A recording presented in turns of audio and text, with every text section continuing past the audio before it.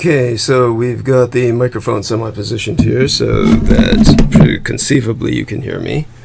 And everybody tell me how the quality of my sound is. In the meantime, going to try and improve that with a Skype call. All right, we'll call the darling Viviana Sanchez.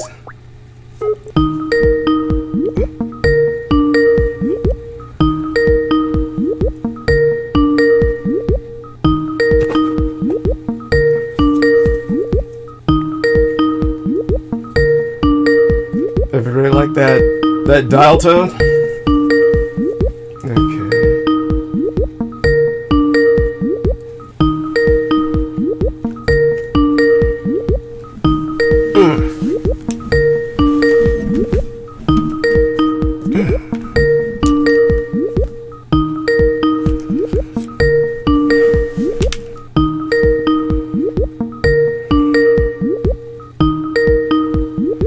I mean, forgive me for not filling in airtime, but it seems kind of pointless when the ringing's going on.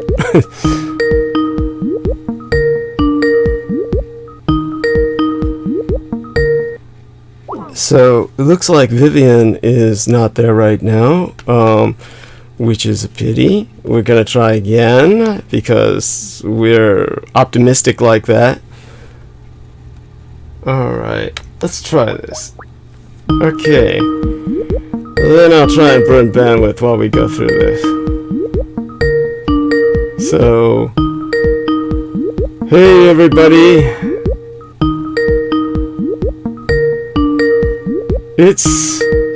I can't do it. Oh, trying to sound cheerful, trying to sound sunny.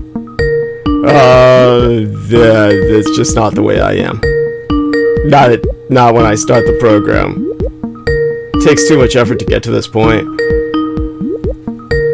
Really what I need is a queen-size electric blanket sent to me from anybody out there.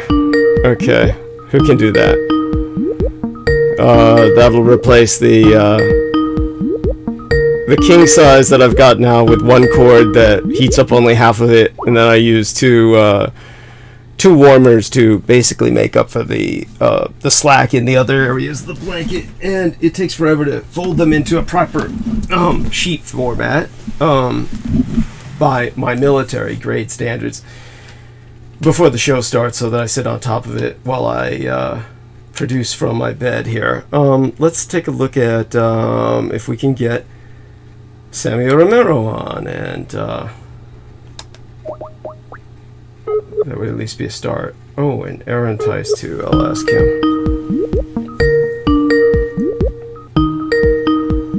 Okay. There we are. Good man. How are you today? Hey, reporting from hell. Give me a second. Yeah, take your time. No rush. And the only issue we'll have is if we... How you doing? Oh, okay. Much the better for speaking with you. And we'll see who else we can bring on. And then the biggest problem will be that the call's riding on you. So if you hang up, then the call ends, and I'd have to start it again. No big deal, because we stay on stream. The stream doesn't end. So, but in the meantime, tell me about your day. How things have been going. Well, just been doing a lot of quote unquote safety training, but mostly like sexual harassment and stuff like that. They have us do training, but it's pretty much virtual. But really, I think probably they got sued. Our company got sued probably, so they're trying to, liability purposes. They have to train us on sexual harassment training because just stuff like that, which is I don't think they really care. It's just they don't want to get sued, I'm sure. Yes. But other than that, it's just my regular stuff that I've been doing at home, my duties, and yeah, that's about it. Well, that's good. That's good. That's good. And of course, I think that it's definitely important that you do that. And aside from that, I'm totally fucking blank. I'm just, waking up, going through Right. all my motions, so to speak. And in the meantime, it's not like, it's basically I had a power nap, but then, very active thereafter, and at this point, ready to crash again. I'll get over that soon enough, but let's see if we can bring someone else on. I'm not quite sure how things are with so many other people, but we'll poke around and see who else we Right. can disturb and bother and harass. But Well, yeah. you mentioned UCSF last transmission with your records and stuff. Yeah. Um, Yeah. my sister-in-law actually died at UCSF about 2004, Oh my if I'm not God. mistaken. I guess she was. This is what happens, I guess, when you do multiple surgeries at once, which they I don't know if they told her not to, but she was going to get gastro bypass surgery, along with, I believe, I don't know if it was lipo or something to that effect. And they ended up leaving a sponge inside of her. Oh my God. Yeah. Malpractice.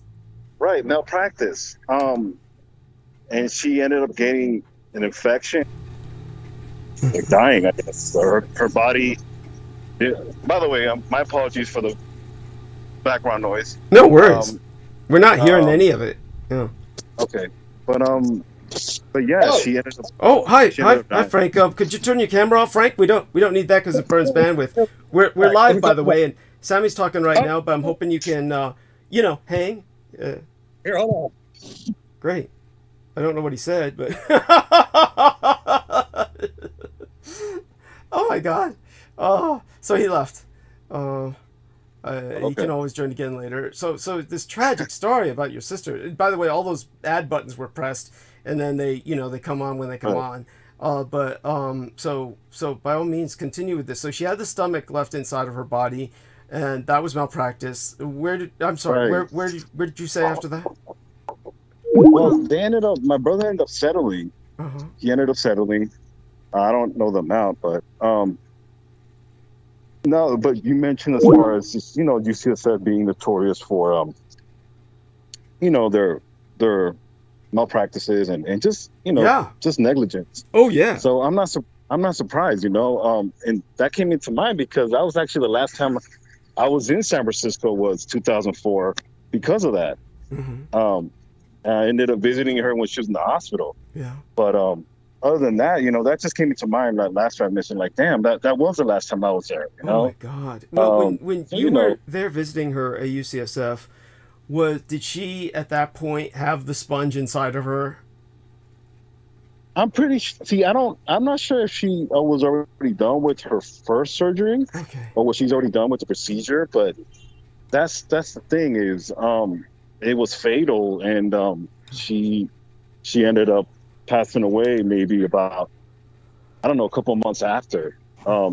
Now this is just what I was told, that they left something in her surgery. I don't know if it was something else, maybe more, maybe Well, by the way, something I worse just than want that. you to know, Sammy. Frank Black is back with us. Frank, Yes. thank you for joining us again. Frank, can you hear me? Yeah, I can hear you fine. What you up to? Oh, we're live, and I was hoping to kind of get a roundtable going for the opening hour, for a few minutes and just catch up with people who were available. Burn bandwidth, because Yeah, I'm that's never. cool. Yeah. Yeah. You guys don't mind, but I got my I got Dr. Devious with me right now. Oh, Can he okay. join in on this? Can you turn the camera off, please? It burns up bandwidth really, and it can knock us off the call if we keep the camera on. Yeah, there we are. Thank Okay. you. Oh wait, no, the camera's there. Oh, Camera. it keeps coming back on. Let me. I'm here. I'm sorry. Let me call you back. All right, Sure, hold sure. on. Hold on. Take your time. No rush. I'll call you back. Yeah. Call you back. No rush. Yeah. And so Sammy, what I can understand is the horror is, of course, that I'm so sorry. Who was this again that died? Was this your sister? One of your sisters, did you say? Oh, my sister-in-law. Sister-in-law. Oh, thank you. Yeah. What Yes. I was going to say, I can't understand why it took so long. Did they, not discover the sponge until autopsy? See, that's the case. I don't know completely. I was young, so Okay, I I was a see. teenager, so I Oh wasn't God. really. Okay, you know when you said you were there I in, wasn't. I'm sorry. What did you say? 2004? Yes, Yeah, yes. I was yeah. like what I 16, mean, to me, 17. like So 2004, I keep my own. You know how we're all biased by our own narrative. I keep of course, imagining you as being like in your 30s or something, like I would have been.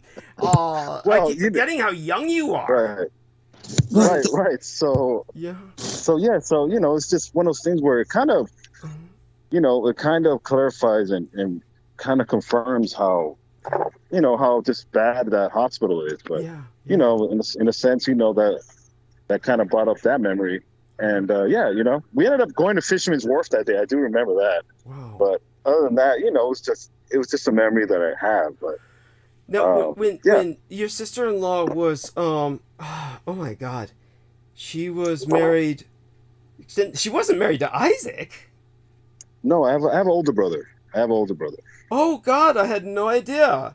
I had no Yes, idea. I thought I it have was just you and Isaac and the seven sisters.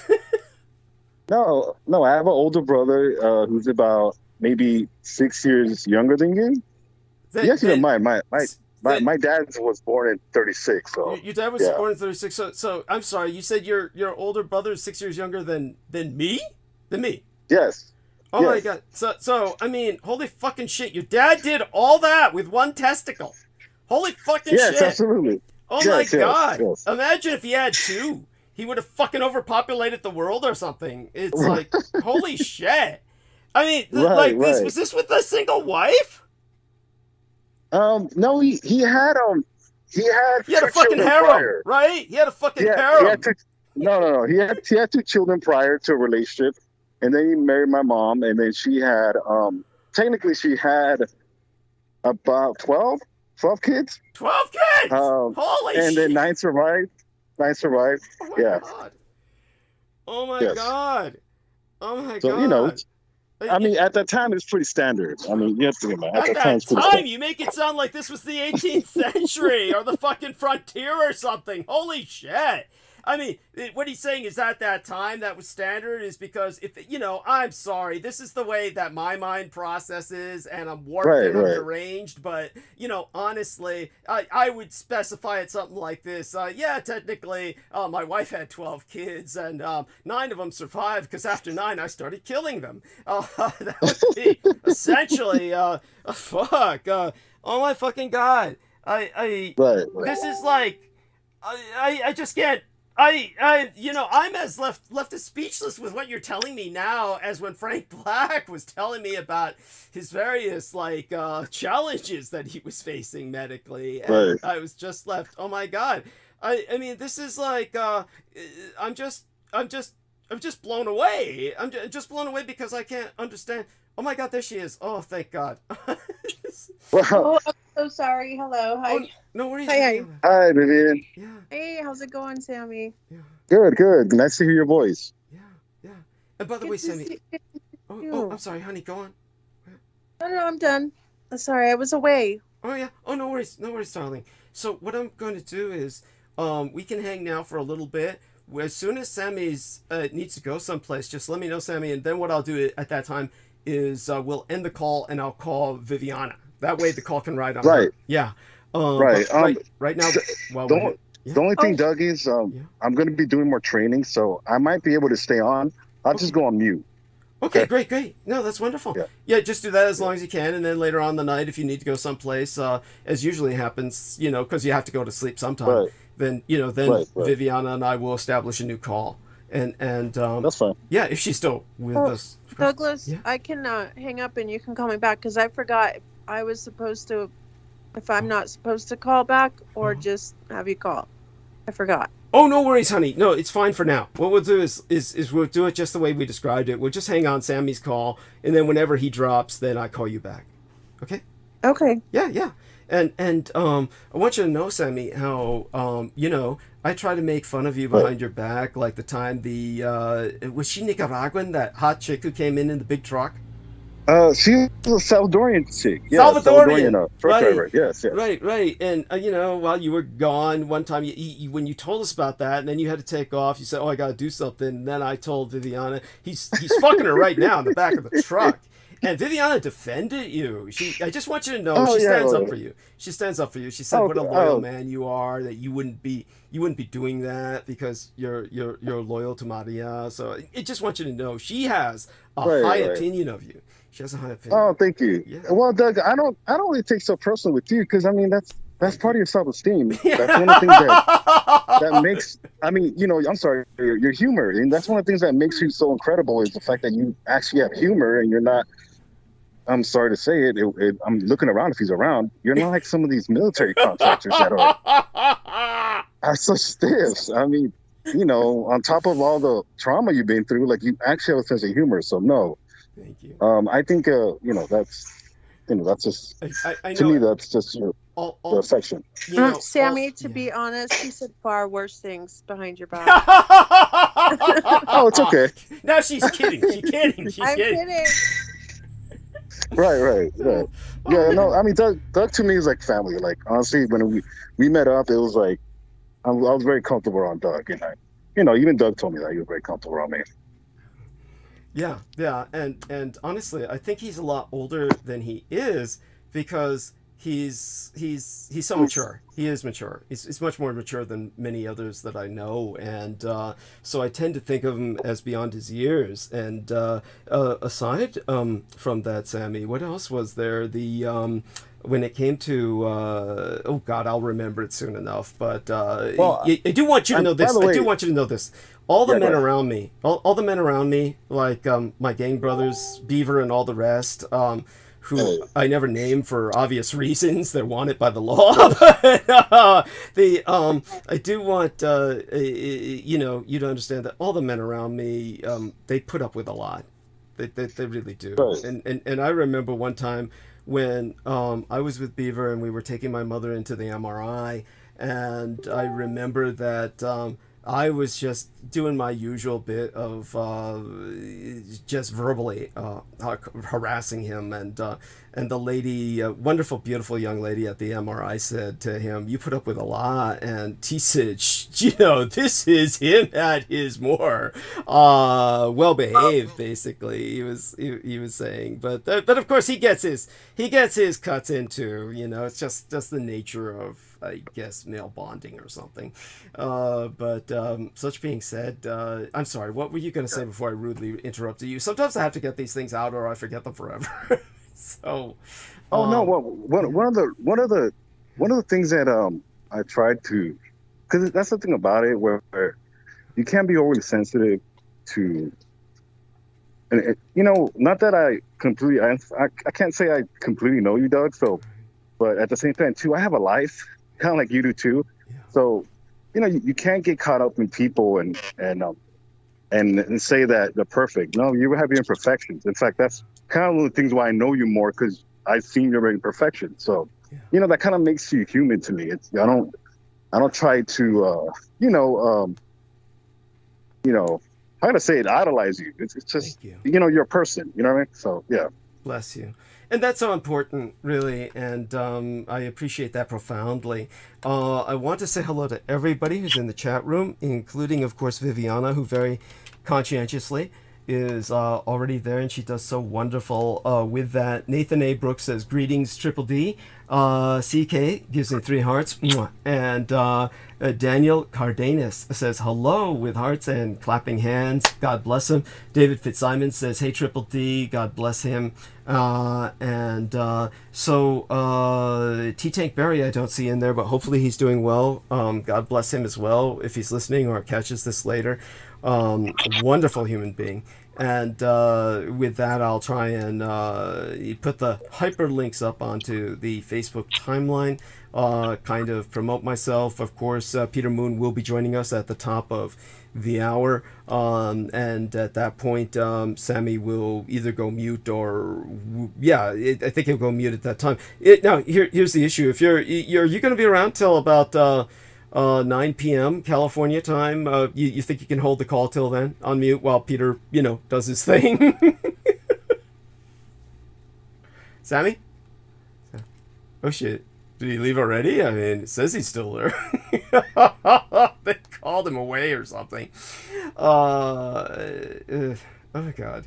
Hello. So, yeah. Hello. Oh, there you Hello. are. Can you hear me? Yeah. Sorry, Doug. Yeah. I have my earbuds, and sometimes the case opens Uh-huh. and it activates them. So yeah, sorry. Okay. Yeah.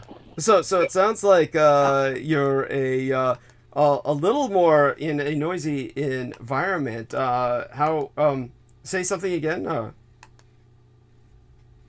Okay. So he's gonna be going in and out. I'm sorry. He said that when the gates open, it gets a little noisy. Okay, that's what he was saying. Thank you.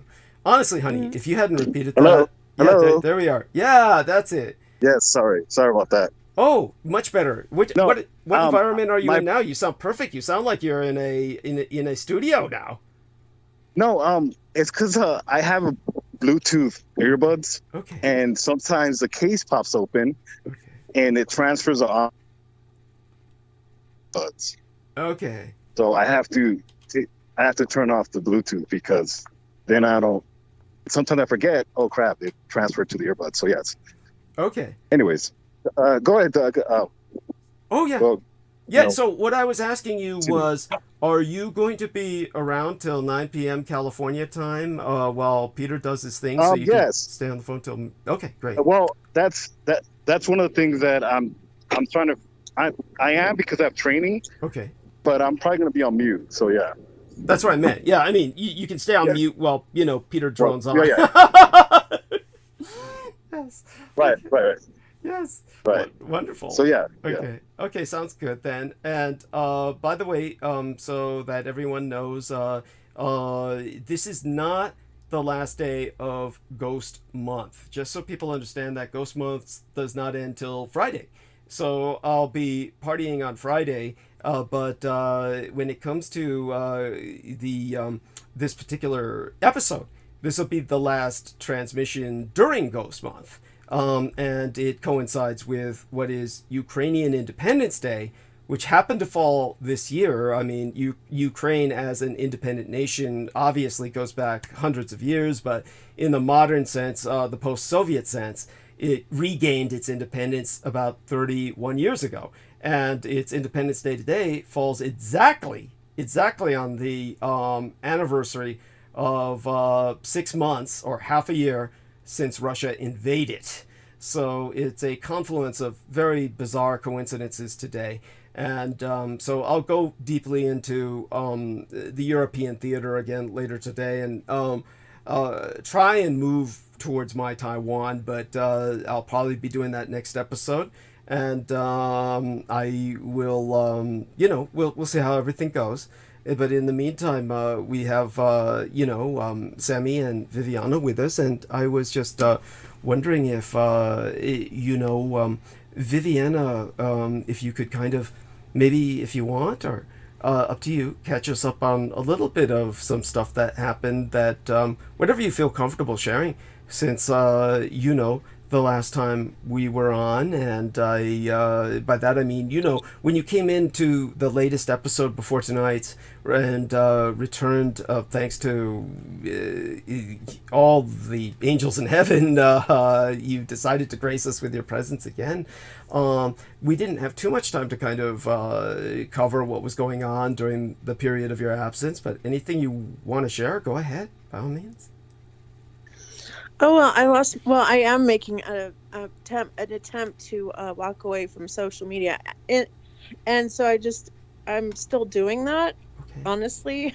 And at the same respect, I lost my main channel, so it just kind of all seemed to be happening like in a will kind of way, and I'm still trying to, like, I started this channel because and it's very small. I think I have like 154 subs, and it feels good, so I still go live from here now and again. Okay. But I'm really kind of detoxing from drama and all these topics, and it really feels like that, actually, like detoxing your soul from a lot of behaviors that you just kind of got used to. And I addressed a lot of those on my lives, just having problems within this whole community, and how it just doesn't serve my spirit anymore, as far as like what I was using it for was basically to kind of run away from, facing reality and life and pain and suffering and blah, blah, blah. And so basically, but I'm still making that move. It's my intention just to not have to need it or let it be an idol per se, if that makes any sense. Well, I can understand what you're saying to a degree, but certainly I hope you continue volunteering with myself, because I feel that that's different. That's different from, drama with other people. Does that make sense? Oh yeah, and I think I just don't want to be too committed so that I don't let you down, and I want to be able to, if you find someone else to take up the slack, maybe I could do every Sunday and someone could do every Wednesday. That's what I was sort of thinking. Well, maybe it'll get to that at some point. I'll look around, of course, and I'll certainly broadcast the need for that now. We'll take that as kind of a request to anyone out there to volunteer themselves. But or vice versa, like depending on what their availability is, I can be flexible too. Yeah, yeah. Such being said, of course, hopefully it'll all work out. In the meantime, I'm just so glad to have you. While we have you. But you're right. It is different. It's not the same, and it's and you can totally run the show yourself. I mean, it's just a pleasure to be back to say hi to everyone. Yeah. And that I missed you all in my absence, and thank you, Douglas, for holding your own, because I'm very confident you're always going to be able to handle these matters yourself, because you're just a natural talent, and I think always very needed for society. You. Oh, honey, you're wonderful.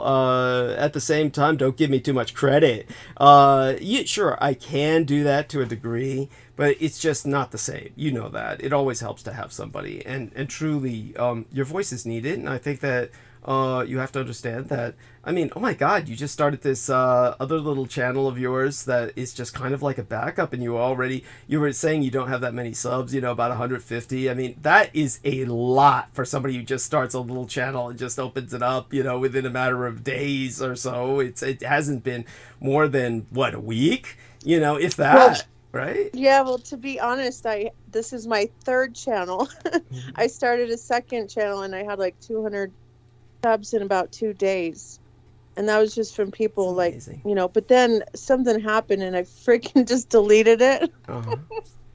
Because I'm all emotional and stupid, Oh well, this is natural. This is natural. We're all emotional, and we all, do these things, and that's fine. That's fine. That's yeah. Well, thank you. I appreciate. I just appreciate your support as well. Yeah. Thank you.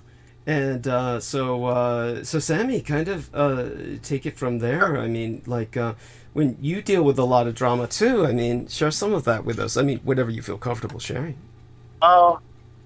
Really, it's only like, for example, really the latest drama. Really, for my family, really, it's pretty much died down in a sense. Things have subsided. Mm-hmm. I think right now it's just the rebuilding stage where we're starting to talk a little bit more to each other and just slowly integrate ourselves. I think sometimes you need distance, especially if you're in a big family and you're close. You need distance. Yeah. Distance helps to miss each other.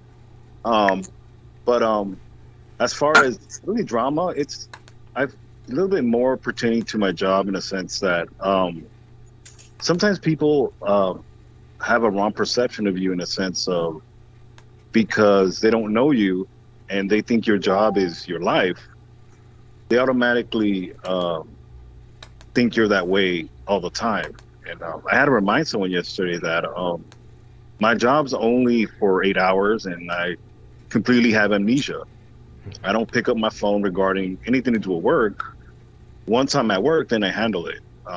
It's just, I'm very goal oriented in a sense to my job, because what allows me to do what I can do right now is the fact that I get, what my assignments are. Everything gets done, on time or even earlier, because, it's just an objective you have. But even at times it's to a fault. For example, right now we're a little bit short-staffed.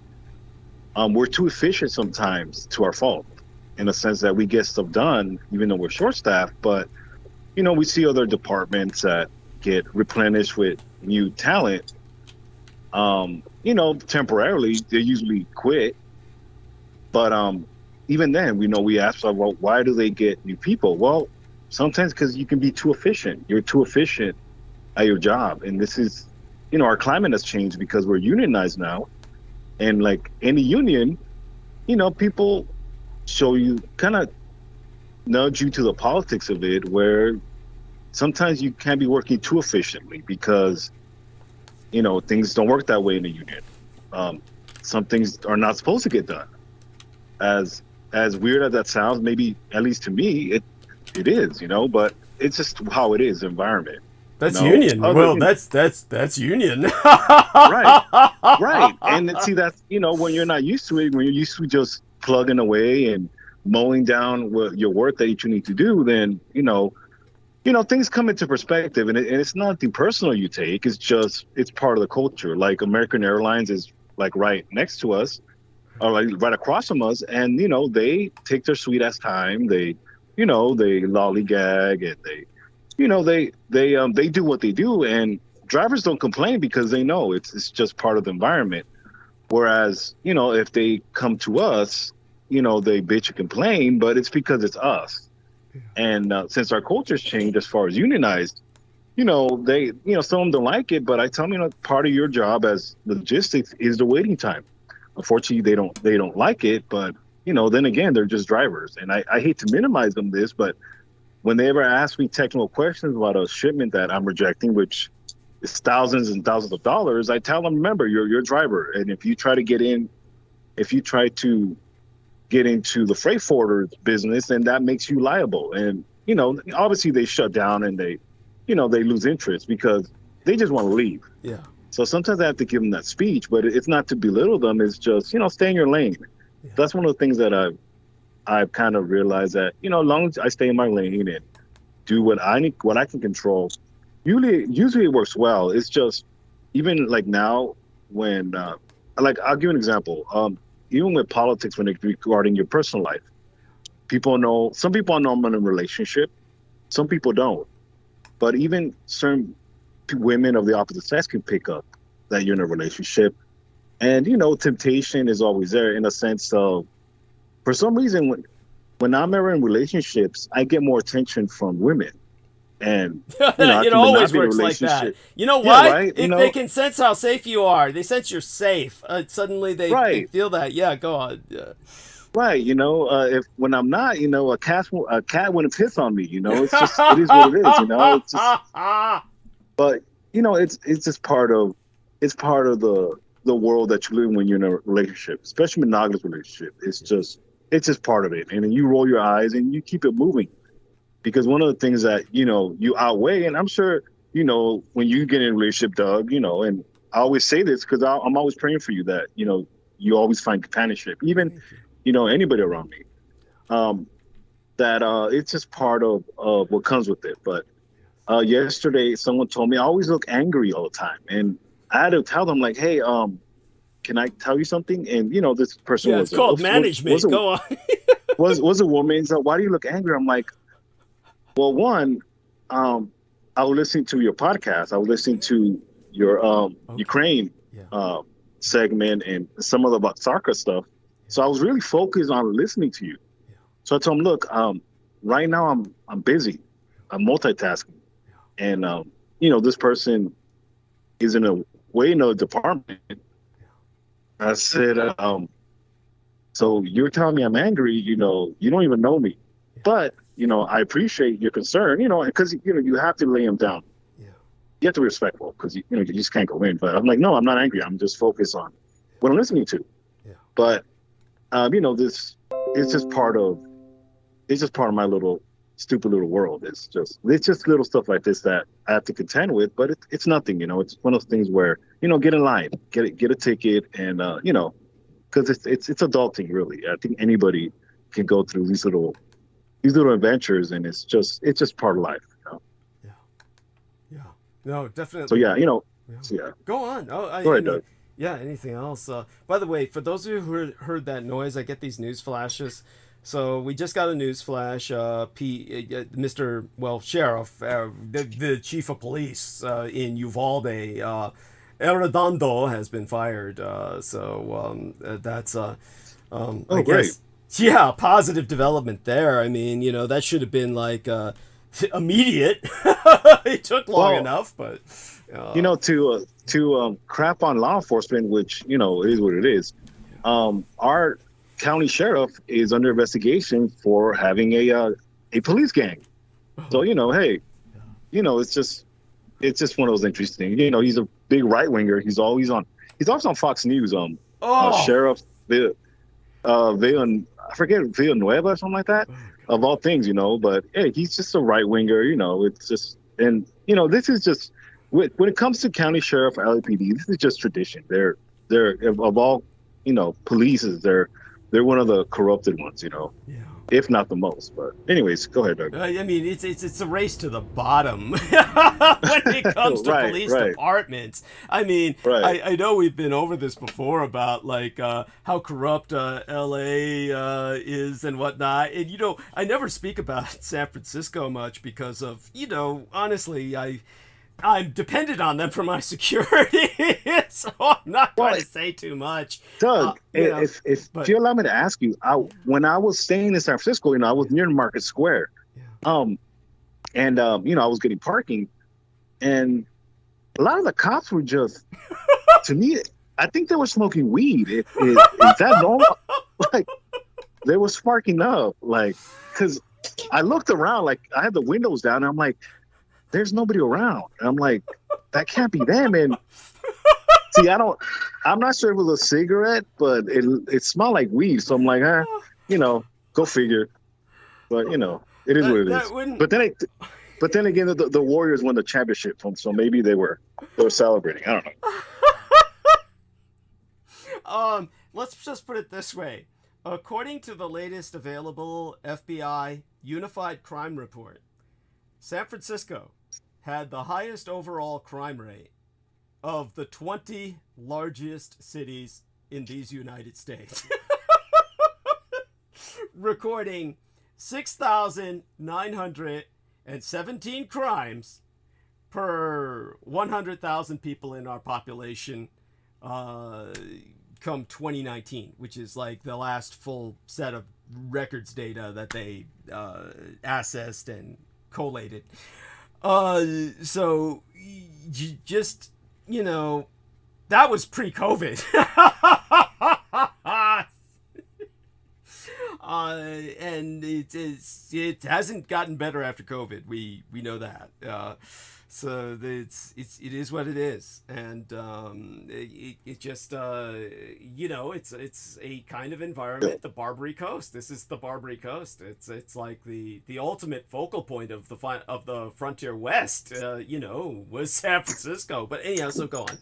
Oh my God, Eddie. You yourself, of course, had your own impressions here that were quite correctly, shall I say, you drive through the city every once in a while, and oh my God, you see it for what it is. And in terms of L.A. and San Francisco and New Orleans, and we think of all these other departments, and it's just put it this way. It's, as I said before, this is our dear lady Viviana Sanchez. And again, one of these days I'll explore this more with you, Viviana, at your leisure, if you want to explore it at all. But I just wanted to say that I know that you've got a real negative opinion. You're really down on the Roman Catholic Church, and there's every reason to be in many regards. Certainly, to their credit, Viviana, and credit where credit is due, the latest Pope has done a great tour of Canada, and in particular because the bodies were you just can't hide all the bodies they've been finding of the Native American children who died in these Roman Catholic schools. And he did a round of apology, and this brought into reflection the entire mission system of North America. And this used to be romanticized.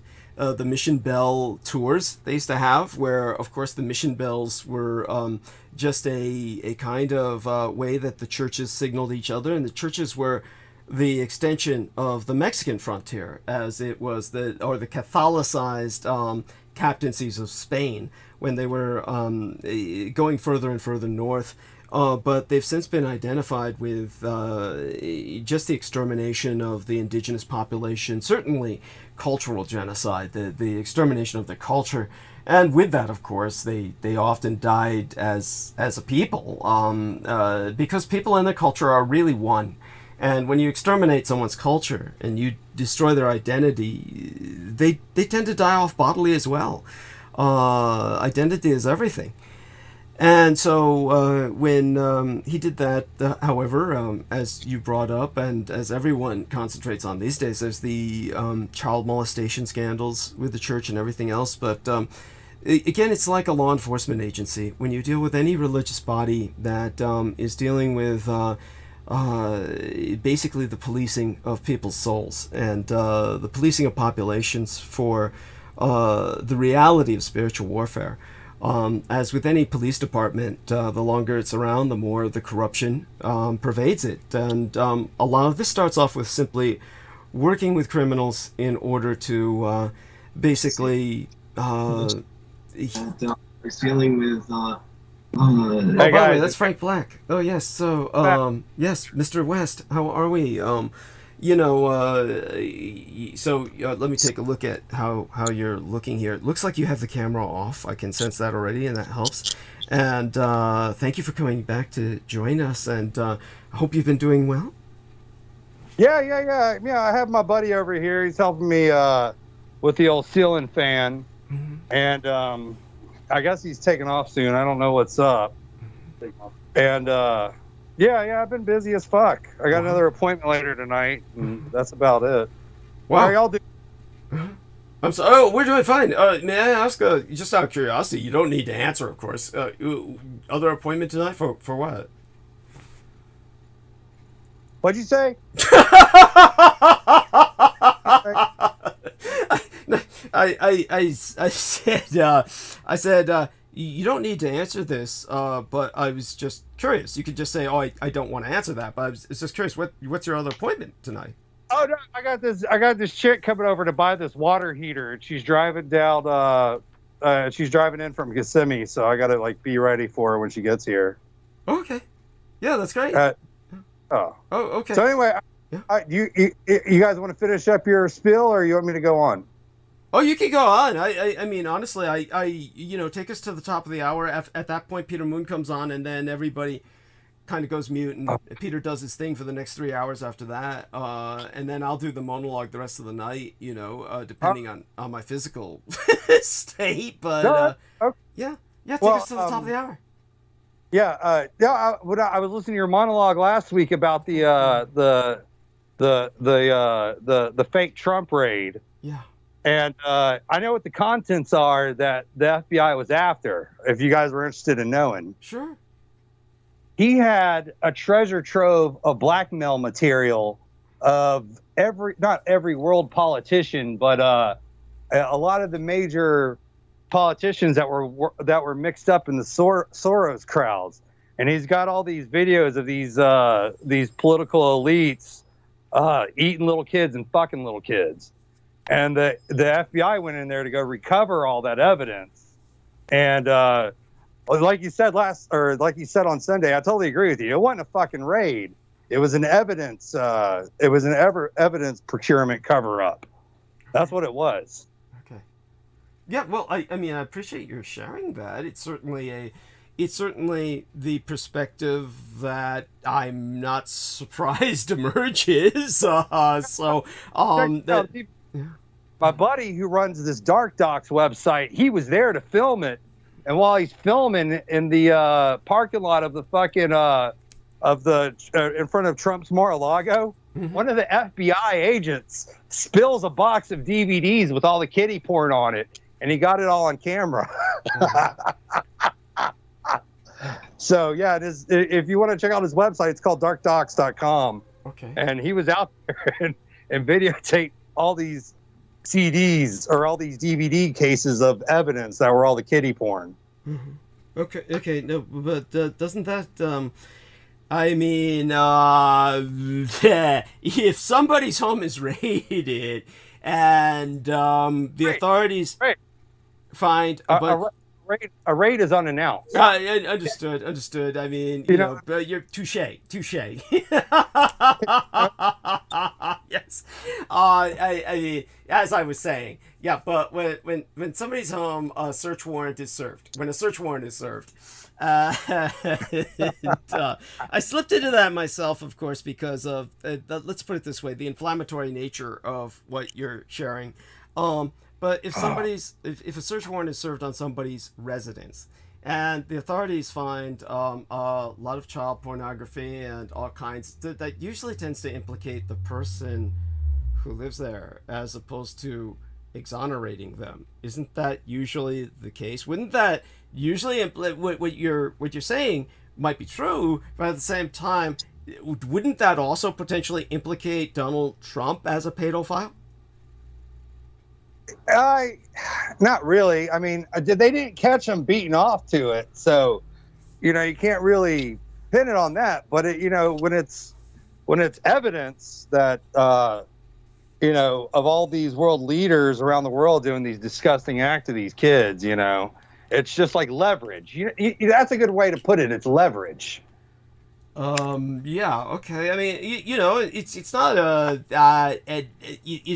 is this footage? It's like taken, like, is there, the footage shows it's Mar-a-Lago, like the sign Mar-a-Lago, here's where we're at, and then there's like no. He got all this crap back in 2000. He got all this kiddie porn from the Q group of the NSA, and after Benny Hinn got put back into NSA, this Q group team got all the footage, spruced it up, made it look like a major budget picture, gave it to Trump. Trump did his little tour around the world and went to Israel, went to Saudi Arabia, went to the Vatican, and showed all these world leaders, look, I got all your fucking dirt. You're going to play by my fucking game, or if not, I'm going to expose you to the world as a fucking child killer. So that's why Saudi Arabia, Israel, the Vatican, China, and I don't know if he did. I don't know if he went to Russia. I don't have any photo evidence of that. And he just basically said, "Look, I got all I know all your fucking secrets. You're gonna play by my fucking rules, or if not, I'm gonna expose you." And that's what the evidence was that he had at Mar-a-Lago. I mean, I appreciate your sharing that. I mean, this is the standard Q narrative. You do know that. No. I've got pictures and evidence of all this. I've got it all. A guy named what's his name? Birdman or something. What the fuck is this guy's name? It's not Birdman. I'm sorry. It's not Birdman. No worries. It's just forgive me. I'm a little bit skeptical of this. It is the Q narrative. It is the Q narrative. The Q narrative is that Donald Trump is the super ninja hero who's fighting against the powers that be, the dark powers that be, who are all eating the kids, and but just kids. I'm sorry. Oh yeah. He's got them on tape, fucking eating little kids. Yeah. Right. There was a classified document out of a Minnesota court that had testimony of all the people that were were eyewitnesses to this cannibalism, and the court document got leaked, and it's all out of a Minnesota court. And that's part of the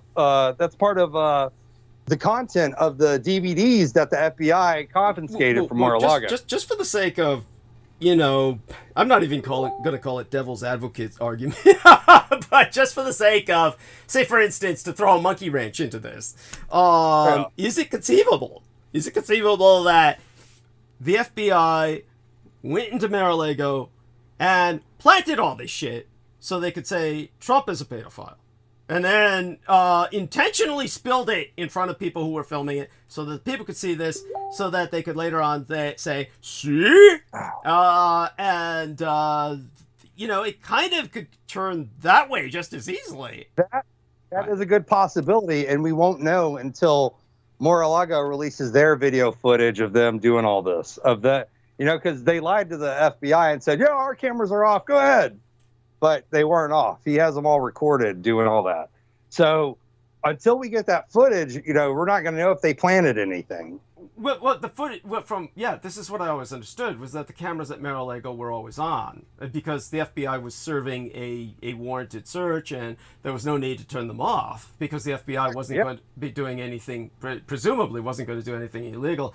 But I still think that if you have camera footage of the search, it's going to be very difficult to tell whether something is planted or not. Theoretically, you should be able to tell that it's not, but it'd still be difficult. I think. I pray to God they have footage of one of these FBI agents going through Melania's panty drawer and sniffing her panties. I hope they have footage of that. I hope they do. Okay. Well, that being said, Ian, thank you for joining us. And our dear friend Brandon Young is with us. And I'll ask him to catch us up on how things are going. How are things going with yourself and Kelsey, dear Brandon? Yeah. Kelsey, hey, buddy. Huh? Hey, what's going on? Hey. I just come in now. By the way, this is Ian West, who you likely haven't met yet, and we're with Sammy Romero and Vivian Sanchez. So, yeah. And Ian West, this is Brandon Young, a man who's been with us forever. Yeah, hey, Ian. How's it going? Howdy. What's up, man? Hey, what's going on? Hey, Sammy. Hi, Viv. Hey, how you doing? Good. Greetings, Brandon. Hi, Viv. So, yeah, I just, it's been a very weird day. There's a couple of deaths. Oh, shit. Sorry to hear that. And so, but also some really happy things as well. So it's been a very emotional day, let's say. Could you share with us sorry. About the death and then the happy things, the details? Sure. Well, Kelsey's aunt passed away suddenly. She got the news at her new job at the college, and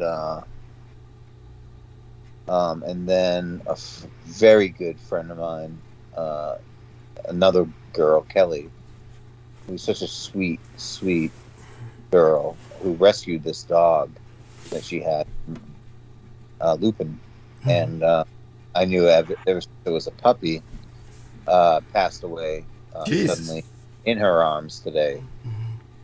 You don't have to have, anybody who thinks that dogs don't matter or anything like that, or extended relatives don't matter, has never had a dog, has never had a extended relative in their life, because it really does hurt. Like, those people can become they're not people, but dogs can become your best friends. But luckily there's a lot of support there. But it's just been a weird day. But I'm happy to be with you guys. I think you're holding the table fantastically. I will just go on mute and let you guys just run the show. I'll be here. No, you're great, and honestly, I'm so glad that you came, and honestly, it adds a personal touch, that's very important to some of the hardcore political footballs we were talking about. And I just feel that I'm glad some of the happiness came into the day. Was that just because of the moral support, or was there some good news? I didn't think I caught consciously any good incidents. Sure.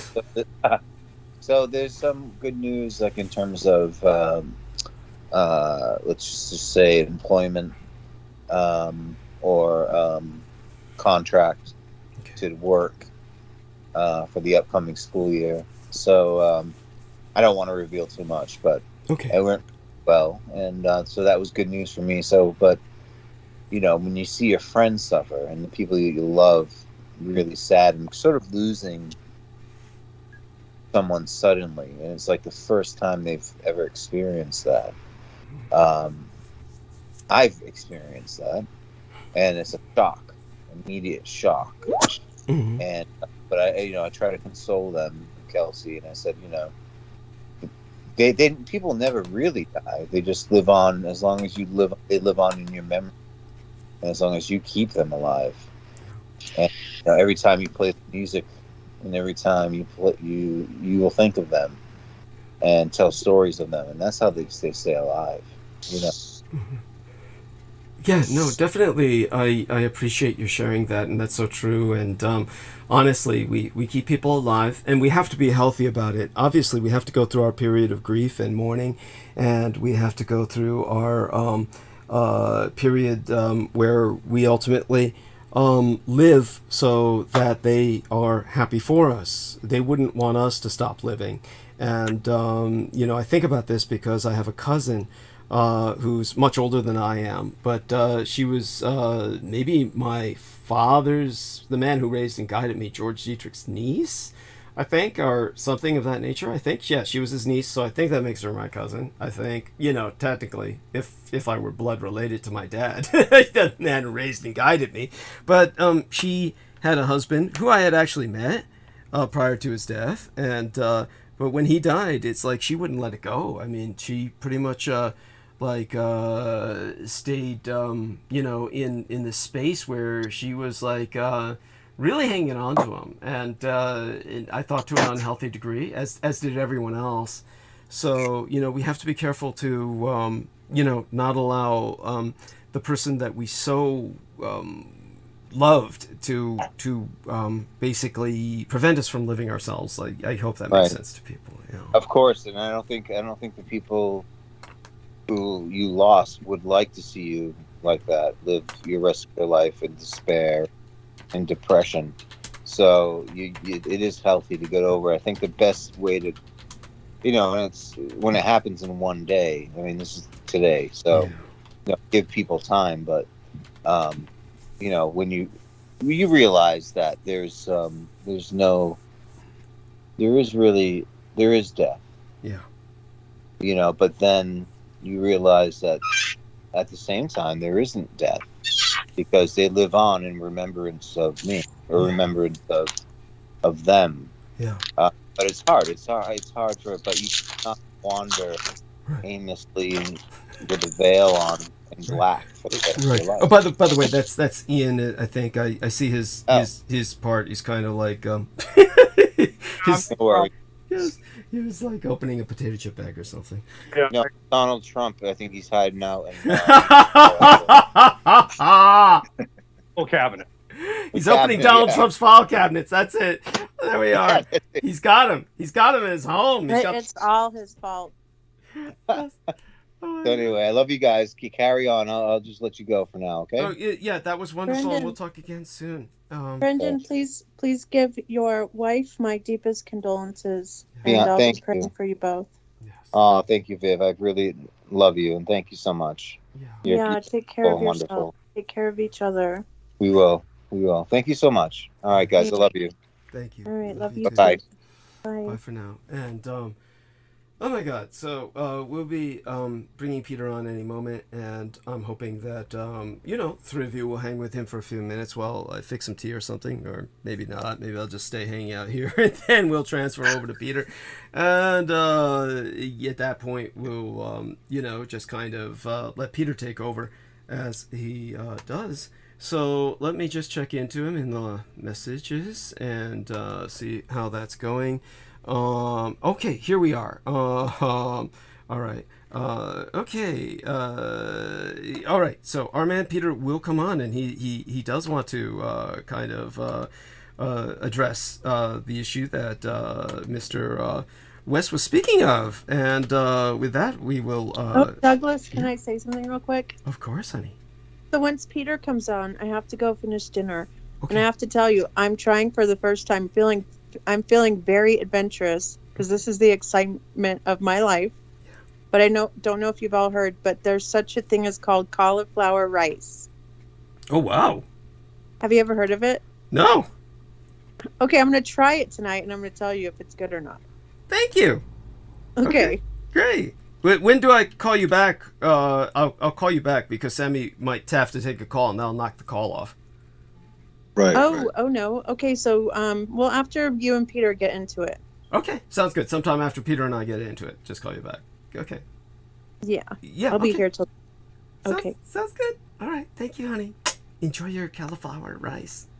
All right, we're gonna add Peter on. Peter Moon. There we are. Call and then what might happen is if Sammy drops off, then the call will drop, and then I'll call Peter back. Right on Peter, and I'll be fine. So there we are, and Peter's joined us. So Peter Moon, Ian West is with us, as is Samuel Romero and Viviana Sanchez. And by all means, join us and tell us your impression of all this. Well, first off, I'm interested in the cauliflower rice, so please, if you don't let all of us know, please remember to tell me. I just got a device to make noodles out of zucchini. Ooh, I want to try that too. Isn't that it was like $15 on Amazon, because I'm trying to stick to a keto diet, and while we're on the subject of food, I made some. It was horrible. I won't say it's horrible. I tried making keto bread, which I've done before, and I told Paula by email. I said it tastes like fish. I call it fish bread. Well, it doesn't really taste like fish. I think it has too much psyllium husk in it. It reminds me of the consistency of fish or something, which I don't like. If you can imagine fish bread, it doesn't sound very appetizing. But moving on, what I wanted to say is, with all of the incidents around Mar-a-Lago, which I do not follow, I mean, you can't help but hear some of it. And of course, it was, when talking like you were, it becomes interesting because you're trying to get to the nitty gritty. The problem is, with all of this stuff, is we live in an era where evidence is not evidence. And I'm not talking about that case, but you can talk about the Lee Harvey Oswald. Evidence is not evidence. Oh, we've got evidence. This guy's the lone killer. But the evidence is not evidence. And the real evidence is always shunted aside. And this is a game. This is like a game of tag. We have you. No, you don't. Because they'll go after Trump, and then he'll bring in the lawyers and want to question them. And there's no integrity in the prosecutorial or judicial process on behalf of the Democrats. They don't do it with integrity. Therefore, it always falls apart. And you just have accusations on the left and the same on the right, just like, Hillary Clinton, bleach bit, no prosecution. It's like no meaningful impact. So it basically wastes everybody's time, and it turns into a battle of rhetoric. And it's like, it's stupid. And of course, even if you were to get pictures of whatever might be, the Congress doing pedophilia, it's not gonna get anywhere. They did Jimmy Savile in England, but he kind of died. So, and he's tied to Prince Charles. Nothing happens. This is the tragedy. Therefore, I choose to take my attention off of it, because it's a game that is not designed to resolve itself. It fits the definition of insanity, because, as they say, it's not a game you can win at. Jeffrey Epstein, same thing. So that's what I have to say about that. Great. It's that people persist on certain avenues and write about it. But oh, by the way, I think that's Mr. West is doing his wash right now. Mr. West. I'm making a post right now. No worries. So, Mr. Moon has kind of responded to what you say, and I think that contextualizes it quite well. What I'm going to do is I'm going to reestablish the call with Peter. I'm going to hang this call up because Sammy could receive a call at any moment, and that'll knock the call off the air. Then I'm going to ask Peter to hold for a few minutes. By that I mean he's going to hold the stage. Well, I take care of some stuff, and I'll be back in about 10 minutes. So we're going to get this call started. All you're doing effectively is cutting Sammy off, right? Yeah, it's going to cut Sammy and Mr. West and everybody off. Everybody's going to be cut off. It's just going to be you and I. But you're going to hold the stage while I take care of some stuff, and then I'll be back, and I'll let you know when I'm back. And I'm sure you can do that well, as you know, you're quite good at this. And Okay. yeah, Well, thank you very much, and I will do so, and I know exactly where to go. absolutely, absolutely. So when I hang up, never fear, we're still on stream. But I'm going to call Peter back alone. And everybody else who's here, Goddess bless you all. And Peter will say goodnight to you as well. And I will be ending the call. And we'll take it from there. If any of you want to say goodbye to the audience, Mr. West, Sammy, go ahead. Y'all have a good night. Give me a call back later if you want. I'll be up all night. Bless I gotta you. get ready for my appointment. So Understood. Thank you for that option. And if Sammy's there, say goodnight. And for now. Yes. Yeah. Oh, good night. Yeah. Yes. Good night, Sammy. Go. Thanks for Good being night. the backup. Yeah. Thank you. Oh, And no problem. so Okay. are you gonna call me back, or you're just gonna call me back? Later. when I'll it's- call you back in about an hour and a half. Okay. You know. Okay, sure. That's great. Yeah. Okay. Or rather, I'll Thank bring you on the call. And you can just stay mute. And I might need you, around, 9-ish, 10-ish your time, which is you're on the And, same and time send, zone. send those recipes, Vivian. Yeah. I will do for sure. Actually, well, I cheated. I'm not actually making it. I bought it from Schwann's, which it's already made. You just warm it That's up. okay. Send me the link. I'll buy it. Better to make it. Better to buy it than make it. Do you have Schwann's in your area? Because I use them all the time. I don't even can know what get it is. If you can order it online, though. It's a food delivery. They have the old trucks, like they were the old ice cream guys. They come to your house. Oh, now they're doing ice cream. Oh, they have great. I mean, ice now cream they're doing food. Well, actually, I could look Yeah. up. What did you say? Cauliflower rice. I could It's look on that the up. Schwann's app. They do the delivery. You can order, and then they just drop it off to your house. No, I've never heard of that. But I'm wondering. I would imagine they have this stuff on Amazon. I'm sure they do. Yeah. Amazon has Okay. everything. Okay, but anyway, okay. Well, thank you for offering that and educating us on cauliflower rice. Yeah, and also, oh, bless you, honey. So what I'll do is I'll hang up the call now. Before I do, I want everyone to know that I'm getting private messages from Diane Hillis Buchberger about some of these wonderful recipes, and I'll share them with Peter Moon as well. So right now, I'm going to hang up and call Peter back. Thank you, everyone. Okay. Yeah, okay. So with that, we conduct a call towards dear Peter. And here we are. Call. There we are. There we are. So Peter, I'll leave you on stage alone for about 10, 12, 15 minutes approximately at the worst, okay? I'll be back and the stage is yours, all right? All right. Well, it looks like while we're on this subject, organic riced cauliflower. Yeah. $2.39. Wow. Yeah. That looks like it's coming straight from Whole Foods. Wow. You can also get an 8-ounce bag for $23. Wow. So I think I would go for the $2.39. Sounds like a better buy. Sounds good. Yeah. Yeah. Oh, before I go, I want to say hello to T-Tank Barry. God bless him. And to Chris Collins. God bless him as well. He's in the chat as Shining Shadows.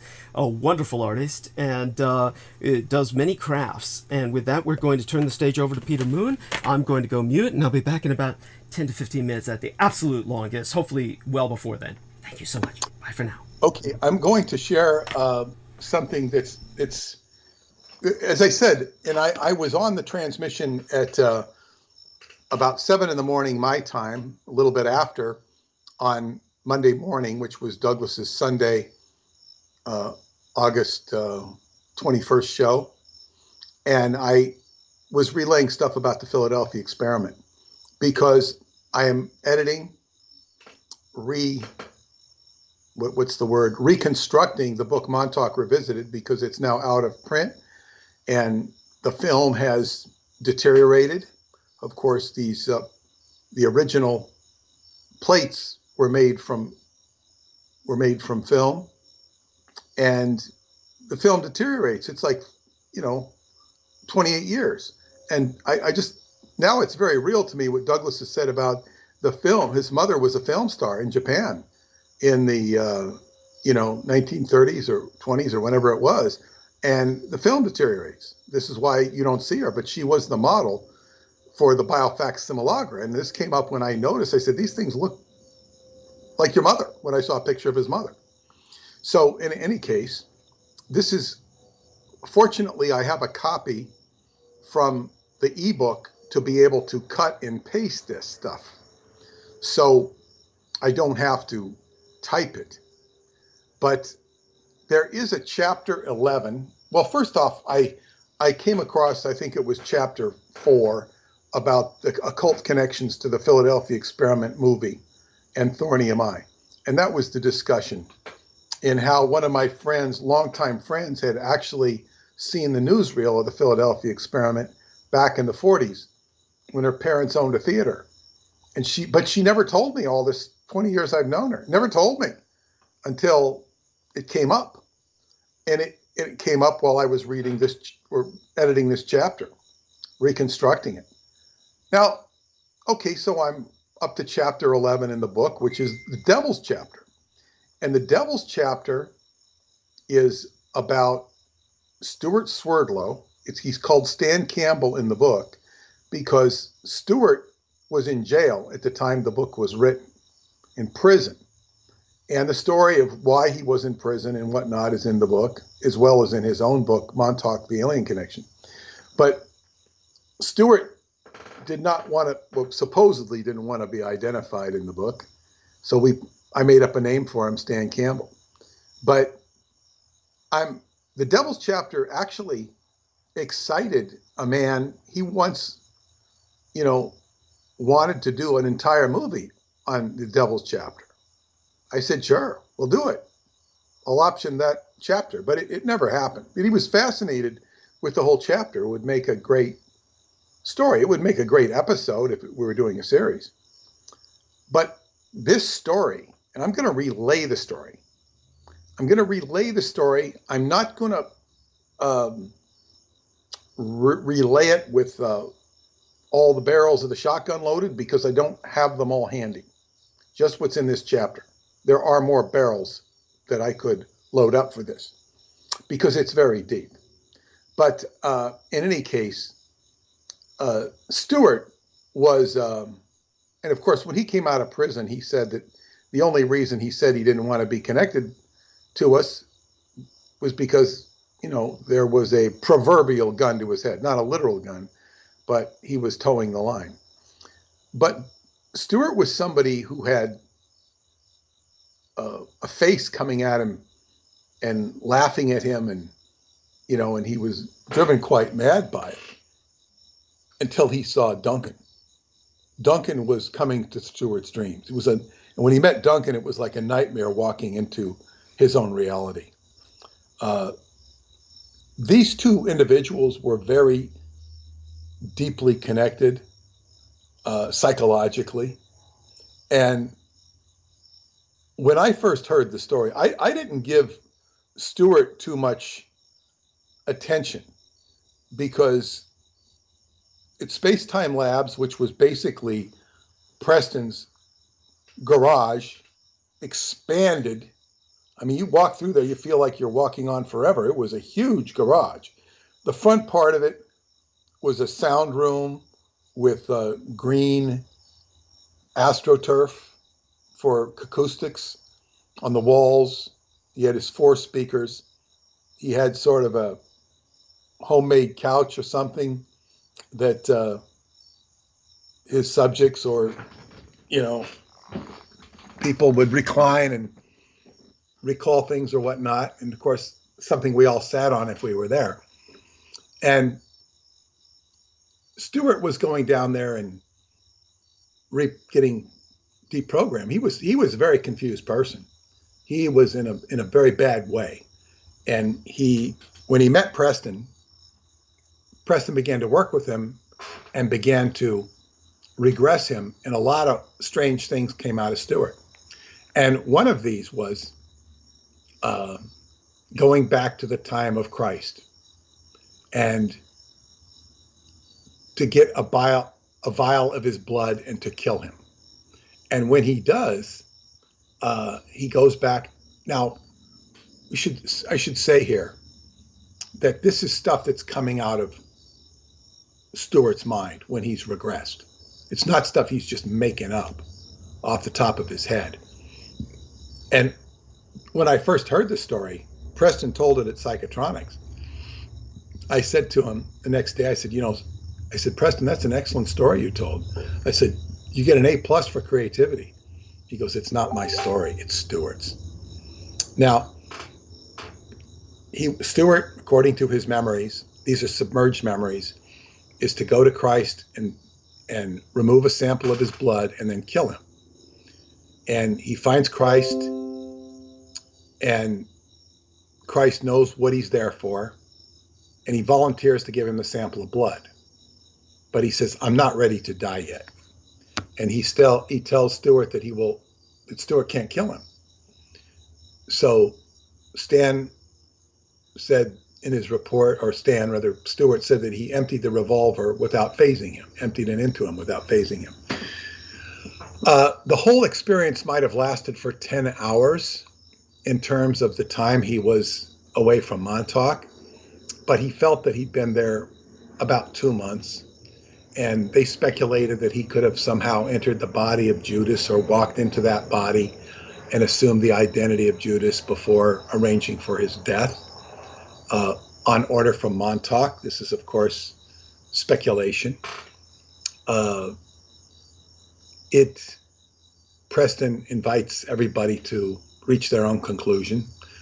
What's important here is the depth of what he was doing, the psychological, archetypal reference frame that he was accessing. So when he brought the vial of blood from Christ back to Montauk, he didn't want to give it up and hold on to it. Then he felt a burning, and the blood went through him like an exorcism. This is what Stewart experienced as recounting as a regression. He was subsequently sent through a portal to Mars and told to hand over the blood to Christ, who he would find on Mars. He emerges out of the underground on Mars and sees a mountain range. Near a mesa by a group of rocks is a tall, thin figure who looked like Christ in robes. He walks over and extends the blood to the robed figure. As the figure accepted the blood, he looked up, and Stewart now saw the face of Duncan Cameron masquerading as Christ. Duncan stands there frozen for a number of minutes, and Stewart takes off. Preston guessed that this happened in July of 1983. But I would also add that Preston, from a conversation I had with him and is on the Time Travel Education Center website to subscribers, it's the last 9 days of Montauk, the last 9 days, which he calls the last 9 days of Montauk, from August 3rd to the 12th or therein, when Montauk was being shut down. And it was this whole Christ incident that shut it down. Stan went back to the Martian underground, popped into the vortex, and returned to Montauk. There he was told that they wanted the blood because it could be mixed into Duncan's bloodstream in such a manner that Duncan would have the same DNA blood coating as that which is on the Shroud of Turin. This can then be used as a false argument that Duncan is the second coming of Christ. Now, this doesn't mean that the Shroud of Turin is the Shroud of Christ. Mary Hardy says it's Jacques du Molay.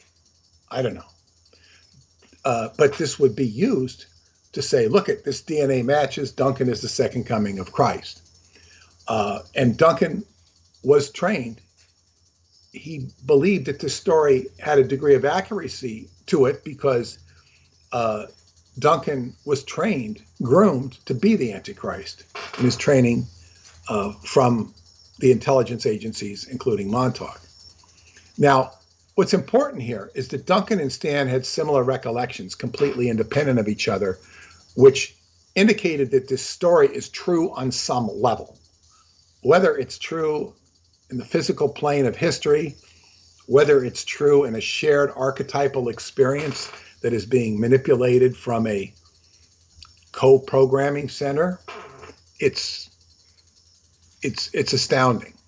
Perhaps the most ironic part is that it offers a plausible explanation for why the Montauk Project was crashed.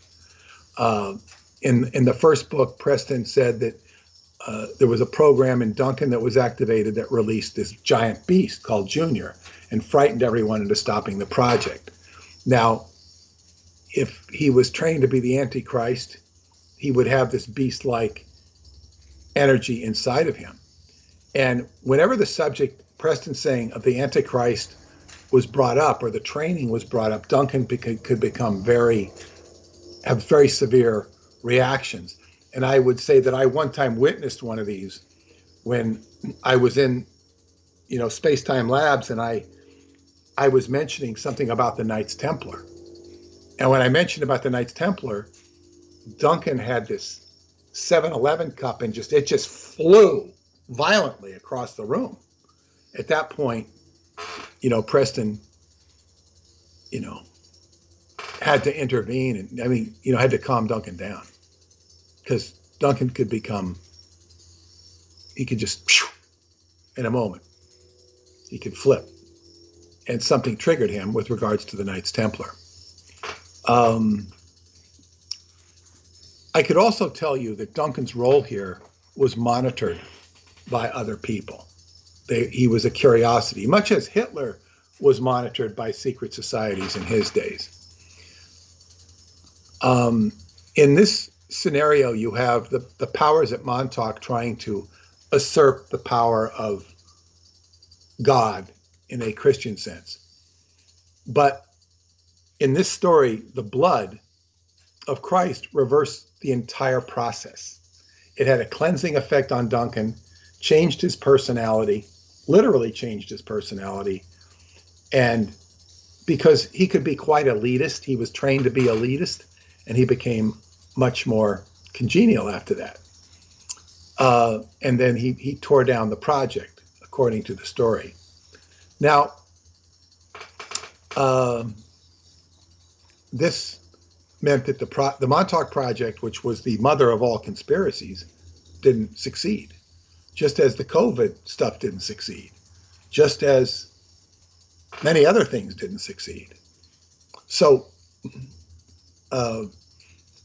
now I'm editing that chapter last night, and I'm basically doing it workmanlike. I'm editing it. I'm not reading it for content or to correct or change the content, just to make sure that the content is what the content was. Yet it has a profound impact on my consciousness, because last night I dreamt of Duncan. And I dreamt of Duncan. And people should understand that my relationship with Duncan became very uneasy for the last, 17 years or thereabouts before his death. But Duncan, I'll just talk a little bit about that. Because I'm back. Thank you. Yeah. So go on. You've been listening to me, right? No. I just got back now. So you're talking about Duncan. Yeah. But you heard me talking. Yeah, I don't have that ability. In other words, I don't have the speaker thing. But it's all right. Yeah. So I will say that this is about Duncan being programmed to be the Christ, and Stuart giving him his blood. Okay. Or Stuart giving the blood of Christ to Duncan, and it had a cleansing effect on everybody, and helped shut down the Montauk Project, according to the story. But what I was going to say, I was saying that I had an uneasy relationship with Duncan, which actually began the first time I met him. But what happened was I had signed a contract with Preston, and it was either that same night or a night or two later, I was going to psychotronics, and Duncan showed up late. He showed up about half hour late into the meeting. He walks into the room. He sits in the chair across from Preston. He goes, I don't even know why I'm here. And I said, well, I'll tell you why you're here. Because I decided you'd be here tonight. I wanted you to be here. And that was not a smart thing for me to say. Because, of course, whether Duncan participated in the book or not was questionable, whether he wanted to or not. And he looked at me like, who the hell are you? Now, he kind of knew who I was. I don't know if he knew my name, but he just, who the hell are you? Now, by the way, he had known you before, and this was like amnesia, right? Or was he? No. I mean, he saw me around. I mean, we didn't have he didn't want me to do the book. Okay. He wanted Howard Barkway to do the book because he liked Howard. I don't even know who that is.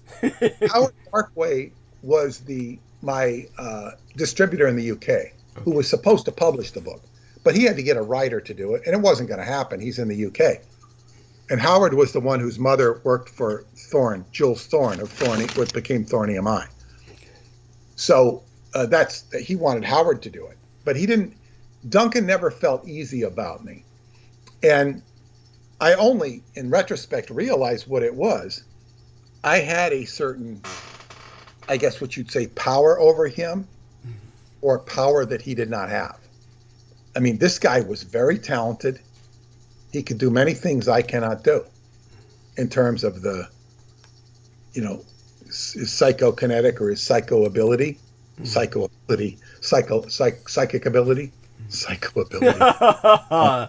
psychosis added, no doubt. It's like I was not subject to the mind control he was subject to. I was not. And he could see that. And that made me threatening to him. Didn't feel safe. Now, as time went on, he became very friendly. And he used to come over to the house routinely. He'd eat dinner with us. And we had a very congenial relationship. When you say he ate dinner with us, that was your first wife and you? Yes. Okay. Yeah. Okay. Yeah. She'd often feed him dinner. He was very friendly with my daughter.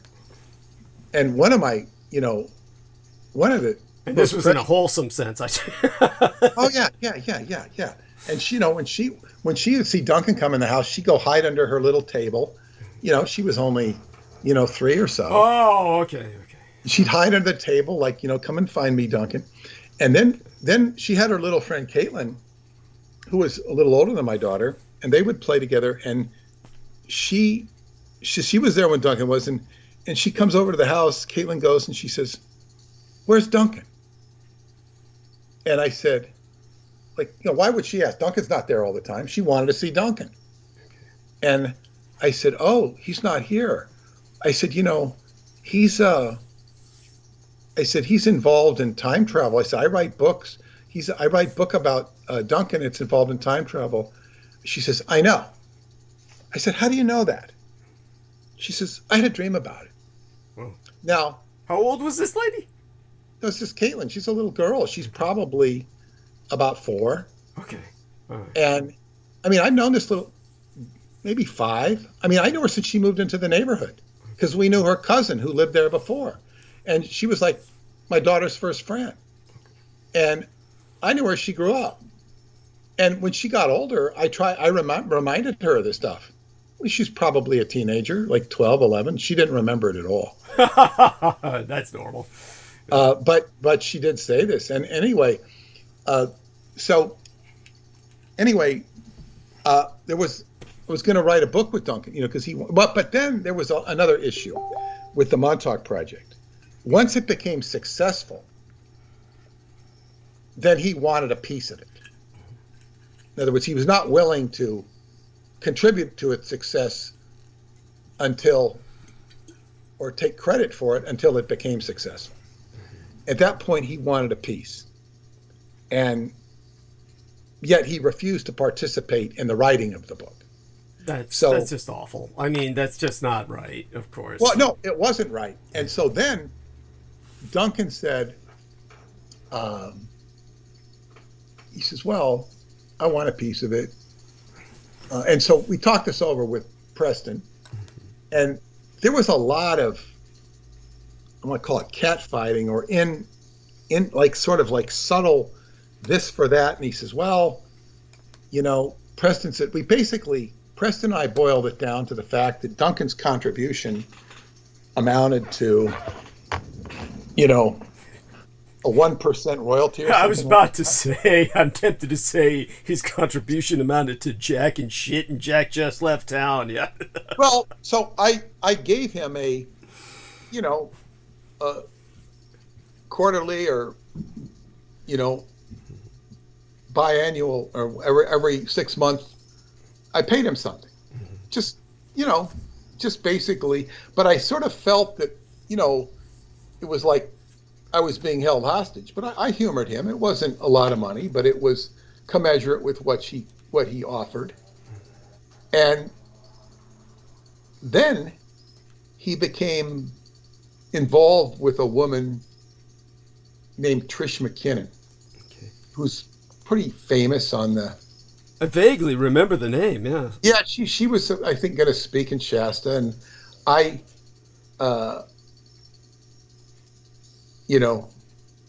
had met her one time, I think, at the book fair when I met my friend Joan through Ellen Steinfeld, and, got along with her then. I talked, she called me on the phone more than a few times, but it was, she was, kind of became Duncan's handler and said, look, I can do a film. We don't need Peter Moon. She told Preston that she wanted to get me out of it, cut me out of it. And Preston said, look he says, I have an agreement. I don't break my agreements. She said she admired his integrity, according to Preston. And then Duncan moved down to her place and basically eventually drove her nuts. According to her, she called and, needed to, debrief me on it. I think he might have had a violent incident. Now, I don't mean he hit her or anything, but, I know he threw some carpenter's tool, not at her. Maybe it was something like that at one of the people we knew up on Long Island, because the lady was giving him too much instructions and he's putting in a floor and he flipped his lid because he was a carpenter, and a good one. Preston? But, so anyway, Trish, he kind of wore out his welcome, whatever that was. But before he aligned himself with her, he went up to me and says, I don't want the royalty anymore. Okay, so I cut it out. Okay, you won't have the royalty. Because he was scheming behind my back. Okay? And then so he no longer wanted his piece because he was going to do it on his own. And then, as time rolled on, I found out he was scheming again to try and get me out of the loop. But getting me out of the loop, to get me out of the loop is basically you have to take the contract and change it, going back in time and change the copyright and kind of kill me or something, Right. If you're going to effectively do it. You've got to wipe me out of the Akasha to do it right. And his whole scheme was very impractical. Mm-hmm. Lucy Ricardo could have done a better job. So this was, he was trying something with criminal intent. The criminal intent was more out of naivete, if we want to be generous. Right. So then, I found out that he had tried to, was scheming. Mm-hmm. Yes. Paula just walked in and she's waving at everybody. Oh, wonderful. Paula, so good to... Want to say hello? Yeah. Yeah, just hello. I'm just coming from work. It's late. Yeah. Okay, well, you look very beautiful. Yes, so good to hear your voice. Thank you. Yes. Okay, so back to Duncan. So then what happened? He he wanted to have a meeting because he was very upset about the Music of Time book, because the Music of Time talked about his relationship with Mark Hamill. And that book is basically Preston's story of his adventures in the music industry, which is quite interesting. And Preston didn't think it was interesting, but I thought it was interesting, so I encouraged him to do the book. And it talks about his relationship with Mark Hamill, which was a gay relationship. Jesus. And you know, I said to Preston, I said, well, does Duncan, you know, should we mention that? He says, no, Duncan doesn't give a shit. He didn't care. And it was true until Duncan's sister read the book. And then she began to admonish him, which brought back all this guilt. So, you know, he was upset about that. He wanted to know how it got in the book, and all of a sudden he cared. And then he wanted to get back into the movie because it seemed imminent that he wanted to get a piece of the movie. And at that point, we were at a diner together, me and him and Preston, and I said no. I said no because I knew that I couldn't trust him. Right. In other words, if I agreed to him, he might change his mind. He says, well, just because something is signed doesn't mean it can't be changed. So, I mean, the whole essence of a contract is you sign a contract. You don't change it when you don't like it. Right. Now, I was amenable to it the first time, but not the second or the third or the fourth. Right. Because all it meant was that if I contracted him into it, he's just going to be problem after problem. So he could not be trusted. And this created a wedge between me and him. It was nothing personal on my part. He had an issue with me. I didn't have an issue with him, except that he could not be trusted in business because he was not logical. Right. And he could poison anything. And he had no assessment of reality. For example, he once inherited like $40,000 and he invested it in some inventor that he liked the idea. Oh, God. And of course, what happened to it? It was just went into nowhere. Yeah. That's the kind of logic he had. Mm-hmm. You know, would you put $40,000 into, you know, some crazy ass inventor? No, you wouldn't. Sad. So he wasn't logical or pragmatic in that regard. He's not a competent adult. And Preston, who was would always be very close to him, was sitting there. I think Duncan went to the bathroom and it was just me and Preston's like shaking his head going, what's wrong with Duncan? Well, he wouldn't back up Duncan one iota because Duncan was clearly wrong. Mm-hmm. So Duncan eventually contracted prostate cancer, which is no surprise because of all of the stuff he was involved in with Montauk, psychologically, realistically or not.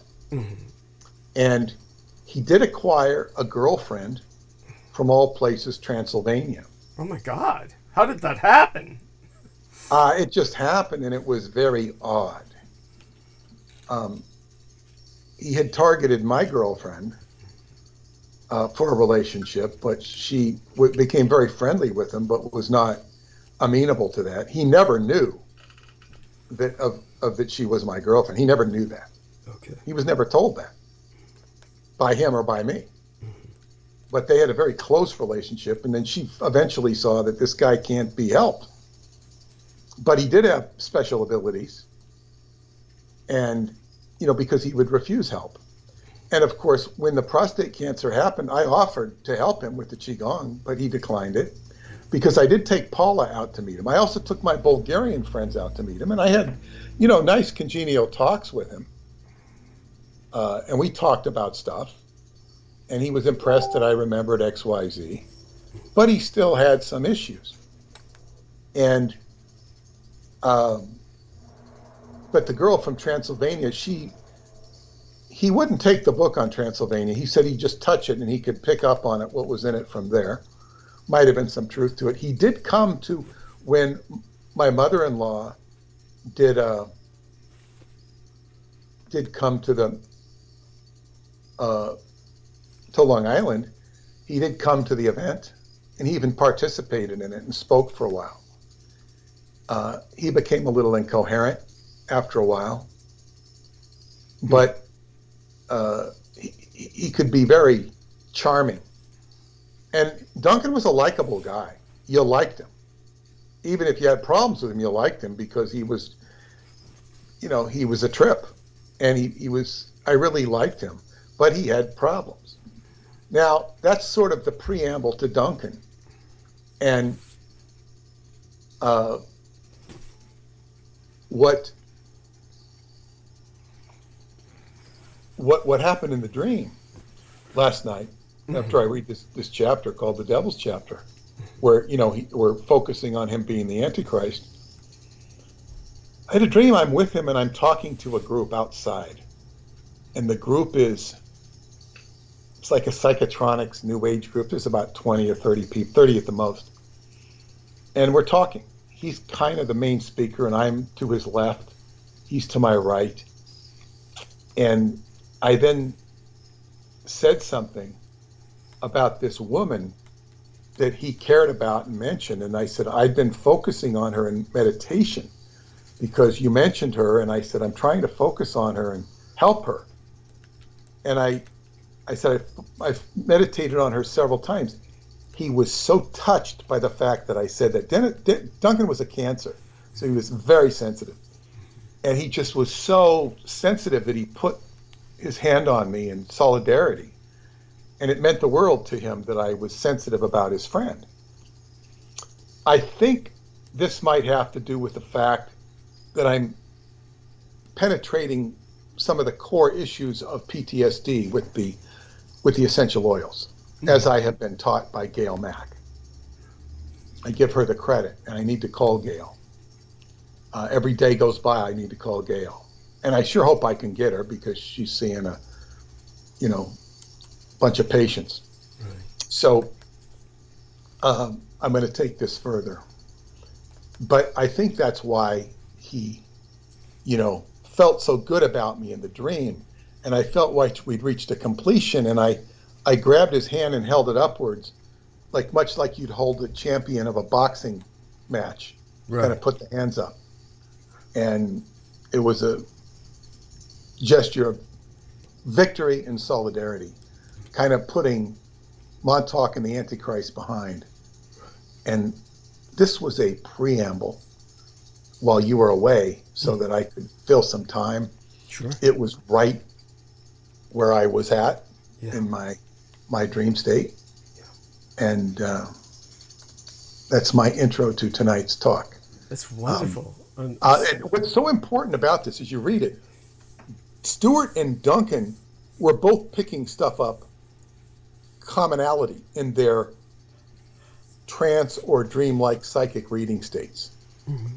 And that is significant. Whether it's from this reality, another dimension, or whatever, there's a consistency. They were both plugged into the same program. And I don't know how to evaluate that any more concisely other than that they were plugged into the same program, which is noteworthy. And that's sort of how Montauk works. The other problem with Montauk is that people I'm going to take this one step further. And as I was reading in this book again, it's so enlightening to reread this book and just get little one-liners here that George Dixon, who is identified as Mr. X, he had strange experiences with Duncan when he was a teenager in Tucson, Arizona, seeing Duncan come through a water tower running. And he meets Duncan later on Long Island in later life. George was connected to the Montauk Project. And George makes this line. I meet him at a diner in Amityville to talk about it's in Amityville because Amityville is halfway more or less between our houses. So we met at a point. He suggested the place, not me. I knew it. It's a diner. And I got there to meet with George, and George doesn't really want to talk anymore. You know, I don't really feel comfortable talking about Montauk. I'm nervous about it.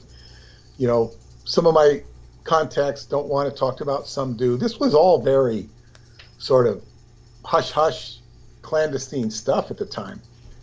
And while we're there, who walks in? Well, it's a gentleman. I'm not going to say his name because he was, I guess you could call him a friend of mine. I just don't want to reveal his name. But he was in the house with, I forget the guy's name, who was the Amityville murderer. Jesus. He was with him that day. And the police interviewed him extensively. Some thought he was involved. He was guilty by association. He was never convicted of anything. And I knew this guy. He worked for me one time. In fact, I almost had to arrest him because he snorted the cash drawer up his nose with cocaine. No. And I called the police, and his ex-wife came to his rescue, and she gave me the equivalent what was in the cash drawer. And the police said, you know, do you want to arrest him? I said, no, it's fine. They should have arrested him. That should have been their job. Because I'm not pressing charges. I got my money back. Okay. I'm not going to hire him again. But, you know, we always liked each other. We always got along. But if you steal $350 from me, you know, I gotta, you know, maintain my own integrity. I wasn't gonna, you know, just say ha ha ha. So he had an ex-wife who loved him, and I'm sure she separated herself from him. She was a nice lady. God, she was nice. You know, probably because of the cocaine. But anyway, he walks into the diner, and all of a sudden, I felt maybe he was a little guilty, you know, because my friend George would resonate with that darkness from Montauk. It was very funny that this guy walks into the diner while we're there. I don't remember if I went up and said hello to him. I probably did, but that was very weird. So anyway,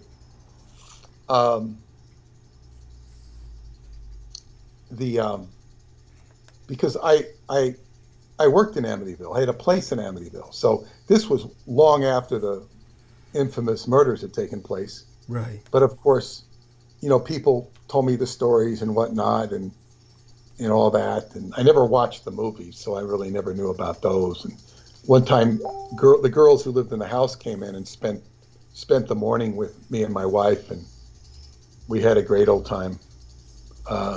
Just talking and whatnot. They were party girls from the city, but they lived in the house now. But other than that, so anyway, George Dixon, his name was, Mr. X. Mm-hmm.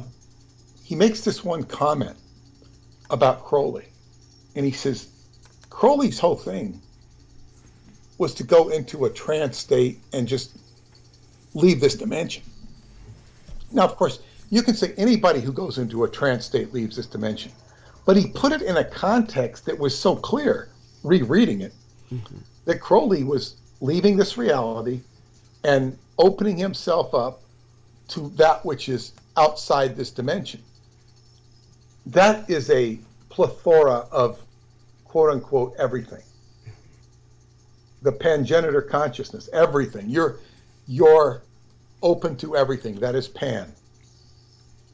A cornucopia of infinity. And of course, Preston was very similar in that regards. He was a switchboard into infinity.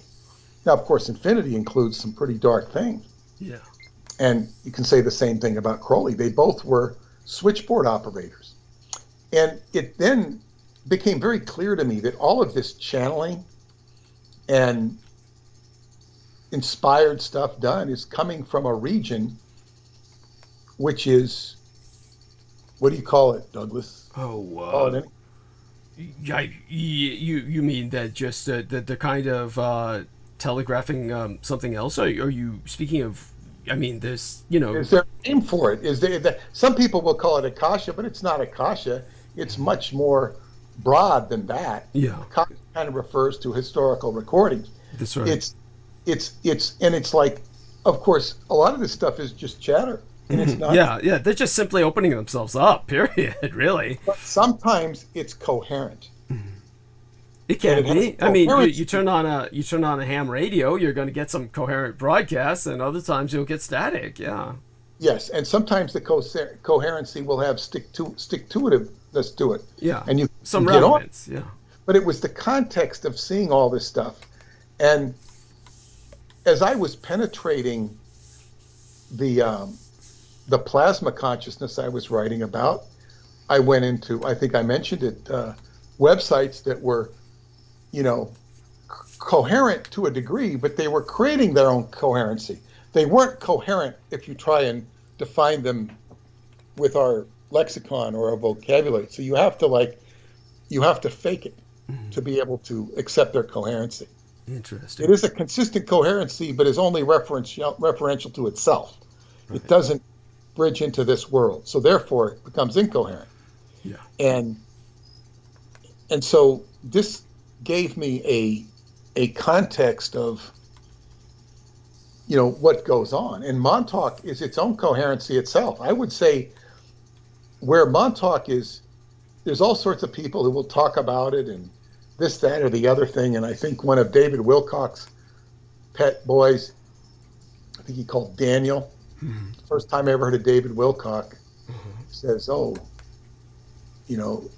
guess Wilcock quoted, it's the first time I ever heard of Wilcock. He quoted Montauk as saying, "Oh, this book is incredible. This book is incredible." But, Daniel says that the other books are all bullshit. The ones by Peter Moon. He doesn't mention Peter Moon.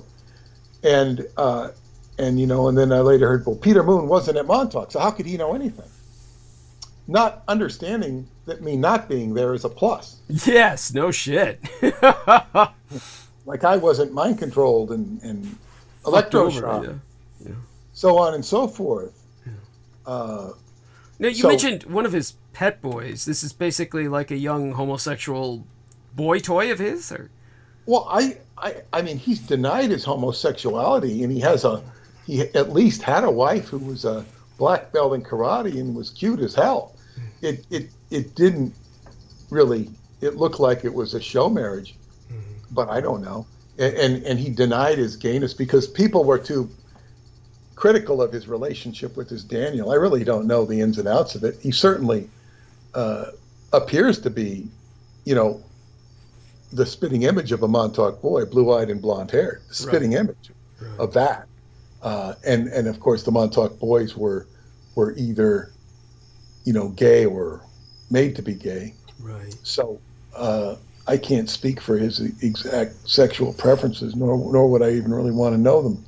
But in any case, he was, he had to distance himself, or he had to identify himself as a non-gay because of all the insinuations that were being made with his cozy relationship with this guy, who later was seeking contact with me because he, had cancer or something and wanted help. And I don't think he's dead. I don't know, but he was like basically doing a covert or a subtle character assassination on myself. Jesus.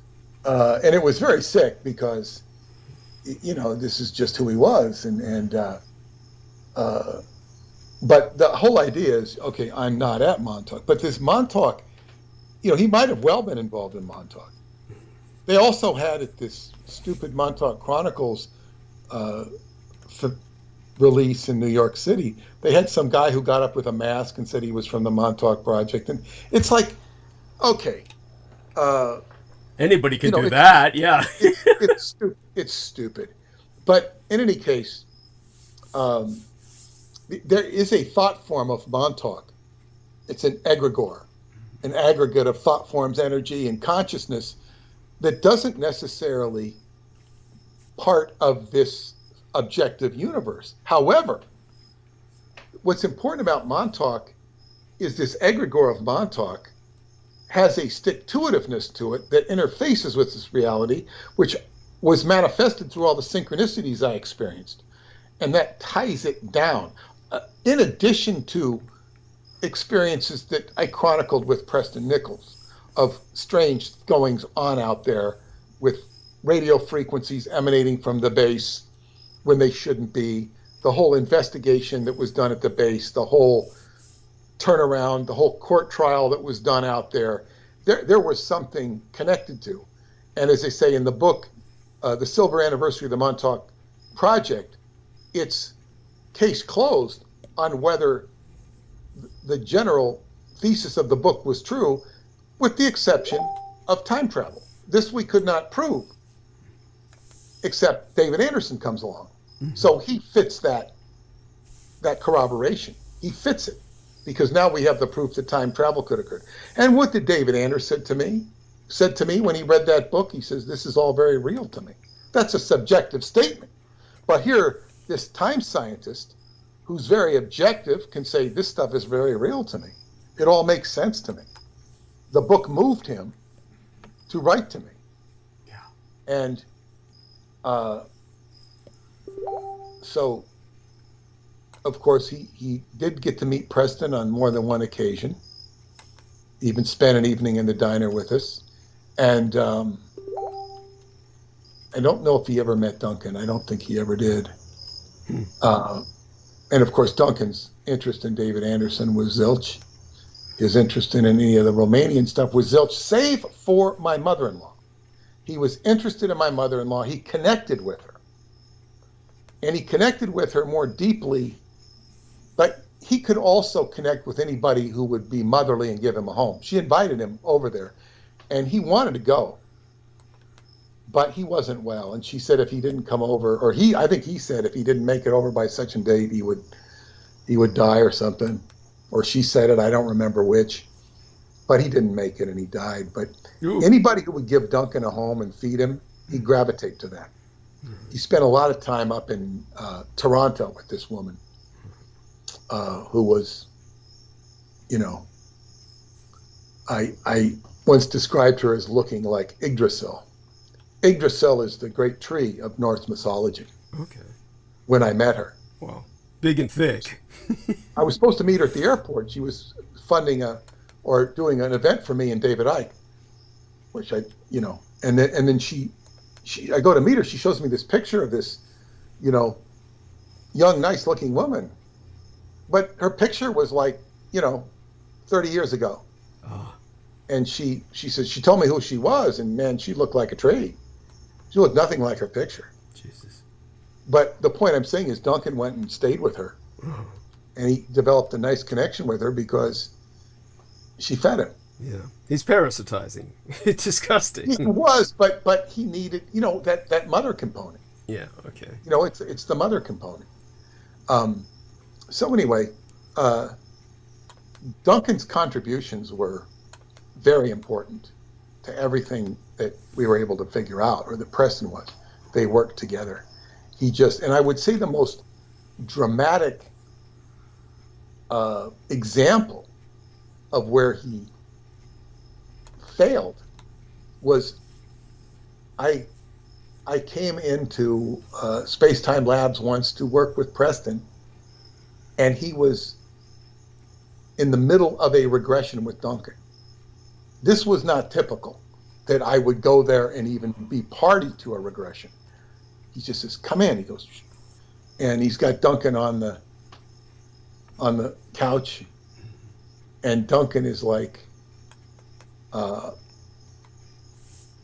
in a trance or whatnot, and then there's this like psychic jabber that goes on back and forth, and Duncan starts talking in a jibber jabber language, and I could phonetically or etymologically interpret it to a certain degree, but Preston's interpretation was completely different. It was completely empathic, and he would basically interpret it.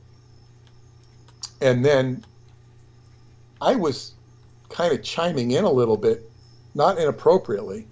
I didn't say much, but Preston just kind of take over, and then he said, basically, he says, this is the problem. Duncan needs to accept responsibility for Marcus Wilson. Now, they said that Marcus and Preston Wilsons were their earlier incarnations, and that Duncan, in this earlier incarnation, had refused responsibility, just refused responsibility. He didn't want to be responsible for Marcus Wilson anymore. And he says, this is your conscious choice, Duncan. You need to take responsibility for Marcus Wilson. And he was like St. Peter at the incident denying Christ 3 times. He must have denied this 3 times. Marcus Wilson, I can't accept. No. He wouldn't accept responsibility. And this kind of shit canned his whole consciousness. I watched it. Now, I wasn't implying that this was his whole consciousness. This is kind of what Duncan or Preston was saying and evaluating. And he just refused to take responsibility for this earlier incarnation. And I got the impression had he did, it would have opened up everything. But it was kind of just like, do you want to, forgive this little boy for pulling your pigtail? No, I won't. And putting it in the inkwell? No, I won't do it. I won't forgive him. And that was the end of it. And Preston told me Duncan never really got over that. I just happened to witness it because, this is bizarre psychological therapy. Yeah, if you could call it therapy. It was therapy, but it was therapy. Okay. It literally was. Okay. It's not officially sanctioned therapy, but Preston's therapy, was dealing with issues that psychologists can't deal with unless they put you on send you to a psychiatrist who puts you on antidepressants, which doesn't really handle the problem. So a lot of this is being revisited by me because I'm going back and rereading the book, rereading so much of what transpired, and I was witness or partial witness to 30 years ago. And but Duncan was a pivotal character, not only in my life, but in my work with regards to this. And of course, all of the name associations I found associated with his name, Cameron. And it was a very elite cult that extended to Donald Ewan Cameron, or, of MK Ultra, who was, upon information and belief, a cousin of Duncan's father. A cousin once removed of Duncan Cameron, according to his Ewan Cameron's, I think, quote unquote wife that he had a child with. Okay. That I knew, Anna. But so yeah, it's like this is what I had to say about that. But this whole idea of plugging into other dimensions and just free-form channeling, free-form coherency/incoherency, Crowley was very good at it. Because whatever you want to say about him, he made his name stick. Yeah. Now this brand. is Yeah. Yeah. And there are some people, there are some coherencies out there, but people are particularly happy to take a meme or a quote unquote coherency and just write it. Like, let's say, like we were talking about earlier, let's take the paradigm or the speculation or stipulation that Trump is trying to expose the pedophilia of the Congress or the Democrats, or not just the Democrats, but the deep state. And this is what he's doing, and he's a good guy. And some will even take it further and say Putin's trying to help him do that. And this is a meme, but has Trump ever done anything that can be shown to have effectuated that? Thank you. It's so important. Go on. Yeah, well, then you could say, well, yes, he has, but they hide that. Well, Trump doesn't come out and say things. It's very evident that it's either not in his wheelhouse, cognitive wheelhouse to do that, or he's not willing to cross that line, one or the other. He's either not aware of it or not willing to cross that line. Perhaps unable to cross that line. So, but nevertheless, the meme gets furthered and churned and promoted. And to promote it, you need data. You need to present the case like we did in the Roswell descent. You present a case. It's easy to present a case that the government is hiding things. And what I would say, and I want to add this in because I listened to a journalist. I don't know, not a writer. Now, I don't remember his name. I apologize to the writer for not remembering his name. I don't even remember his book. But he was talking about how the government, is just a big false narrative, going from JFK to all sorts of incidents. He was very anti-Kissinger. But as I began, and he talks about the Freedom of Information Act and how it's rigged and redacted. Well, I realized at that point, the Freedom of Information Act is an oxymoron. Yes. Everything is redacted, and we must stop all redactions. And I liken it to the martial arts. You can go on martial arts, study martial arts, Tai Chi, all these different teachers, and some of them are, either full of shit or just shouldn't be listened to, but there are plenty of them who share secrets. But the secrets are like, they don't mean anything to somebody who's not familiar with Tai Chi, or they might not even mean anything to people who study Tai Chi because they don't get it. And then even if you get the secret, you have to apply it and make it your own. Therefore, you have to kind of assimilate the secret and embody it. So there's all sorts of secrets that were never revealed before that are out there on YouTube. If you just say, we got to stop all redactions, what's this big thing about redactions? All you're doing is hiding the guilty. That's all it's doing, is hiding the guilt. And because what is it really? It's people covering their ass. So instead of freedom of information, we need to say no more redactions. No more, that Pink Floyd song. No more, dark sarcasm in the classroom, no more mind control or whatever. Leave us kids alone. It's like you have to, no more redactions. This is ridiculous. It's just stupid. And now we have, I sent you a link to, it was some sober, I think it was C-SPAN 3. Okay. But it was somebody interviewing Annie Jacobson about UFOs, Recently, or is this an older one? No, it's just in the last 10 days. Oh my God. Story about Roswell. And it's just bullshit. Oh my God. It's the same stuff that you specifically pointed out in the book. Deconstruct it. Yes. Yeah, and there was another one that I saw. It's just like it's like the sober Peter Jennings type. It wasn't Peter Jennings. It's this type of like, what is Area 51? Who is Bob Lazar? Who is? Why do you think they keep this all secret? And she's talking this nonsense, and basically starts saying, well, there's so much disinformation and arguments, and so she tries to confuse you. Nobody knows what anybody's talking about. So, just like if we present the case about Japanese dirigibles, you have somebody going, isn't this disinformation? Some informed idiot. Isn't this disinformation? And it's just, so the government is putting out these kind of, okay. And I see people on Facebook saying, oh, the government's disclosing this, they're doing this on such and such a channel.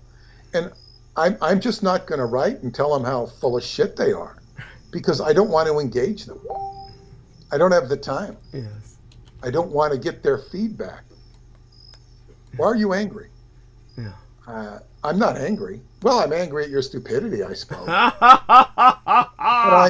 I'm not going to care about your stupidity. So I'm not only not angry, I'm just more or less disgusted.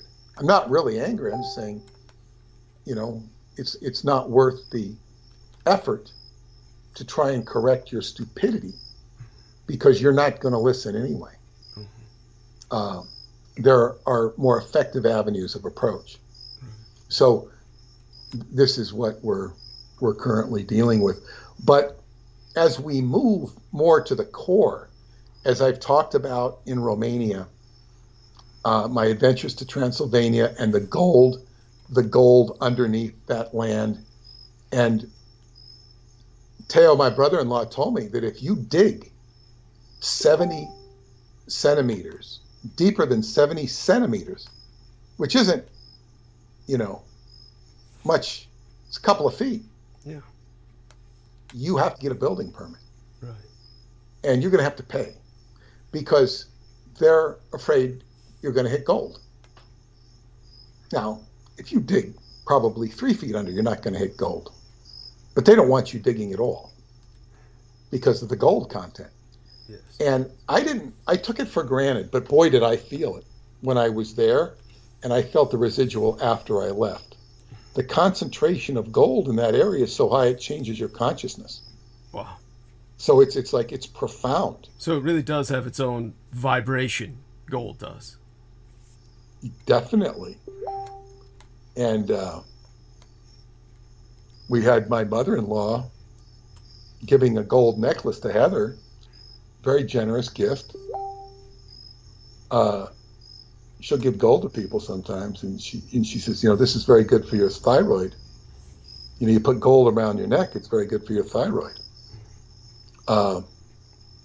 Perhaps she saw that she needed it. I think she did. So she gave her first time, second time she gave her a gift of gold. And it's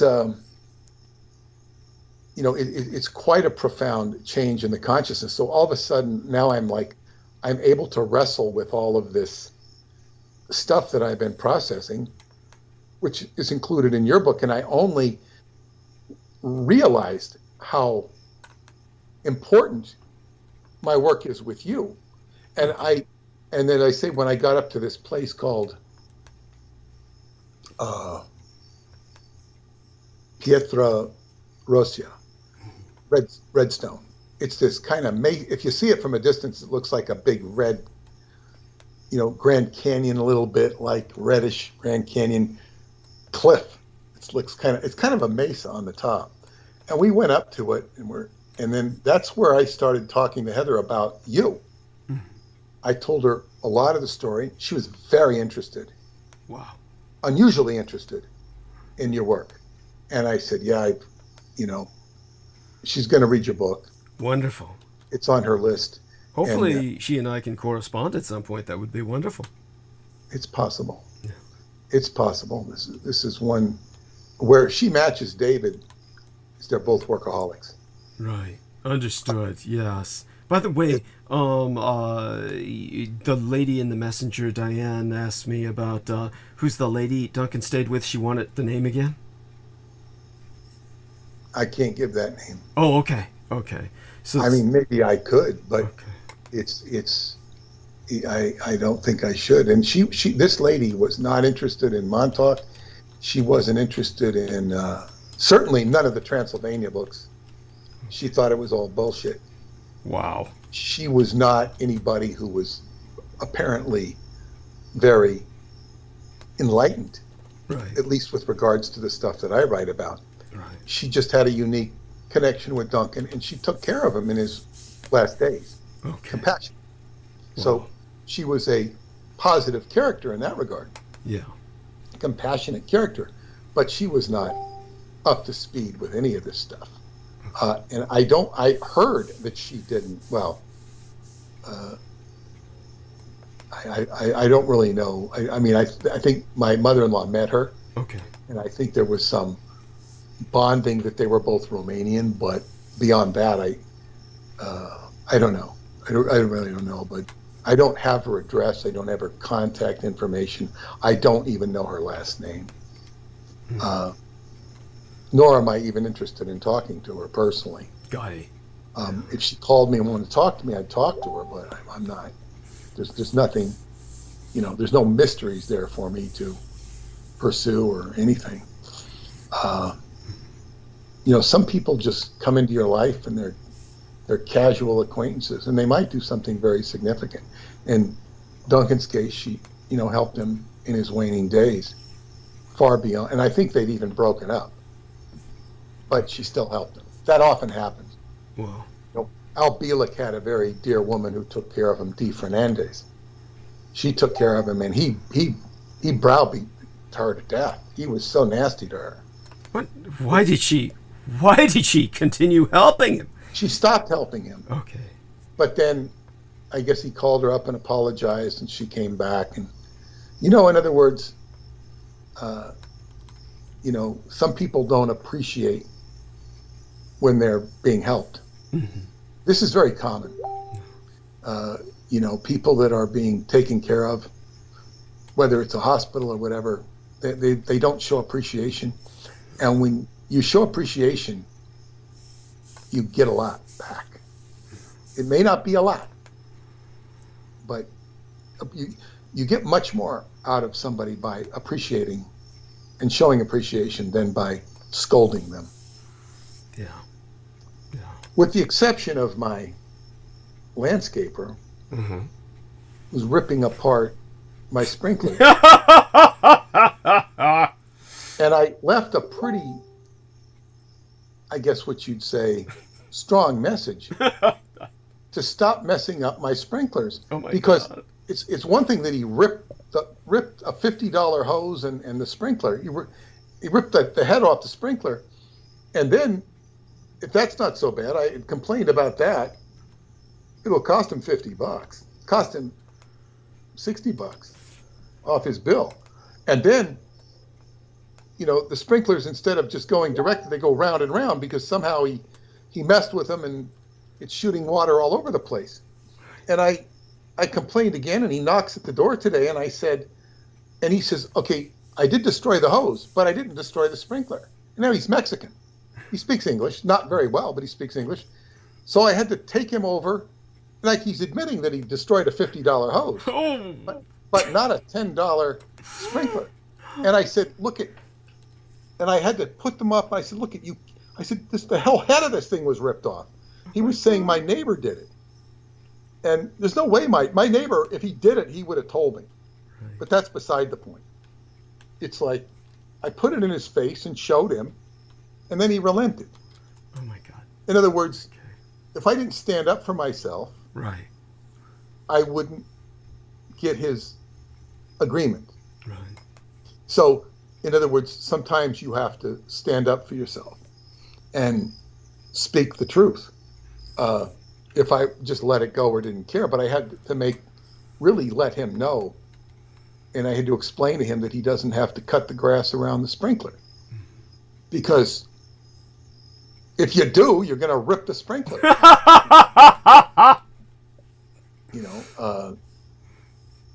It's just so anyway. I went off on the sprinkler guy. Understood, and that's understandable. We need to, this is what this forum is for, so that times we can cathar it. Yes. Well, yeah, it's not so much the catharsis, but actually, Paula was willing to take his side. Jesus, she was why? willing to take his side. Just soft target. Maybe I did it. I said, "There's no way you could have done that." Because she didn't take care of the sprinklers while I was gone, so she felt a little guilt. Maybe I didn't. No, she didn't do anything. Nobody could have done it. Right. Do you think she identified with him as perhaps like a immigrant or something like that? Or I will tell you. When I accuse somebody of something, and I know they did it, I have a certain amount of acumen in that Yeah, I'm sure. are, in general, we dare not accuse somebody. We don't accuse them. I'm not talking about Paula, but I'm saying, no, we can't be accused. We must not accuse. And I know damn well somebody did it. Right. Case in point, this is a good story. I must have been about 3 or 4. And Johnny Snyder was this terrible kid that lived down the block. And his father was a derelict. He worked for McDonnell Douglas, and he was German. He was a mind control victim. He was disabled. Jesus. And he worked at McDonnell Douglas. You could see this guy had been and I mean, looking at hindsight, we didn't know that. But Johnny had 2 younger twins, and Johnny, they'd write all over the walls. You went into their house, and they just, crayon on the wall. Jesus. Nobody did this. Their house was a mess. So and sad. so Johnny was a prick. His little sister Anne Marie used to come over and play with me. We played when we were young, but Johnny was a prick, and he had stolen this toy dinosaur of mine, and I was upset. No And I went to my dad, and I said, he stole my dinosaur. And so my dad, questions him, did you take the dinosaur? No, I didn't take the dinosaur. He said, no, he didn't take the dinosaur, son. Now, oh my God. Oh my God. What I would have done, and I never had to go to the extreme with this with my daughter, but I would protect her. I'd say, you son of a bitch, you go get that dinosaur right now, or I'm going to take this fist and cram it down your face. Thank you. I mean, that's just so odd to me that a father would not take his son's side, just as a sense of, no matter how irrational it is, blood's thicker than water. But see, he didn't see it that way. Oh my God. He was giving this kid a break. Yeah. And because, he was giving him a fair hearing. Oh my God. And but that's not, you can't just take a child's word. Well, see, I know that. And see, my neighbor, our neighbor, Sam, they wouldn't have done that shit with him. Right. He was, he was street tough. Yeah. And that they wouldn't do shit with Sam that they do to my father, or they try and get away with stuff. My father was the nicest person in the world. Too nice, obviously. He would err in that way. Yeah. He would err in that way. And he took a couple of dead end kids and would, take them to the park. I said, Dad, you don't understand these kids. I said, these are problem kids. One was in the neighborhood. How old were you when you said this? Because you're wise beyond your years already. Just to understand that. How old were you at that time? Well, I'm looking back. I was like about 3 years old, and I think I said to my mom, I want to get a gun and shoot Johnny Snyder, and she says, no, you can't. She explained to me, prison and guns, you can't do that. I said, I understood. I said, okay, well, thanks, Mom. She gave me good advice. Yes. Oh my God.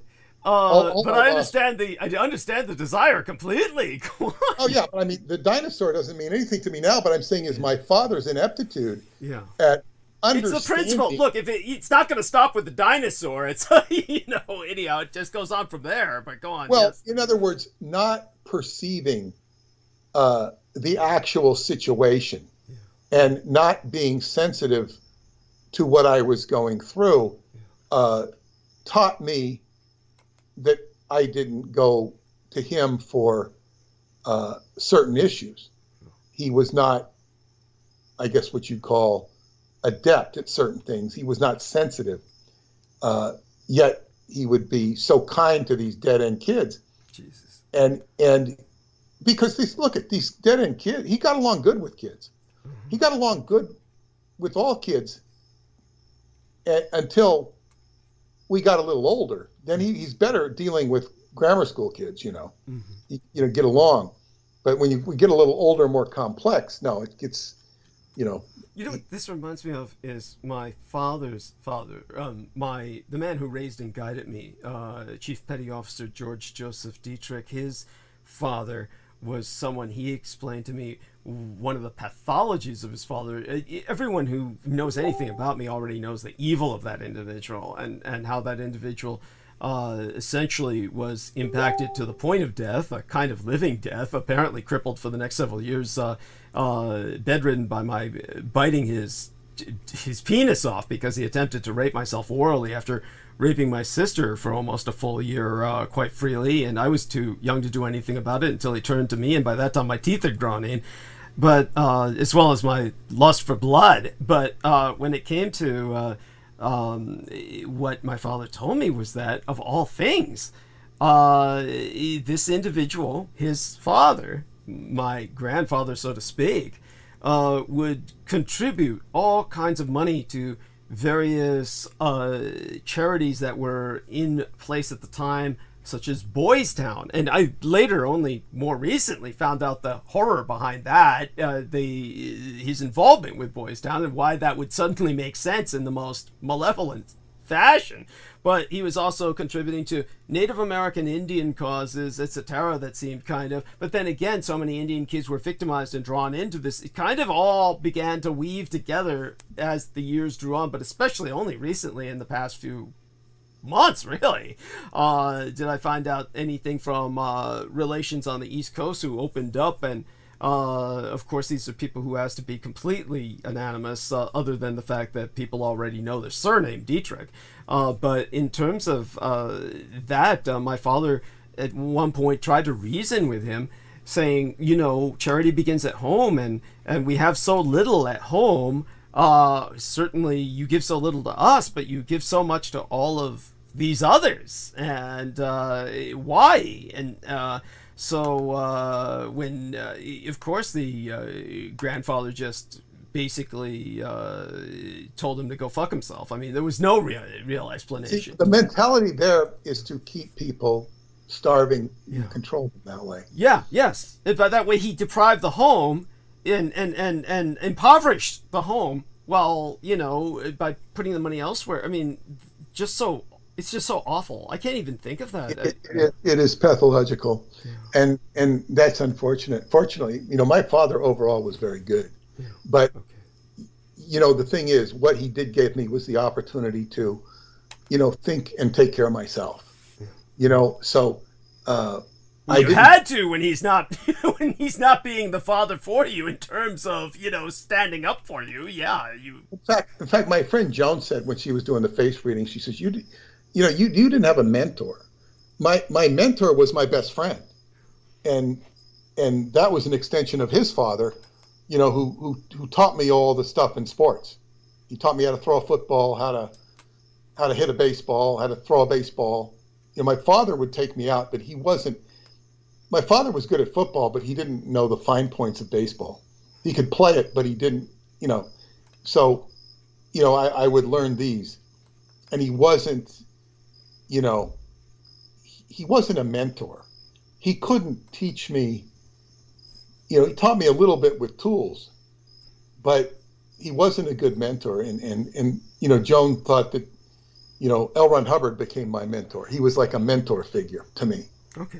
Of course, he was a great mentor in terms of learning psychology of human beings. Fantastic mentor. I learned a lot more about psychology and Scientology than I ever could have in a psychology class. And that moves into the psychology of demons and angels, where we're going in a bit. Yes. But so I mean, I have nothing but love for my father, because but of course these are the things that you learn, and I had my life outside of my home was completely independent. Nobody knew what I did. My brother and sister were much more sheltered. I had my own life. I had my own reputation. My reputation in my family was completely different than what it was in the neighborhood or outside the neighborhood. And that went through my entire life. They had no idea what I did. For the most part, I was okay. But I mean, like say when I was a teenager, I'd be out on Saturday night. I had all these kids from different areas of the of the town meeting up at some park up in the middle of nowhere, and nobody ever knew that. Oh my God! Yes, you had quite a bit of leeway there. I Reminds me of myself when I had was young. fun. Anybody remembers that? Oh, they remember me for creating all sorts of adventure. Oh, it's great fun. Sneaking away from the cops, looking for the cops and all this sort of stuff. Go into somebody's window, knocking on the door. Younger brother comes. What the hell are you doing here? I say, I'm here for your brother. God. And then get the brother, come out, and he'd sneak out the window, and then we'd go to the next house, and we'd be sleeping in the backyard, and everybody, my parents, my neighbor, we'd be sleeping, and we'd get up and go swimming in the junior high school pool or whatever, and going up to some park and just have fun. We weren't wreaking havoc. Understood. We were just having fun, but yeah, it was like a whole different life. And but to get back to some people are just inept in terms of understanding what goes down in the world. They only can evaluate things by their own paradigm. And this is, you often complain about what you referred to as, what is it? White trash pieces of shit. Yes. Oh my God! I hate to say it. I haven't heard you say that in a long time, which is probably good. I was. Let's just put it this way: Jambo the Reese Monkey had his positive effects. There's just only so much vitriol that you can handle, and he helped me to overcome mine. Let's put it that way. If he served any purpose, it was that. There was just no more need for my to just spew bile anymore with somebody that viciously negative around. Bile is you can look up bile in alchemy, and it's not good. You don't want to have bile. It's toxic. Thank you. And but just to give you an example of just something that makes me angry when you bring this up, and just something that would bring that to my mind, that kind of shall we say negative just frustration with the prideful ignorance and stupidity. Oh my God! For whatever reason, lately, and I notice this when it comes to YouTube. And I watch a lot of YouTube. Hey, I'm a YouTuber, right? So I'm on YouTube a lot. And I get information from YouTube. I put information out on YouTube. But obviously I deal in a lot of military history. So what do I get? I get a lot of recommended military history videos. They just come my way. And anybody can look at my subscription list, and all I'm subscribing to is usually just hot chicks doing various things. But the military stuff comes my way, as if I subscribe to military channels, which people will see. I do not. But for whatever reason, they go in waves with certain subjects that suddenly become like, for whatever reason, a book is released or something, and then suddenly several people make videos on a certain topic. And so recently they started making videos on the Tokyo firebombing, which Peter Moon and I cover in great detail in our book. So by all means, buy the book, read the book, and learn about the Tokyo firebombing, the night of black snow.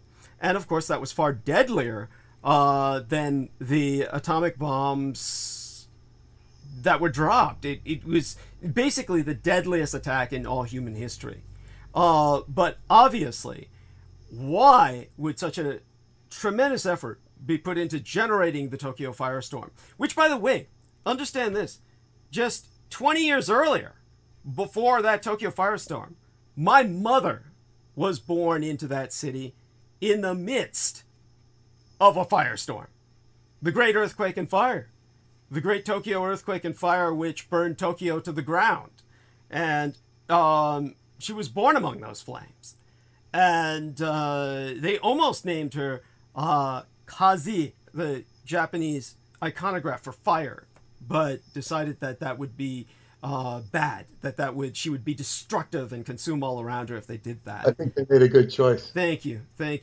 And so, here she was at that time born into Tokyo. She was not in Tokyo, thank the gods of my ancestors, at the time of the firebombing. But if she had been, she likely would have survived because she would have been in the Imperial Palace where they had the bunker. And that's what we point out in the book, is that obviously they were trying to destroy the imperial castle, the family, the entire imperial infrastructure of Japan. And they cut loose with everything. And the emperor emerged unscathed. Hell, the entire imperial fucking castle emerged unscathed. No one ever brings that up in any of these documentaries, quote unquote, but when they do, they'll say something incredibly stupid like, oh, but the Americans were trying to avoid him because they needed someone to negotiate a surrender with. I mean, at that point, when you kill 100,000 people, there's no surrender that's ever going to be negotiated. You're beyond negotiation here. You're in a war of extermination. It's them or you. And the Japanese ultimately said it's going to be you, which is the only reason the Americans sued for peace. But, you know, amidst all the obvious that I'm expressing right now, read the book for the details. But here's these idiots on YouTube. You know, I can't help it. I go through I know I shouldn't do this, but I go through the comments. And, oh my God. People say the most incredibly stupid things. And it's always the same shit just to absolve themselves of guilt. To absolve themselves of any guilt. Aside from the predictable, which, you know, this is not what bothers me. Understand this much. It only bothers me in the sense that these people are ignorant of the fact that America started the war. They'll say the same stupid shit like, oh, well, the Japs started it. And then, oh, all the Jap atrocities. And, you know, like, okay, so even if the Japanese killed women and children all over the battlefield in Asia, how does that rationalize your killing Japanese women and children? It's not like, I don't see the logic in that. Nevertheless, there is no logic. Yeah, there is no. But that being said and done away with, or pushed out of the way for another time to address it, you know, in a different sense, a psychosocial sense or something. Basically, what really pissed me off is the stupidity of, they said, people saying shit like this. This saved the Japs from being conquered by the Soviets. You know, this and the atomic bombs, they're lucky that it was us. Because otherwise the Soviets would have rolled in. The unstoppable Soviets. And I'm like saying, good fucking Lord. Today is Ukrainian Independence Day, and it happens to fall on the exact day, 6 months after the February 24th, 6 months to the day after the February 24th launch of the Russian invasion into the Ukraine. And the Russians have lost so many men for a 6 month operation. It's equivalent to all the time they spent in Afghanistan and well beyond that they've lost in just 6 months in Ukraine. It's a terror. I mean, it's just like all the time we spent in Afghanistan and Iraq comes nowhere near the fatalities and casualties. Just wait, Douglas. Yeah. Putin's waiting because he's going to send in his hidden army of half ape men. Yes. But I'm just saying, just look at how the Russians are now, and you're going to tell me you actually believe all that World War II propaganda shit, that these were the steamrollers that won World War II, and without them, the Allies were... The average person doesn't know enough about World War II to even have a legitimate platform to understand this stuff. Most of the historians have been, programmed, absolutely, to believe in horseshit. But just so people understand, when the Soviets tried to invade Romania, they lost, and their army was devastated. They were trying to avoid going straight for Berlin, but they paid the price for that. And this is like something that I can go into in great depth in another episode with Peter, perhaps a little bit on Sunday if he wants, or sometime soon enough, or on some day of Romanian significance. But, it's just so people understand all this bullshit about the Russian steamroller it's World War II propaganda that the Allies were claiming so that they could basically get the British and American publics to tolerate the fact that they were allied with a genocidal communist regime. And they just kept feeding them this line of bullshit that, without them, we can't do it. They're expending all the manpower. Yeah, sure, they're all bloated on American Lend-Lease. Every bit of supplies that they had, etc. I won't go on, but the message is. Well, and you've made that very clear about the Russians in history. You've said it so many times. Thank you. But the problem with the history is this Roswell Deception book is so important because you see, if people would read that book, you would see the truth begins. It's like a diamond of truth. And it's standing next to all of this sludge. Thank you. And the sludge is just sludge. If it's not lies, it's based on lies. Yes. This book is so important. The more I see time goes by, it's like, okay, well, if you begin to recognize the truth, what other truths are here? And I can't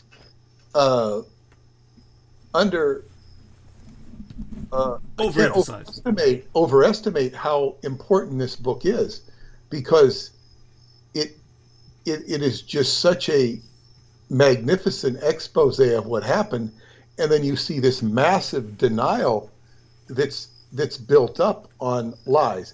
Now, the only way you can get that much massive denial, the propaganda means a lot, but we're dealing with major components of magic, because underneath all of this World War II stuff, as Douglas has explained is FDR going not to just destroy the Japanese Empire, but to destroy the esoteric foundations on which it thrived and it was based. And this comes down to its own version of Christianity. And it's like, this is too esoteric to go into right now. Understood. But what I'm going to substitute it with is magic, exorcism, and this subjects. Because I was, to get back to my Romanian thread, the Romanian thread, which I had mentioned, and I even purchased an extra copy of David Childress's book, The Ark of God, to study up on the Ark of the Covenant, just to get references, more of the esoteric angle. I don't know what he has in there, but anything will help. Because the bigger area of Transylvania, where I've been, all this gold, is a macrocosmic version of what you have in the Ark of the Covenant, which is highly concentrated power of what they call Shekinah. Basically comes down to life energy, the energy of God. But you have this incredible energy in Transylvania, superconductivity, incredible beings that would intimidate the hell out of those beings in the Ark of the Covenant, or in the Raiders of the Lost Ark movie. Those spirits come out of the Ark, blind angels of some sort, angelic, and then they turn demonic. Well, I'm saying that the beings that are in Transylvania would dwarf those by leaps and bounds. This is not me making this stuff up. This is what's there. Now, so anyway, in trying to get a understanding and appreciation of what we're dealing with here, because look, I go back to Transylvania. It so happens that I did visit my in-laws, but I wasn't going there to visit them. I went there and I visited them because they were close by. If I had just gone to Atlanticron, that's too far away. I'm not going to, travel 12 hours of car just to say hello. And I'm not going to do that. I can say hello on Facebook. But I'm very glad I did. It was very great to see them. But I was going there to investigate Choklavina Cave, and which I did, which is all about time travel. And it's the residual of time travel. And there's a lot of components related to this and coincidences and synchronicity. However, part of my adventure to Choclavina was the mystery of the cave itself and the energies, the aura flame, the golden flame that would emit from near the cave that would supposedly associated with buried treasure or perhaps bones with the buried treasure or spirits that are trapped there. But all of this, and being that this is the land of the Solomonari, which is Sol and Mon, sun and moon, which is the root of the name Solomon, you see that there is this paradigm of which Judaism is a outgrowth of the legacy of Zalmoxes, according to the Romanian sources. The religion was exported to Israel, to Egypt, first Egypt, and then Israel. It's all an extension. And of course, became Christianity, became Zoroastrianism, and probably other things throughout. But what is so important here is that this legacy of Solomonic magic is part and parcel to the scenario with time travel, with David Anderson, because he has kind of rode into my life like a surfboard on a wave when I've been studying or encountering themes in occult magic. It kind of rides along that wavelength. Why? Well, everything David is dealing with is encoded in secrecy and censorship. This is the same thing. So now there is a term, and I began to look at videos on this today, and it's, Douglas, you'll probably have something to impart here. Sure. But there is a term in occult magic. Let me see here. Why can't I find this? Hang on. No worries. And I want to take advantage of this moment to say hello to everyone in the chat room, and shout out to, in particular, all these lovely young ladies that have joined us. Vicki Johnson, and of course, as well, the lovely young Lori Sugai, who says, "Hi, honey, kiss, kiss." Chocolate white, yes. And Sean Bresnan says, "Hey, Peter and Douglas, long time. Great individual Peter may know." And I got to single out Sean because he is the one who engineered the podcast with me and David Anderson. You know, when he participated in it and asked questions of David. So Sean had done my remote viewing podcast. He was a great ally and friend there, and we, you know, we went the distance with David Anderson. It was great. Wonderful. Is he the young man who spoke to us for a moment from Romania? No, oh. That's Greg. Okay. That's Greg Fenlong. All right. Thank you. That's a former colleague of David Anderson's. Okay. Not in the time research, but at Bosch Industries. No. Sean is he's a musician, and he was doing my podcast there for a while. It was great. Wonderful. That's who he is. Thank you. Great to meet you, Sean. But anyway, to go back to, there is a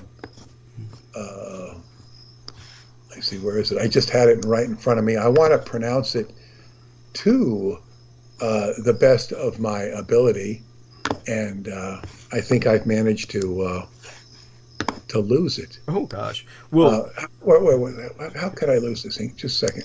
Oh, here it is. There. Okay. The 72 names of God, called the Shemham Farash.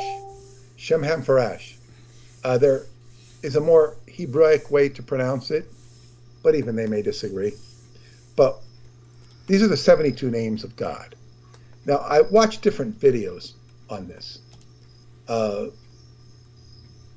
According to the wisdom of Kabbalah, the 72 names of the Creator is one of the most important sets of the names of the Creator, and in some of the sources, it is even defined as the Shem Ha Mi Forash, Sefer Habayir, verse 47. Now, this comes out of Exodus. This whole construct of these 72 names of God come out of Exodus. And you can look up look up 72 names of God, and you will find Shem Mephorash. Shem Forash. It's in Wikipedia. It'll give you a guide step, and you can go on from there. But what's interesting, now, the 72 names of God are used by, I don't know if all of them are used or some of them are used by Moses to part the Red Sea. Now, whether you believe that or not, and this, of course, Red's the Red Sea. He's able to escape the Pharaoh and go on to spend 40 years in the desert and create the Ark of the Covenant, all this wonderful stuff. And the formation of the Hebrew religion. But this is the foundation of so much what people call Solomonic magic. And I turn on this video, and it's by a former Satanist who is, talking about how he says, we would go, Hail Satan, and then we go, Shem Hem Forash, Shem Hem Forash. And he's talking about it, and he gives some pretty, actually he was quite cogent talking about it, because you see all the things that can be done wrong. And he's kind of telling you what can be done wrong. And he says, and he has a guy with him, it's his friend, and he's saying, okay, now, this is the difference between, are you summoning a demon, or are you, treating one as an equal? Right. And so he has his friend get on, okay, I want you to come over, and I want you to do my yard, and I want you to do this, and I want you to do that. And the guy flips him off, and then he says, okay, now, hey, how about, I'm going on vacation. Could you come over and could you mow my lawn and could you do the rose bush? The guy goes, sure, that doesn't sound like a problem. In other words, if you, but when you start summoning demons, and as you've well expressed yourself, yes, this is not a very kindly thing to do. And if you happen to be able to say their name and maybe ring their bell, you might get what you bargained for. You might get more than you bargained for. But this is what happens to people who practice magic. And he gives, sort of a, how he discarded Satanism. I don't know what the hell he does now, because they didn't ask. He had a jester's hat on. He was very cogent. He was, and then I looked at some other woman who was telling you how Kabbalah was all evil, because this is what, they trick you into thinking that this is how the fallen angels are going to come back to heaven, but they're not. It's all, Kabbalah is all going to condemn you to hell. And, she quotes the,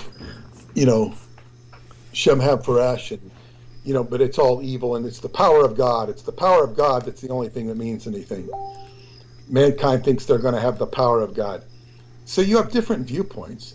And then you have one woman who looks like she looks like an enlightened spiritual Jewish housewife. And she's talking about using this to protect you with divine energy, to protect you. There's certain names, and protection is like a spell. It's like, yeah, it can work. It's very pedestrian, but one was a killer, and I didn't listen to this, but it was how to, get career and money through the Shem HaFarash. It's like, whoa. It reminds me of watching televangelists who are doing Christianity for business. Because this was in the self-help era. It's like the Bible will help you make money, and it's like, can we please get off of this?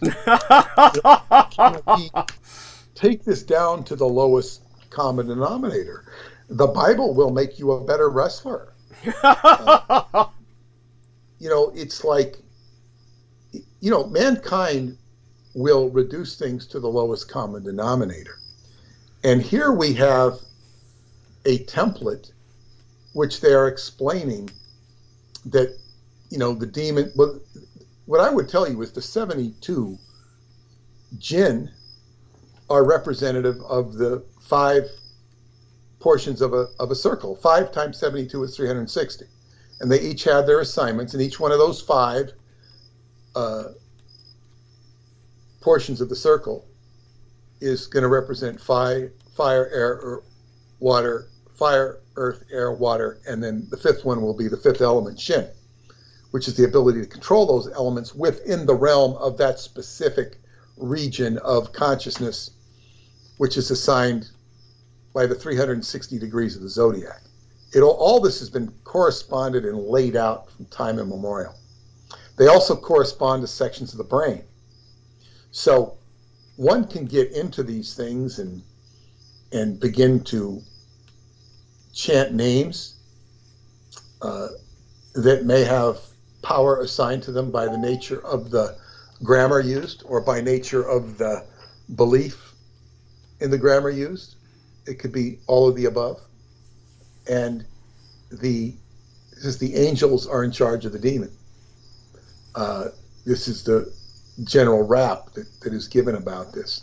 Now, all of this is kind of supplicating forces external to yourself.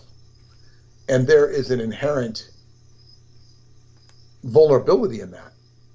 So for example, if I bring in somebody to do contracting work in my house, I'm vulnerable to them screwing it up, especially if it's a small job. And they don't really care because they're not going to have to live with it. I might have cosmetic issues that I'm very sensitive to that they could care less about. So now that's calling on an outside force. Or suppose I want somebody to find me a girlfriend. So I start calling outside people. Oh, there's a vulnerability in that. It could work out. But there's something about doing your own work. Yes. Doing your own work. So this supplication of outside entities that you not really, and not all these people are over their head. Nevertheless, this is the stuff that Anton LaVey worked with. It's the stuff that Michael Aquino worked with in his own context. And these things can wreak havoc. They can wreak havoc. I would say that a fully conscious, and you also have to get, if we take the Christian idea of Christ, was he wielding this energy? If he was doing it fluidly without, chanting Enochian calls. For the impression is given in the Bible. He would call on the Father in his own natural voice because he spoke the language of light. How he did it is speculative. But what I would say when it comes to getting rid of demons, I'm going to give you a Taoist perspective because they did all this stuff too. They just aren't so damn theatrical about it. They can be theatrical about it in their own private altars, but basically the perspective is the same as feng shui. What you're doing is you're trying to clear energy channels. And when the energy channels get blocked, that's where something can come in, and a parasite can come in and feed off of you. So you're trying to clear the energy channels of the human body, of the brain. In feng shui, you're trying to clear the energy of the house. Where does the energy flow? Where does it not flow? And you're trying to get a flow. And that's the whole thing. Flow. So it's the same in the body. When you have a demon possessing you, it's not flowing. When you have information that's stuck and it's not flowing, the energy needs to flow. And we can look at it from the perspective of demons, but we can also look at it from the perspective of energy flowing. So when I wrote this book with Douglas and I published it, that energy has begun to flow. How fast it flows and how quickly it flows is less important than the fact that it's now a flow that is out there. And we encourage you to support that flow. And while I'm talking about supporting the flow of the book, and I would highly recommend people who've not purchased the book, The Roswell Deception, please look at it on Kindle, where it's only like $9.99. And I imagine Kindle's going to raise their price too, to $12 or something. I would imagine everybody else is. Or you can get the book from Skybooks or on Amazon, the hard copy edition. But also, while we're talking about promoting that book, if for those of you, we appreciate those of you who've supported Douglas last week and answered the call. If you can give share, donate, go to his page, douglasdietrich.com. And if you click on the donate, go to the upper right-hand corner. The one in the middle doesn't work. Go to the one in the upper right-hand corner, and that will get you to his PayPal address or his PayPal account where you can, pop in anything you can afford to contribute to his cause. Because even if the book sells a lot, it's not going to be enough to support him in a meaningful way. But thank you. The Roswell book is very, very important. Yes. But the energy of what we're dealing with is so much occultism that has retarded the ability of mankind to recognize and process information. And so much of it was people are being deliberately misinformed, right, left, and center.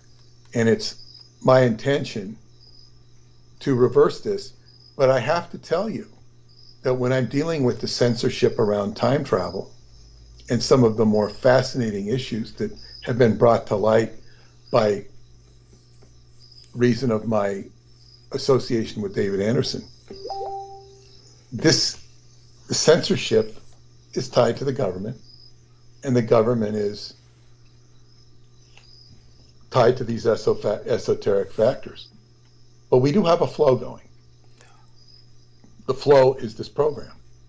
It's a major flow.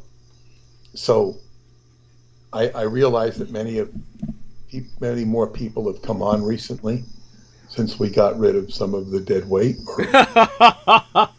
And it's been a very popular move, and it's, we're no longer even having to talk about them anymore. So, we've been very blessed, and finally, I feel that we're making significant progress. And with my trip to Transylvania and now coming back and rereading some of this stuff, I feel such a different energy, such a higher vibration, and that and it's all being set up for a return to Transylvania next year. And I spoke to Stephanie South today, had a very meaningful conversation with her about setting the curriculum for next year. And the one thing I don't, I could emphasize more is just a whole connection of being there in the gold, amongst this, the consciousness that excites the whole being, and understanding my role, which is to communicate, at least with regards to the time travel, communicate with David cannot, at least for the time being, because he's got courses, he's got all sorts of stuff on the shelf that he's never been able to release.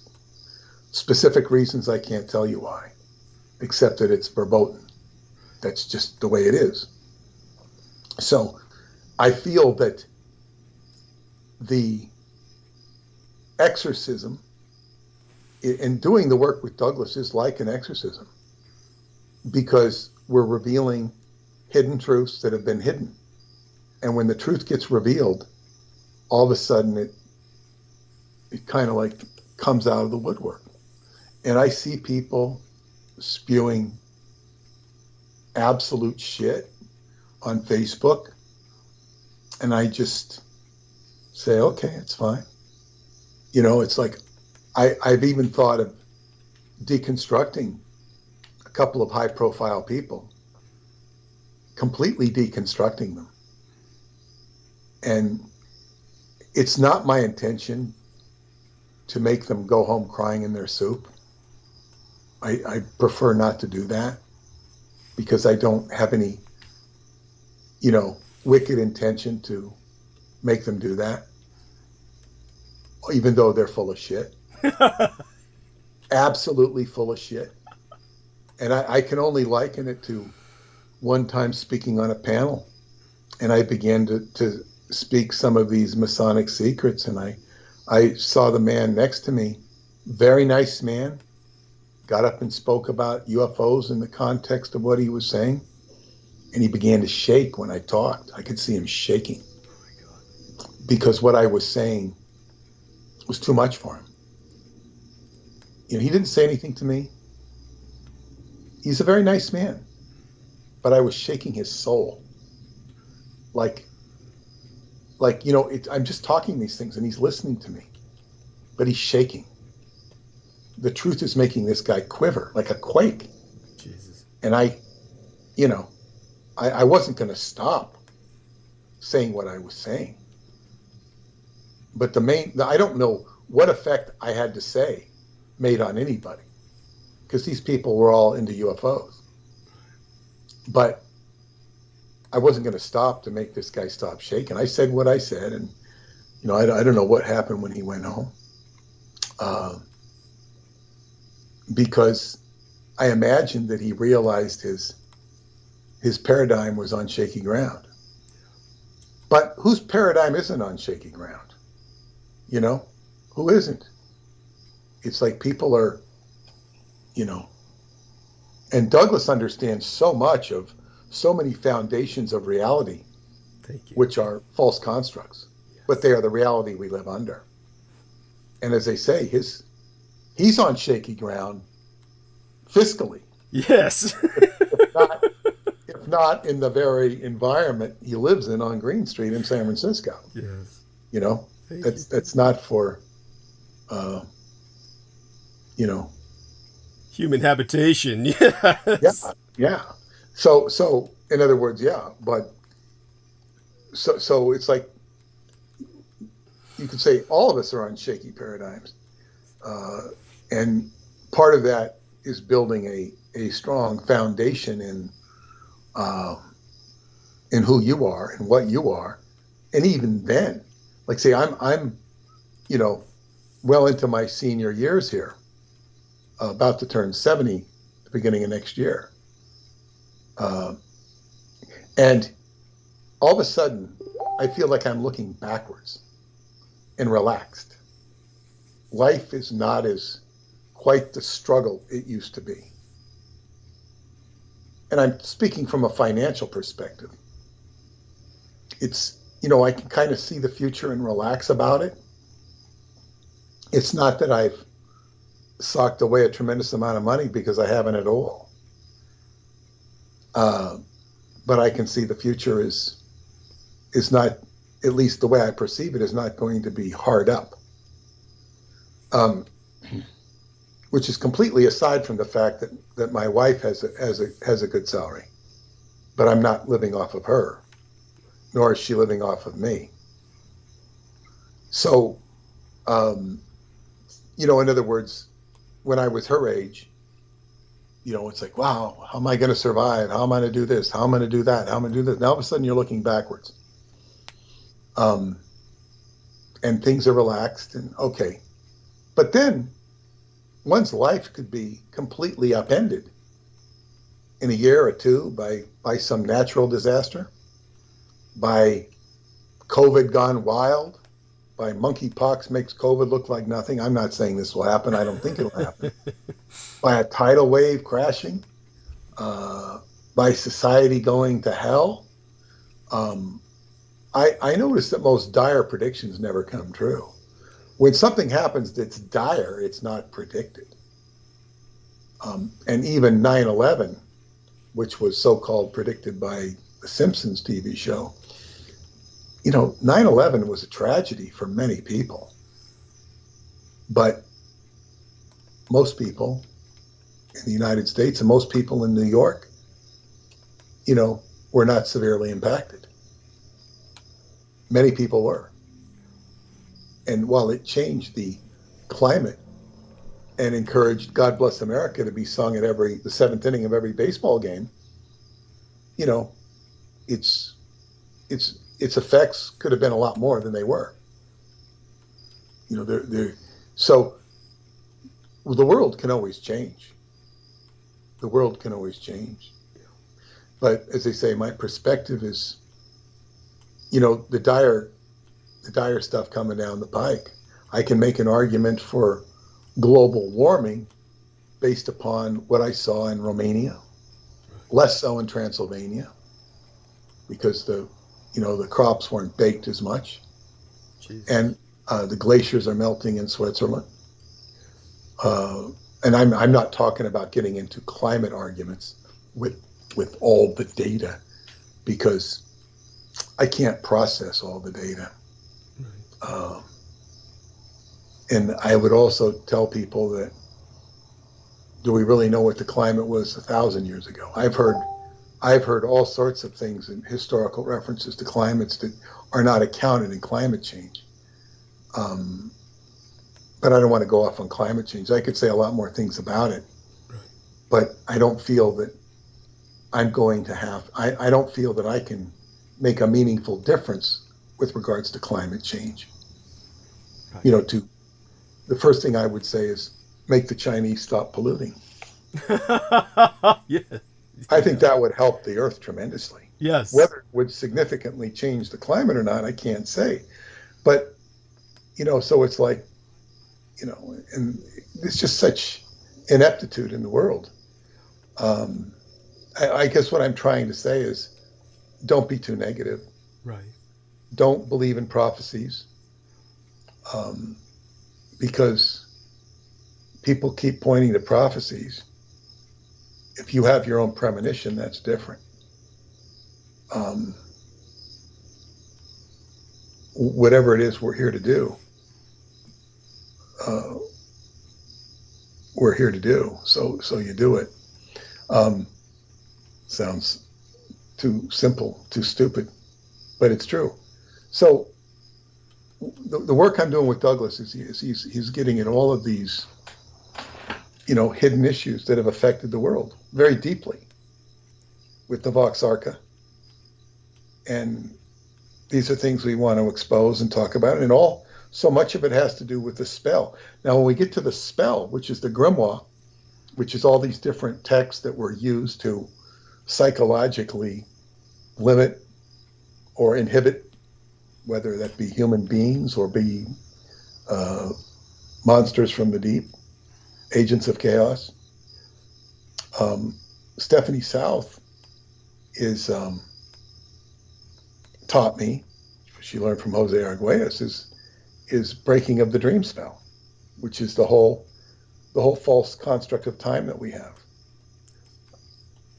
So I gave her an idea of what I accomplished in Romania this year, and I told her what I want to do next year, and that I want her input to be, 50%, or maybe it'll be 60-40 or 40-60 of, I'm going to set together a curriculum on dreams. And she's got experience in this. She's done successful workshops for 13 days in Brazil. Wow. I said, we got to consolidate that down to 5 days, because we're going to be doing 5 days. And take the salient points. She's got 7 volumes to work with that Jose left behind. Nobody has time to read 7 volumes. It has a lot of solutions. So she has to take the, consolidate it and put it into instant connectivity. And what she says to me is, I will dream on it. In other words, she will integrate it into her dream and give me feedback. And at some point, probably at the beginning of next year or by the beginning of the next year, I will have a simple dream workbook. As of right now, it's not going to be even a print on demand book. It's going to be for the dozen or so people that are going to go with us. It's going to be a small group, and it will give them points to start their dreams, to write their dreams down, encourage them to have a notepad by their bed, have a dream dictionary that they can either consult online or buy somewhere, and start working on their personal dreams so as to integrate those with the bigger dream that they have that will reach beyond themselves. Like one of my friends that I want to come is a retired CPA who's been very active in the spiritual group in Michigan. I really don't know what he has to bring to the table, but I don't underestimate it. Because he's retired. He's not looking to, make a career. Perhaps his goals are spiritual or oriented towards humanity. But I know they're bigger than just himself. And then also what happened in the workshop in Brazil, she said, is that people started to interact dynamically. And that's important. So you have this person networking with that person, and you create the dream, and the dream gets bigger. I'm certainly hoping to have JoJo with me. Yes. She intends to be there. My friend Chad. Jonathan Shalimar wants to come. And of course, all of these people are people who have networks and make things happen. Those people that I mentioned. And it's not going to be exclusive to people who have big networks. Stephanie has a network. Heather has her own network. Maybe David will participate. I don't know. That's wishful thinking and possible thinking.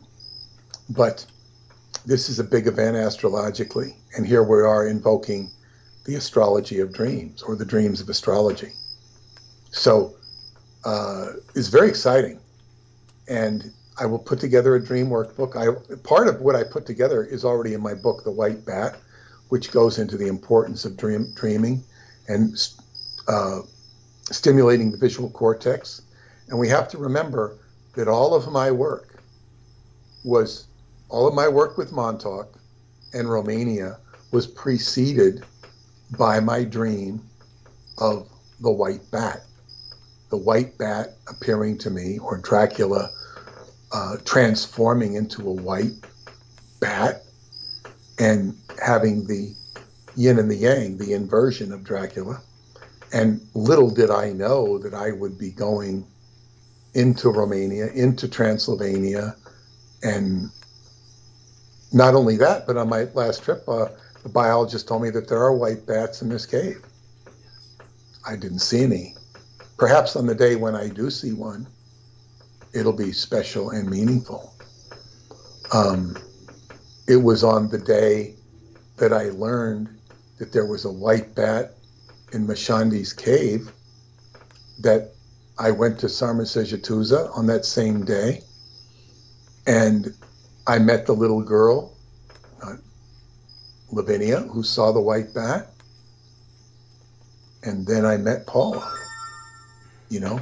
but 100 yards away. Yes. Shortly after I met Lavinia. And so that was dreams. The dreams were working on me. And they began to work on me when I began to write. I was writing a book about Atlantis. It was a fiction book. But what I had was the dream of the white bat. And I wrote the story right away. Of course, it would sit for 20 years before I would, publish it. But that's the significance of dreams. Dreams can see the future. They can see the past. They can synthesize the past with the future. And with the dream I had with Duncan, last night was a very healing dream. It's like maybe the dream is the end of PTSD or the healing of PTSD. Now, we can't say that absolutely, but the effect of essences or essential oils on the amygdala and changing the mood of the human being. All you have to do is change the mood. And here's something I have to say that's very important, because I had a long talk with Joan today. Joan Roth, my dear friend in Florida. Boy, this woman, she was explaining to me yesterday, she had all of these people in her life that were Wilsons, Crowley, and Parsons. But she never realized it until yesterday. And she had to talk to me about it, because my work this is all coming up while I'm editing this book on Wilson, Crowley, and Parsons. So she's like, I got to talk to you about this. And these have deep effects on her. This is a woman. She's not listening to me now, because I was talking to her group in Florida on the phone, about an hour before I did this show. Uh-huh. They have a club, and she wanted me to talk to the people. They were talking about my work. Nobody'd read it. One of them had ordered it, so I had to introduce myself to this group of predominantly women and tell them about my work. It didn't get to the Douglas Dietrich part yet. That's the advanced group. Yes. But so they're like, oh yeah, you come down and visit us. Blah, blah, blah, blah, blah. When are you coming down? Yeah, well, but the thing is, they're going to start reading my book. And I was giving them an overview of my work. Because it was a women's group, I tailored it to the feminine energy. But Joan was telling me, this woman, I want to say poor woman. She's not poor, but she's been through a lot. And she was an incredibly, still is, but she was like incredible, beautiful model. Yet she had no self-esteem whatsoever. She didn't feel beautiful. Many are like that. Go on. Well, yeah, but she was heavily abused. She had an abusive, I guess, I don't know whether you call them a mafia family or an Illuminati family, but they were pretty heavy. And I didn't even understand it. She had this throat condition to where she had this swollen throat. Jeez. And so she was like unsightly, and she had to hide. She didn't interface with people. She didn't talk for years. So sad. Went to school, just hid. But, when she got the operation, she was so beautiful that she walked into this, she went to New York to escape this abusive boyfriend who was also, I think, her photographer in Pittsburgh. She escaped to New York with like $300. She had no place to live, no nothing. Oh, and she walked into a couple of modeling agencies, and somebody took some photos and sent them to Earl Wilson. Earl Wilson's famous columnist. And of course, if you want to see Earl Wilson, I think he's in one of those Bikini Beach movies. I think he's in the movie. Like Frankie Avalon's? Oh yeah, I think he's in How to Stuff a Wild Bikini. Earl Wilson, one of those. Oh, but the columnist Earl Wilson is in one of those movies. Oh my God. And anyway, she gave, and he sent it to somebody, and they hired her right away. And then she'd have, and her parents, there was Andersons involved in the, I think the estate that or the Wilson estate, Anderson estate, all this stuff, and all these names. And then I think her roommate was a Parsons in the apartment they gave her. And she immediately had an income. But this is, at some point, I think it was right after she got married to Brandon. Mm-hmm. And Brandon, she said, she would see all these rich people in this room, and they were like, they were pitting one. They like to pit people against each other. They were horrible people, she said. Wow. And I don't know what Brandon's role in any of this was, but she liked him because he wasn't like them. Okay. You know, so she married him. And I don't know that he was one of those rich people, you know, because he certainly, you know, has done very well. I've met him, very nice man.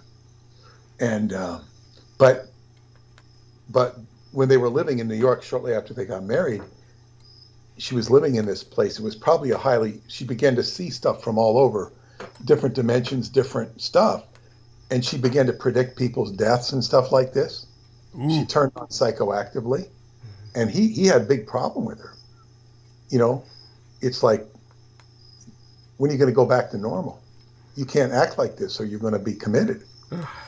So she went to a group, and she went to a group of, I think they were Theosophists. I don't know what it was, a whole group, and all of a sudden her abilities just went away. Oh. And she was relieved, though, because she was now normal. And then they turned on again in about 20 years ago. So she's had, you know, she's a bridge to the paranormal. And when we do this event, she's going to do her face readings on all the people. She said, you know, give everybody a reading. She can see into your past. And she loves to say this to me, and I really can't relate to it that well. I don't deny it, but I arranged for her to do a reading to my mother-in-law at Summer Sejatusa when we were all there in, I think it was 2014. She was with me in 2014 in Romania and 2018. And she did the reading on Tamarinda. And when she's doing the reading, she said very distinctly she saw me and Tamarinda in the inner earth as family. And I think I had elven ears. And she said it was unmistakable. She loves to talk about that. Wow. I don't deny it. I don't endorse it. But, you know, it's her clairvoyance. Obviously, I have a connection to Tamarinda. But, and she was doing readings for everybody at Atlanticron, the kids. She's very gifted. And so she's a very special character. And but as they say, you know, reaching into the paranormal. And of course, I've had to help her ground because this is a challenge. And I don't, you know, take any umbrage with her husband. I mean, he might have been, he's never experienced anything like that before. Okay. All of a sudden, his wife's predicting the death of somebody that he knows and is close to him. I suppose that can be disconcerting, yes. To say the least. We got to get you back to normal. And she didn't get back to normal. But then she woke up again, and she went and did a course in England, which kind of taught her the face reading. And so it kind of, you know, she went on a path of learning how to do what she does. And her basic, and then she had a big experience at Preston's house, which was, you know, that was kind of sent her over the edge. What was it? You know, best to have her tell it. It's, you know, but I had to bring her back. Wow. And I did bring her back, but then she got cancer after that. Oh. But she survived that too. Okay. She's in good shape now. She used my Qigong exercise too. I mean, they radiated her, but she had to psychically fight off the radiation, which she did. Right. And she's full of energy and seems to be okay. Seems to be okay for quite a long time. So she's going to go. She's planning on going back to Romania with me for the third time. And but as I'm saying is, and there is essential, what would I call, characteristic of her that I want her to meet Dennis Adams from Mount Shasta. He's the one who, was the hermaphrodite who Right. worked as an exorcist at the Vatican, and they both have a history of being involved with Catholicism and kind of reaching that, because she had the black robes coming after her in France that were going to kill her, and the one that came after her apologized. He said, "I came here to kill you, but I'm not going to do it." Whoa. It's like she was eliciting that much energy. So she was living the life of the Dan Brown novel. Yeah, in a sense, and it is as a saintly aspect to her. But as I say, she's a human being, and she can, she can fall off just like anybody can. Although she was a delightful traveling companion, but as I say, I feel that I'm moving, more into a realm where this stuff, and of course she appreciates you as well. Oh, wonderful. She does appreciate you. In fact, that I originally had intended, I brought JoJo with me to meet you, but I had been hoping to bring Joan with me. But it turned out to be JoJo, which is fine. Yes. Because they do similar work. They both do drug counseling, and they have a very close friend who's a common friend. They haven't met each other yet. But they heard about each other long before they met me. Well, long before JoJo met me, they had heard about each other. Amazing. Because they're friends of Alan Steinfeld. Okay. And he introduced me to both of them. So I told Alan he's a good introducer for me to people. But in any case, this is some of the direction that, moving into the angelic reference frame, because these are the points of control.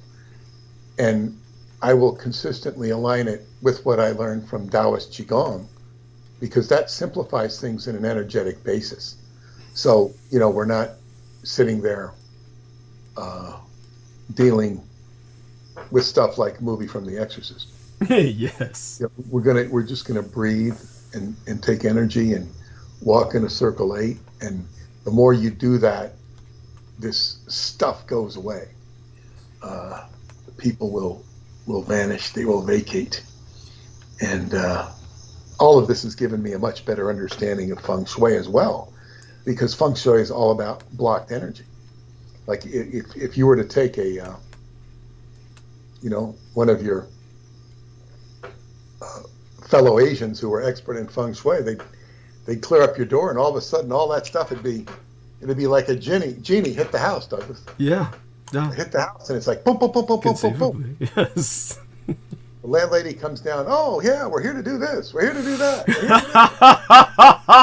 That would be something. I'm being overly optimistic. Understood. But I it all starts at home. So I went in must have taken me 15 minutes to sort out certain things in the helpful friends corner of my house. If your house is facing south, your door is facing south. I don't know what to say about a house that faces south. It's bad already. It's already bad. Yeah, it's easier if it faces north. Yes. Oh my God, yes. That's why they try to conduct feng shui when they're building the house from the ground up. By the way, the gentleman who was on here earlier and was speaking about basically relaying the Q narrative, Mr. Ian West, that's his real name. He asked if he says, "Can I talk to Peter Moon about Montauk, pretty please?" He's asking if he can come on to speak. Sure. Okay. Sure. I've run my course. Have him come on. Okay, so if you're listening, Ian, if not, I'll call you. I'll do both at the same time, but feel free to... Oh, he can't jump on the call because, of course, I initiated a new one with you, so I will have to call him. So here we are. Let me do that right now. We're going to call... Vivian can give us an update on the cauliflower rice. Yes, that's a good point. I will, while I'm adding him... Oh, good idea. And edit him already, and we'll just... tag Vivian as well in that. And for later, we'll also just add Sammy for later, just to make sure that that's there. Brandon, of course, may have gone to sleep, but you know, Brandon, I don't know if you heard earlier, his fiance's aunt died. So sad, and her dog. Oh God, same day. Yeah, Yes. I did hear that. Okay, you did. Yes. So, Viviana, just bringing you on, and but right now we're gonna have Ian and Peter do some talking, and but of course, before Ian even starts, Vivian, do share how your experience went with the cauliflower rice. Oh, I didn't like it, dude. It was gross. No. No, What did it taste like? Oh. I'm not writing home to mom about it. Oh. Well, it tastes like cauliflower, but and it has that consistency, but it's just, it's just not like rice. It tastes like mushed cauliflower, right? Yeah, mushy cauliflower with not that same consistency and doesn't really like soak up the juice and the flavor rice does. So it doesn't have the consistency of rice, basically. That's the main thing. No, it's not like rice. And you know what the best thing about rice? It doesn't really taste. It's the consistency, and you feel like you're eating something. Right. Exactly. Did you add any butter to it? No, I didn't. Well, I made it with orange chicken, so didn't. Oh. need- Yeah, man, just throw some butter on it and throw some powdered garlic. It'll be fine. It's good. I buy it from the Dollar Tree all the time. Do you Okay, really? Yeah, the cauliflower rice. Yeah, that's a common thing down here in Orlando. So what did you say, powdered? What? No, it's a cauliflower. It's like it's No, I know cauliflower. what it is, but what did you say added to it? Oh, garlic powder and butter. Okay. That can Yeah, fix anything, yeah. That's good. Yeah. Yeah, I mean, it was okay. I mean, I just don't think I'll do it again. I've never had it with orange chicken. I've never had it with orange chicken. So Well, thank you for that tip, both of you. Yeah, and what I'll do Yeah, is no I'm going to worries. take the before I forget, I'm going to take what Our Lady Diane Hillis Buchberger had sent me about some of these links about this kind of rice, and I'll give them to our friend Mr. Peter Moon here. So let me just copy and paste these for him. And but by all means, Mr. West, and thank you so much, Viviana. Mwah, love you. And Ian, if you'll, go ahead. yeah, Mr. Moon, I wanted to ask you, did you ever see the January 2nd or January 14th, 1993 VHS tape of Preston Nichols and Al Bielek mobbing around Montauk after it was closed? Of course, I sold that video and Did you? And helped him with certain aspects of it. I mean, he produced it and did all the footage. I bought his camera for him, I remember. See, I didn't know if you were the camera guy in that video, No, but I I've was got never a the copy camera of guy. it. I think I'm briefly shot in one of them, the first video, but you can't really see my face. He mentions me, but I was there in that walk around, or at least one of the walk arounds. Were they intentionally keeping you off camera? No, Okay. I didn't. Back in those days, I didn't really want to be. I wanted to be behind the scenes. I wouldn't want to be there at all. I wanted as little visibility as possible, and I had some, but I did radio shows, but I wanted to be in the background, and I was, and it worked very well. I prefer the background, but it's just not the way life has been. But it's okay. I've come to terms with it. But anyway. Oh, that's good. But go ahead. You were saying, yes, I was there in certain parts of the footage. I was privy to everything that was going on. Yes, to answer your question. No, this is awesome, and it backs up your books. See, I've been reading your books since I was like 10 years old. Like, Wow. seriously. Wow. I used to scare all the kids at school. Like when what was that bombing that happened? The Unabomber. What year? It was like 93, I think. Yeah, I was about 10 years old, and I was in second or third grade. And what is the name of that bombing? It was the big one in '93. They blew up half of the Trade Center bombing in '93. It wasn't the World Trade Center. It was the Oklahoma City bombing. Oh, yes, yes, it was yes. the Oklahoma City bombing. And this kid was like, okay, go ahead. Yeah. this kid was like, man, they were like, they were blaming on this one dude. And I was like, no, dude. I was like, the government did that. You know, I'm 10 years old. I don't know shit, you know, but, you know, going through your books and I'm like, you know, the government does this fucked up shit all the time. And I was in the library and that news thing was on and they were arguing with me like, no, the government didn't do that. It was this one dude. And I whipped out your Montauk book and I was like, read that and tell me the fucking government did do it. It was awesome. There is a PBS show that I saw on PBS. It probably aired one time that went deep into how all the records, not only were the records for Waco in the Oklahoma City bombing building, federal building, but also this whole set of records that implicated the Clinton administration in a scandal with, I think it was a gas company in Oklahoma that the White House was directly connected to. Huge scandal. So all that evidence was wiped out, not only on that, but on the Waco stuff. That sounds like Burisma 1.0 right there. But anyway, that's a joke. That's Hunter. But never mind. That's a bad joke. Sorry. Anyway, but in that video, man, when you guys are walking up to that, I mean, I don't know if you were there in this part of the VHS tape, but they're walking up to that satellite. God damn, I forgot the name of that satellite. It's that big famous satellite that's in all the Square Pusher videos and the Aphex Twin videos. I forgot the radar tower. Yes, sir. Yeah, the radar tower. Yeah. Well, right next to that radar tower, he's like, this is the UFO landing pad. That is a joke. That was a joke. The UFO landing pad was a joke? It was meant as a joke. Don't tell me that. Oh, God, don't tell me that. Yeah. You're kidding me. No. He said, this is a UFO landing pad. He's just being sarcastic. Okay. Well, the reason I bring that up is because I found that same UFO landing pad here in Orlando, Florida, on the Lockheed Martin compound. Well, it was an installation. It was a radar installation. I don't know what that quote unquote landing pad was, but he totally meant that as a joke. He didn't think anybody took it seriously. And then I remember Helga Morrow, when she did her article for the Sedona Journal of Emergence, she says, this is a UFO landing pad. I go, oh my God. It's like, it was so irresponsible.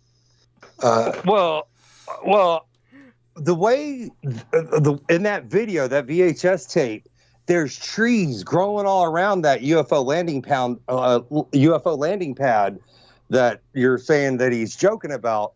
But there's another setup on the Lockheed Martin facility here in Orlando, Florida, that is the exact same setup, and you can see it all from Google Maps. It would be the same setup because there were similar installations around the country. Now, yes. I don't know. There were at least 13 of those SAGE radar stations, and those were the defense to see if there was any foreign objects coming in. And of course, if there were UFOs, they would pick up UFOs, whatever those might be. And they became antiquated with over-the-horizon radar because that was not over-the-horizon radar. So these bases were built. There was about 12 other ones around across the country. Oh, by the way, both of you gentlemen are doing so well. Continue with this. I'll be back in a few minutes. I'm going to make my tea. When I left earlier, it wasn't to make tea. I'll explain all that later. But definitely I need to make it now, and it'll take me about, a few minutes. So you're both doing so well. Please continue. I'm going to go mute, okay? Thank you. And Viviana, join in if you wish, okay? I mean, sometimes these men need a little feminine energy with all of this, back and forth. So let me go mute now. Thank you. Okay. Yeah. Well, you probably just saved me a huge embarrassment by going to grab the cops and be like, look, open up that thing, and that's the UFO landing pad. Well, But Well, yeah, it's like, I mean, yeah, I mean, I can understand that, I mean, UFOs were a part of Preston's consciousness. okay. That was just, and I could see how anybody could associate that because so much of the people interested in Montauk are interested in UFOs. So, but no, that definitely was just a A sarcastic joke. Oh, that breaks my heart. Jesus. Oh man. Yeah, man. I got so excited when Go ahead. I'm sorry. There's even a article about the Montauk flying saucer flap that somebody wrote long before there was any. I think that goes back to the 60s. Of course, saucers have been seen out there. Well, when I say saucers, UFOs. I was told that the more of the landing area, if there was an area, was over Fort Pond Bay, which is a different area than Camp Hero. But the whole alien issue is a very sticky issue. Yeah. Very sticky issue. Yeah, I kind of believe, I mean, this is just me personally, like I kind of believe that the UFO technology is like is like a center point spin, like a little dreidel or something. You spin a dreidel, but it's like that on a mechanical level, and that's what causes the crafts to lift and fly. I will tell you an interesting story that I just learned in Romania from my mother-in-law.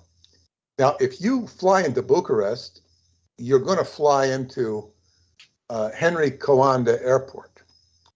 Henry Coanda is the one who invented the Concorde, or the engine for the Concorde. No kidding.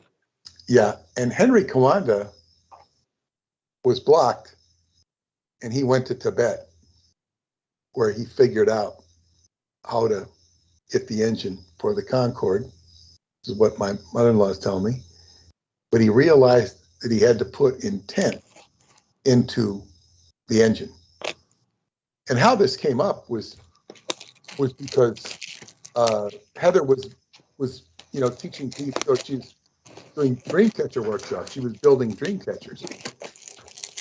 You got to cut the noise off. It irritates the audience. You got to go on mute when you're, Oh, you guys can hear me? Oh God, yeah, it's very loud. I apologize. Here, let me hold on. Yeah. So anyway, she was teaching us to put intent into the Dreamcatcher. You put intent into it, and this is what Henry Coanda was taught. This is a super aeronautical engineer and inventor, Henry Coanda, world famous. There's even the Coanda effect that has to do with UFOs, I believe. But yeah, he was taught to put intent into the design of what he was doing. And then he was able to figure out the Concorde. So, there is a room for advanced flying craft, but that's a whole nother subject. But go ahead. If you have another question or anything, go ahead, ask me. Okay. In the part of the videotape where he was talking about how he was next to the lizard's office and the lizard drank the Drano because he was trying to figure out some soldering trick. Was that a joke too? No.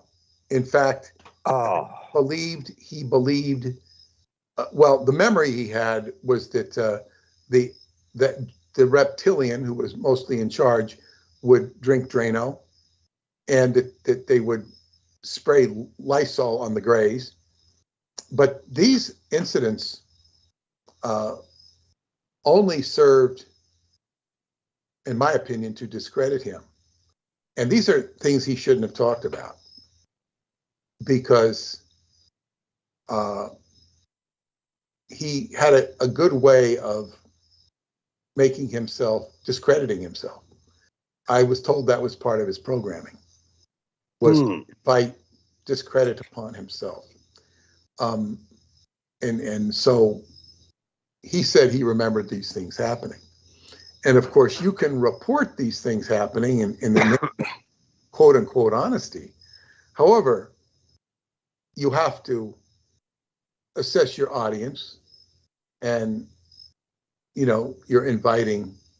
He did a lot to invite discredit on himself, and that's where I came in and this is often why I tend to be ignored, because they want to hear the crazy stuff and build up the crazy stuff.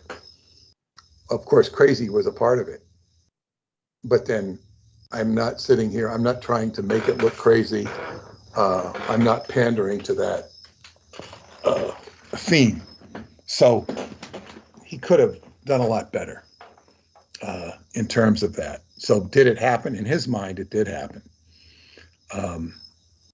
It's what he remembered. But also, anybody who went through Montauk is subject to screen memories. And there's a lot of screen memories, or whatever you want to call them, that don't necessarily add up to objective reality and would involve things like that. But go ahead if you have more questions. No, I want to say thank you so much, man. It's helping me put all these pieces and clues together. I'm going to have to break into Lockheed Martin again and go check out that tower.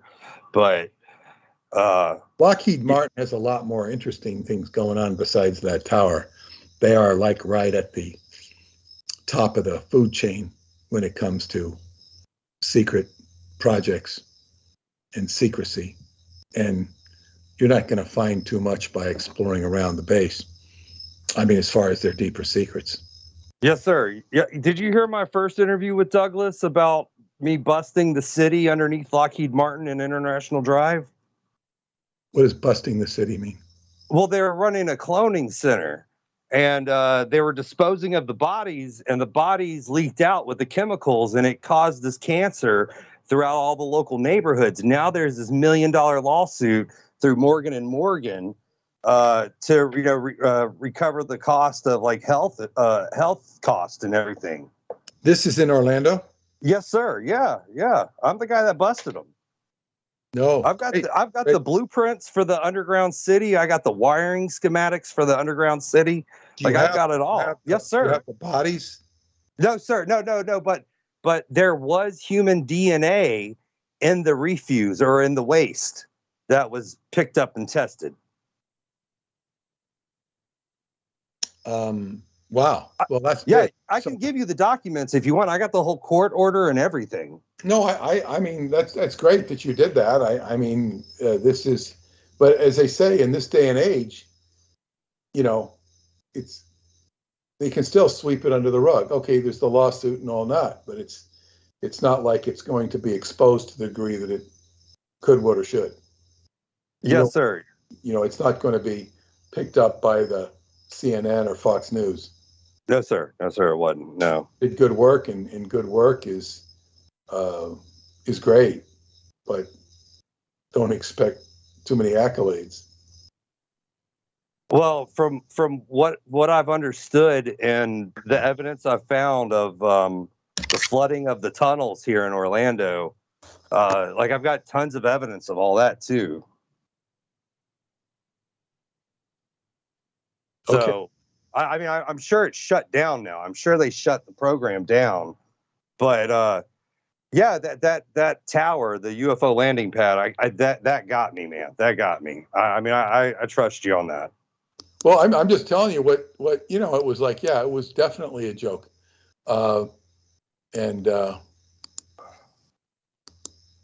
yeah. I mean, I don't even.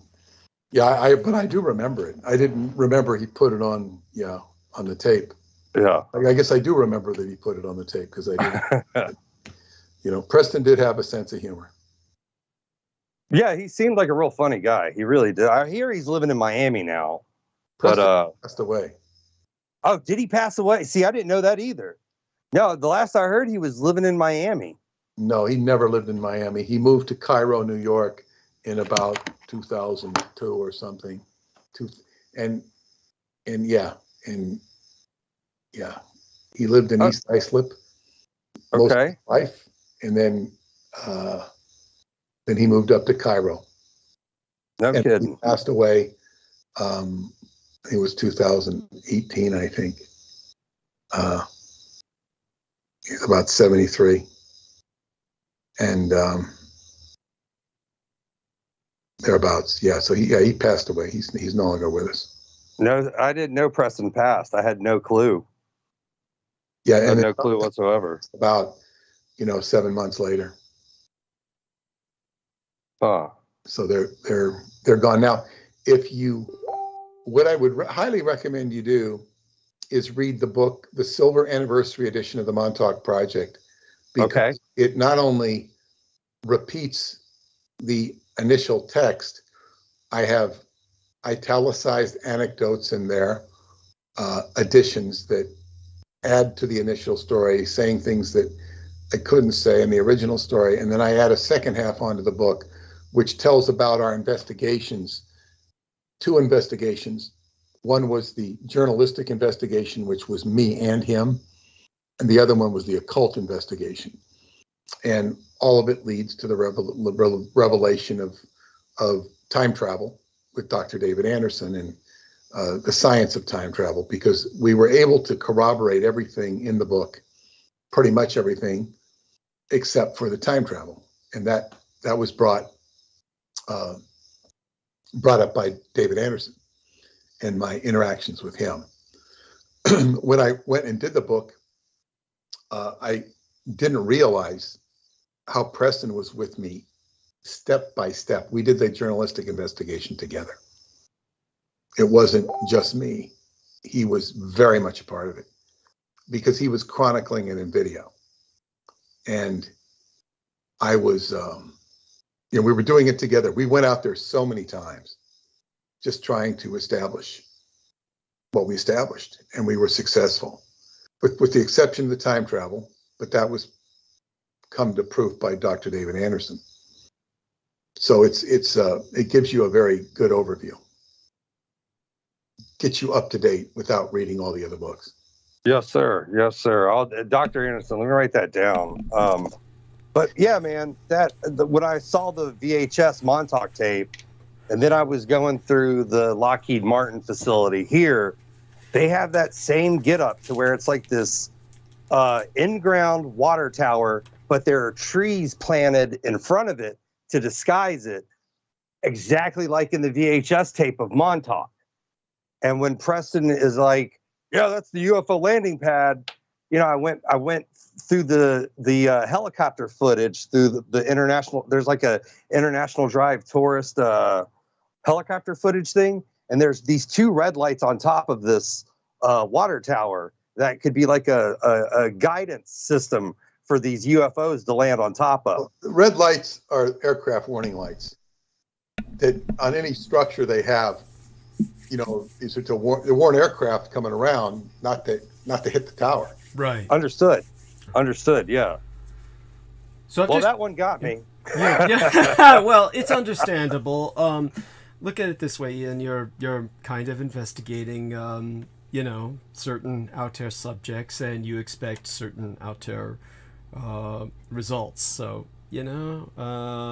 it's just don't be too hard on yourself. But my heart's broken. Well, yeah, just learn to be a little more discerning. It's like UFOs can land anywhere they want, pretty much. They don't need an awkward construct like a water tower thing. Yeah. Who was that gentleman again that said that it was a landing strip? Preston. Preston Nichols. Preston Nichols, he's my co-author of the Montauk. So what Preston did there was troll the F out of you. Yeah. Yeah. He got me. That was epic. He wasn't intending to troll people. He was just being sarcastic. Yeah. Yeah. I was wondering if it's one of those like water cisterns. They're like above ground. I thought it was part of a radar installation, but it could be. I don't really remember. Certainly, if it was a real landing pad, I would have put it in the book. Well, I converted that VHS tape to digital, and like I've shown it to everybody. I call it the Gone with the Wind of conspiracy theories, Well, why don't you give the digital copy to Peter, and then he can sell the digital copy? Well, I don't want to sell the digital copy, but I would like a copy of the digital. There. Yeah, not a problem. Yeah, I'll send it to you. I'll burn it on a DVD if you like. But it would be very useful to have it digitally. But I would appreciate that very much. As a matter of fact, Ian, Peter, do you think that Ian might be able to help you with digitally trying to translate a lot of all the film that's disintegrating? Or I don't know if Ian has... Yeah, I could do that for you. Disintegrating. Film? I don't know. I mean, no, I don't... I don't think that's a problem. I have Montauk Tour. I tried to get the original master tape of Montauk. Oh my God, do you have that?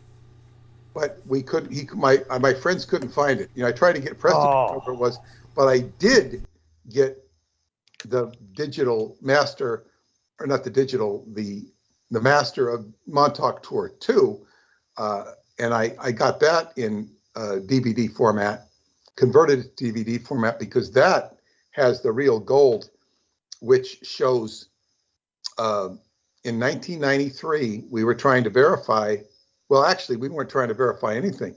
We got a report from a woman who came to our meeting that said she saw this radar installation. She was up at the Montauk Lighthouse and she saw they were playing with this radar thing. And she says, what the hell are they doing down there? She was very curious. She went down and started asking questions.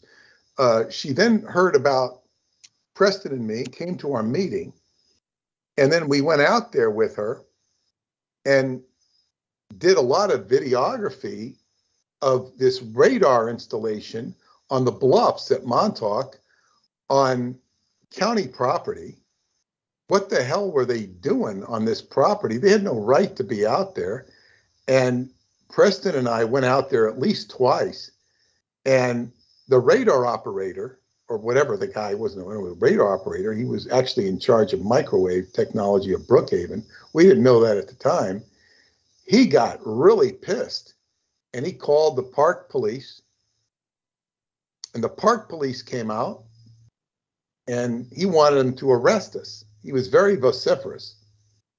And the park policeman, I think his name was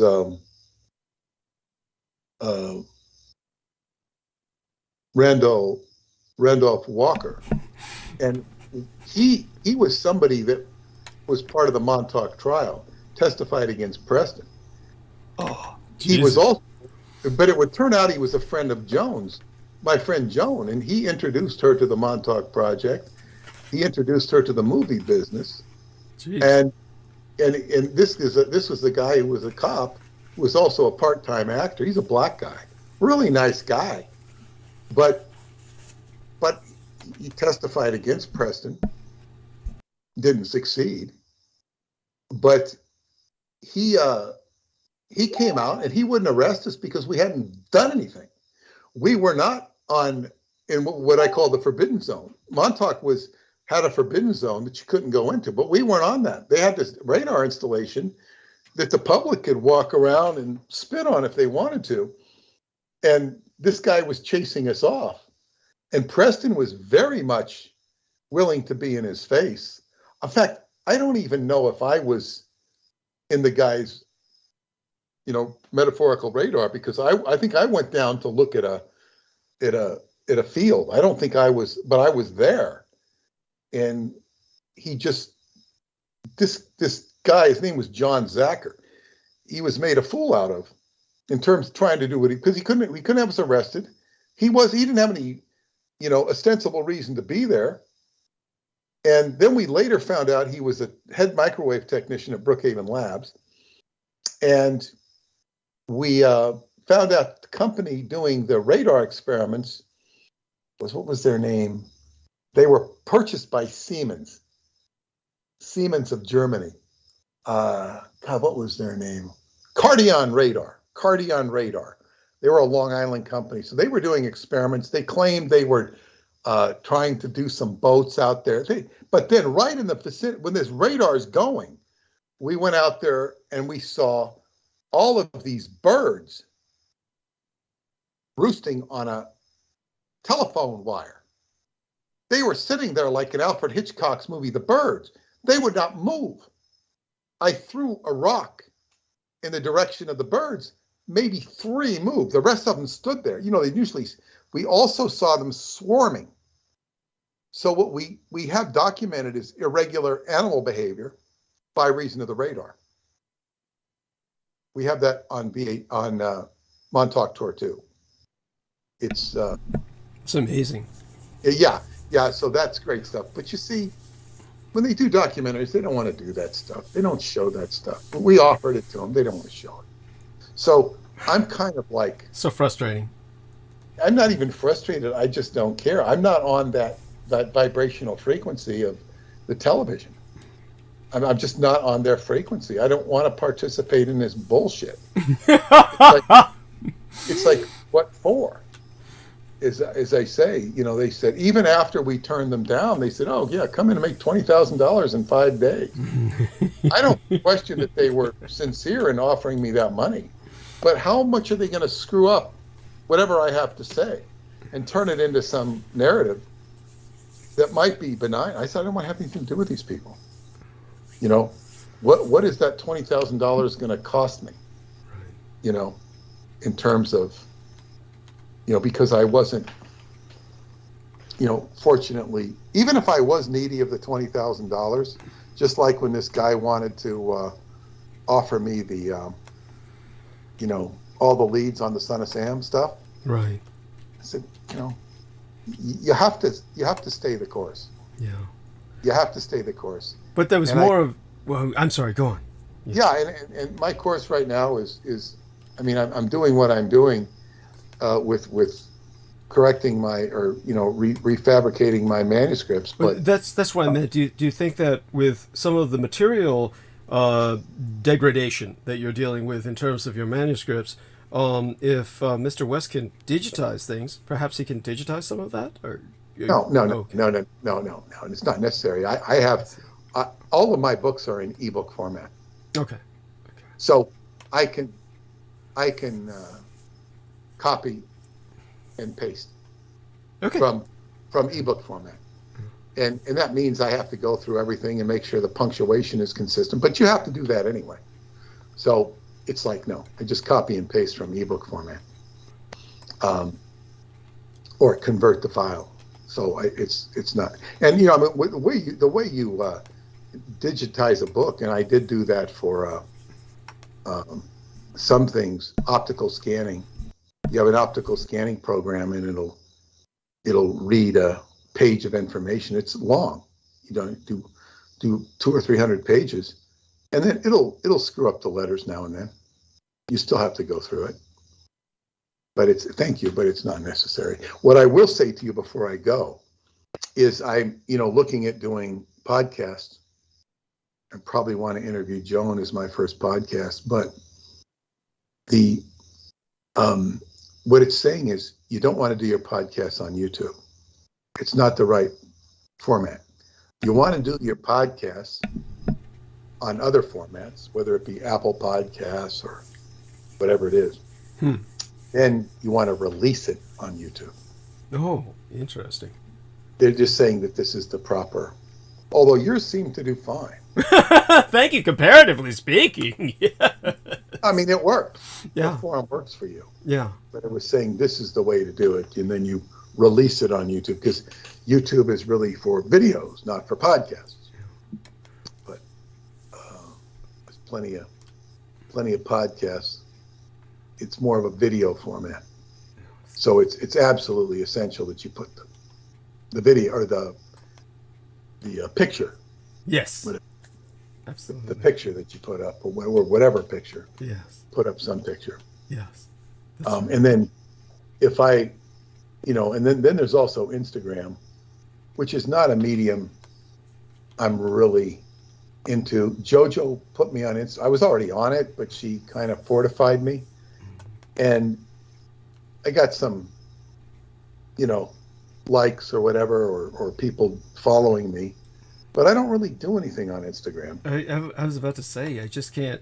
Some of these things you and I are just too old for. But then if I want to go to Instagram if I want to see what JoJo's doing, I go to Instagram because all I see on Instagram is JoJo. Yes, that's right. Which is great. Yes. But the thing is, because she's about all that's there, and it's like if I started posting, it's like a promotional thing. But as I say, I don't need to promote myself right now. I do need to promote your book. Thank you. That would be good. Yes. Not the overall company, but it's sort of like, I'm too busy doing what I'm doing. Instagram's okay, but it's something you have to consistently do. Yeah. And she's consistently doing, she does everything off her iPhone or whatever phone she has. I know, it's incredible. She knows how to use the phone. It's the youngsters these days. Yes, they can do that. Yeah, but then, I also see stuff with TikTok and, it's like, it doesn't always do anything. Yes. It's just amazing. Some people it takes, some people it doesn't. In my case, I just have been at it a long time. I started it at the right time, and I had enough of a running start when back when George Norrie thought I was another Satanist, and honestly thought that I had come recommended by Michael Aquino. I certainly gave him that lie. I insinuated that, and that's how I got on Coast to Coast. But it's only through that I got started with a large enough base so that when the cults of the Kings of Edom, the Chaosists, started hitting me in every possible way relentlessly over the past decade, and just got me taken off of Facebook completely for all intents and purposes, and just kept up with their character assassination campaign just by suppressing every venue that I was on. No matter how many times they shut down the YouTube channel through sending me producers who would then just erase everything, like Pavel Edward or Rose Dio before that. The end result was there was enough of an unkillable core of people who kept coming back where we're at now. And we can build from here, but it'll have to be on other venues likely, and of course with some other way to expose me to the public. But in the end, it's really up to all of our listeners. It really is up to you. It's your war, and you have to fight it. This is something similar to climate change. And we do, it's like climate change in the sense that this is an inexorable force of entropy. You're dealing with people who want to see the end of everything. They feel that will culminate in their ascension to a godhood. So just understand that if you don't want them to succeed, if you want something left for your children and their children's children, then these are your enemy. My enemies are your enemy. You're going to need to do something about it. And the best thing you can do to start off with is make other people aware of myself, certainly make them aware of the book, The Roswell Deception, and we can go from there. Eventually I'll try and work something on my website, perhaps, and just kind of do things from my website as well, maybe simultaneously. One thing we might want to consider, yeah, and I don't like the forum so much, but is Substack. Interesting. Okay, I've never even heard of that.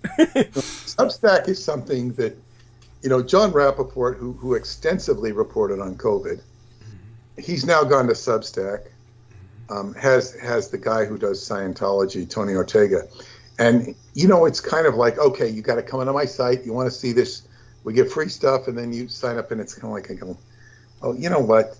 If you have to pay even a nickel for it, you don't really want to read it. No, but I'm saying it's like, is it that? No, you really question the value of it. Yeah, I hear you. Okay, because I don't do anything with the information anyway, and you don't want to be, So what I'm saying is, but articles and see if I were to go on Substack, I would do free stuff there. I would do free stuff just to attract people, but it's because I don't need that particular income stream. Right. Or if I would make it, if you have to do it, I'd make it very cheap. Here's a nickel.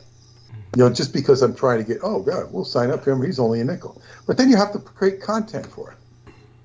And then, like, I can do a lot of cut and paste from old stuff and make it new. But then again, right now I'm putting all my time into, reconstructing Montauk Revisited.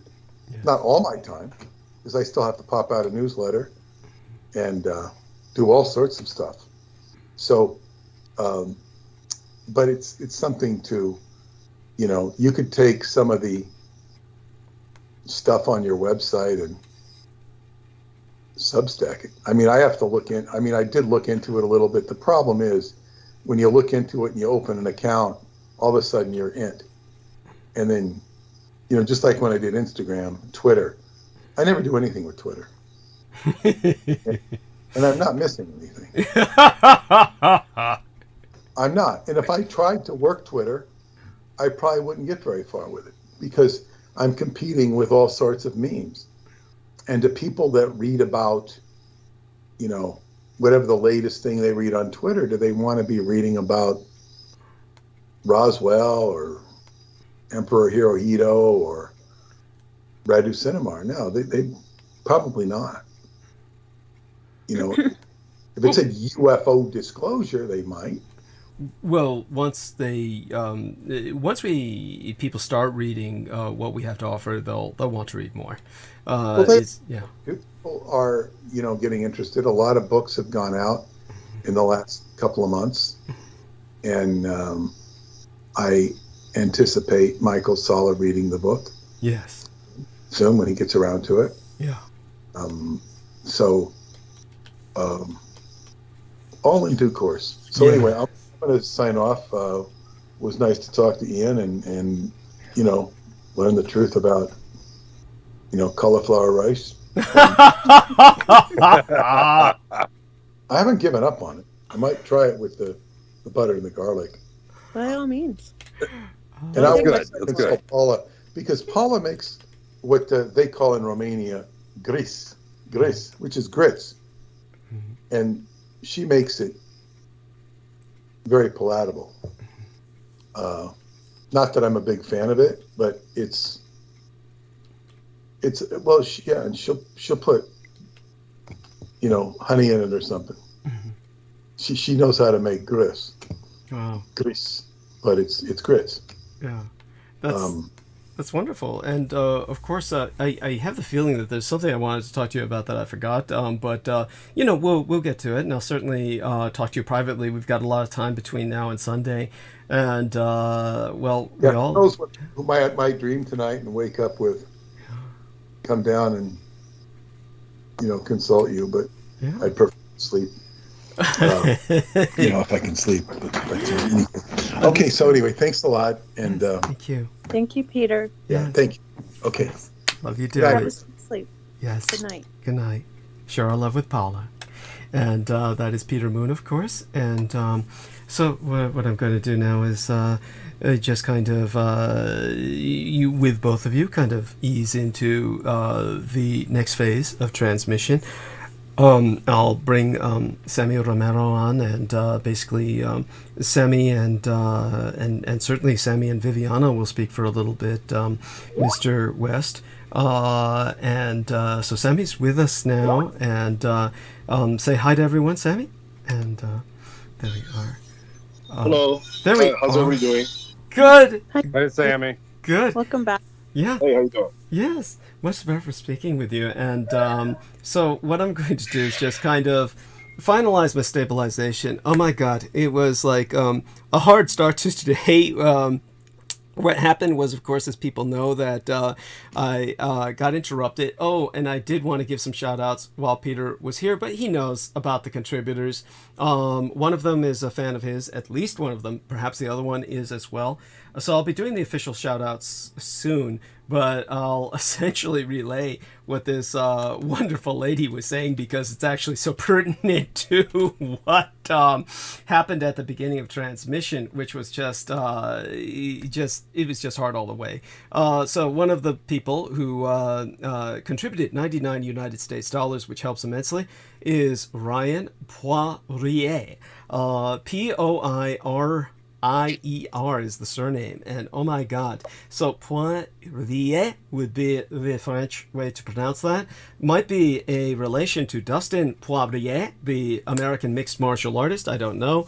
The other one was Charlene Diane Renal, which actually in the French would have a kind of H sound at the beginning, really, kind of Renal. And so she is might be related to the French singer-songwriter who just goes by the single name of Renal. But don't know about that, but she contributed $100 United States. This helps immensely. And of course, I'll certainly need more to make the rent by the end of the month, and I do beseech everyone who can to help if they can. But Charlene was just wonderful because she heard what had happened with the vasodepressor syncope just the other day. And of course, this goes without saying. Obviously, what happens is I just do a lot of activities before the because I try to get everything done before the transmission. And also, as I brought up, it's been holidays. I've been eating a lot more solid food than I should. And even though I've been getting my share of blood, the solid food is just there. And it's really hard for me to say no when it tastes so good. I really just can't let it go to waste. So I just eat more than I should. And again, this being Ghost Month, and of course, coming home, taking the nap, and then getting up and preparing for transmission, basically I got hit with a much milder vasodepressor syncopal incident just as we went into transmission, and much milder, but it was just awful. I was lying down in the opening hour while getting everybody kind of talking. We managed to make it through that, but I couldn't go make tea because it was just I couldn't do that at that moment. So then I will have to get the tea now because it's actually still steeping. But basically, of course, when Peter came on, then I took advantage of that time and basically went to the bathroom and had a bowel movement. And it was just, it took me all through Peter talking before I finally stabilized and felt better. In other words, normalized. Because it could last for hours, something like this. A vasodepressor kind of, the depression of the vagus nerve, which is just the pressure at that point where some point in your intestines, it depresses the vagus nerve for people sensitive to me, like I inherited from my mother because we just weren't meant to eat this much. But when it comes to Charlene, what she said was, Douglas, I used to go, we know what that means, every 2 or 3 days myself, which technically is constipation.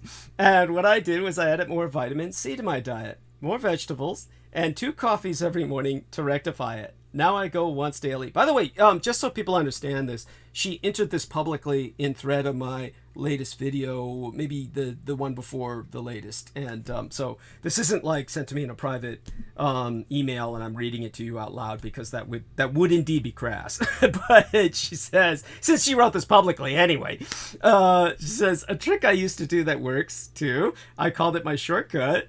If I didn't have 2 portions of vegetables with my 1 portion of meat, I would have 2 or 3 vitamin C chewable tablets with my meat. And that worked for me too. Having meat stuck in your intestines for longer periods can cause sepsis because it basically rots. But by the way, you'd have to be really working at it to get that.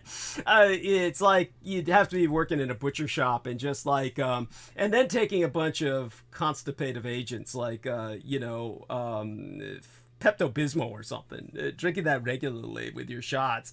Anyhow, it is more healthy for your entire system to ensure you eliminate, and she spells this all uppercase, daily. Okay, by the way, anybody who wants to give me advice, please do so. I'm always open to it. I think this is wonderful. And just the advice itself is so touching because it shows that she cares. I mean, I love this. Thank you, Charlene. I love you dearly. This is excellent advice for a baseline human being. Okay, this is the problem. I'm not a baseline human being. And the reality is, I am doing a lot of this. The problem is, I really shouldn't be doing a lot of this. I receive Meals on Wheels, which I must say, without which I have the potential that, honestly, I would starve without Meals on Wheels. I have to have that. But the problem with it, in my specific case, and they can't do anything to correct it. They can deal with people who maybe have a diabetic diet. They can deal with people who maybe have no teeth, and they give them a pre-chewed diet, basically ground. But in my case, there's nothing that they've ever encountered before. They have nothing to. They can only deal with groups of people, and I do not fall into a recognized group. So the fact that they give like something like 75% vegetables to what meat they provide would be actually ideal for most Americans, because in reality most Americans eat far too much meat, and they have all kinds of health problems consequently. But I, on the other hand, should be eating, if anything, I should be eating more meat, but I really shouldn't be eating too much at all. But when I do eat, it should be like 75% meat and 25% vegetables. So for me, what this does is it doesn't process. And so the vegetables, they just stick in my stomach, and they just sit there for days. And, honestly, I have a shortcut, of course. Meals on Wheels does provide prune juice. If I really felt bad, which it never gets hardly to that point, seldom I feel this, then I can drink the prune juice. But it works. That stuff is horrible. But otherwise, the problem is there's really nothing I can do to encourage it. Unless I went prescription level and started like doing something like taking stool softeners or something, and and I may get to that point where I do something like that. But right now, it's Doug. Yeah. Have you tried castor oil yet? Dude, I take fish oil every day. Which, Oh, do you? Yeah, the castor oil would just be redundant. Yeah. So the reality is, it's just my system's not the same as a baseline humans, and so it responds differently. And the horrible thing, of course, is just because I go so few times, like maybe 3 times a week, and the landlady is extremely fiscal, meaning she's cheap as hell. She installed like this baby toilet when they had to replace the toilet, that's like got this flush mechanism that conforms to California safety standards, which means it barely flushes. It's like California safety standard shower heads. You don't ever want to use them because it's like you might as well just have your older brother stand up on a stool and piss on you. Really. But when it comes to the toilet, it's just awful. It takes me 7 flushes when I'm going every 3 days. That's pretty much right now. I've got what I released sitting in the toilet, and it's like I flushed 3 or 4 times already, and it hasn't gone down yet.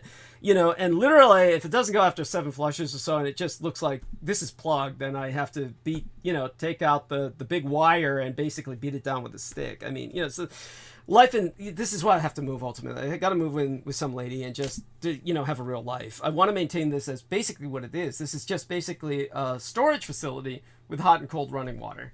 And I can't even use the shower realistically. I only use it when I see my son at the estate, really. So it's a few times a month, or more when there's holidays and stuff, really, that I'm seriously showering and everything. Because if I did that here, literally, I'd probably catch pneumonia. There's no heat in this place, and it is a crypt. It is perennially cold. So this is uninhabitable. So it is what it is. They function upstairs because that's where the landlord used to live. Nothing down here was meant to work. I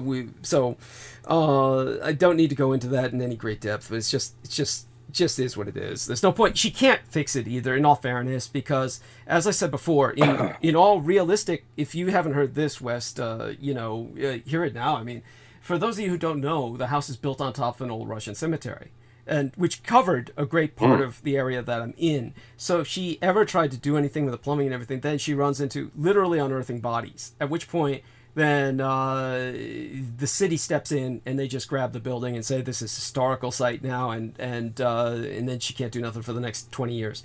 So it's like there's nothing can be done about this. When it was built over the bodies. The city knows that, just so people understand this and don't go calling the city and county of San Francisco and saying there's bodies on Russian Hill, where Douglas is. They know it. They know this.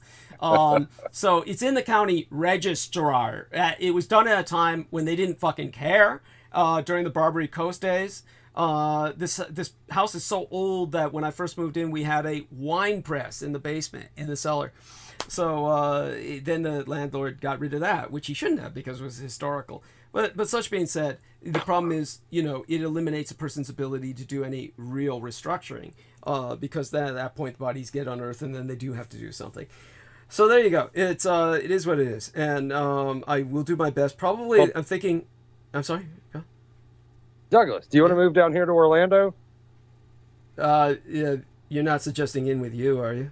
No. I know I've got a 1-bedroom house. I really can't fit another guy in here, but yeah, I can ask my landlords and see if the dungeon's for rent. That's okay. No, don't worry about it. No. Just the very name. No, thank you. That's but what I am doing right now is considering probably I used to do this fiber thing that was prescribed by this one Jewess, this one very young Jewish doctor who believed my vampirism. Actually believed it. I don't know whether that had to do with like some kind of rabbinical background on the part of her father or what, but she had suggested taking this kind of fiber powder or something, which was I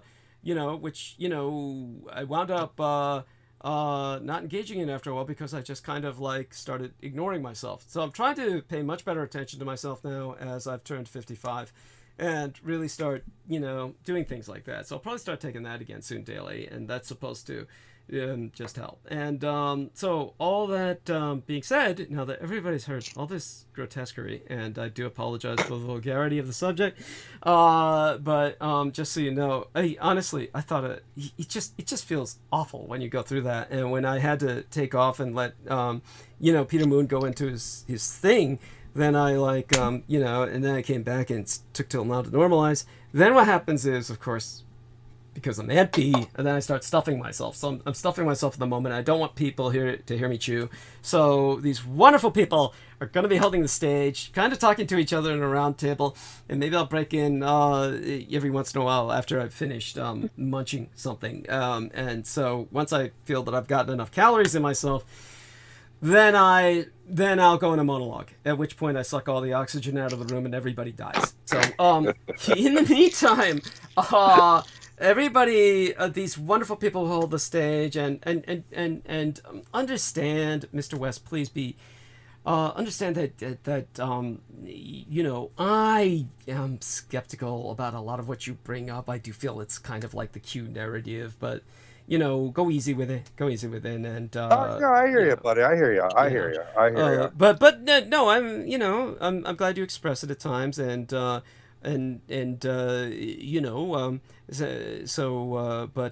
Viviana, believe it or not, Viviana, did you hear my interview with him? Did you?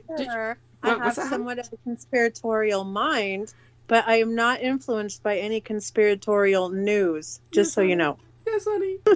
Yes, honey. I barely read anything, nor do I watch news anymore at all. What do you do? I mean, I'm interested in my own topics, which are more like what you're into, Doug, like global policies and like local news and elections. Like, they do not turn me on. Okay. Nothing about it even seems or plays off to me as real. I try to understand things from a perspective that, in the latter days, like, there's this great delusion, strong delusions, and I definitely see things in that aspect. So I just try to stick to what, I'm spiritually led to understand, not necessarily caught up in the minutiae of all this madness. Understood. And you're doing the right thing in many ways. Believe me, I think what you're doing is healthy. And honestly, I'm sure Sammy Romero would agree. Watching news is, in a very real sense, bad for your health. I know what my gang brother Beaver says. Whenever he just happens to find himself watching news but by the way, that is Mr. West, just so people understand that, who apparently is experiencing orgasm at the moment. And I've hit my E-pen. What was that? You gentlemen, I swear. Yeah, I'm hitting my E-pen. Let me tell you, Douglas, I found this amazing YouTube channel. It's called The Memory Hole, and it plays old C-SPAN and book reviews and articles and the old news that we used to be. And I have to say, I have such I so remember those days, and I miss those days when news reporting and there was platforms of free speech where you could get a message out without the emotion and the drama and the opinionated aspects, where it was just, remember when reporting actually had to be held accountable? Yeah. Yes. Yeah, but now it's not, because all these news agencies get they get classified as entertainment, so they can get away with lying and get away with all this other stuff rather than being held accountable to actually bring the truth and the facts. So I miss those days. You know, and what you talk about, of course, is the madness of our present situation, and it cannot stand. It cannot last. When it comes to just anybody claiming that that what the news that they're reporting is a form of entertainment, it's over. Basically, there's, just to put this into perspective, of course, there's a price to be paid for everything. Everything has its advantages and disadvantages. And when it comes to the old news era of which you speak, one of the reasons why there was no real emoting, that kind of emotional investment in the reporting, other than that which was universally understandable, such as reporting on the assassination of John F. Kennedy, and the reporter breaks into tears.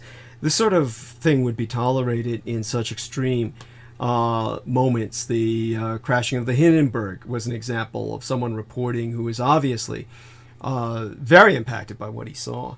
But aside from that, the reason that you didn't have this kind of ire that is aroused by mere reporting was because there was effectively a universal social narrative that meant that everybody was raised and indoctrinated to believe an agreed upon narrative. And for that reason, there wasn't any general argument with the consensus perspective. The reporting was within that matrix of accepted reality. Now, that's a positive in the sense that society was much more homogeneously at peace with itself. The negative aspect of that is that everybody was believing a lie. Now, the end result is that over the years, people have come to intuit that they're believing a lie. And this is why they're angry. This is why they're bitter. This is why they're seeking something. But the problem is they don't want to hear the truth because the truth hurts. So in other words, everybody for years has been asking, okay, we've been lied to all these years. What's the truth? Well, Douglas Dietrich came out, 20 years ago by now, and gave them the truth. You lost the war. They don't want to hear that. So they go down all these rabbit holes filled with all this rabbit shit, and they're angrier and angrier, ever more bitter, ever more filled with grievance and ready to act upon it. And at some point, it'll take basically a civil war and, as always, force majeure, the rule by force. And then when that happens, those that triumph will be able to enforce the reality. I want that to be our side. Now, right now, Douglas Dietrich, you might argue, doesn't really have a side, but de facto, I do. And that side is simply the liberal progressive movement that will tolerate immigrants, tolerate diversity, tolerate progressive ideas, and a future based on prosperity, a more equal distribution of that prosperity. Not the reactionary myths of some lost golden age of America when it was quote-unquote great, and they all go back to World War II, the height of a mobilization that would be impossible for them to attain today, simply because back then you had a majority white nation that was willing to buy into a lie that they had been attacked, and all of these immigrants who were overwhelmingly white immigrants who were willing to mobilize in factories for them so that they could go out and exterminate this enemy that had quote-unquote attacked them. So they want to go back to the lie. They want to go back to the lie because it felt comfortable. It felt good. Yeah. And so, yeah, that's the challenges we face. And well, interesting Interestingly enough, and I don't know if you've read Annie Jacobson, have you? Oh my God, we were just talking about her earlier, honey. I mean, Oh, okay, really? yeah. So here's with Annie Jacobson. Annie Jacobson was a very reputable, very respectable investigative journalist who wrote enormous volumes. I mean, just the size of phone books. We're talking about hundreds of pages. Her books, and for years she carried on like that. And then what happened was. In a sense, we can say no fault of her own. She's basically a victim. I'm willing to give her that. But basically what happened was I came out and did that little Roswell and the Rising Sun DVD at a fucking Denny's because a Jewish American princess sacrificed her job that I could do so. Lost her position as hostess for the UFO Connection, which was a television series on a little channel in the capital of California, Sacramento, and Channel 32, I believe. And when she wanted to interview me, they fired her. And so she called on all her MUFON connections. We got this presentation to take place in a Denny's where I did it on a wall, on the wallpaper without even a screen. And at that moment, the official world came tumbling down. Annie Jacobson then was approached in what was probably a combination of bribery, money offered, and threats. She probably was given a mafia-like offer she couldn't refuse. I can guarantee you this, based on how the government works that I know of. And so she added 14 to 17 pages, depending on whether you get the paperback or the hardback edition. It's between 14 to 17 pages she added of just pure shit at the end of her book on Area 51 that was talking about which was otherwise just this incredibly detailed, very comprehensive and comprehensible book about the history of a Cold War secret base. She added on these final pages just to say, oh, and by the way, Roswell was all this bullshit. It's just all this discombobulated shit. And she blew her credibility for years with that. She paid the price in terms of her reputation. Again, she's probably victimized into doing this. The horror of her story is she likely had no choice. And of course, if, say, for instance, someone arranged for a meeting between I and her, where if she were brought on this forum, I'm sure she would deny all that because she knows that if she said the truth, they would kill her. So there's no way you're going to get the truth out of her ever. She is at this point trapped in a matrix she cannot escape. And so what she said at that time was, oh, it was Joseph Mengele working with a bunch of deformed children to fly Horton Flying Wings, the height of German aviation technology, which, by the way, has no tail. Just so people understand this, that makes it impossible for any conventional pilot to fly. It's one of the most difficult planes to fly in the world. The smaller it is, the more difficult it is because there's less of mass for the air to uplift. So you're basically, it's like flying a hang glider that's jet powered, which means you're going to tumble head over heels and die immediately if you're not one of the most skilled pilots that ever lived. So, and she's saying deformed, retarded children were flying. I mean, it's just, everybody laughed at her. She was just rendered ridiculous. So that's the story behind that. And this all happened as soon as I did that little presentation. It was just immediately that took place. And she came out with that. The book was released early, and it had those pages in it. So yeah, and she was brought back on just a few days ago, as Peter brought up at the beginning of the show, to do further damage control. And that's because our book is beginning to get enough attention now where they say, oh, we got to bring her back again. So the fact that they brought her back again shows she's still very much in their thrall. She's still very much, the men with the guns and the money showed up and said, oh, you do your job. And so she had to go out there again and say all this bullshit about, deformed kids. She's pliable. Yeah. Compromised. She's compromised. Mm-hmm. And, movable. Yeah. And well, so what were you going to say about her? So, what were you going to bring up? So I picked up. So they played her on the memory hole for her original. I guess. Are you saying that her book was revised, Roswell, and then she added that, or was there an original? Oh, did she come up with a book specifically about Roswell?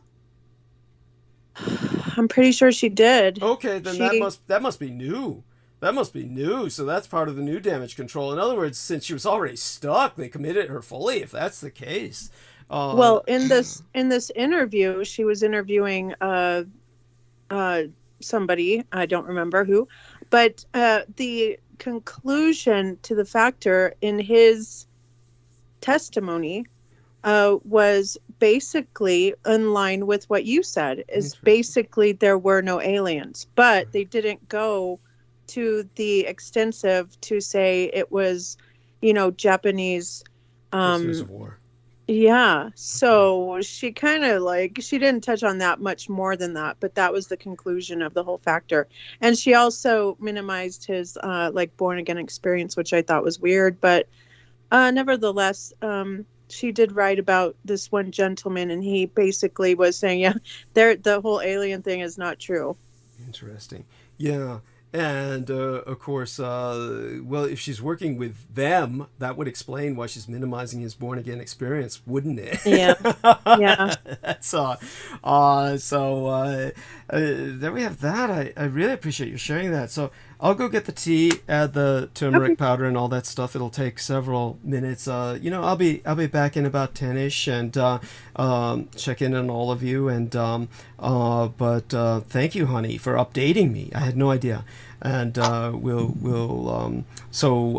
if Sammy would take the lead, get the conversation started, I'll go mute, and I'll be back soon enough. Okay. Is Sammy even here? I don't see him. Yeah. Oh, hey, there you are. Yeah, he's at the UFO landing site. I'm going to pick up my legal cousins. That's only UFOs I know. Yeah. Anyways, how are you doing with monsoon weather, Vivian? Oh, well, today was lovely. We had a very balanced rainstorm, and it stormed for 3 hours straight with thunder, and the soil's drenched. The problem is that we just had 2 major fires in the last year and a half. So, and in the region that it was, which is now hitting the west side of town where I live, Right. It's off the mountain, and it's just that drudge, after a fire, you get the drudge and the black soot and all that's coming down off the mountain, and it's going to take about 4 years to get some regrowth. Oh, wow. Yeah. Is this something new to Arizona, or is this really normal? Or, is this an effect of global warming? I'm just curious. Well, so in 2010, and I used to live with a beautiful view of the San Francisco peaks, and it was so gorgeous because I lived in a valley, and then you had the peaks off in the distance, and there were just massive trees and aspens and great trails. So, and I lived on the street where a sheriff, someone who was running for sheriff was my neighbor. And so he saw that fire. There was a fire on top of the mountain that started, and he called it in immediately. And since he's tied in with the sheriff and was ex-sheriff, he has that mobile database where he can hear all the, decrypted stuff that we wouldn't hear on a scanner. So they were well aware of the fire starting, and he called it in, and he was like, you guys need to get up there right away. And so what they did is they put a standoff order. They told him not to go. Start fighting the fire and whatever. So eventually that took the whole side of the mountain off, the whole south facing part of the mountain. And that was the first time we experienced this phenomena, because when it first rained, I think it took 4 years before we had a good rain after that. So 2014 or so. Then we had massive flooding in this dredge. So that was the first phenomena. And now it seems like this might be a controlled phenomena, because out of this chaos and destruction, now the city wants to take the properties of said people who are having or going to suffer this water damage over and over and over, which is sort of what our city's turning into, which is where they want to own the property, and they just want you to rent the structure. So they'll always have the land ownership of the property, which is, my conspiratorial brain entering in, but I find it very, very much weird.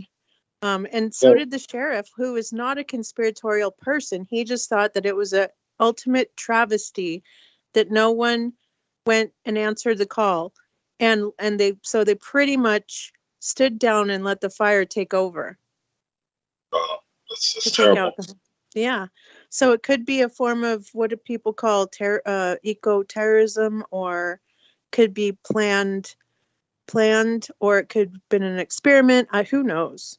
But Well, I mean, I can understand the outrage. I mean, these are people's properties and homes. This is their life's work, you know. So, being a homeowner and being a property owner is it's a great privilege to have this because you know it opens a lot of doors.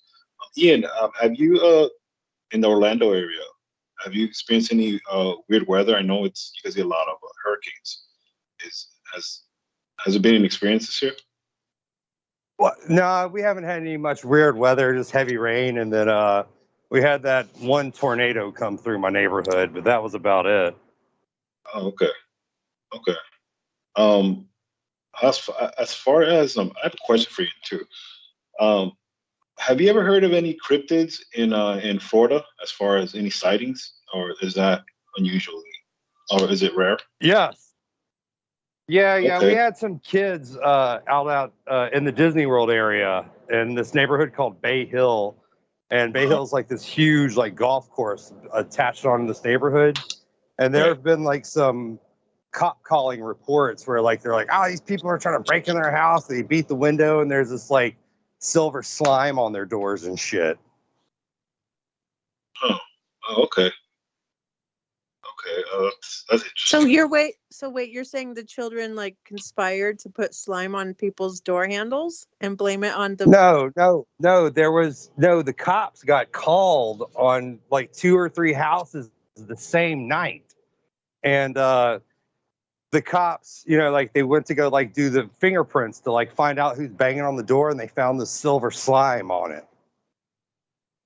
Ooh, that's weird. Yeah. Okay. I'm gonna go back on mute. I'm at Circle K buying a pack of cigarettes. Okay. That ruins my whole fantasy of cryptids. Now they're slimy. I thought they were just hairy and handsome. Maybe they were on Nickelodeon. Who knows? It's a long time.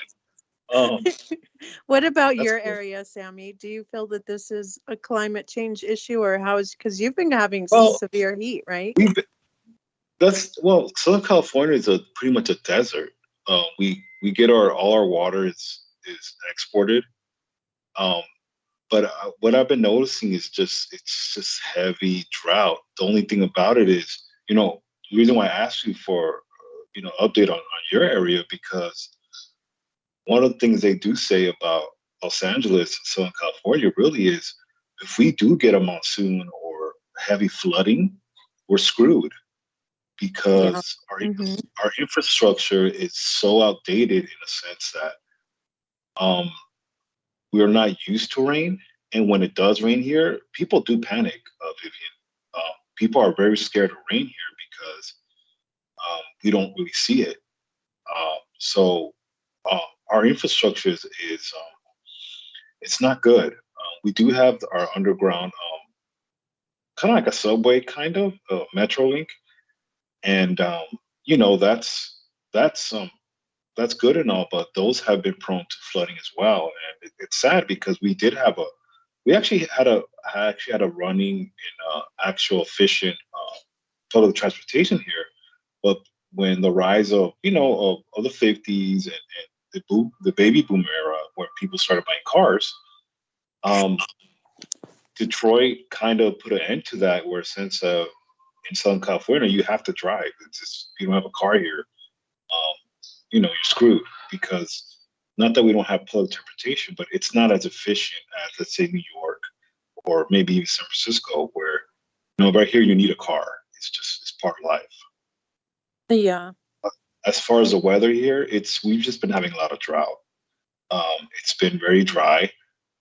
It's been hot, but at the same time, we've been kind of seeing it's been getting cloudy now. It's been very cloudy. So we've been kind of getting an inkling of maybe some moisture, but nothing's happened. But at the same time, with this new report that we do get massive flooding here, this could a lot of people could die because we're not designed for that type of weather. I mean, I can imagine you guys, but it's pretty Well, much an urban. The reason why we suffered such massive soil was we went without snow all winter. Now that is what was weird. That was what felt like climate change, because we always get the snow, and then the snow we depend on the snow to retain the moisture in the soil, and then that feeds like Phoenix and their underground water system. So that's why when we first got rain, not only did we have the fire and the debris, but the soil retention had no water. So that just kind of didn't allow the soil to have any kind of retention. So that was, but now it seems like it's holding very well and everything's really well soaked, and the ferns are growing on the forest floor. But there's also a lot of beauty in we have other areas that were once burnt, and the beauty of the regrowth is amazing to me. It's just a whole different landscape when you have so fire is not always bad. I can imagine. I can definitely imagine the areas that did prosper. Has this affected crop growing? You think if you had a garden, you think did this affect you trying to grow? I don't know, some vegetables as far as your area. Would that be difficult? No, because we only have like 4 months of growth seasons, because we do have all the 4 seasons, and winter. We depend, like I said, we depend on the snow. So not having the snow was weird for us. Right. Okay. And that, that's everything when it comes to your forest and the soil. Right. But like you have no soil retention, right? Like that's the thing that you suffer from. That's why you have like the mudslides and those. Well, I mean, I live in a very urban area, but for example, the Hollywood Hills or other areas where they do have, it's hilly and there's actual soil. They really suffer a lot, because especially Hollywood Hills. I would say Pacific Palisades. I would say maybe Hidden Hills. All these areas that have terrain that are not concreted or not under concrete, they do suffer a lot, because we're just not built for rain. Rain really not destroys, but it's almost like nature taking back what we stolen, in a sense. Like there's nothing like nature. Nature cleanses itself as much as we try to control it. But as far as the city, we do get flooding in a sense of our sewer system. We don't have the proper drainage or as far as the sewer system, because pretty much cars go underwater. Pretty much, you can't get in your car because of it's infrastructure. Period. It's outdated. So you worry because. But what's been seen now is that a lot of disasters when it comes to natural or weather, some people think the city neglects certain areas, especially minority, quote unquote, or low income areas, to pretty much do the same as you were talking about your area, where the city does eminent domain and these areas get rezoned and get gentrified.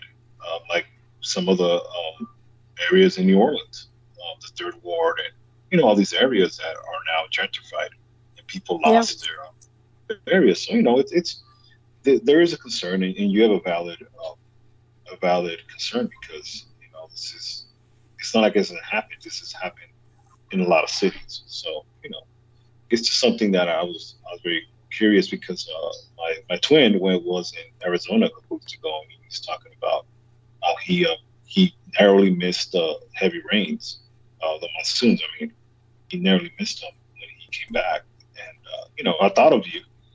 Oh, that was sweet of you. Oh, who was here, and you can go see it on his channel. Oh my gosh, what's that guy's name?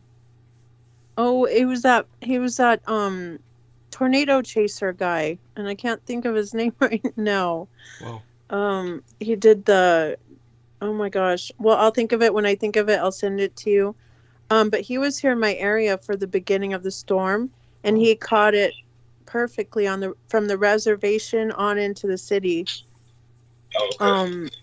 Yeah, and he caught like the houses and their backyards and the problems they're gonna face. And I think he came down up here to hang out with his buddies at like a Airbnb. Well, I can't think of his name right now, but yeah, by the way, I'm going to stereotype and guess here that he's a white guy because it's usually white guys who do weird shit like that, become storm chasers and shit. Is that the case? Yeah. Yeah. But he's like very passionate. Like he called it like it was something like he had to think of and then travel to and be like, well, I want to hit Arizona when this monsoon hits because it's a new phenomena we're facing. It's never happened before. I mean, believe me, people like this, they're very valuable, and we need people like that. The reason I bring that up is because it's like something that it takes a person from a kind of privileged background to even begin to think that this is something they're going to do with their life is something that exotic or esoteric. And maybe that will change with time, but certainly it's the way it's been for a while now. I want to thank both George Knight and oh, God bless you, George Knight. He killed the sex bots. Thank you, George Knight, for slaying the sex bots while I was incredibly distracted. And with all of these, basically normalizing and stabilizing. Shout out as well to Mr. Eric Cragen and as well to Alex Hommel. And both those gentlemen are in the chat room. George Knight, if you want to come on, of course, just let us know. We'll bring you on. And I'm not quite sure how his schedule's going right now. And but he's been bringing up some things. What is it exactly he was saying? He was talking about the various cases involving the Thousand-Year Reich in exile, and of course Lori Sugai was talking about how she was here because of Sean Bonds. Thank you, honey.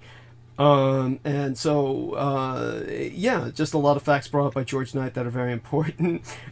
T. Tank Berry was laughing earlier at the WTPOS comments, the white trash piece of shit comments that Peter was saying I don't use as much anymore. And I'd have to say that I begin to understand how I sounded to others through Jambo the Reese Monkey, and it wasn't pleasant, so there was no point in carrying on with that level of hostility.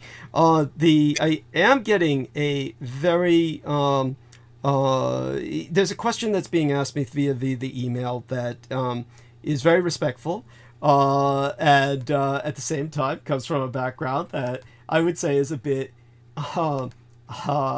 conservative. And what they're asking me about is the promotional banner for Tonight's Show on Facebook, which was shared by Peter Moon. It was tagged to Peter Moon's timeline.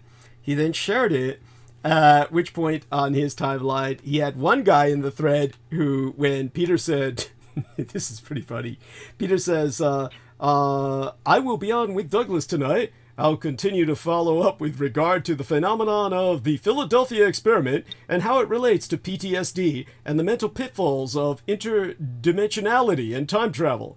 I come on about 9 p.m. EDT, Eastern Daylight Time. And that's when this guy says, do the photos relate? Now, obviously, this is somebody who's this is most certainly probably trolling, I would presume, but you just never know. This might look out terror enough to them where they might sincerely be asking that question. Peter then shared the link, God bless him. And what this other person has asked me is about the photograph, and they are asking me about, basically they're asking me if I'm putting the young lad up there as a boast of conquest. It just basically, are you bragging about having, bedded this young guy? No, it's not like that. And so just so people understand, if you haven't heard this before, just understand this much, and I'm not going to go into much detail about it. You can buy the book. There is a book we've published about the physiology of this. We intend on publishing the history of it later, if enough people buy the book on the physiology, and it's called Vampirology. So VAMPHYROLOGY, Vampirology. Do buy the book and you'll understand a bit about what I am. 1/4 vampire. My mother was half. And so I see all these people putting up pictures of their food. And they put up pictures of their dishes like they're proud of it or something, or like, look what I'm going to eat. So I figure, well, I derive my nourishment from these wonderful young blood boys who are adopted into a situation where they're affiliated with my son's husband, who is the CEO I won't go any further than that, simply because I'm sworn to protect the privacy, and I just can't go too far. But like many people in Silicon Valley, he retains a harem, if you will, or rather an affiliate group of transfusion affiliates. And these associates are basically given education. They're given just a lot of free medical coverage and everything that they need to get a good start in life. And in return, they give their blood. So unlike the Silicon Valley moguls who take it by transfusion, I drink it straight. And they've always been very good about it, where they will usually render themselves quite presentable before I take what I need from them. And this is basically like garnish on a dish. One of the reasons people present dishes is because they're garnished, and it's the presentation that makes the dish appetizing. So understand that it's the same way for someone like myself taking my nourishment from a human being, that if they're garnished, it makes it far more appetizing. So the presentation is everything when it comes to appetite. So just hopefully that puts that in some context. That may not make it more acceptable to you. Any more acceptable than if I were sleeping with them.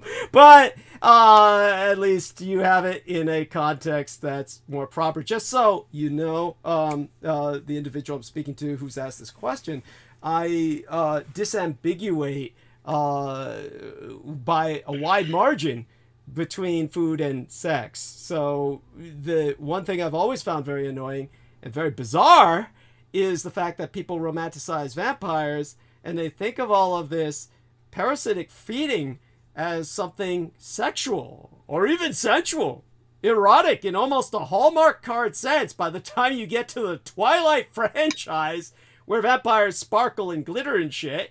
At this point, okay, you're conflating food and sex to such a degree that it truly explains the American problem with the phenomenon of overweight. This is something that a person should not really do. I can't imagine eating pigs or cows after fucking them, or chickens, or ducks, or goats. So why people project this onto my subspecies is beyond me. So for this reason, again, just so you know, I'm heterosexual and I think of women sexually, which is why I don't drink women's blood.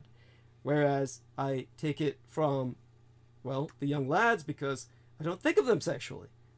They're just very beautiful creatures in the peak of health, like you would want if you were going to eat some kind of goose or animal. You'd like it to be in the peak of health and nourishing in that sense, because you're taking your nourishment therefrom. So it's like that, and healthy and all the rest of that. So, and raised right in a gentle environment. This would be our version of merciful slaughter, only no one's getting killed. Just so that you know. Interesting. Oh, bless So you. how much of Silicon Valley is on this type of diet, I wonder? It's not diet. No, I'm the one who's feeding, really. What these Silicon Valley moguls, quite a few of them, basically I could say enough to be probably the majority that are in the upper levels of success, partake in parabiosis. Parabiosis means that they're using transfusion for young blood, the younger the better, and they use that to revitalize themselves regularly. So this is done, just so people understand this, anybody who doesn't believe the science of this, anybody involved with any competitive sports that are highly taxing, endurance sports, any sports can be strenuous, of course, but marathon running is the preeminent example. But if you were to show up in front of the judges and, say you were at the peak of your health and performance when you were a young man and at the age of, 14, 15, 16, running in high school, and you took blood from yourself and stored it regularly. And then as you got in your 20s and 30s, even your 40s and 50s, took that blood out and were injecting yourself with that blood, if you had enough of it in storage, before you performed a competition run that was important to you, you could inject that into yourself in front of Olympic grade judges, and there's nothing they could do to disqualify you because it's not a drug, it's your own blood. So there's nothing they can do to stop you. And yet that would enhance your performance remarkably, because blood that is preserved from a time when you're in the peak of health, later on when you inject it into yourself, it truly gives your body an industrial strength shot in the arm, to use a pun, and therefore you realize if it's the same blood type, it doesn't even need to be your blood. So the Silicon Valley moguls, what they finance a lot of is high school blood drives. So high school blood drives are, of course, supposed to be anonymous and go to the blood bank, separated only by blood type, but they have to take into account things such as age, etc. And whoever really finances the blood drives gets the first cut. It's something that no one ever really speaks about. And so the people financing the blood drives are all older, wealthy people who take the best blood and they transfuse it into themselves. So this is something that do not let that discourage you from donating blood, because the rest of the blood goes to people who need it or they're going to die. So don't ever let that discourage yourself from donating. That being said, people might ask, well, why don't you do something like that, Douglas, and just drink it out of a plasma bag? Okay, all right, now we're getting stupid.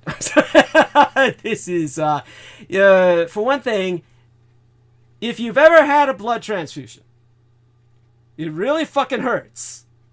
It goes into your veins cold, and it burns like hell. And it is something that, if you've had it, it's not something you really want. The people who are committing to parabiosis do that as a kind of backup through the high school blood type, the high school drive blood, when they are not in possession of a harem of young men that they may have adopted. Usually it's men, because most of the CEOs and the elite, the super wealthy in our world, are men. And they don't want female blood either, not because they're not trying to conflate food and sex, like myself. Rather, they don't want to be feminized. They don't want estrogen in the blood. The problem is, most of the time when they adopt young men who are rejected by their families, and have no future otherwise, but are otherwise in good health, it's usually tend to be gay men because they're rejected by their families because they're gay. And their families just say, I don't love you anymore. I want nothing to do with you. The reason that it tends to wind up that way is because this is the demographic that is not already abusing drugs or sex or violence to an extreme with other young men rejected by their families. Any other type of young man rejected by their family is usually some gangster, and he's had all kinds of ink covering his body at that point, by which he gets hepatitis and and everything else you can imagine through the needles, and and there's no point in taking their blood. I mean, it's you're disrespecting yourself, so not to mention threatening your health. But it usually tends to be young gay men. And believe me, you know what they used to say about you are what you eat? Well, that doesn't work when you're really eating it. As a vampire, I drink their blood, and therefore I'm digesting it. So whatever gayness they may have in their blood, and I'll tell you something, their blood is sweeter than straight blood. I've tasted the difference. But whatever they've got in their blood, I'm digesting it. In other words, I'm not absorbing it the way the elite are.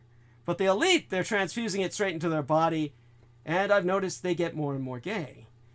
As a matter of fact, it's ultimately what happened with my son's husband and why he wound up marrying my son.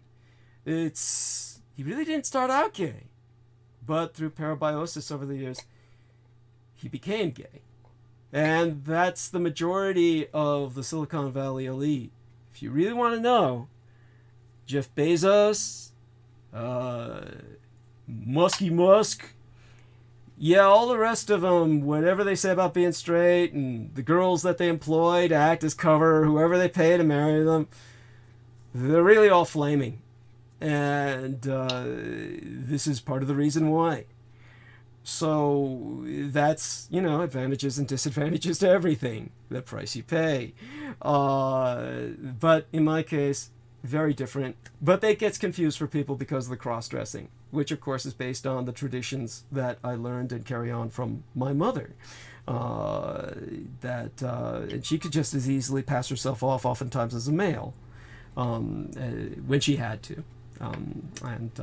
Okay, so such being put into context, I'm gonna ask you. Yeah, Doug, I have a question. Of course. So they don't want women or females because they don't want to be feminized, but they end up being gay. Isn't that worse? Leave it to a straight heterosexual male to say that. Right? I would have a harem. I would have a harem, and yes, I'll probably have a lot of kids, but then again, you're right. You're talking too. No, but anyways, oh my God, our man Frank Black left. Oh, Ian West left us. Oh, it was too much for him. Oh my God. Well, that's what he gets for psychologically scarring me the rest of his life with his rashes and his and his, oh my God, whatever it was he had, the bugs in his body. Yes, that was. No, I'm just saying. Then again, I don't know. Well, I mean, go ahead. You say that because as a straight male, basically what you're really envisioning is, well, if I had unlimited wealth and the ability to get away with it, I would have a harem of females because basically, well, it's basically you're thinking with your dick. Well, women are beautiful. You know what I mean? This is one of the reasons why, and I'm not admonishing you. I'm not admonishing you. I mean, believe me, men it's understandable. Men are just annoying. But honestly, this is the problem. It's like you would understand the moment it came to oh my God, I need a transfusion. Now this is very different from obviously don't ever try to reject blood in an emergency room. First off, you're not going to know who it came from. You're not going to know if they're black, white, male, or female, and it doesn't matter. At that moment, if you need to live and you need blood, and the blood is your type, take it, of course, by all means. Don't ever ask for background. Presume, of course, they've got it from a healthy source, and cross your fingers and your heart and pray.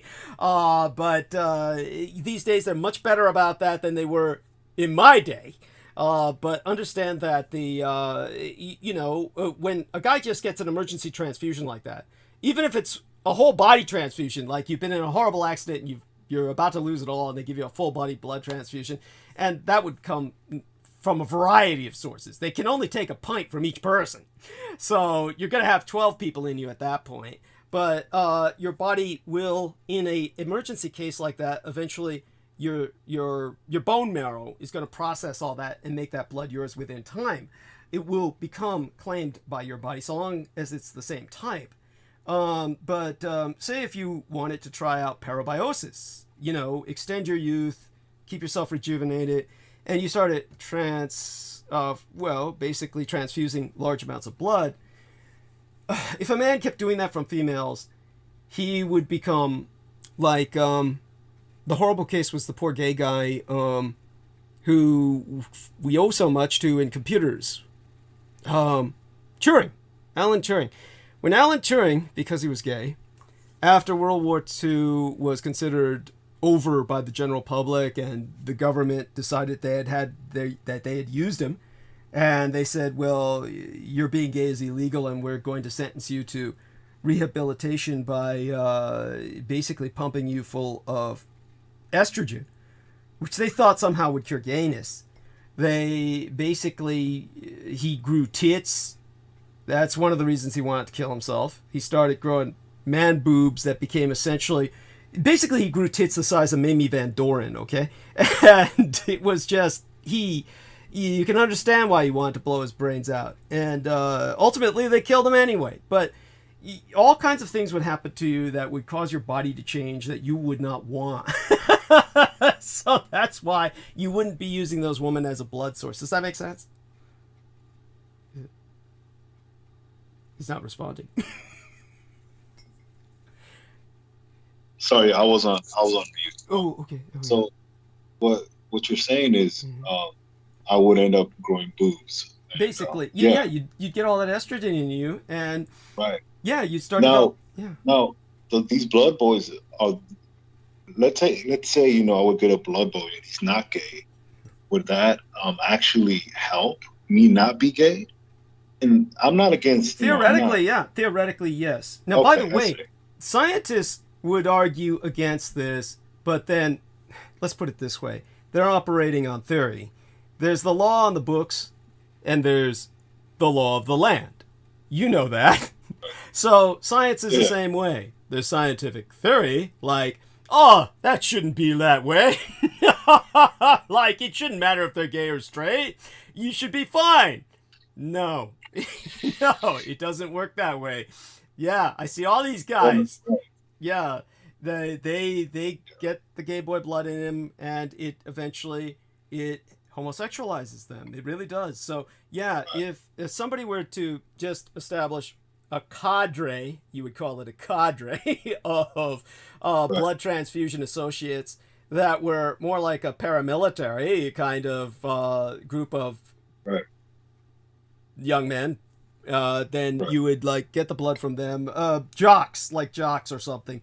Yeah, you would probably wind up with all that fucking testosterone. You would stay hetero, guaranteed. The negative that would happen in that case that I can easily imagine, just large amounts of testosterone, which are known to cause, well, male pattern baldness. You'd probably too late.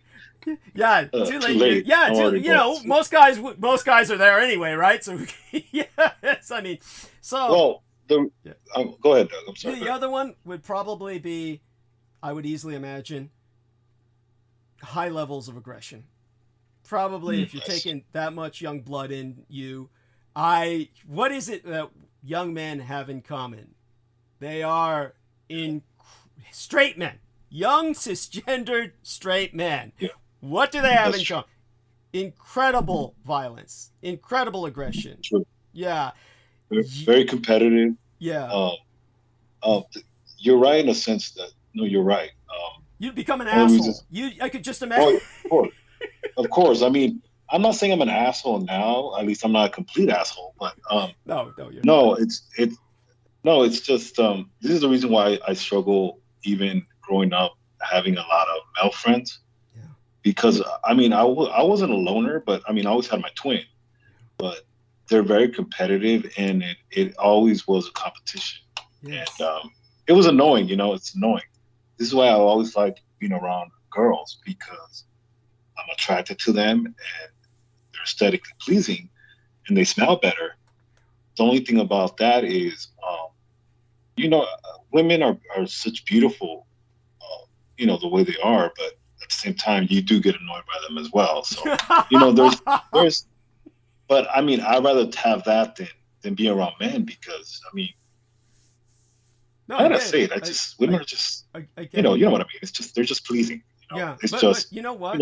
I'm going to say something here that people will. By the way, Viviana, you're welcome to skin me alive about this. I'll say something that when you take a look at the ancient, probably the most extreme example, obviously, was the Muslim world.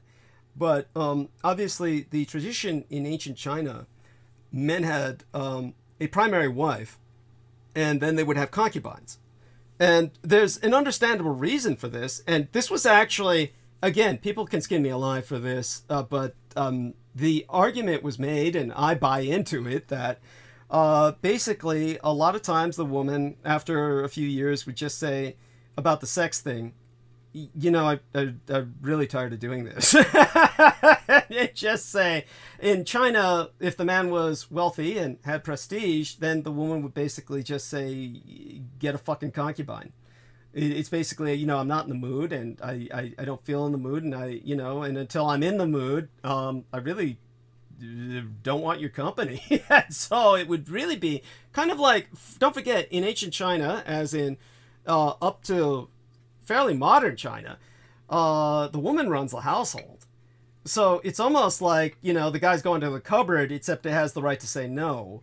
So usually guys in that position, it's like she'd say, get a concubine, and then the guy winds up getting 2, 3, 4, 5. But most of the time, it's just a relief on the wife. So she doesn't need to deal with this guy and his hard-on, and basically can go about her responsibilities, including managing the concubines at this point, who do more labor around the house, and life becomes easier for everybody. But so overall, I think that was an ideal situation, and I have been completely against their revoking of that as China modernized. So, but when it came to the Muslim world, the women are placed in a completely different building. They're in a building basically with harem guards, and the man essentially visits them when he wants to and picks and chooses. And other than that, they're in their own little world, and he's in his world. But you might ask, how did something that extreme develop? Then the example comes down to the Mormon cases, where, you know, the man is technically running the household. He's got multiple wives. He could be a total bully and an asshole and a pimp type guy who beats them and keeps them intimidated and abused. But at the same time, in all fairness and all honesty, that concept's pretty hard to swallow, because you've got enough women together, 4 or 5 women, they're not going to take much crap. It doesn't matter how big or bad a bully this guy is. You're dealing with women who outnumber him, and at some point all they need to do is they can render him unconscious and set the bed on fire, really, and just there's all kinds of accidents. They can tell the police, oh, well, Jesus, you know. But the point was that... Can I? Yeah. You know, you're right on that as far as polygamy is concerned. Not that I'm not saying it's not possible, but I think if I had quote unquote money and I was wealthy, it'd be very hard to, you know, let's keep it real. I can't have that many women, and it's just, they all have to be in agreement with it, and I probably won't live with them. Yeah, that was the point. Yeah, I was going to make about the Mormonism. See, the one guy saw, I remember when, you know, and people have heard me tell this story before, but it's so exemplary, that there was this one guy, who might be still on YouTube, named Takedown Man.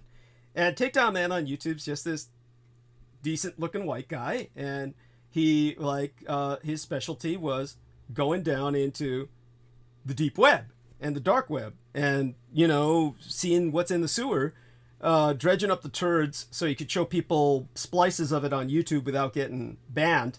Just little bits of this footage and explaining the context and saying, you know, the deep web, the dark web is a horrible place. And, you know, he goes in there and kind of like shows people about it. But he says there's certain things he learns he otherwise never would have known. But, you know, he goes down there so you don't have to, kind of selling point, which is fine. But I remember when Judith Ager and Lori Ann Fenton, who at that time were both very much in love with me and very much friends, and it was kind of like a mutual, kind of like almost like multiple wife situation, and basically they were like saying they were really. It was amazing. Without being married to those women, I was nagged half to death. And the thing about the takedown guy was when they were asking me about him and saying, you know, hey, we want to see some of his videos, see what this is like. I said, I don't know about that. He seems to be disturbed, you know, by what he's seeing, and it seems to be having a lasting effect on him. And I was describing how he was like, you know, in his car yelling at the camera, or out in the woods yelling at the camera at times. Like he was like, you know, I was just thinking, maybe this is really getting to this guy. Then I found out he was a Mormon, and that he practiced polygamy, and that's when I realized, now I know why he's out in the car, out of the house, shouting at the camera. Now I know why he drove out into the middle of the woods at night to shout at the camera. It's just basically, yes, living with multiple wives, that must drive him just to madness. It's just, you know. Well, that's one of the things that is kind of like you have to find the balance, but it's almost like, you know, women are a handful. They are, you know, they're beautiful, and they're you know, it is what it is. Intimacy is intimacy of the sex, but at the same time, you know, there's another, you know, the other side of the blade where it's like, no, they'll kill you. They'll kill you, and you know, and men are very easily killed. Like, they know how to get us. I mean, come on, just take our pants down, and you know, it's over. Yes. In a sense that, you know, we're just very vulnerable. They know our weaknesses, and that kind of like how you said it, how your gang brother said, you know, this is why women are not serial killers. They'd be too easy. Yes. You know, it's like imagine a hot chick, you know, Doug, you know, saying, you know, having you at gunpoint and say, drop your pants. You'd be like, what is it? Like, you're wasting your time. Like, why do you have a gun pointed at me? You know what I mean? It's just, absolutely, like you said, men cannot be raped, at least by women. It's not real. It's just in a sense, you know. Thank you. I mean, now theoretically, of course, this can happen if the man wakes up from being drugged and some chick he's not at all attracted to has him strapped down to a sawhorse and she's strapping on a dildo. Yes, theoretically, a man can be raped, but it takes a... Well, you know what I mean, but you know what I mean. But, yes, it takes a series of conditions that normally are never going to happen. Right. I mean, if she's strapped up, then it's a different story. But, you know... please, Vivian, can you interject, please? If you feel if it's not beneath your dignity. Yes. Good Lord. That's all I can say. I have nothing to say. Thank you. Okay. But as Sammy said, this is what my mother trained me to take advantage of with the cross-dressing. That's the whole point. It's like, in my case, I am the female serial killer. It's like that in that sense. And yes, it is incredibly easy. Yes, men are just honestly, they're just reactive. They're like reactive fucking monkeys and shit. That's no way to. Okay, so all that being said, I am going to go mute for a few minutes and chew, make certain I get enough calories in me, and then take over the night. But please, the both of you, if you can hold the stage with me for a good, 5-10 minutes, 10 minutes while I stuff my mouth here and get some calories in me. Now that I've got what that load I left in the toilet, I'm still flushing it and it's not going down. I'm half tempted to give it a name and adopt it out somewhere as somebody's brown child or something like that, but I know that's not going to work. So I'm stuck with dealing with it the rest of the night. Okay, that problem will be solved by morning, but now I'm away from it so I can eat, and I'll leave the both of you to hold the stage for me while I do that. Okay. All right. Good luck with that, by the way. Thank you. Yeah. Thank you. And say hi to your turd for me. Yeah. No. By the way, Vivian, excuse the guy talk, but it's just we go to the subjects, and anyways. So I have a question. What passages would you recommend? I'm talking about the Bible, dealing with how to say it. When somebody feels like they're being hexed. And what I mean by that is, I have a friend that really feels like his ex-girlfriend put a hex on him, in a sense that maybe voodoo. I don't know. He's been having a lot of terrible luck, quote unquote. So what would you recommend? He's obviously he's a Christian, so he kind of asked me this in private, but I didn't really have an answer for him. Well, what helped me a lot through oppression is Right. like Psalm 23 is always a good one because it's talking about this valley of death Right. and how that sort of can be quite a journey for anyone going through a depression or oppression or attack. Right. And bring to remembrance how David was delivered by all his enemies. Right. And he had to remind himself that he wasn't alone, even though through that journey he was alone. Right. And Psalm 91 is always good because it talks about being covered in the wings of Yah and in his safety and his comfort. And my favorite also is Isaiah 59, where it says, "No weapon formed against you will prosper, and every tongue that rises against you, you shall condemn," which gives you the right to condemn those who are attacking you. Right.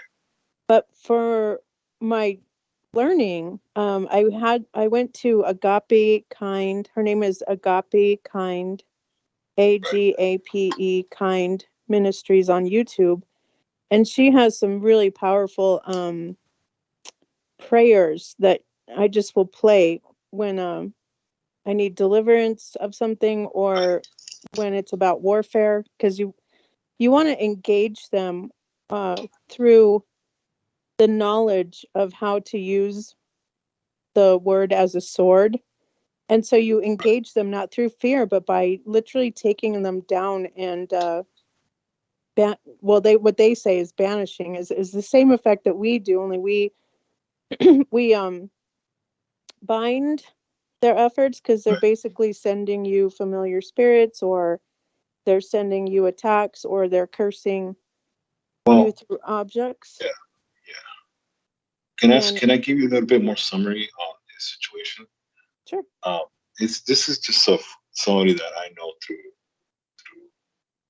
Maria, my significant other. His girlfriend and him, he lived with his girlfriend, with her mother. Her mother was, peculiar in a sense that she always tried to interject in their relationship, almost like she was trying to live through her daughter. But it got uncomfortable, and this is what he related, that the mother used to try to walk in anytime she thought they were being intimate. To the point where she tried to record them, or try to look inside his, get his cell phone, just pretty much trying to maybe almost like just interject herself. And this was very uncomfortable to him because it's like, there's a level of privacy that you want to be treated like an adult, period. And it is what it is, but he believes that,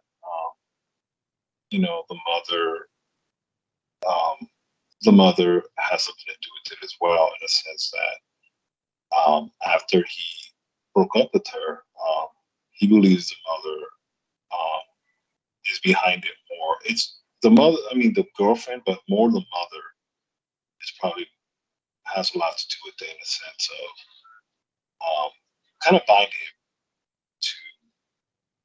to them, I guess. But her mother was very much almost trying to lead to her. So is that just kind of give you a little bit more of that narrative, and he feels like he feels like he's just bound. But one of the things I told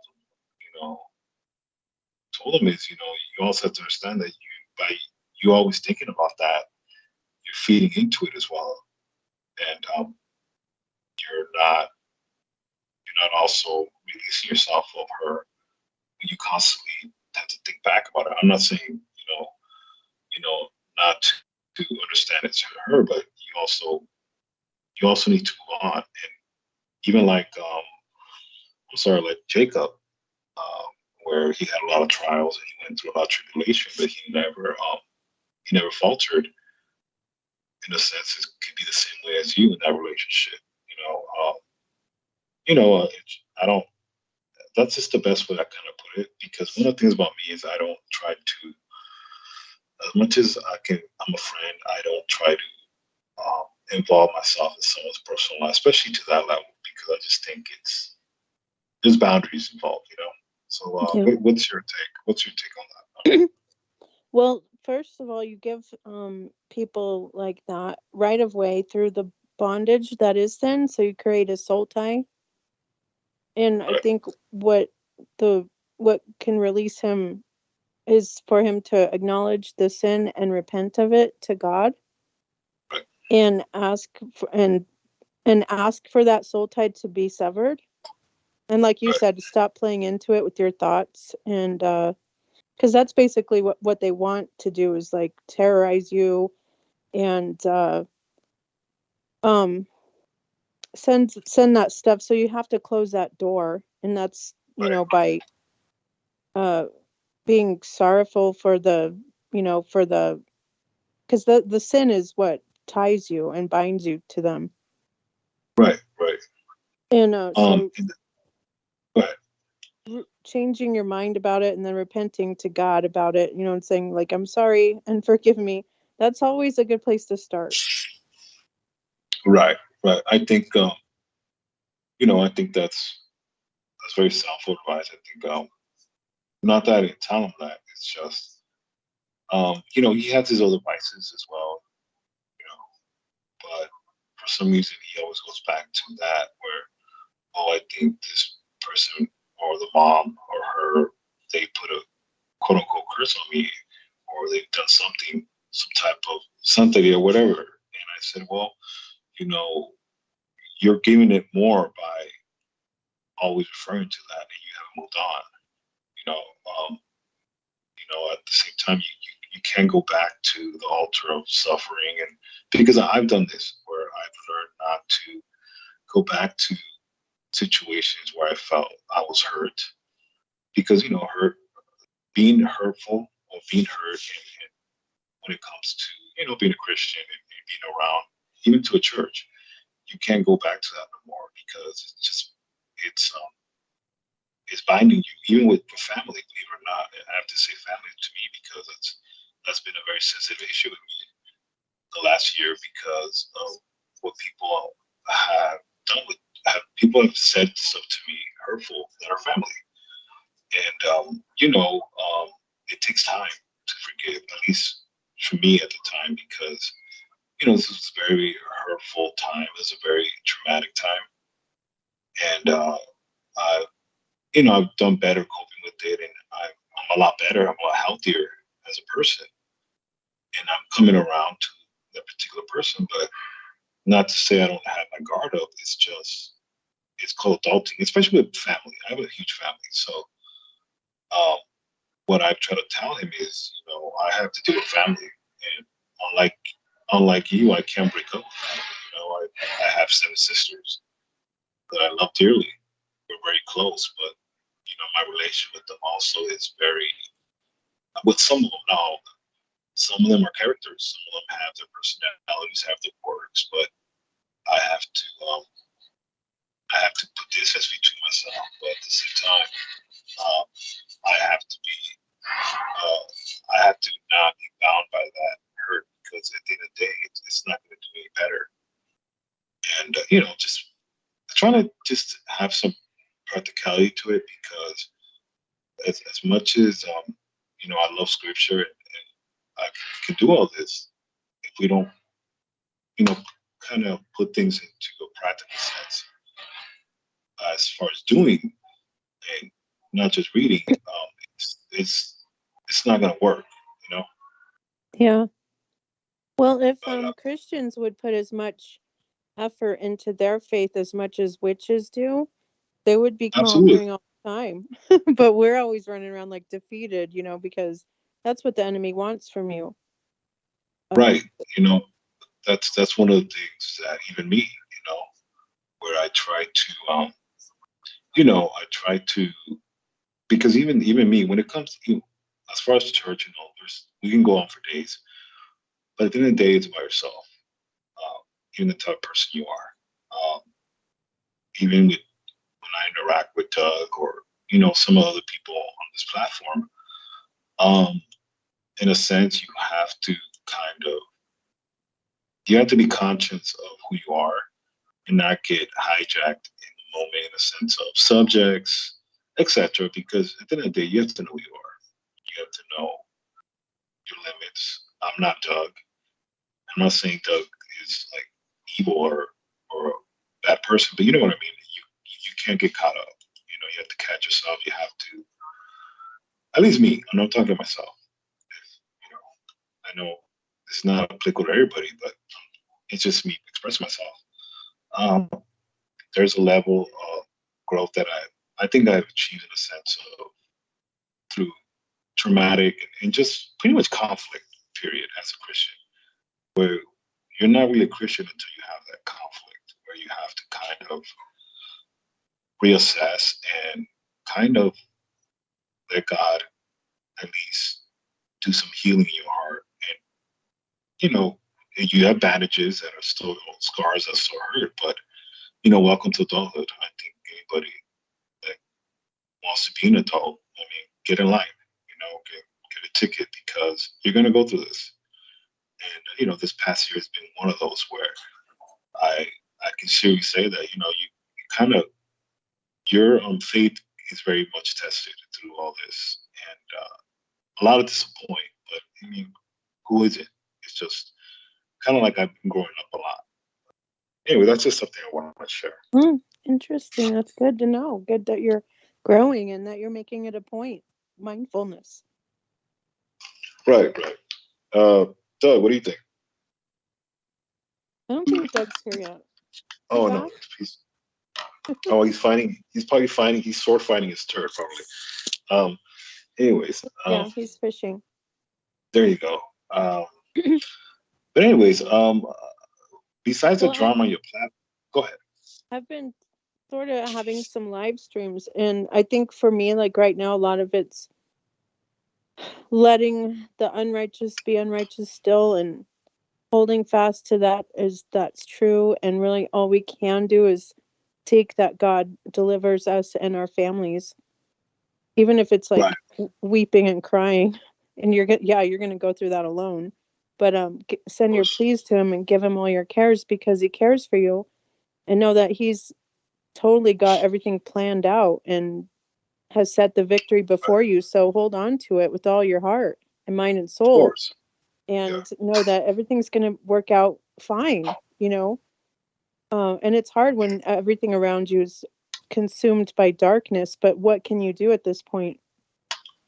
Of course, I think that's also, that's one of the things that I kind of agree with you as far as the news, even today, where, there should be balance in a sense of, what I mean by balance is, you can't have, 5 stories of, people being robbed or, people dying, and your balance is a puppy, that's not, to me, that's not balance. That's just, that probably to me hides even more of the bad stuff, at least what's going on,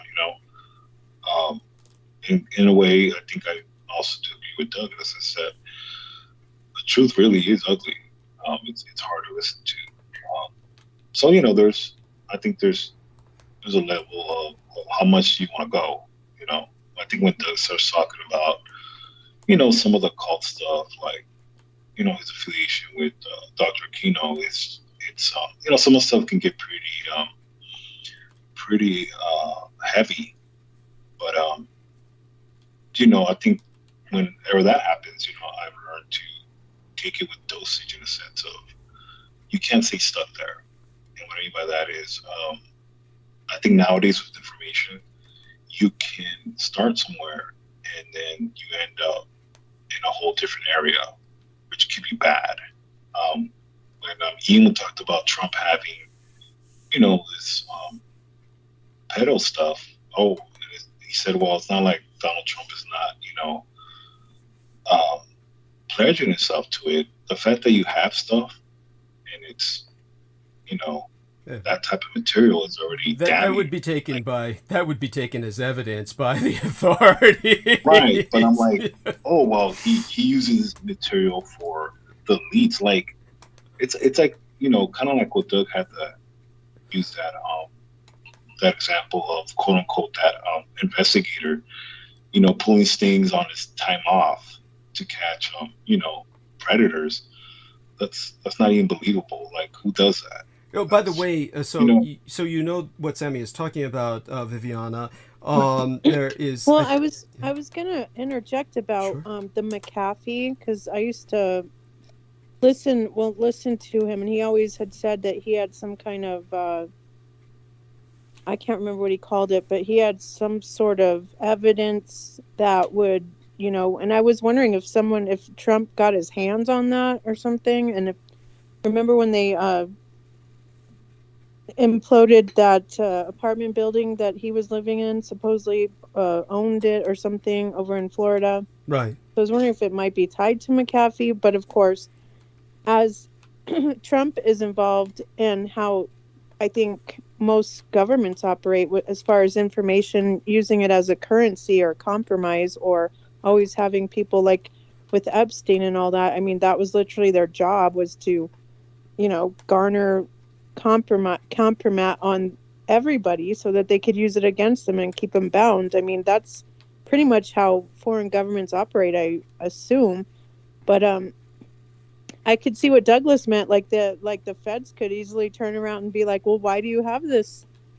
Maybe you're, guilty of this and such not and whatever. But I found that interesting that if it's even true, that Trump had all this stuff at his Mar-a-Lago, but it's not a stretch to believe that, he's involved in those type of nefarious dealings. Right. The way that I think it's you can safely assume this much. First off, that none of it is true. that none of this has to do with anything. That basically, Thank you. Yeah, this is that's the Q narrative, and the Q narrative, we have to remember, was started by Michael Aquino himself. Hence the name Q, because his desire for everyone to call him Aquino. And it was like a running joke with him as well. He knew a lot of people weren't going to pay him that level of respect. And so when it comes to what he was doing with the Q narrative, it started while he was still alive. And he was basically using that as a psyop that was monstrously effective.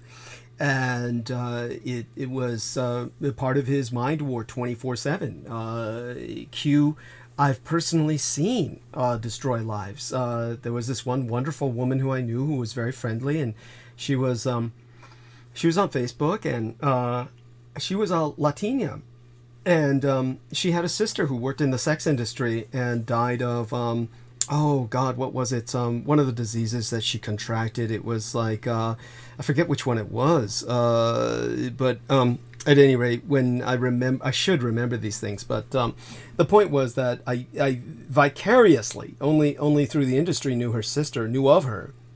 But here's this wonderful woman who I could relate to on several levels, and then she fell for this Q thing, and just went down the rabbit hole, and it was just so sad to see that. So when you see someone impacted like that, you see men kill their children. You remember that surfing instructor who killed both his children because he said Q had trained him to realize that they were half reptilian, and his children were half. He had a very small drop of Japanese blood in them. He had a wife who was white, effectively, but was 1/16 Japanese maybe.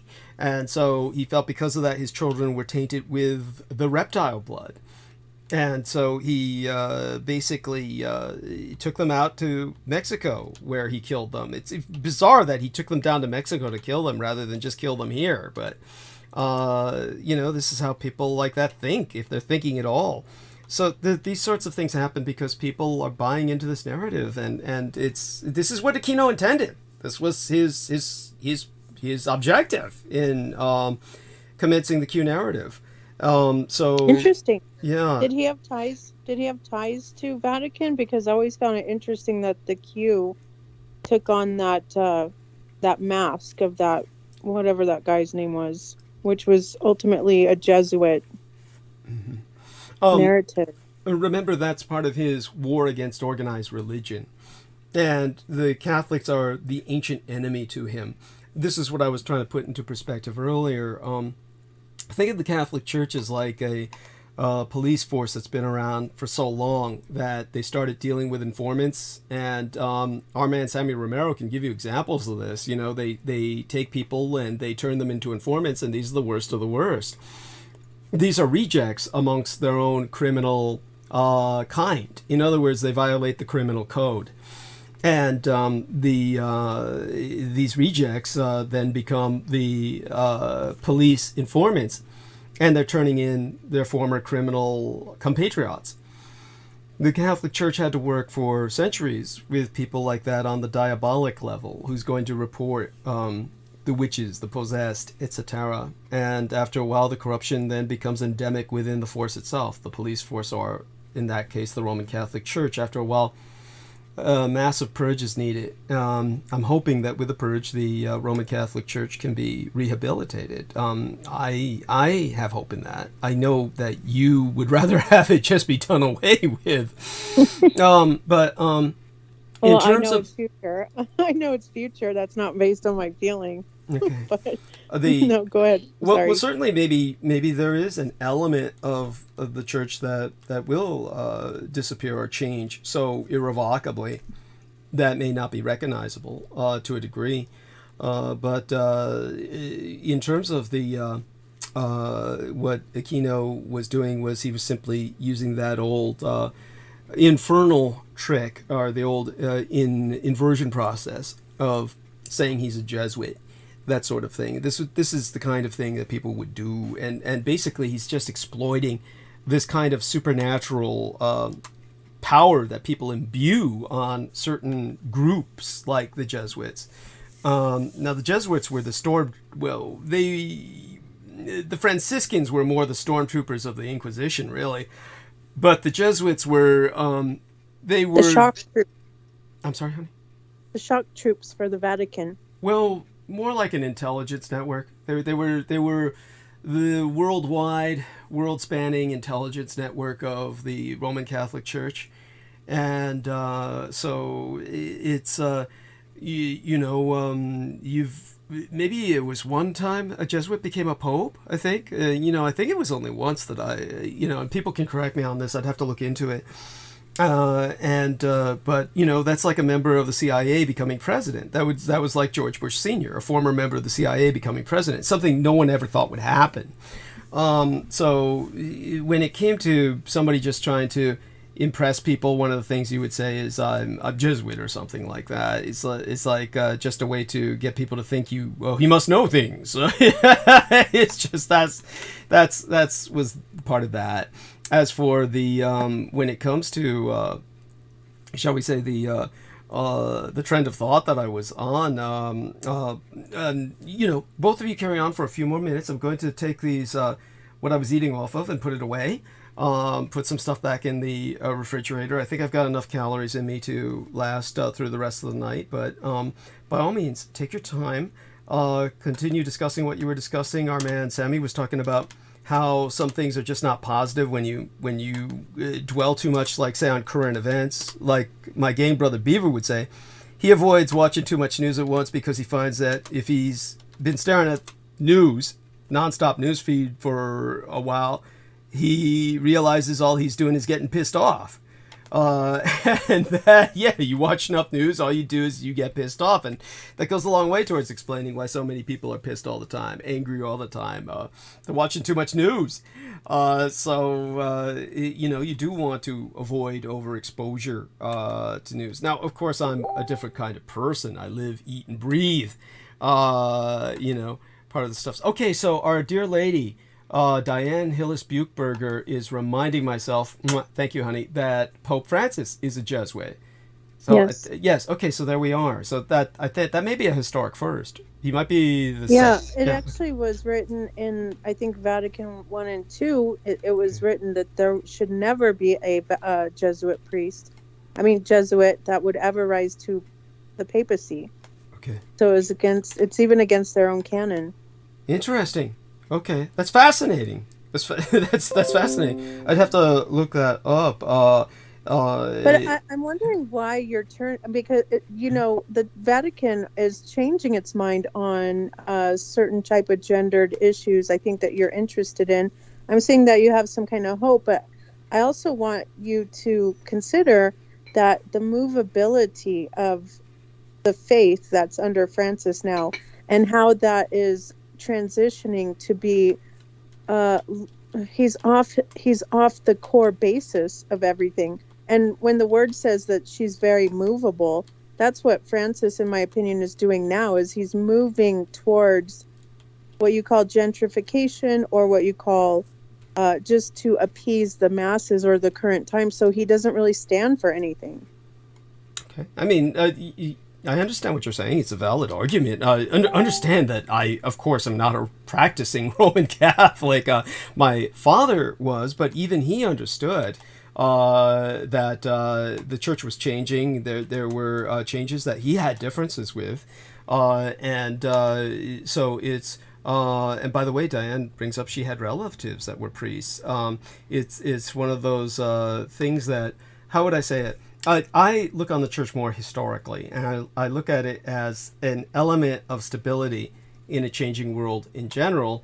And even though it's changing radically, comparatively speaking, how many hundreds or thousands of years did it take to get to that point? It's one of those things where it's changing now more than it ever has, which means in many cases people are angry. It's becoming unrecognizable. The way to say my part in this, say that if the Pope is, say for instance, considering changes in church response or church policy towards certain gender orientation or sexual orientation issues, when you say, oh, these are things you have an interest in, I mean, that's valid, but probably a better way to say it so that people don't misunderstand that as if I were like gay bi curious or something, which is how that could be interpreted. It would be to say that you have a vested interest in this due to your son or relations. That would be something like that. Your son or the various people that you care for. Just think how this one movable posture that he's done is now going to garner the transgender homosexuals to now want to enter into the church, which is probably what the Catholic Church is always interested in. And it's only about staying viable and staying in power and the consumption of souls. However, that looks like that's her, rhetoric for her entire, lifespan. And I think that that's basically why they kind of move with the times that we're in. So, in my opinion, it just has nothing to do with the gospel of Christ. It's just about staying in power and getting people to convert. Yeah, and then, I mean, I hear you. Look, I hear you, honey. And what did I just do? In terms of that, understand that I look at this differently than you do. I presume you probably have a kind of eschatological perspective in which there is an end time, and and then that all of this kind of is signifying that these are signs along the timeline towards eschatus, towards end time.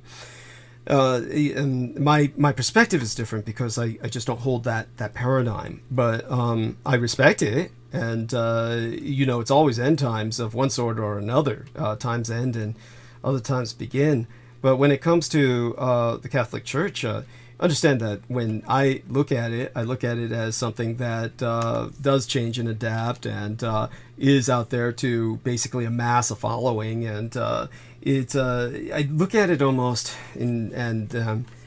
how do I say this without sounding despicable? I look at it from an almost social engineering perspective, in that It can bring order where there is chaos. The real future of the church, of course, is more than anywhere else in Africa. So the large changes are blackifying the church, and they will be. But understand that those same black people are in Africa are violently homophobic. They're certainly not in any way progressive. If anything, they're reactionary. And they are the ones who will take the church back to the Middle Ages. Either way, that's fine by me. The church being extant and providing people a sense of identity and order, well, that's something that is a preferable alternative to what many of them have, which is the empty violence of communism and raiding corporations. So, that's my perspective on it. So in that sense, Well, what I like to do is I just go back to the word. I don't try to instill even my emotion in it or my hatred. But it's always like, basically, are you still there? Yeah, I'm here. Yeah. Okay, I'm sorry. I was getting a phone call. I've never had to deal with that while I'm on the Skype. So basically, she likes to have her base. This is what the word says. And she likes to establish base, which are power bases. Like when we talk about the principality and powers, not only on earth, but in heaven. And that's why she enters in through war. So I think like Vietnam was a very good example that we experienced in our time. And if you go to the core root of it, it was basically the Vatican wanting to have a base of power there. And Vietnam was like, well, no, we don't want you here, mother. You know what I mean? And that's what we're seeing here with what you were saying, her only viable way, because now she's literally fighting this male energy, which is the 10 Kings energy. This was why you saw the Supreme Court abolish abortion. It's because this male spirit energy, where you find it in like an Elon Musk, or you find it in the Russian patriarch, where they think, well, we need to prosper and have many children and conquer. That's their spirit, and it comes against her. So now she's positioning to find areas where she can remain a base power, and Africa is one of those that she hasn't quite conquered yet. Okay. Yes. But corruption is corrupt whether you try to put pretty flowers on it and a ton of perfume. It's still corrupt at the core. You know what I'm saying? I appreciate what you're saying. And I'm not going to argue with that. If anything, like I said, I acknowledge much of that, even the majority of it. And in a sense, still welcome it compared to some of the chaos that I've seen in Black Africa and a large church presence there. If you want me to make it very minimal and understand it from a biblical perspective, it's what Jesus said. They put a millstone around a believer's neck or a child's neck, and it like makes them sink. So that's basically how she operates. She'll give you parts of the truth, or she'll accept you to some aspect, and you enter into the religion, and the next thing you know, you're bound again to her, and you're not really breaking free. That's why the gospel or the words of Christ alone are all you really need to flourish and grow and understand the grace of everything and the mercy of him, rather than being caught up in religious ideologies, whatever they be. That's beautiful. Thank you. Because he wants you to be free. He does not want you to be bound by any other kind of man. Yeah, well, certainly, I think that's valid. I think that this is the problem that we have with a lot of pastors in the evangelical community, is that a lot of times many of them are corrupt, and they don't want their followers to remember that they're not God. Essentially, they may be men of God, but they're not God themselves. And unfortunately, to many people, they become such. Yeah. But I mean, the kind of corruption you see that where people are taking advantage of faith is definitely it's endemic. It's everywhere. And the church, of course, is far more noticeable simply because it's a more standardized regime, one that is more homogenous and has been around for centuries. I certainly see what you're saying, and I certainly appreciate what you're saying about quote unquote weighing people down. And but then again, if you have a choice between and by the way, in its effect in Africa is Western Africa, just so people know this, which I was never a person who traveled through West Africa. I've never been to West Africa. I was in East Africa, which they may as well be on different planets.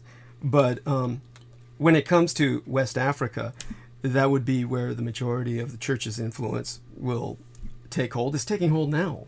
But yes, that may be holding people down. But I'm just thinking in terms of immediate sense of bringing a sense of order to what otherwise is a horrific situation. And oh my God, we got sex bots. Let me handle these while I speak. And you know, that all being qualified. Yeah, it's. Well, that's why I love the simplicity of Jesus. I just love that about him. It's not complicating stuff. Like, that's what I love about him. Yeah. And that's why it's like a relationship. It's not about piety or having your works. Have your works approved to God and not man. Yeah. Be concerned about how he views you versus what the world says you have to be. Yes. Thank you, and that's fine. I mean, I'm glad you share that. I mean, that's you share that as a Christian, and that's wonderful. So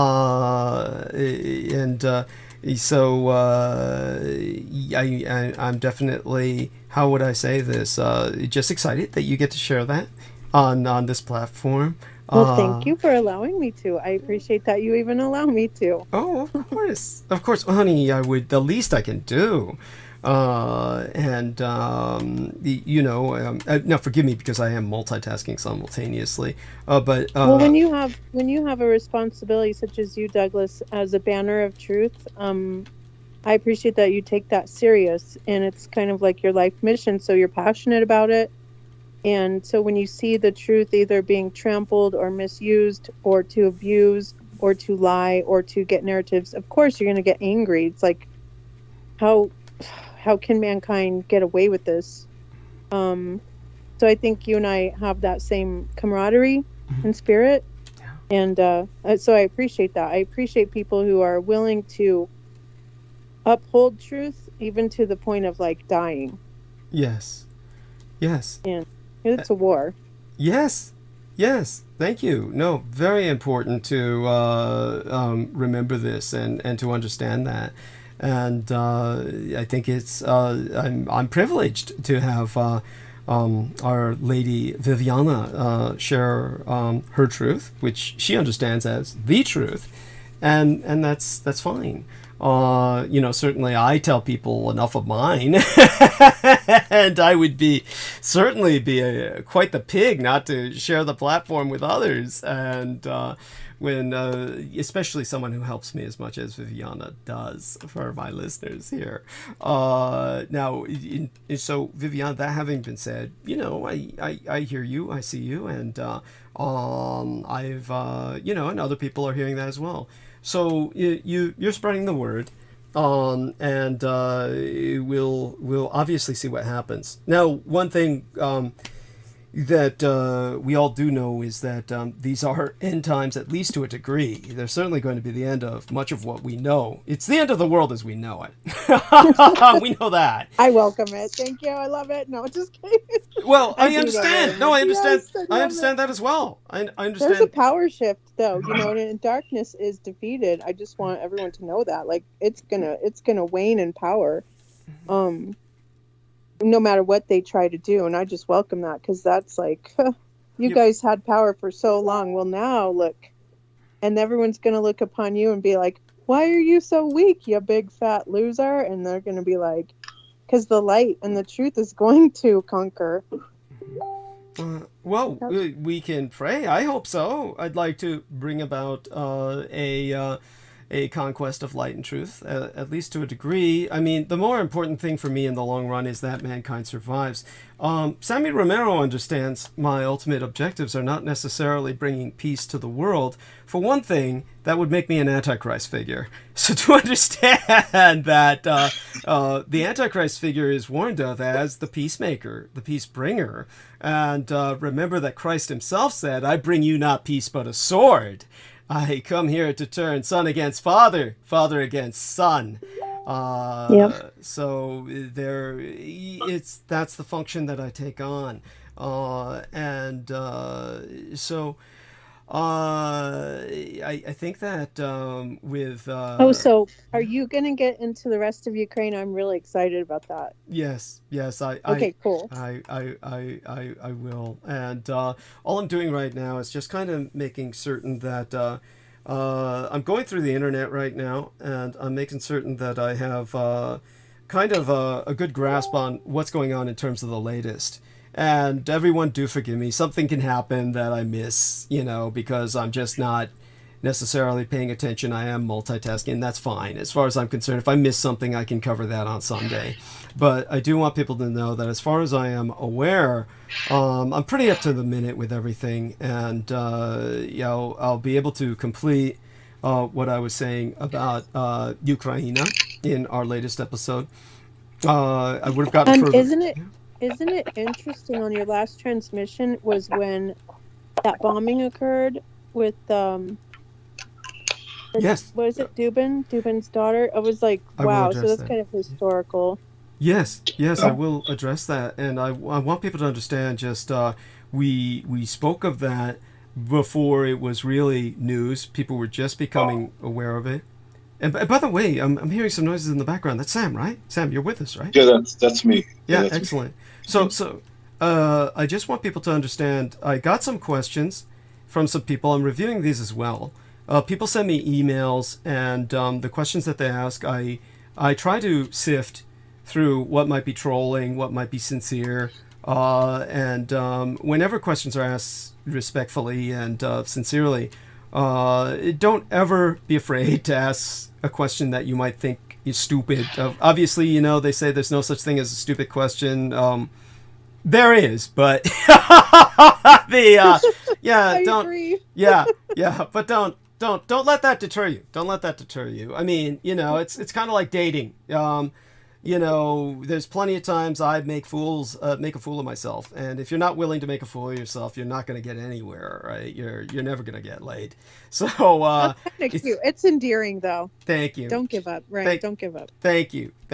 Yeah, I mean, I don't. It doesn't bother me that I look like a complete idiot and fool at times. It's you just got to understand. There's always a second chance, and there's always that kind of. There's always people who are going to think you look stupid anyway, no matter what you do. But this being said, people were asking me about, and they're saying this, I respect this question. Basically, what several people have asked me in a sense is, so what if the Ukrainians get exterminated as a people? I'm trying to relay this, not in such a way as to not make them sound like assholes. But basically, they're presenting a question which is valid in its own right, which is basically this.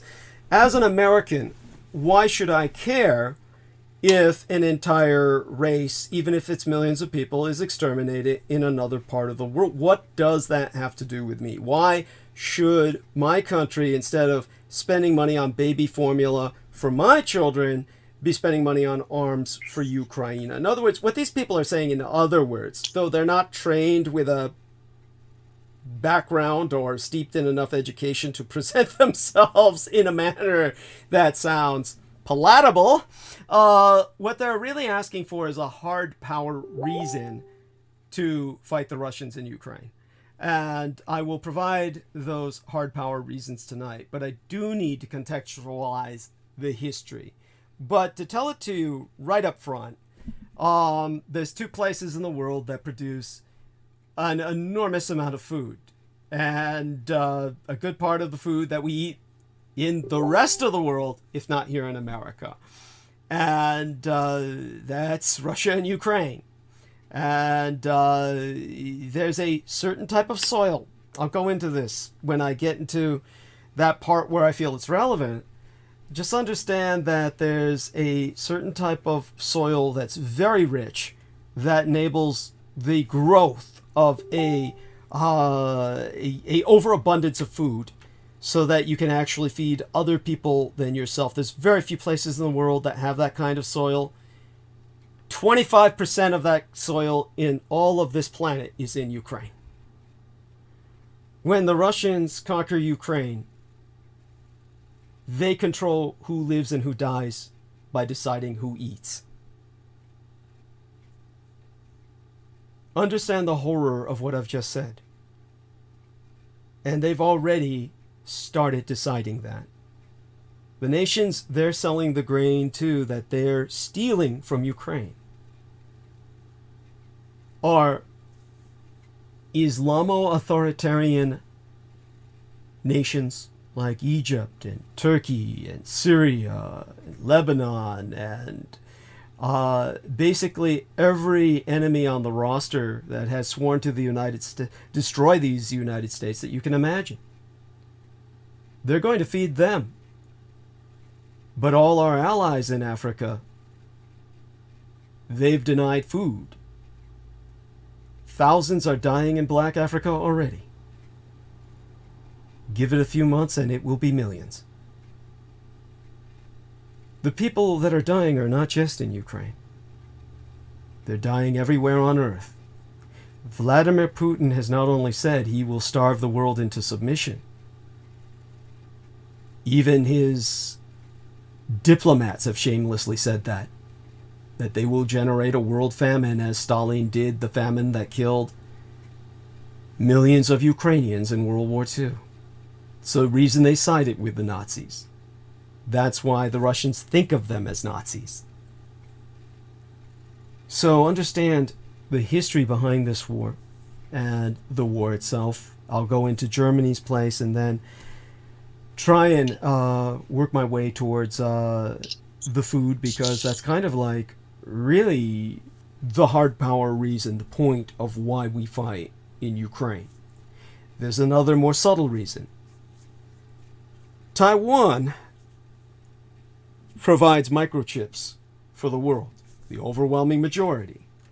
And for that reason, you have to fight for Taiwan, or else your planes fall out of the sky, your cars stop in the streets, your cells don't work anymore, your cell phones won't transmit any more communications. All of this is based on chip technology out of Taiwan.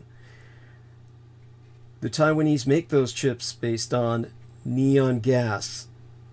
Neon that comes from Ukraine. The Russians not only deprive the world of food, you might say, so what if all those millions of people die? They're not Americans. They're not. But Taiwan can't produce your microchips, the oil of the 21st century, without that neon out of Ukraine. This is why China's attacking Taiwan while Russia attacks the Ukraine. We're just lucky they've failed so miserably, so far, in conquering these nations. But it's why we have to back them with everything we've got. If they fall, we fall. This war may as well be on our own soil. These are the end times, in a very real sense. The world as we knew it is ending now. Now we have to fight this war until we win and build a new one. Viviana probably feels that that will come with the second coming. That it, and if that happens, that happens. Otherwise, I foresee a world in which we're not necessarily reaching a global level of peace, but as Sam Romero understands, we'll at least all be fighting on equal ground in a more balanced battlefield where we have enough assets to even the game level the playing field, render the human struggle sustainable and survivable for us all as a species. And that would be the greatest victory of all alone in and of itself. So, Sammy, if you can come back on and talk with Viviana for about 10 minutes or so, and I'll be back. Thank you. Bless you. Yeah. So, Viviana, how I hope you are didn't you hear reacting to this? to the Ukraine. Yeah. What's your I take on thought it? that was such a good point that he brought forth, because we weren't here to experience what our forefathers went through when it came to things like, when they call Ukraine the breadbasket of the world for a reason. And Right. during the Depression, mankind was very much understanding of how much a loaf of bread cost, and the real plight that you and your family would possibly starve to death. And so it's kind of like, and then bringing up Africa, we lived through the famines that they suffered. And so I'm sure a lot of us in our pride and arrogance would look at those commercials when you saw the starving children of Africa, like on UNICEF, and you would think, well, why should we care about these people? And why should we send them money? And why should we adopt a child or whatnot? But how would you feel if it was happening in your area or your region and you were suffering genocide and the world stood silent? Right. Well, that's actually already happening in the U.S. I think a lot of people are turning a blind eye to it, but I'm gonna tell you what's going on in Los Angeles. People are lining up on the food banks here in Los Angeles. In fact, yesterday there was a line near Manchester at a food bank because people can't afford food, and I'm talking about people on the border, pretty much anybody that's homeless. Okay, when I say homeless, I don't mean they don't have jobs. Some people have jobs and they're still homeless. They can't afford shelter. Period.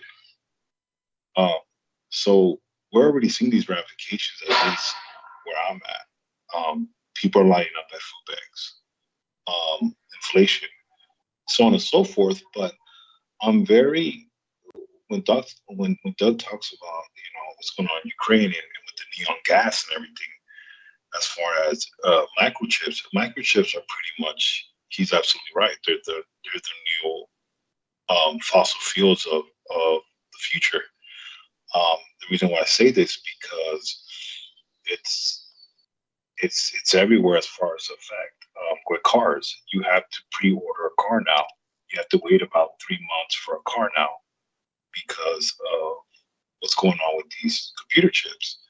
But more importantly, I always have to go back to what Doug has always talked about when it comes to the Second World War, where this is still, in my opinion, a continuing battle of that war. In a sense of Europe, it always has to come back to Europe. As much as people don't want to admit to it, it's coming back to Europe. Everything's coming back full circle. What am I saying? Well, let's say the Russians do acquire or they do conquer the breadbasket of the world. This means Germany is going to have to arm up. They're going to have to mobilize Germany. Of all the countries people don't want to mobilize, Germany is going to have to mobilize. As far as a superpower, what does that mean? They're going to have to bring out the big guns. That means their nuclear warheads or whatever weapons they have. People are very uncomfortable with that. Even Japan, the Empire of Japan, people are uncomfortable with them militarizing because, oh my God, they're with the access. They've never not had a military. Douglas talked about this. Most of the military was in China. During World War II, that wasn't even their full military might. People forget, the Pacific was a totally different animal. So all these countries, all these Axis powers, and we're forgetting about the Third Reich in exile. What does that mean? What it means is what Doug's been talking about all along. And if you just look at the chronology, the timeline of all this, this is not coincidence, because it comes back to Europe, which means the conflict in Europe was never settled. This was a the Third Reich never. There was never a peace treaty with the Third Reich. There was never. This was a what do you call it? Not stalemate, but what Korea is experiencing, a ceasefire. The negotiations stopped with the Third Reich in exile. So, like I'm saying, it comes back to Europe. What's your take? What do you think? Well, I think the Third Reich never died. I think we see, well, I'm always thinking biblical. So the beast that was, is, the beast that was, is not yet is it's destined to rise again. Can we call it the Reich only? I think it's the empire of mankind rising up in this one mindset. And it has many factions that are historical. So that's the reasons why, like, it was like what Doug said with the blood and soil, and the understanding that the sacrifice and the blood on the soil to retake, and of course what Putin wants to do is retake everything that was ever lost. So that's his intention. And then mold that together with the intentions of other regions and mindsets where they can come together as one. Is the empirical ideology of that beast rising once again? So will it be just one faction or many factions? Right. I just what I found very interesting is that we allowed Russia to even exist in its form. What am I saying? They should have never been allowed to even have the capability, and we just were very passive. We're very passive to pretty much put their foot. Can you get closer to your device? Are you kind of away? You sound a little bit away. I'm sorry. Can you hear me now? Talk again. There you go. Give me a second. Yeah. Sure. Can you give me like 5 minutes? Okay, go ahead. Okay. So I find it very interesting, basically that question in itself as to why we would fork over all this money to Ukraine. I would like to understand the mindset of that person and why they question it. I mean, would you prefer that we did nothing and just allowed a superpower to grow and invade and come against innocent people and regions and lands? And I guess we feel okay with that because in our country, we don't have to worry about these things head on. We don't have to worry about invaders coming on either side of our oceans. And we don't have to worry about the problems that third world countries have to face because we've lived in the land of plenty for so long, and our future is based on that prosperity. But I would like to ask you, what is it that we're losing as a nation when we lose our heart or care for the people around us? And I think America or the U.S. is also at war, but the war for us is not necessarily that's depriving you of anything as far as food or fresh water or the clothes on your back or how you're going to face tomorrow and live. But I do believe the war that is waged upon us is right in your mind. And So when you see a generation losing its own desire for heart and soul, or to care about their own kind, tells me a lot. Tells me a lot about the state of this generation, or mankind in itself. How the hearts of man will grow cold. Yeah, you're right.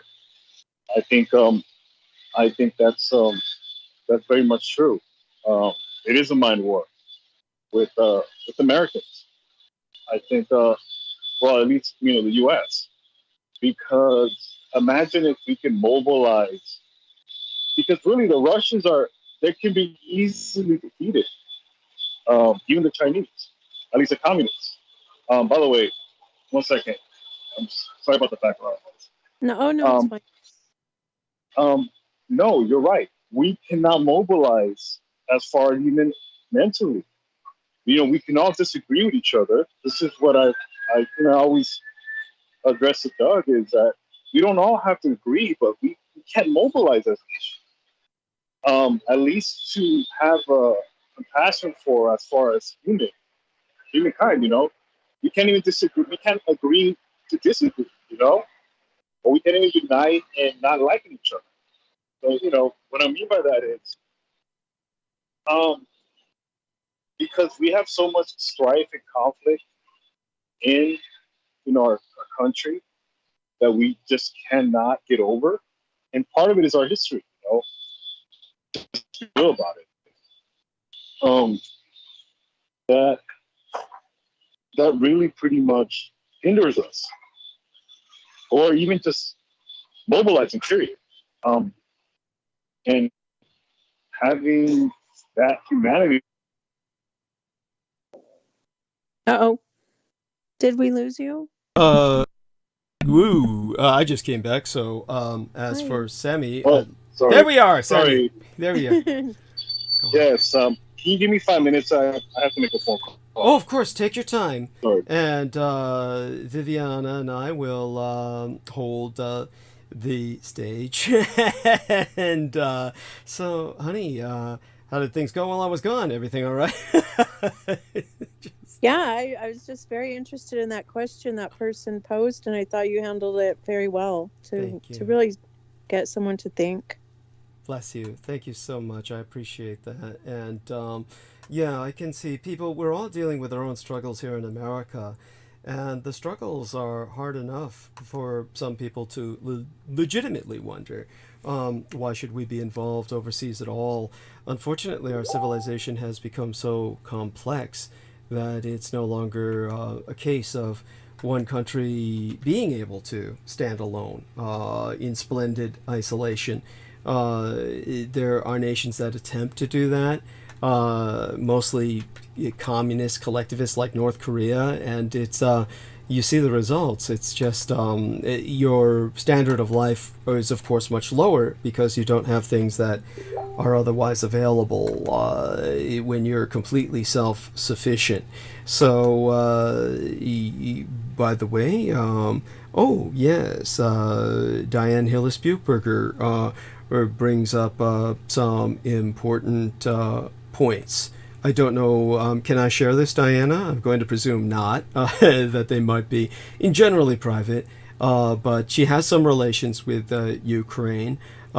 She brings up the mineral and energy wealth, and talking about the lithium and mineral reserves in the war zones. Oh, okay. So she points out that her children's Baba is Ukrainian from the Ukraine. Of course, I presume that's some kind of babysitter, kind of like what they'd call like a nursemaid or something, maybe. Baba in Asian would be like daddy. That would mean that my children's father is from the Ukraine.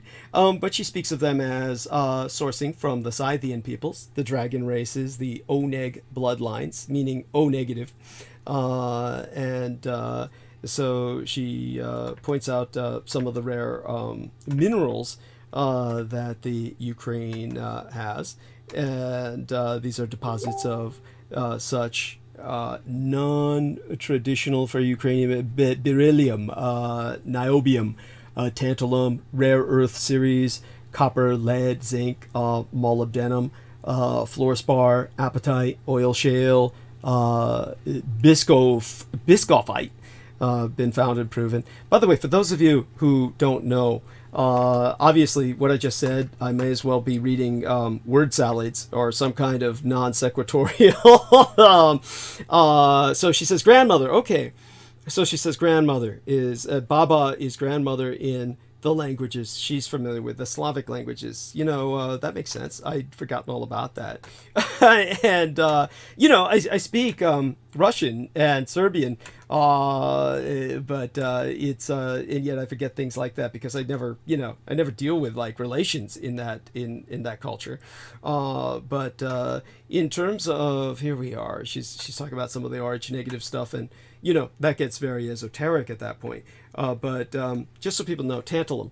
Tantalum is named after Tantalus, the Greek god Greek super victim, just this mythical super victim who is forever being tantalized by something he cannot reach. And so this is when we're tantalized by something. We long for something unattainable. When it comes to tantalum, the mineral is named such because it comes from meteorites. It's not of this earth. So there is literally no tantalum on Earth to be found in the deep earth. It's all near the surface where some meteorite crashed. But this is what is the metal, that tiny thin sheet in your cell phone, that gives it the ability to transmit via the cellular towers. So that tantalum that you have in your cell phone, this just nanometer or micrometers worth of very thin sheet metal hammered out of these meteorites, found primarily in Africa, but some places wherever a meteorite has struck, but really big ones hit in Africa a long time ago.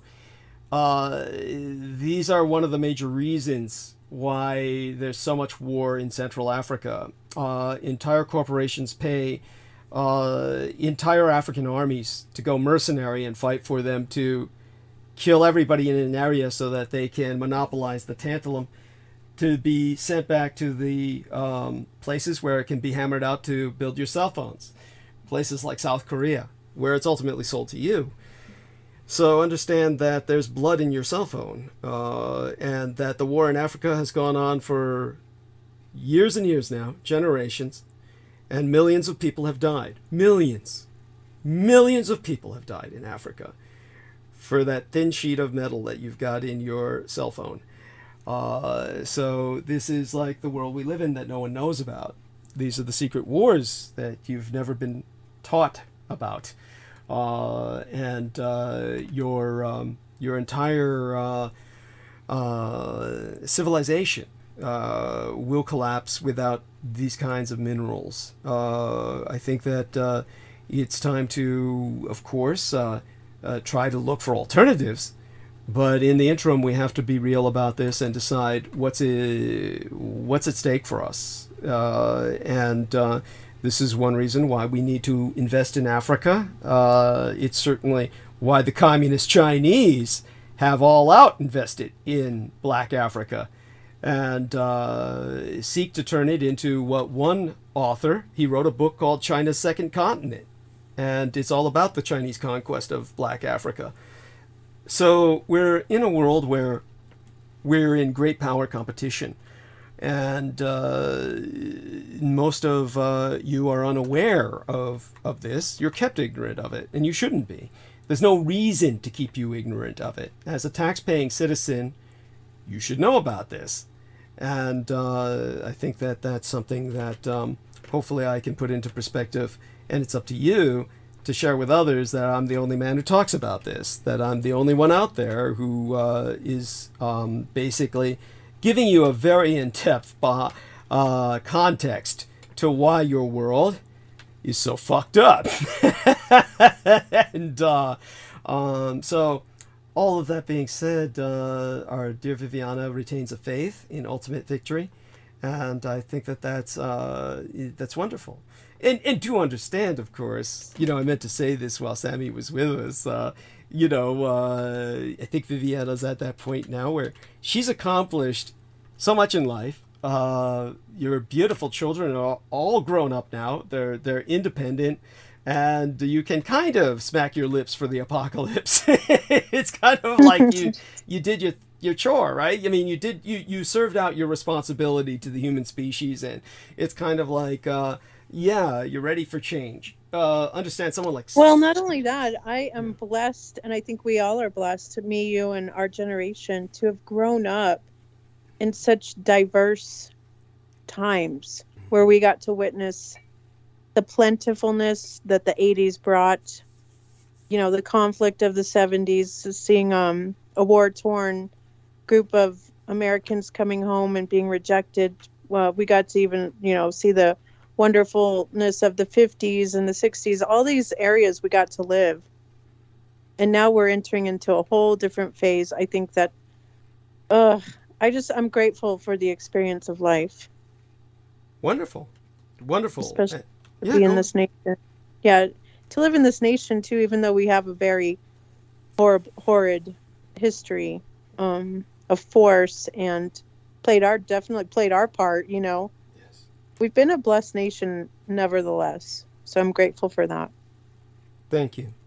I mean, all of this is important, and certainly I am honored that you've been able to help myself out, and of course I pray for the continuity of that in my selfishness, and hopefully you'll provide what you can. And honestly, honey, it's one of those things where when you say you want to withdraw from social media, like I said, it's really important to detoxify. I understand where you're coming from, but at the same time, it's scary to me. It makes it sound almost as if you want to kind of withdraw from the world, and I can't imagine you really wanting to do that. I think you're a person that appreciates the human contact. Well, I do. Yeah. It's about idolatry, though. Like, I'm making it way too much a part of my life. You know what I mean? And am I capable of drawing back? I don't know. I just think more of being prepared, I don't think we're always going to be having this platform. Okay. I think that we could definitely enter into a time where it's not going to be available.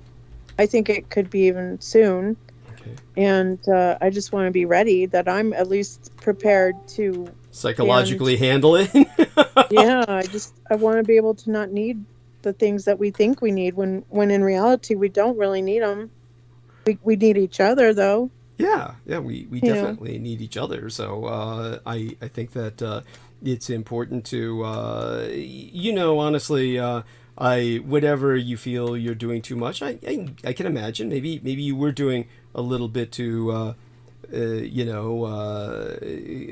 you were a bit too heavy into it for for a little bit of time, but I think you're over that now, and what you're doing with me is far more balanced in that regard. We're not, this platform is not giving you drama. Mine, that is. Oh no. Yeah, and I know that when it comes to YouTube, I hear what you're saying. I presume, and this is my stereotype, I presume that what you are implying is kind of like a beast system where we're just kind of forbidden from access to anything without the mark. Is that kind of what you're saying, or no? No, I just... Okay. Oh, you meant something more prosaic. It's just that, it's very personal. I want to be prepared to be able to probably have to stand alone. No. What I meant is when you say something like, I don't think we're going to have this platform forever, meaning YouTube, I as I understood it, then you kind of mean that somehow the system's going to change where, they're going to deny this to the public, and a lot of people are going to have withdrawal symptoms, and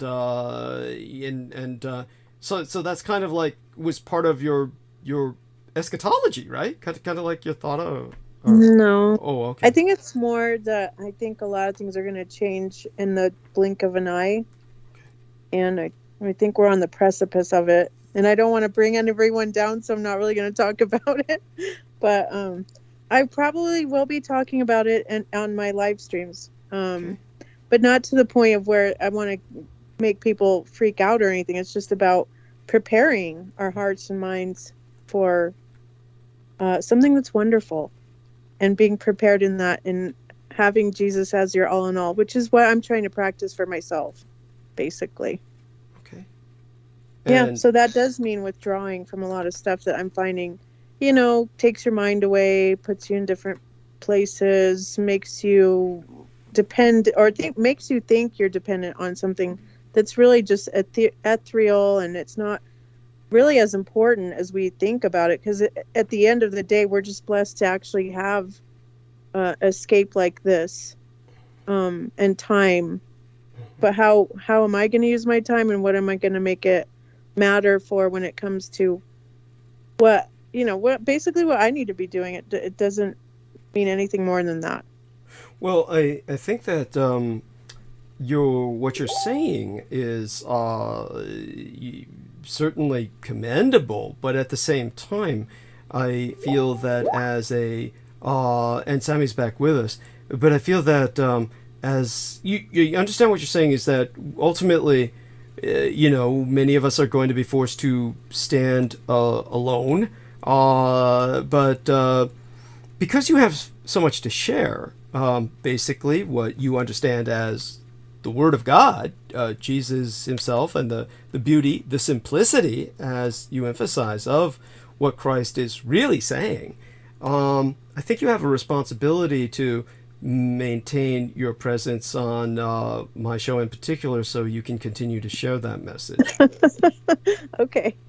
I will, as long as possible. How about there that? we are. Thank you. Okay. Because I mean that you would agree that's the point. Is obviously to share the word, and of course that is you can't, to isolate yourself too much completely would be kind of like contrary to that responsibility or that duty or that sharing of the word, and you get what I'm saying. Yeah. Okay. But sometimes, like, you want to train yourself to be able to withstand things at length. You know what I mean? So it's kind of like, I don't know what I'm even trying to say right now. No, I get what you're saying. There's times when we really feel that, I really need to prepare for a kind of survivalism. That I mean, you envision before it gets better that it'll get a lot worse. I mean, that's essentially... No, actually, I don't. I think I'm thinking as a time where I will want to be prepared to actually escape. Okay. Is this kind of like a rapture? Well, yeah, that's how Christianity views it. But it's also, if Jesus has spoken about it and he says, like, I'm going to be with you even till the end of the world. Well, I want to actually be prepared in knowing the time and understanding, and being prepared myself and my household. Okay. And that's just being prepared in the faith and doing all the things that he said, like look up when you see all this kind of stuff coming your way. Just look up, like don't even worry about it. Just be prepared to let go. And there is a new kingdom coming, and it's not necessarily going to stem from this world. So, Sammy, how similar is what Viviana is saying? How similar is that to what you grew up with? No, it's similar. It's similar, but here's and this is where, because I've always been a person that I like to think about things. I like to believe I'm very critical in thinking, and certain things. For example, my journey to discovering Doug, and what I've realized is, as much as I love the whole rapture and that concept of being with my maker in Christ and being with him, to a certain degree, I still have some responsibility on this earth to make an impact. Yes. When it comes to my knowledge of, even for example, evil, quote unquote, one thing I've learned from Doug, and one thing that God showed me, there is layers when it comes to this. When it comes to even your quote unquote opposition, which in the grand scheme of things, it's still God's creation. God is in control. Our maker's in control. But like anything, there's people out there that are going to still try to defy that paradigm, where they're going to reach out to outer cosmic alien entities to say, no, I want to defy even that. When I realized this, obviously through Doug, this is on another level. What I mean by that is, as much as I love the plan of God, as much as I love the gospel, which I do, I am not the most Bible verse person. I'm gonna tell you one thing. Vivian is probably more Bible verse than me, and I'm a pastor's kid. Not that it matters. I mean, well, big deal. I'm a pastor's kid. But what I've learned from Doug is there's a little bit more. There's more to than just waiting for Christ to come back and rescue me. And my clothes are on the ground and my body's not there. There's a reason why people like Aquino exist. I don't think Aquino's the only person that was in pursuit of these entities, these cosmic chaotic entities. I think he's just the one we know of, or the one that was the leader of the boy band at the time. Yes. Or even that, I don't know. Because you have Leslie Groves, you have even these other sinister characters like I don't know what to name right now off my head, but Leslie Groves comes to mind. But what I'm trying to say is, throughout the ages, at least just the history of America, of the United States, really, there's a little bit more, in my opinion, to the world than just that.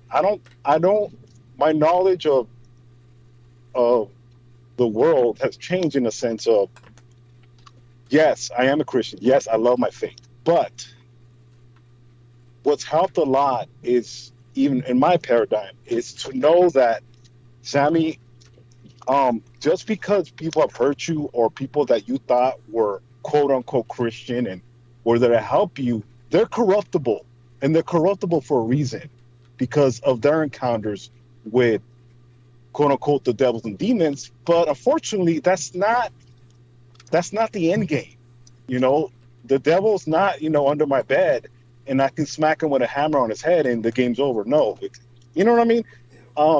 What Doug has kind of exposed is, if you thought that was, terrible, as much as horrible as when you talked about last week about, having, a sense of therapy with the Vatarka, as horrible as that sounds to me. Yes. Right. Understandably. That sounds terrible to me.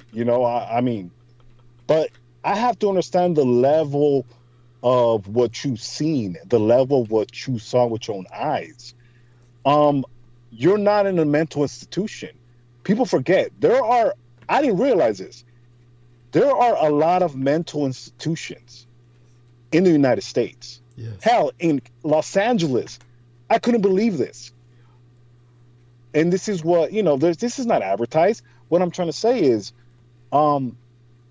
Doug is damaged, but surprisingly, and through the grace of God, Doug is not insane. We're all damaged. The world is going to damage you. We've all have caused, in our own little way, this type of chaos that feeds these entities, whether it's hate, whether it's, in my opinion, okay, I've thought of sometimes of very horrible things I want to do to someone that doesn't like me. I don't know if this feeds the entities, but it's energy, in my opinion, Yes. I circle back to this, okay? Yes, I would like to say that I do like my relationship with God. My relationship with God is important to me, but what I've learned also, and I have a lot of things in common with Vivian in the sense of what I've gone through in my pits and falls with church, but that's not that's not what's going to bring me closer to my maker in the sense of my faith. It's what mark am I going to leave in this world? So to say things don't matter, Doug, I'm going to wait for Christ to pick me up in the rapture. It seems to me disingenuous in the sense that no, there is still work to be done in the sense of you still got to battle just to be a human, just to even fight the devils and demons. I'm still going to have to fight just to have that existence, whether I like it or not. Because there's people out there that say that's not enough. I want to destroy God's creation, even with the devils and demons that are going to have to be on my side to torment me. That's how much people have gone to that level of chaos. And I have to say chaos because this goes against God's creation, which are still those devils and demons, because God is still in control. There's nothing that God cannot control. So in the grand scheme of things, I do understand Doug in this aspect. Do I agree with Doug when it comes to, I'm not saying, look, I have nothing against, and I have to say, I hate to bring this up because it's stupid, but because it is in a sense how I think about it. Like, for example, the gay agenda and why it's everything so LGBT. Does it really matter? Does it really matter, really? No, it doesn't. I do understand there's order in things when it comes to what I perceive church is, but it really doesn't, because there's plenty of gay, this is just an example, okay? This little pettiness of what I'm talking about. It's just an example, okay? Gay or homosexuality, it's very much prevalent in the church. This is no secret. But what I'm trying to say is the tradition of it. Am I conservative to a certain degree? Heck, absolutely. But like anything, when you really look in the world and when you're around, all of it really pretty much is irrelevant, because you still have to be a human being. I can tell Doug, I can idolize Doug as wow, Doug, you're a vampire, son of Hitler, prostitute screwing, you know what I'm talking about, prophesizer. You get to look into his box that you bleed into and see visions. I can. Oh shit! They got him. They got him. Oh, hello. You're back. You're back. Sorry, phone call. Oh, but at the end, Doug's a human being. So what I'm trying to say is, there's a little bit more to this. So, in a sense, I have to kind of take. Oh gosh, they got him again. So it's hard to maintain ourselves when we're. Anyway, I'm still here. Yes, Frank, yes, that's right. Still here. And Yeah, that's I talk about these things more in depth on my channel because I don't want to bring it to your channel. Just so you know, like, I'm in it for the win it. You know what I'm saying? I'm not checking out in the race. Yes. Yeah. Yeah. I got it. Yeah. That's about it. And that's fine.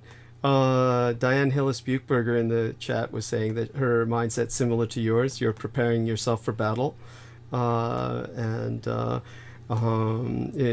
she points out Aquino was yeah. Oh, here we are. So, I would like to say, because you would know this, Douglas. Yeah. The very enemies, our real enemies, are the ones who are the most interested in bringing about an end. Yes. Yes. Yes. Excellent. To the point of destroying themselves, destroying everything for the sake of destruction. Yes. Yes. So that's a very true reality. Yes. Very much so. Thank you, honey. You do understand. And I'm just so impressed by that, deeply impressed. And so, you know, all of that having been said, I'm going to, it's 12 o'clock midnight here in California. And it's midnight where you're at too, right? 2 minutes after midnight? Yep. Excellent. So what we're going to do now in the time we have remaining, we've been on 7 hours. George Knight says, I'll be on in an hour's time if that's okay, Douglas. You're welcome to drop in for a bit, and let me call you now. I will call you now so you can jump on. I will call you. Hi. So Sam, there we are. Finish up, and then I'll start monologuing for a bit. Dear Sam, if he's there. I thought I heard him. Yeah, I will call you now so you can jump on. So you can jump on, and there we are. Though I don't think we will be talking too long because of it's just the sheer depth and breadth of everything I have to cover tonight. But definitely we have more people viewing now than we did earlier. They've all come back, and so there are people who come back for the monologue, and that's always very touching to me and very important. Yes, I want people to understand that I think I'm okay with Viviana giving out bits and pieces of her messages on this platform a little at a time so they're digestible. So there we are. Because I have a feeling what you have to say is, hard to take, like what I have to say to some people. And, thanks, George Knight, for killing some of the sex bots. Oh, my God. We had Love Chat, and then he killed 69 megas sex bots. I killed Love Chats. He killed 69 megas. So, let me see now.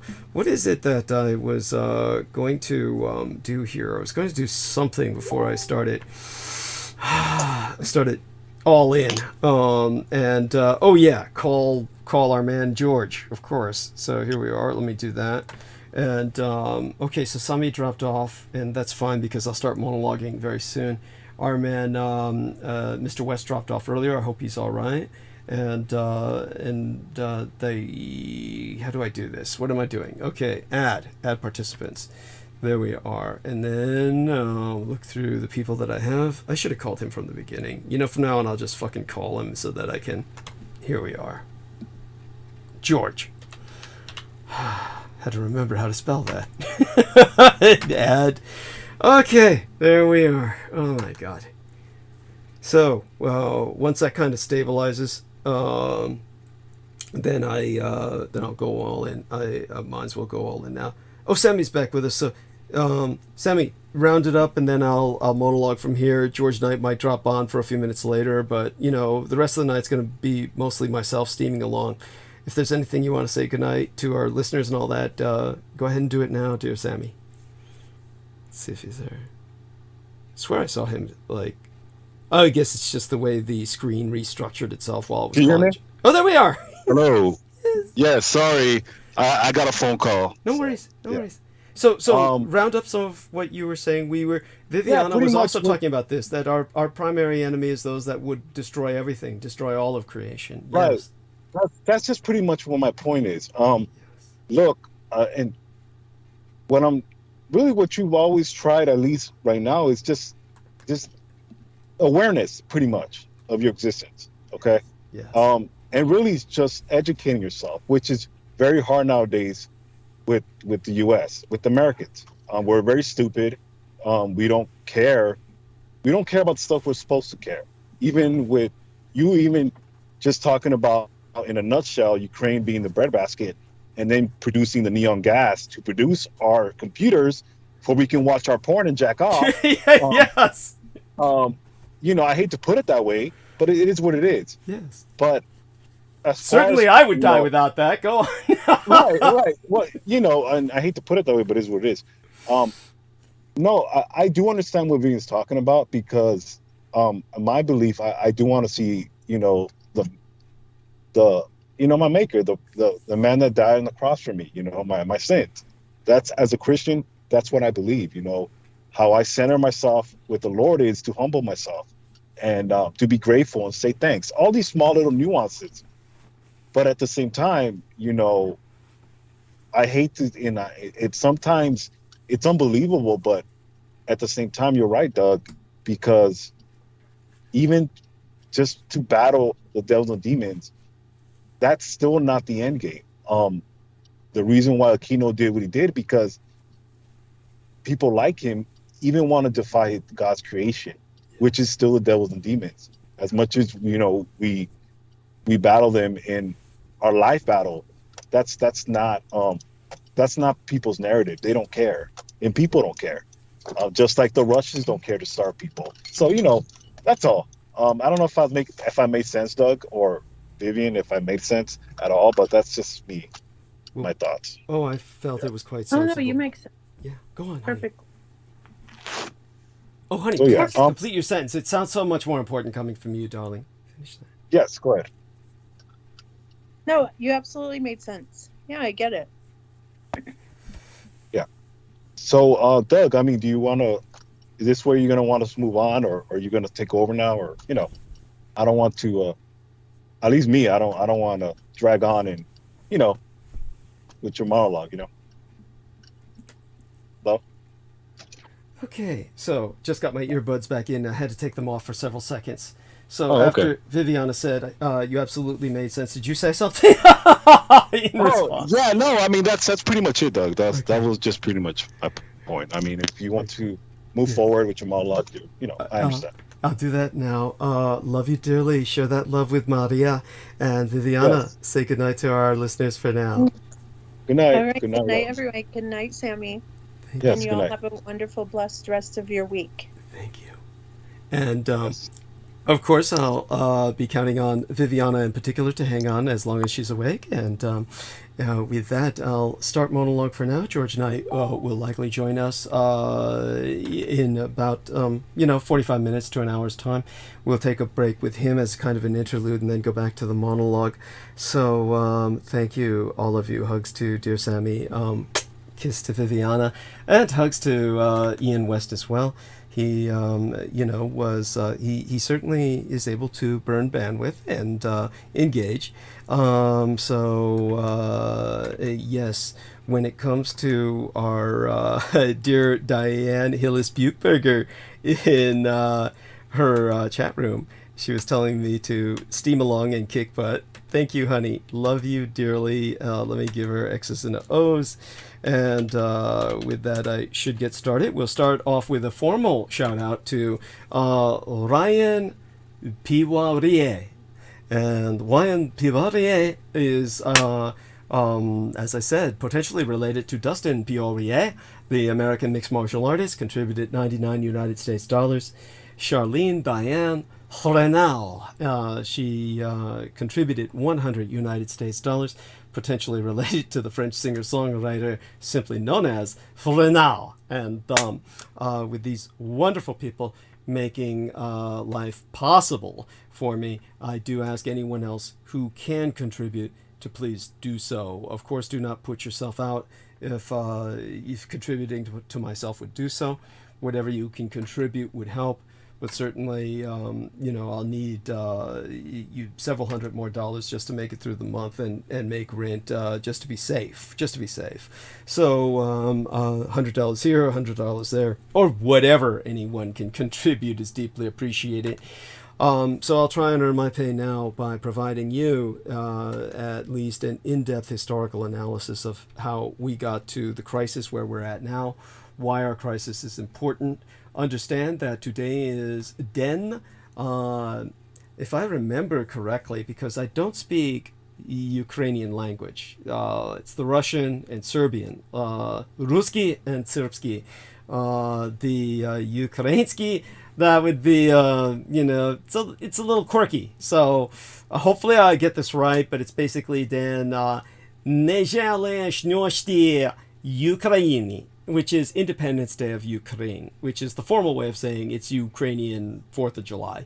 Ukraine is celebrating its Independence Day today with a holiday falling 6 months since Russia's invasion began on February 24th. While previous years have been marked by celebrations, today was set to be a somber affair as officials forewarned that Russia might carry out missile attacks against Ukrainian cities. In lieu of a parade, wrecked and captured Russian military vehicles were displayed on Kiev's main street as a testament to Moscow's failed attempt to capture the capital in the early weeks of the war. President Volodymyr Alexandrovich Zelensky marked the day with an emotional address saying, "Every new day is a new reason not to give up, because having gone through so much, we have no right not to reach the end. By the way, I am reading that from the Ukrainian, just so people understand. The languages of Ukrainian and Russian are similar enough where you can generally read them both. If you understand the reading of one, you can generally read the other. Ukraine's Independence Day was always important. Now it is a matter of life and death. Exactly 6 months ago, Russia launched its war against Ukraine. Now, as the Ukraine marks its 31st Independence Day, a new country has emerged. In Kiev, the capital thereof, they are marking the day under the constant threat of a Russian attack and facing a watershed in the course of this war. A year ago, on the 24th of August, rather half a year ago, I mean to say, the 30th anniversary. Actually, you know what? It was a full year ago that was the 30th anniversary. Let me tell you a little story. It was 1 year ago from yesterday by now, because it's past midnight on the Pacific coast.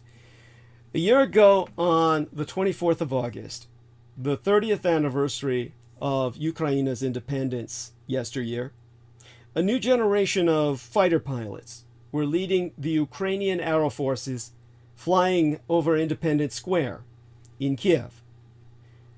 The fighter jet column was headed by Anton Lystopad, who was recognized as one of the country's foremost pilots. He was but 30 years of age, born in the year of independence itself. He was literally as old as his nation in terms of its modern manifestation. Almost a year later, in August of 2022, Anton Lystopad received the Order for Courage from his president, Volodymyr Zelensky. A few days after the ceremony, he was killed in combat. Lystopad's story may sound almost too symbolic, but Ukrainians have become used to such tragic symbolism. 6 months on from the start of the Russian invasion, with its indiscriminate bombardment of peaceful towns, the atrocities and horrors of Bucha and Mariupol, but also the solidarity, resilience, and sacrifices they have experienced. Everything feels sharper and deeper, the bitterness of losses and the joy of survival. Even before the full-scale war, for Ukrainians, Independence Day was the most important holiday of the year, the brightest day, when they thought not about the death of tyranny and the greater Soviet Empire, but the rebirth of the state and of freedom. Amid the war, a military parade in the capital was not an option today. Soldiers and equipment must be on the front line. A civilian gathering would have put people in danger. There were concerns as well that Vladimir Putin's aerostrikes would punish those celebrating something he wants to destroy. But nothing would feel like a defeat. Not letting Russia destroy their usual way of life is a form of protest. The installation of destroyed Russian military equipment along Kiev's main street, Kreshetyk, has been applauded by many. It offers an ironic commentary. Back on February 24th, Moscow wanted its armored vehicles trundling into central Kiev, a victory parade for the Russians. Well, their tanks are on display now, but not in the sense that they ever wanted. Captured by their enemy. After Russia's defeats in Kiev, Chernihiv, and Sumy, and later its slow advance in the Donbas, the Kremlin changed its strategy. Instead of battles, Moscow makes random missile strikes on peaceful towns such as Kremenchuk in June, where 21 people were killed in a shopping mall, and Vinnytsia in July, where another 27 lost their lives. Many Ukrainians have gotten used to aero raid sirens. Some have even stopped hiding in basements. But this possibility of attack at any place or any moment is cruel. It remains invisible to foreign visitors, who are often surprised by how normal life in Kiev or Chernihiv has become. Yet, they still have been hoping for Independence Day yesterday, today still in effect, to be a perfect sunny day, the start of a new season, when many return after a summer break. Many Ukrainian women and children have returned home from their refuges abroad.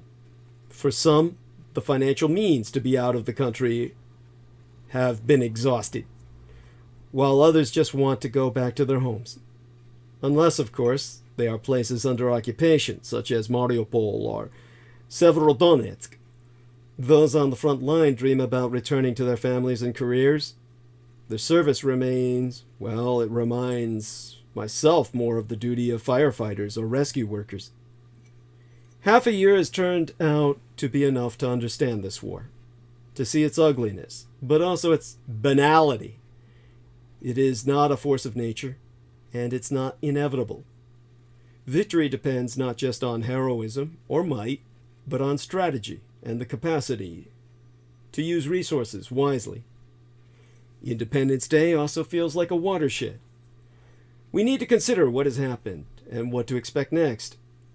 Major battles will be impossible in the winter, so the next 3 months will be decisive. A chance to counterattack and liberate as many towns as possible before the stalemate starts. Amidst all of this, for now, we must be on to a murder in the Russian Empire involving no ordinary propagandists, but the high priest and priestess of the grand theory, driving Putin into war against the world.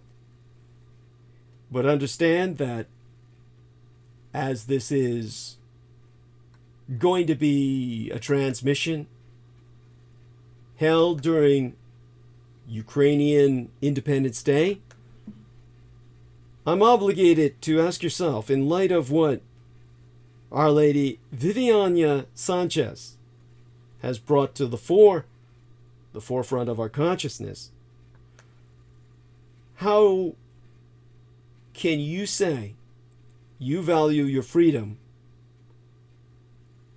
when you have no concept of what the Ukrainians are experiencing while they're celebrating their 4th of July at the height of the summer season, in what the Asian lunar calendar has brought about as convergent with a month of ghosts. Those ghosts walk the streets of Kiev, the capital, and those ghosts walk right through the living, because the living have to tend with the moment. Maybe someday when this war is over, the living will still their senses enough where they can see those ghosts. For now, they're too busy trying not to become ghosts themselves. Having said that, I can tell you that Viviana Sanchez brought up her preparations for war because she values freedom, whereas the majority of Americans don't. Every day we get up and go about our life. Yes, we have challenges and hardship, but there are certain things as Americans we are not trained to care about. We take so much for granted in this country. If you don't like things happening around you, you protest. If you don't feel driven in your career, it might be hard, but switch directions in another path. In many instances, if we are hungry, we go to the store and make groceries according to your preference. Read the books you want to read, when you want to read them. Listen to the music you like, when you feel like listening. Buy clothes that meet your preference. If the school system is not up to par, parents get together and work for change for your children. When we go to sleep at night, we know The United States has a military that will defend this nation from all enemies, foreign or domestic. The biggest lie so bold that was ever told. But you sleep at night because of it. When we go to sleep at night, we take the silence in the air for granted. Never crosses our mind the United States would ever be under attack. We speak of bombs over Baghdad in the past, over Kiev in the present. But never think of bombs over our cities. We never think about our country on fire. This is important to note because when we take a moment to think on it, one can clearly see we don't value freedom at all. Granted, we know freedom in this country is not perfect, especially from a colored perspective. We can go on for days about the injustices we face in this country, but America knows nothing of foreign occupation. At least, in the cognizant sense. Effectively, you're occupied by many nations. The Saudis, the Israelis, the Russians, and the Communist Chinese. Above and beyond them all, the anti-godly worshippers of Adam, the cults of chaos, who don't even belong in the category of the human species. They've subspeciated themselves by their soullessness. Clearly, this country was not thinking of these things during the recent presidential election. To too many Americans, all too many, the Russian issue is nothing more than a joke or fake news. The state of these United States in the global community is just a scroll pass in the general grand scheme of our social media adventures. Many have no idea how much money the American empire owed or still owes other countries. And while we're fussing about nonsense, we have an administration that could, if it takes the wrong step, put freedom as we know it at risk. Look at your bank account, your cash stash, or the pantry in your house and ask yourself, could you manage with what you have if America were to be under attack? Can you read a map? Yes, that matters, because without power, global, geosynchronous positioning satellites, communications, your GPS doesn't work. Do you know CPR, cardiopulmonary resuscitation, or can administer first aid? This may seem trivial, but life tends to favor the prepared. That's really all Viviana Sanchez is trying to share. If we are lucky, we will never have to understand the fear that comes with the word war in the way some citizens of the world know such nightmares. However, freedom is not something we should ever take for granted. You might say, hold your elected officials accountable and get out into your community and work for the freedom you enjoy instead of taking a chance on it disappearing, and you'd be right. We must pay attention and wake up to the world around us for the sake and freedom of our children. But know this much. It might be a pain in the ass for you to do that. But right now, the Ukrainians, and to an extent, the Taiwanese, are on the front lines fighting for your ability to tend to just that pain in the ass, rather than bleeding, hemorrhaging out various organs while dying in agony, fear, and worst of all, the uncertainty about your loved ones. Those people are suffering so you don't have to. Give them the respect to at least understand the historical context of their suffering.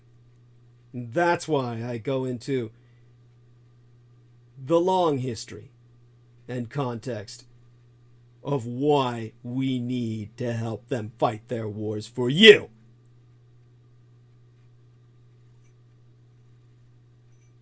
And as I said, for now, we must be on to a murder in the Russian Empire, involving the high priest and priestess of that mad theory that has prompted Putin into attacking the world order. The daughter of a prominent Russian expansionist was killed in a car bombing in Moscow. Most Americans have no idea who the Dugin family is. You'll see it misspelled in the English as Dugin. It's correctly spelled in Romanization, or the Latin alphabet from the original Slavonic, as Dugin. Dugin. You don't know the Dugin family, but this event could have serious repercussions in Russia and the Ukraine. A car bomb exploded in one of Moscow's wealthy neighborhoods on Saturday night, killing Darya Dugina, the daughter of Alexander Dugin, the spiritual godfather of Russia's surging expansionism. Saturday night, 29-year-old Darya Dugina got into her Toyota Land Cruiser somewhere in the outskirts of Moscow. Seconds later, all that remained was burning rubber and steel, the result of a bomb planted underneath her very seat. It went off directly under her ass. She suffered not only being burned alive, but her skull being split open as she was blown to have her head crash and sunder against the roof of the car. I saw it all through the Vox Arcana. Seconds later, well, some reports claimed that security cameras pointing at the site of the bombing had all been disabled for 2 weeks.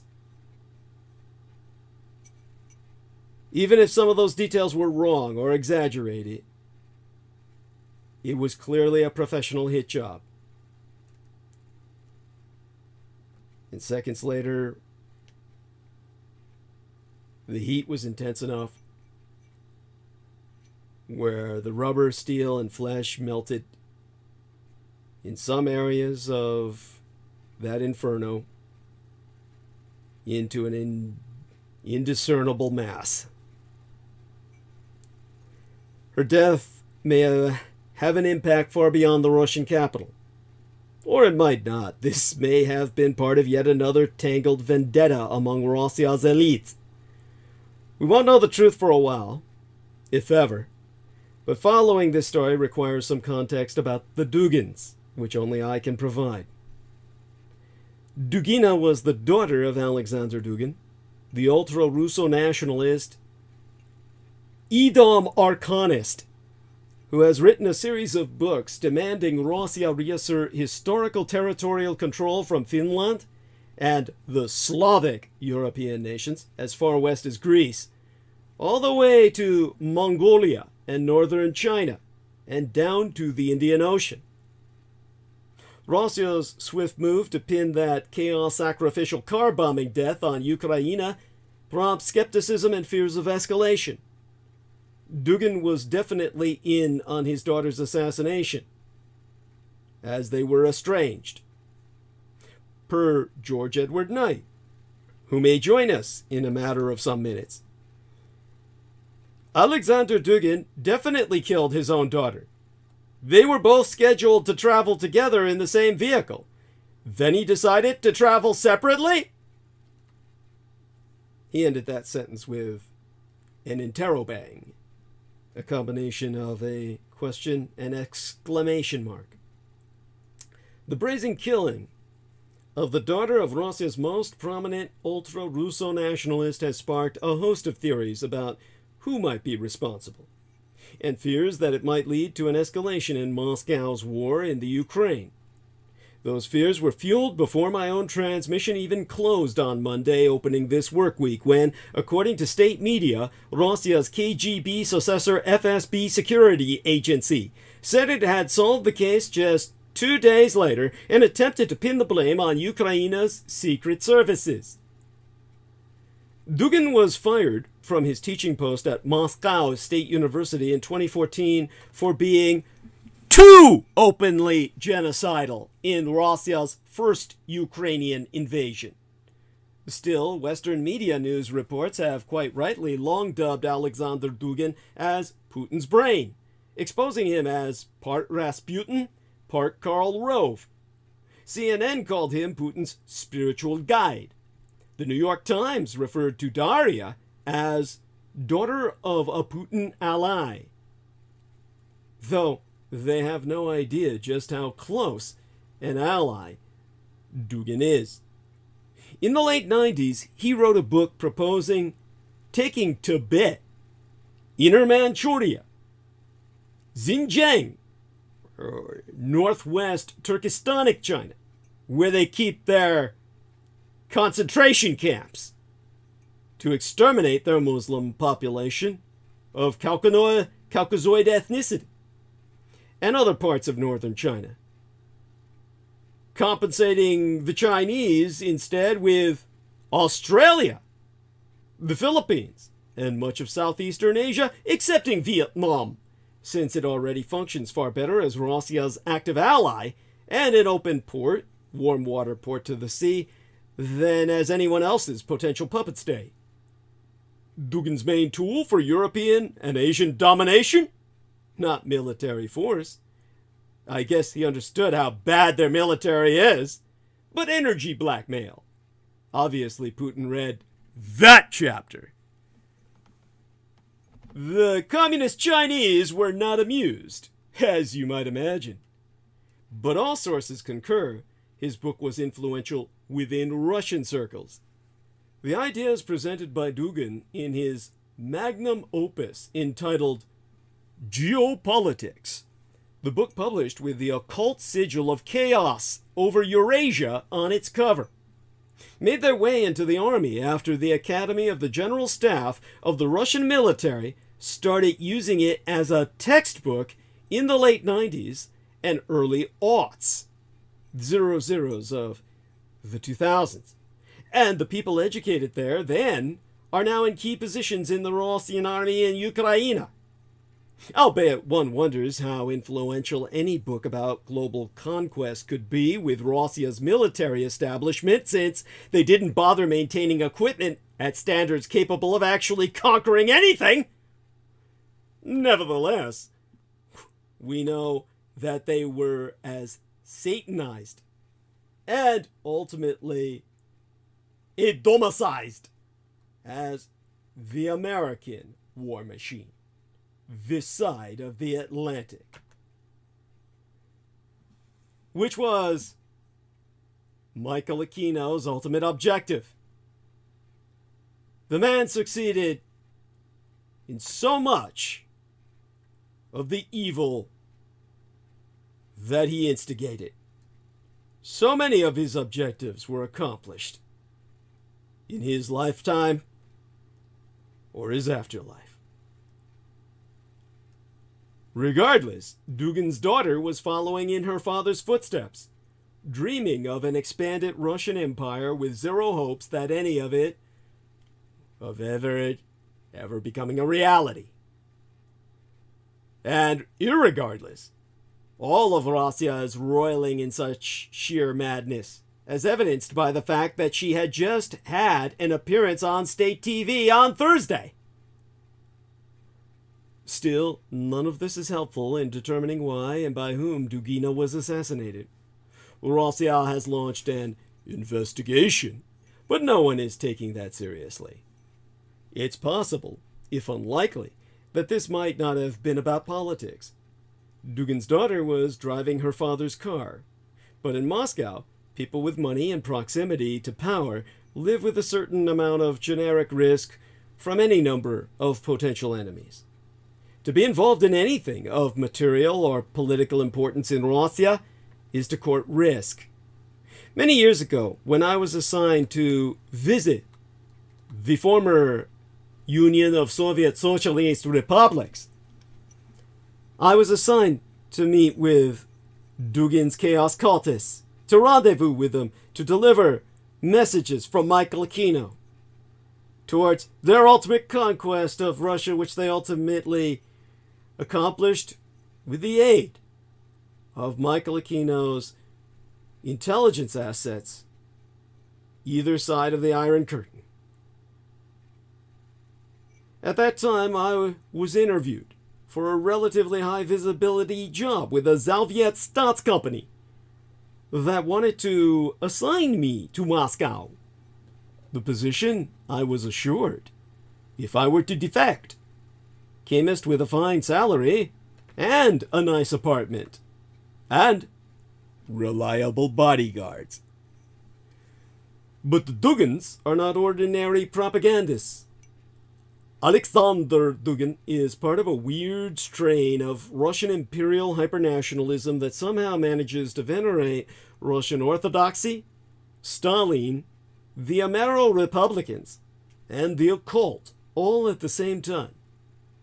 I can speak in depth about the late 1980s trends in the USSR that produced this vicious and deeply deranged school of thought, but spare yourselves the effort it would take to make a sense of it all. Much of it is warmed over Russian messianism and mystical gobbledygook, the product not only of 19th century Russian grievances against Europa and Western Christianity, but also of late 20th century Soviet resentments against the Atlantic world led by these United States. The goal, plainly, is greater empire. Ukraine, of course, is at the top of the list of regions to be recaptured. Kiev is the birthplace of Slavic Christianity, and for people like Dugin and Vladimir Putin, the existence of Ukraine as an independent state is intolerable. Dugin doesn't mince words about the Ukraine. Back in 2014, he said that Ukrainians must be killed! Killed! Killed! He taught that to his students in class, to the point where they feared he was going to pull out a machine gun and massacre them all. He was fired because he was considered a direct and psychotic threat to his own students. But then he became the man whispering in Vladimir Putin's ear, practically behind the pillow. Underneath it all is the simple and brutal belief that Russia, specifically white Christian Russia, is destined to rule Eurasia as the first step to contesting world domination with the decadent Americans and Europeans. Dugin's ravings are as unreadable in the Russian as they are in the English, I can tell you firsthand. But the Russian General Staff assigns Dugin's books as a required text, and understandably so. It is an almost perfectly Orwellian view of total and permanent war, a perfect ideology for a country afflicted by both a deep inferiority complex and a dark spiritual vacuum. And the Kremlin's formidable state propaganda machine appears to be winning the hearts and minds of the Russian Bolshevik, which simply transliterates as their majority. A Moscow research center has found that 59% of Russians don't see any value in Western civilization, democracy, and culture. These are numbers that have been on the rise in that country since the year 2000. Yet the dictator, Vladimir Putin's bloody assault on Ukraine, exactly half a year in today, still seems inexplicable. Rockets raining down on apartment buildings and fleeing families are now Russia's face to the world. What could induce the Russian people to take such a fateful step? effectively self-electing to become a pariah state. Efforts to understand the invasion tend to fall into two broad schools of thought. The first focuses on Mr. Putin, the Pravitelj, which transliterates as the ruler, the far more apropos medieval title. Pravitelj Putin himself, his state of mind, his understanding of history, or his KGB past. The second school of thought invokes developments external to the Russian Empire itself, chiefly NATO's eastward expansion after the Soviet Union's collapse in 1991 as the underlying source of conflict. So, the Russians themselves would have you believe. But to understand the war in Ukraine, we must go beyond the political projects of Western leaders and the Pravitelj Putin's psyche, which transliterates as his soul. The ardor and content of Pravitelj Putin's declarations are not new or unique to him. Since the 1990s, plans to reunite Ukraine and other post-Soviet states into a transcontinental superpower have been brewing in Russia. A revitalized theory of Eurasian empire informs the Pravitelj Putin's every move. The end of the Soviet Union disoriented Russia's elites. The nomenclatura, stripping away their special status in a huge communist empire. What was to be done?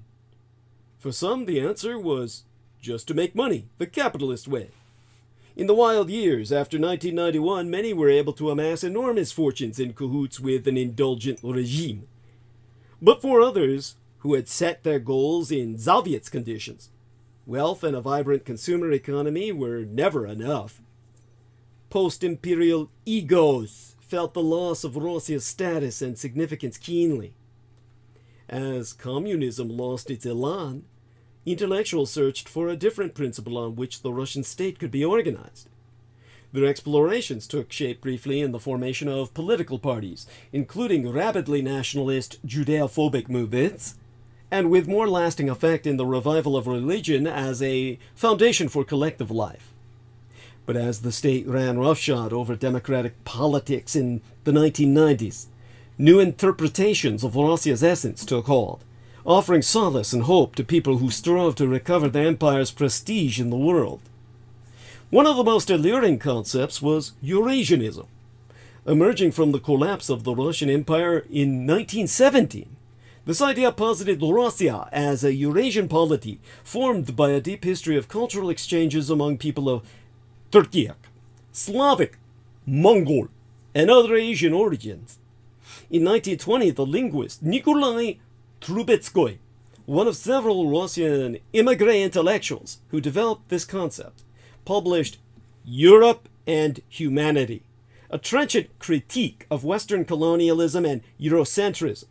He called on Russian intellectuals to free themselves from their fixation on Europa and to build on the legacy of Genghis Khan to create a great continent-spanning Ruslav-Eurasian state. Trubetskoy's Eurasianism was a recipe for imperial recovery, sans communism, a harmful Western import in his view. Instead, Trubetskoy emphasized the ability of a reinvigorated Russian orthodoxy to provide cohesion across Eurasia, with solicitous care for believers in the many other faiths practiced in this enormous supercontinental region. Suppressed for decades in the Soviet Union, Eurasianism survived in the underground and burst into public awareness during the perestroika period of the late 1980s. Lev Gumilyov, an eccentric geographer who had spent 13 years in Soviet prisons and forced labor camps, emerged as an acclaimed guru of the Eurasian revival in the 1980s. Mr. Gumilyev emphasized ethnic diversity as a driver of global history. According to his concept of ethnogenesis, an ethnic group, meaning a race, could, under the influence of a charismatic leader, a pravatem, develop into a super ethnos, a super race, a power spread over a huge geographical area that would clash with other expanding ethnic units. Meaning a world perceived as a war of the races, with the Slavic race overwhelming the Eurasian periphery from the heartland. Mr. GUÍYUÈ's theories appealed to many people making their way through the chaotic 1990s. But Eurasianism was injected directly into the bloodstream of Russian power in a variant developed by the self-styled philosopher Alexander Dugin.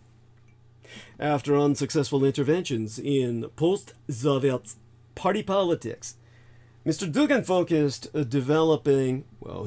on developing his influence where it counted, with the military and policymakers. With the publication in 1997 of his 600-page textbook. The full title? Well, I'll translate it for you from the Russian. It's loftily titled The Foundations of Geopolitics, subtitled The Geopolitical Future of Russia. Eurasianism moved to the center of strategists' political imagination.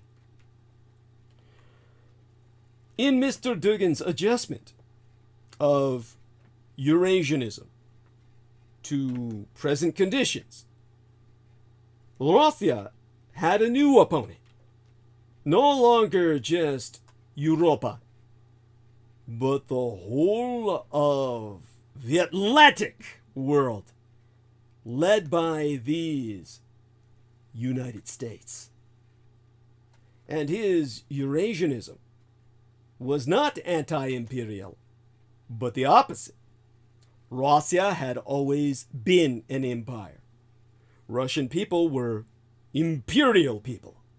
And after the crippling 1990 sellout to the eternal enemy, his words, Russia could revive in the next phase of global combat and become a world empire. On the civilizational front, Mr. Dugin highlighted the long-term connection between Eastern Orthodoxy and Russian Empire. Orthodoxy's combat against Western Christianity and Western decadence could be harnessed to the geopolitical war to come. Eurasian geopolitics, Russian Orthodoxy, and traditional values. These goals shaped Russia's self-image under Pravil Putin's dictatorship. The themes of imperial glory and Western victimization were propagated across the country. In 2017, they were drummed home in the monumental exhibition titled Russia, My History, that traveled across the continent. The expo's flashy displays featured Mr. GUÍYUÈ's Eurasian philosophy, the sacrificial martyrdom of the Romanov family, and the evils the West had inflicted on Greater Russia. Where did Ukraine figure in this imperial revival? As an obstacle from the very beginning. Trubetskoy argued in his 1927 article, published but a few years after my late and sainted Cyrus, my mother, was born, tellingly titled, On the Ukrainian Problem, that Ukrainian culture was an individualization of all Russian culture, and that Ukrainians and Belarusians, or White Russians, should bond with Russians, the Greater Russians, round the organizing principle of their shared Orthodox faith. Mr. Dugin made things more direct in his 1997 text. See, one published 1987, one published 1997, 70 years later, in which he articulated Ukrainian sovereignty presented a huge danger to all of Eurasia, Total military and political control of the whole north coast of the Black Sea was an absolute imperative of Russian geopolitics. Ukraine had to become a purely administrative sector of the Russian centralized state. Pravil Putin has taken that message to heart. In 2013, he declared that Eurasia was a major geopolitical zone where Russia's genetic code and its many peoples would be defended against extreme Western-style liberalism. In July yesteryear, he announced that Russians and Ukrainians are one people, and in his furious rant on the eve of invasion, he described Ukraine as a colony with a puppet regime, where the Orthodox Church is under assault and NATO prepares for an attack on Russia itself. This witch's brew of attitudes, complaints about Western aggression, exaltation of traditional values over the decadence of individual rights, assertions of Russia's duty to unite Eurasia and subordinate Ukraine, developed in the cauldron of post-imperial resentment. Now they infuse the Pravil Putin's Weltanschauung, as my father Adolf Hitler would say, worldview, and inspire his brutal war. The goal, plainly, is empire, and the line will not be drawn at Ukraine. Dugin's 29-year-old daughter herself ran a disinformatia, a disinformation website in Russia, and was already under American sanctions. Among other things, she claimed that the Bucha massacre outside Kiev was staged by the British. She shared her father's ideology and his loathing for Ukraine. So who killed her?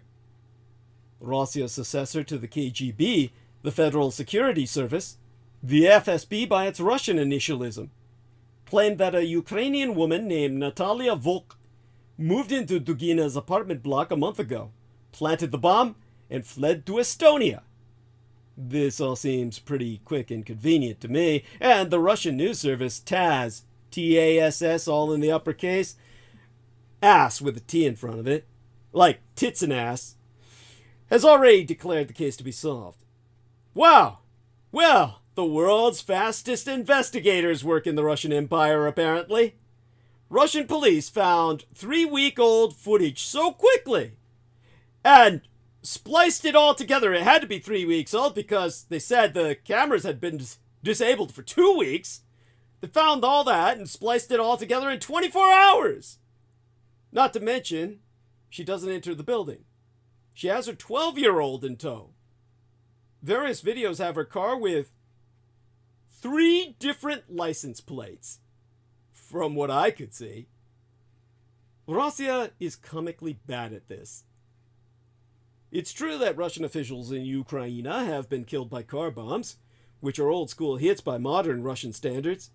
It's not clear, however, why the Ukrainians would want to go to Moscow and take out behind-the-sceners like Dugin or his daughter. His star has been occulted over the years, in part because he was critical of Putin himself for not being brutal and imperialistic enough. Dugin's ideas have already influenced contemporary history, but he wasn't a presence in the Kremlin, as he is covertly consulted for his readings. Dugin certainly isn't a nobody, but he wasn't exactly running the war in Ukraine either. Some unanswered questions present themselves. 4 I can immediately think of. Who was the actual target? Dugin or Dugina? Some claim it must have been the former, because why would someone assassinate a 29-year-old when her father was the true lightning rod? Yet other reports claim the car was registered to Dugina. Honestly, we cannot trust anything coming out of Russia right now. No, Ukraine was not involved. Russia's propagandists immediately pointed the fingers at the Ukraine, happy to gin up outrage and support for further escalation in Russia's brutal, mass murderous invasion. Yet none of that makes sense. If Ukraine had that kind of murderous capacity, there are better targets than a young wannabe female neo-Stalinist. For example, Russian command and control, generals, and other top military leaders. There's no tactical or strategic gain in assassinating Dugina, and for good measure, Kiev firmly denies Moscow's charges per any involvement. A stark departure from the wink-wink denials of attacks on infrastructure on Russian soil today. So was Putin involved? Most certainly so, as there is a long history of Putin offing enemies. And friends! If it serves a broader purpose in his Machiavellian machinations. Hell, it definitively betrays itself as a false flag operation to spark outrage among Russian citizens, creating space for mass mobilization or other escalatory measures. But, finally, did Dugina make her own enemies? One Russian journalist wrote, Dugina was involved in the theft of money that the Kremlin allocated to finance the election campaign in France. Le Pen. That's the far right winger in France who wants to kill all immigrants and deport everyone else. The money never reached Marine Le Pen, the daughter of the original Le Pen of infamy. The same thing happened with European anti-globalists. The girl is a rat. I'm reading from the Russians' words. But they wanted to remove the daughter and father. Again, not a lot of confirmation here, but if true, that would piss off the FSB, the Russian KGB successor intelligence agency tasked with international rat fuckery, and it would piss off mafioso-style European far-right neo-Stalinists too. Neither is a great enemy to have. So, lots of theories, and zero evidence for any of them, with little chance of a real investigation that would give us some answers. And meanwhile, since that wasn't confusing enough, this season is now test marketing the introduction of an entirely new character. A former Russian parliamentarian and dedicated Putin opponent, the Russian ex-minister of parliament Ilya Ponomaryov, claimed in a broadcast from Kiev in his interview to Ukrainian channel Yutro Fevralia, or Fevralia, I'm not good with Ukrainian, Yutro Fevralia, I have no idea what that means, that Darya Dugina was killed by Russian partisans as the bombing was the work of a group calling itself the National Republican Army. Republican, emphasis on the Republican there. What be dedicated to overthrowing Putin, albeit this is not verifiable in the least. There is supposedly a resistance movement inside Russia? That would be welcome news. But don't get attached to that storyline. It won't go far. Sure, it would be a convenient explanation for all the smoking accidents at Russian industrial and military sites.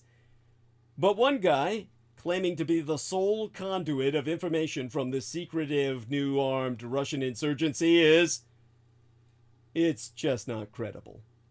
Because, after all, the Republicans are on Russia's side. Extraordinary claims require extraordinary evidence, and we're nowhere near being able to see any evidence at all. But hey, if it's between a bullshit Ukraina did it and an equally bullshit armed Russian insurgents did it narrative, the latter is less internationally flammable. Russia's war in Ukraine hasn't gone to plan, but Putinism is alive and well. That's the real danger after Dugina's death. I mean, 6 months have passed since Russian dictator Vladimir Putin launched his unprovoked invasion of Ukraine, a war that by any conventional measure has been a calamity. And I've got more sex bots to kill. There we go with that. Millions of Ukrainians have been displaced. The city of Mariupol has been nearly wiped from the map. And the offensive launched on that 24th day in February has showcased moral rot within the Russian military and its complete disregard for civilian lives. By the Pentagon's latest reckoning, the invasion has cost Russia between 70,000 and 80,000 troops killed and wounded.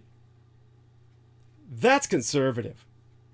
But even if that estimate were on the high side, it's fair to extrapolate that Russia has by all evidence seen more troops die in half a year's fighting in Ukraine than the Soviets lost over a decade of war in Afghanistan. But any comparisons of Putin's Russia to the waning days of the USSR are premature.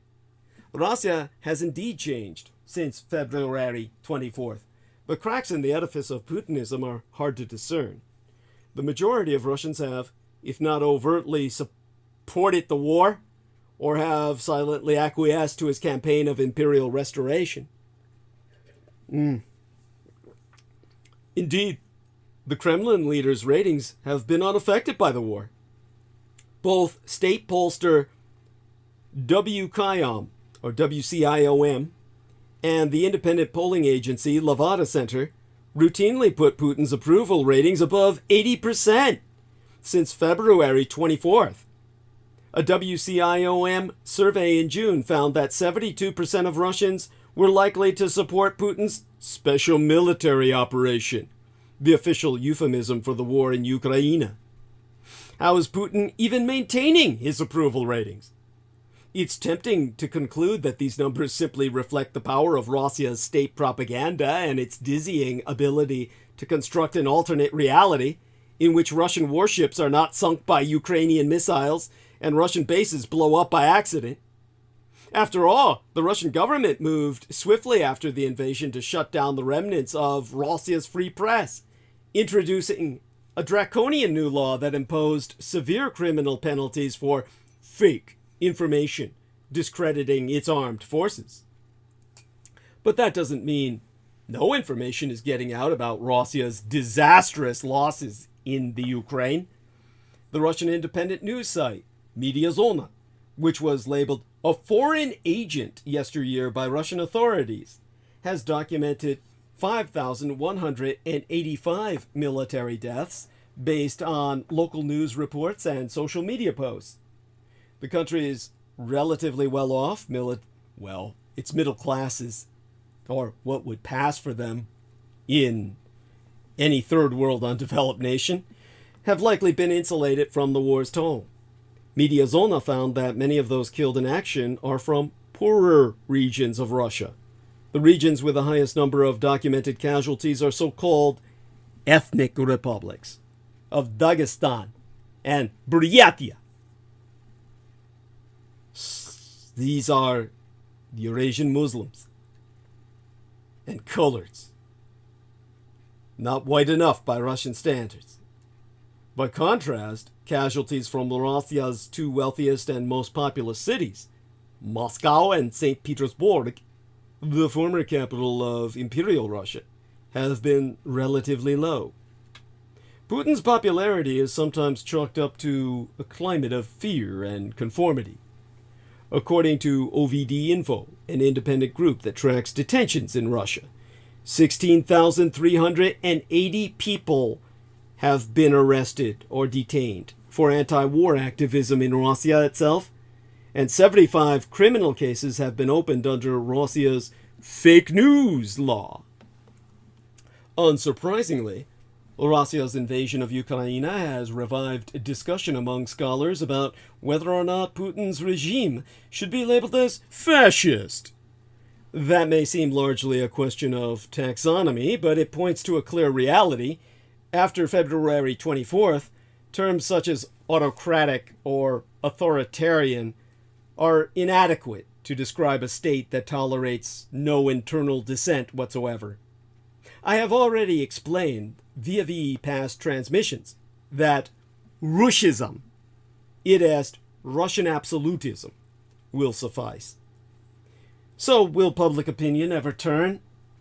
That said, some observers wonder how long Putin can count on the support of broad segments of the Russian public amid harsh international sanctions that have isolated Russia from the global economy and drastically cut the supply of imports. Western investment has largely fled the country. Sectors of the economy, such as aviation, which have long depended on aerocraft manufactured in these United States or Europa, have been hard hit. It won't be long before the Russian civilian aeroflot falls out of the sky.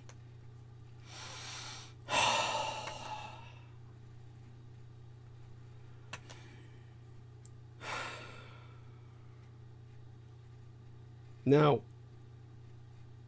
as CNN's Claire Sebastian recently noted, Putin and his technocrats have worked for years to sanction-proof the Russian economy through import substitution, developing homegrown replacements for imported goods, and developing a payment system to avoid financial isolation.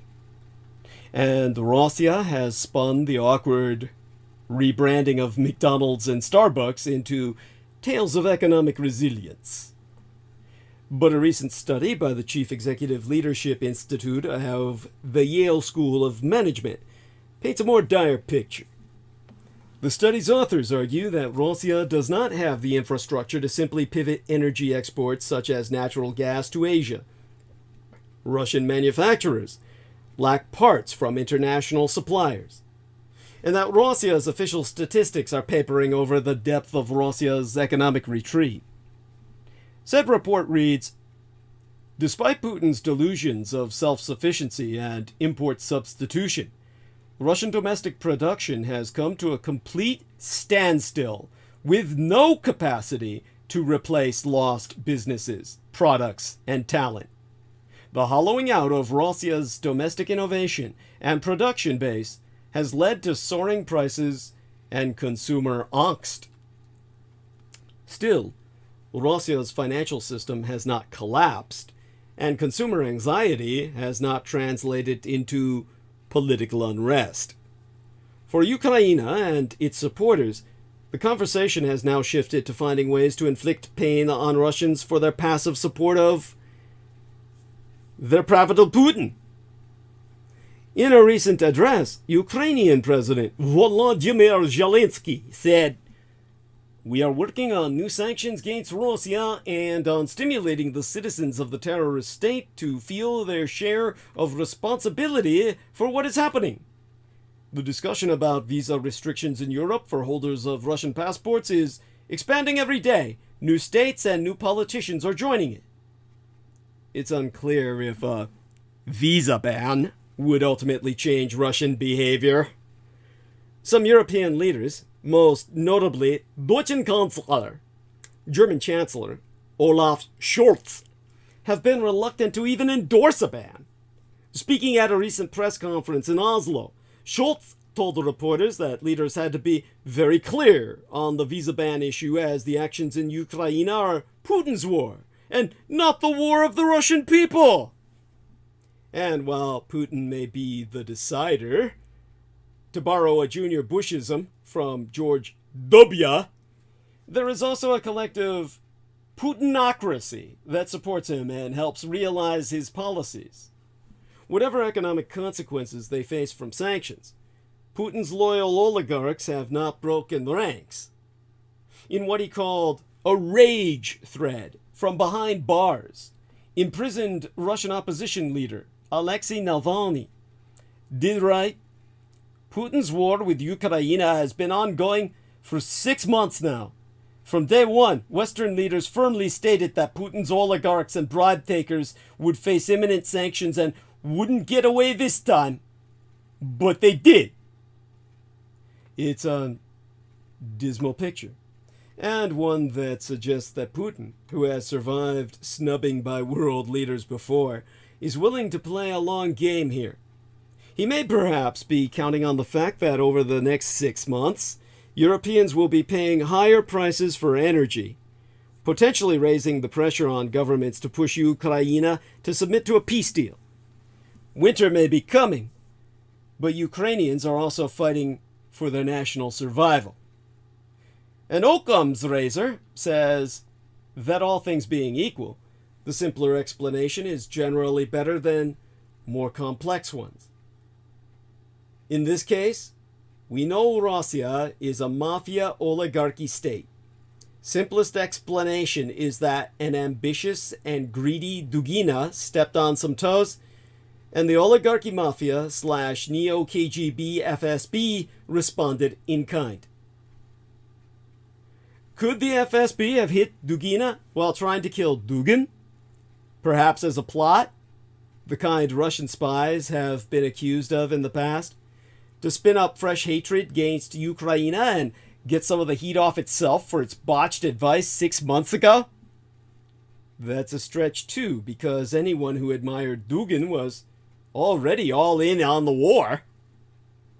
But in Moscow, in 2022, anything is possible. Unless someone with more credibility claims responsibility, or more evidence emerges in Russia itself, we're unlikely to know much more anytime soon, no matter how quickly Taz or Twitter declares the case to be closed. The one certain outcome is that the Russians will exploit Dugina's death to press on with their campaign of atrocities and destruction. I will articulate what the world must learn from Russia's war in Ukraine within the last half year. I feel there have been about 21 lessons, and 'twas super lessons.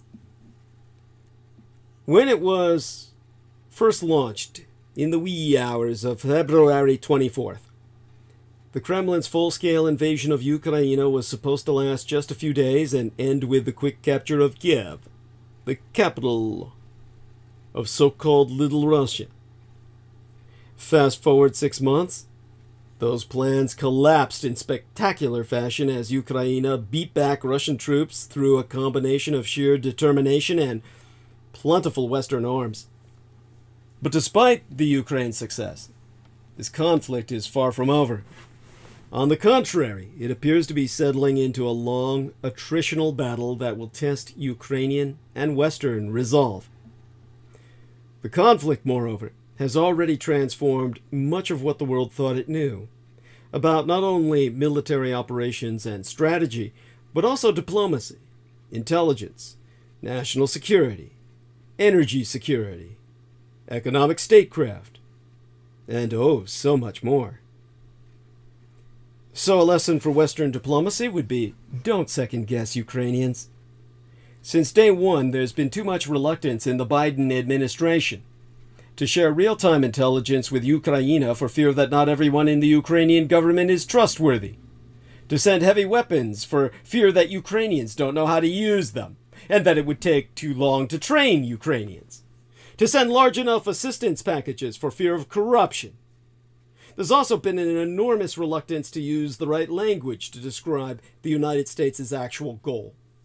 When Defense Secretary Lloyd Austin talked about defeating Moscow so badly that it cannot attack Ukraine again, U.S. President Joe Biden dressed him down. Yet, time and again, Ukrainians have proven themselves worthy of America's trust, and then some. In fact, you can trust a Ukrainian far more than you could trust any fucking American. You'd be better off with the Ukrainian as an enemy than an American as a friend.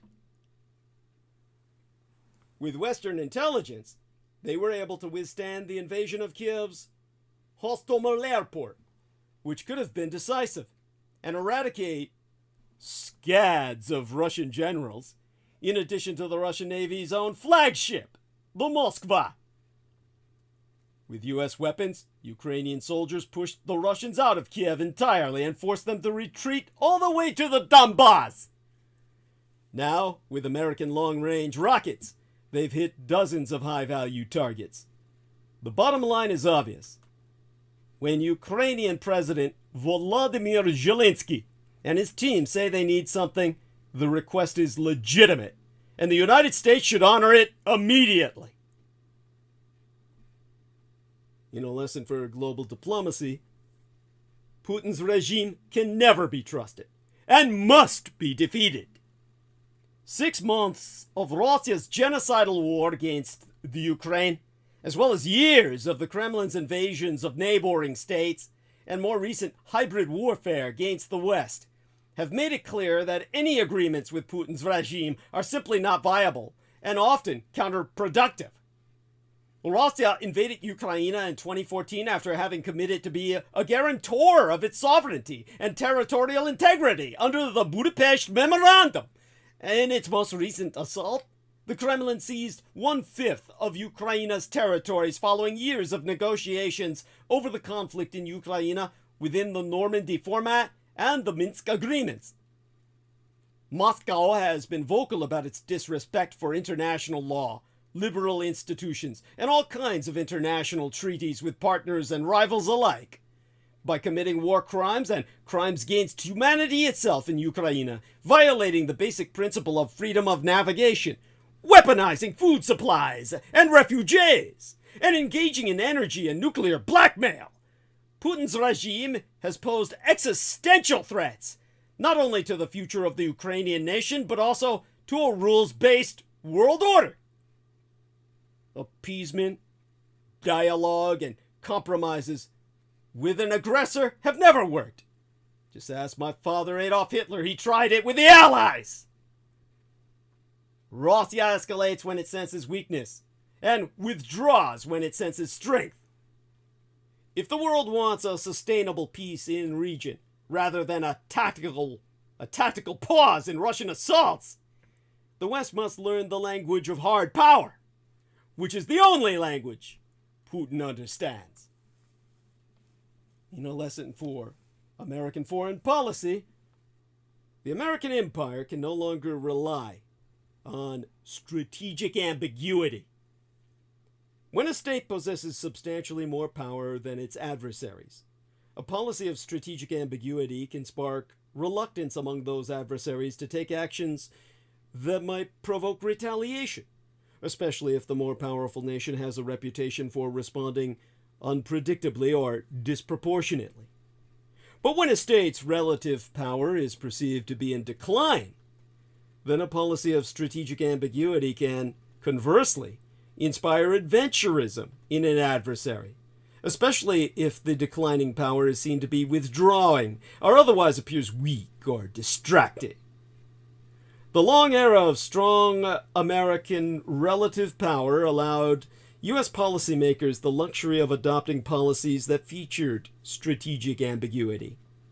But those days have unfortunately passed, as was demonstrated when the Russian dictator Vladimir Putin invaded Ukraine, undeterred by the intentionally ambiguous signals that the United States had sent during the preceding decades about the nature of its commitment to Ukrainian sovereignty.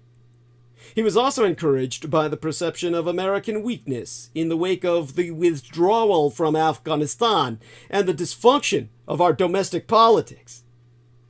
There is an important lesson here for American policymakers who might prefer to cling to strategic ambiguity when seeking to deter a Commu-Chinese invasion of my Taiwan, for instance, or Iranian aggression in the Gulf.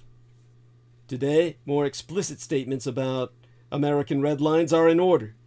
In the current environment, such statements are likely to help prevent rather than provoke an escalation.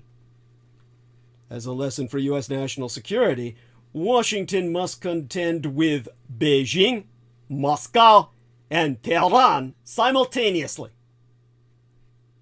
These are the members of the new Sino-Slavic Synaxis. The enemy in our already active Third World War. The Biden administration came into office believing it could park relations with the Russian Empire, putting it on a stable and predictable footing, while prioritizing competition with the Communist Chinese Empire as part of its national security policy. But Moscow had other ideas.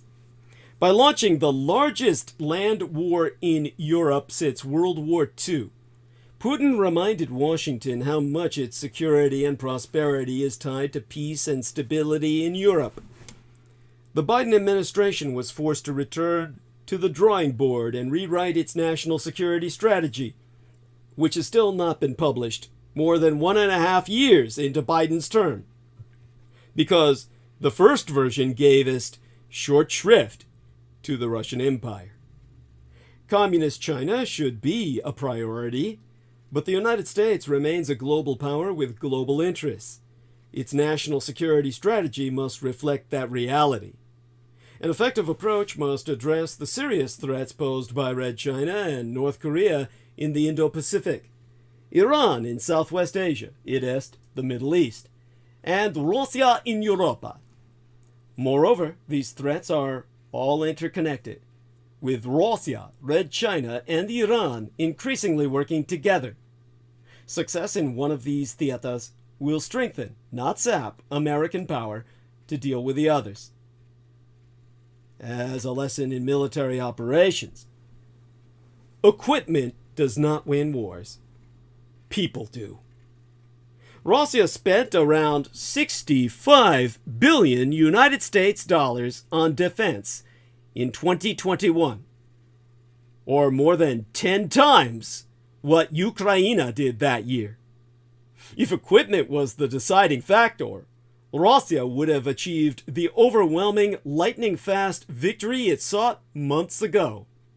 But in this war, Ukraine has proven that good leadership and training, of which it has plenty, but Russia has very little, makest all the difference. Since both countries share a long military tradition dating back to Imperial Russia, the difference in their perspective and respective performances on the battlefield, and the reasons why, are all instructive.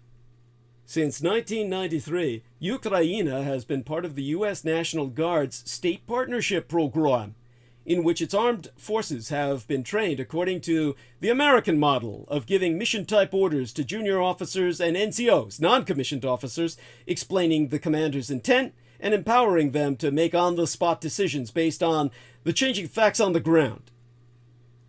No one becometh an expert combat decision-maker overnight, so realistic exercises are held, and a culture is fostered that encourages individual initiative and demands rigorous assessment. This open and transparent way of operating has resulted in high morale and performance on the battlefield. By contrast, Russia's armed forces, which rely heavily on conscripts, lack professional NCOs and discourage initiative and feedback. Decision-making authority remains heavily centralized, with only senior officers permitted to act independently. This is why so many Russian generals have been killed in this war. Nobody at a lower level had the leadership experience, big picture understanding, or authority to act decisively when things didn't go as planned, and they never do in war. The Russian way of war has been predictable: battlefield failure and low morale.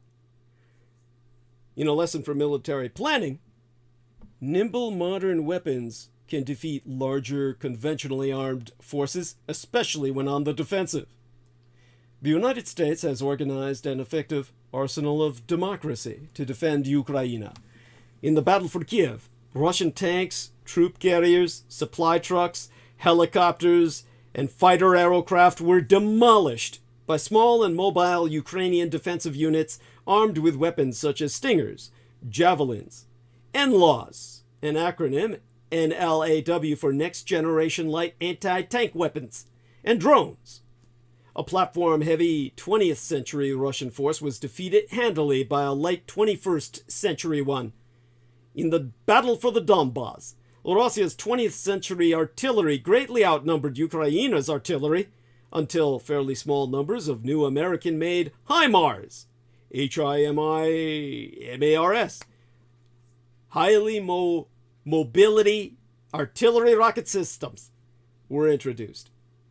Their precision strike capability destroyed scores of Russian ammunition dumps and headquarters, among other units, thereby slowing the Russian advance. And in the Black Sea, Russian naval vessels vastly outnumbered the remnants of the Ukrainian Navy, until accurate Ukrainian-made Neptune and American-made Harpoon missiles were introduced, forcing the Russian Navy to retreat. These were all essentially defensive situations for Ukraine. Now, Ukraine will seek to regain as much of its occupied territory as possible, but it will not be easy. Ukrainian forces will use many of these same precision strike systems to try to regain Kherson and the Donbass, but they will also be advancing against strong Russian defensive positions. This worked well initially for American forces 2 decades ago when taking offensive actions against Iraqi insurgents and Afghan insurgents, but it remains to be seen whether Ukrainian forces can pull off the same feat with a full army against them to the front. The outcome will determine whether Putin can claim some degree of success in his ruthless adventure. In a lesson for deterrence, troop deployments work better than threats of economic sanctions. As Russian troops assembled to invade Ukraine early this year, many defense analysts believed the threat of severe economic sanctions would be enough to deter a Russian attack. But for Putin, revanchist territorial aims outweighed any potential harm that might be done to the Russian economy through Western sanctions. While great damage has been done to the Russian consumer economy, the ruble has strengthened and foreign reserves have increased due to high oil prices and shifting Russian markets. Putin's judgment appears to have been correct, at least in the short term. NATO leaders had made it clear that they would not commit troops to defend Ukraine, which led Putin to miscalculate on 2 fronts: underestimating Ukrainians' own ability to defend themselves, and the West's willingness to rapidly arm them. So Western defense officials have relearned a Cold War, or I would say Third World War era lesson. This being the Fourth World War in effect, really. What deters Russian aggression is NATO troops on our alliance's eastern flank, not the threat of economic sanctions. It's possible that if alliance troops had deployed to Ukraine itself, it would have deterred the invasion entirely. But they might also have simply started World War IV earlier. If so, it would have been for the better. We would have been committed, and the amount of Ukrainians who would have died would have been bloody fucking minimal. Deploying troops forward on NATO territory will now assure that Putin does not miscalculate again. The cornerstone of the recent NATO summit was an effort to absorb and implement this lesson. NATO's deterrent posture is shifting from deterrence by punishment, which means you wait until the fucker acts, to deterrence. Deterrence by denial. And Allied forces are ergo being positioned forward to deny Russia's ability to occupy any bit of NATO territory.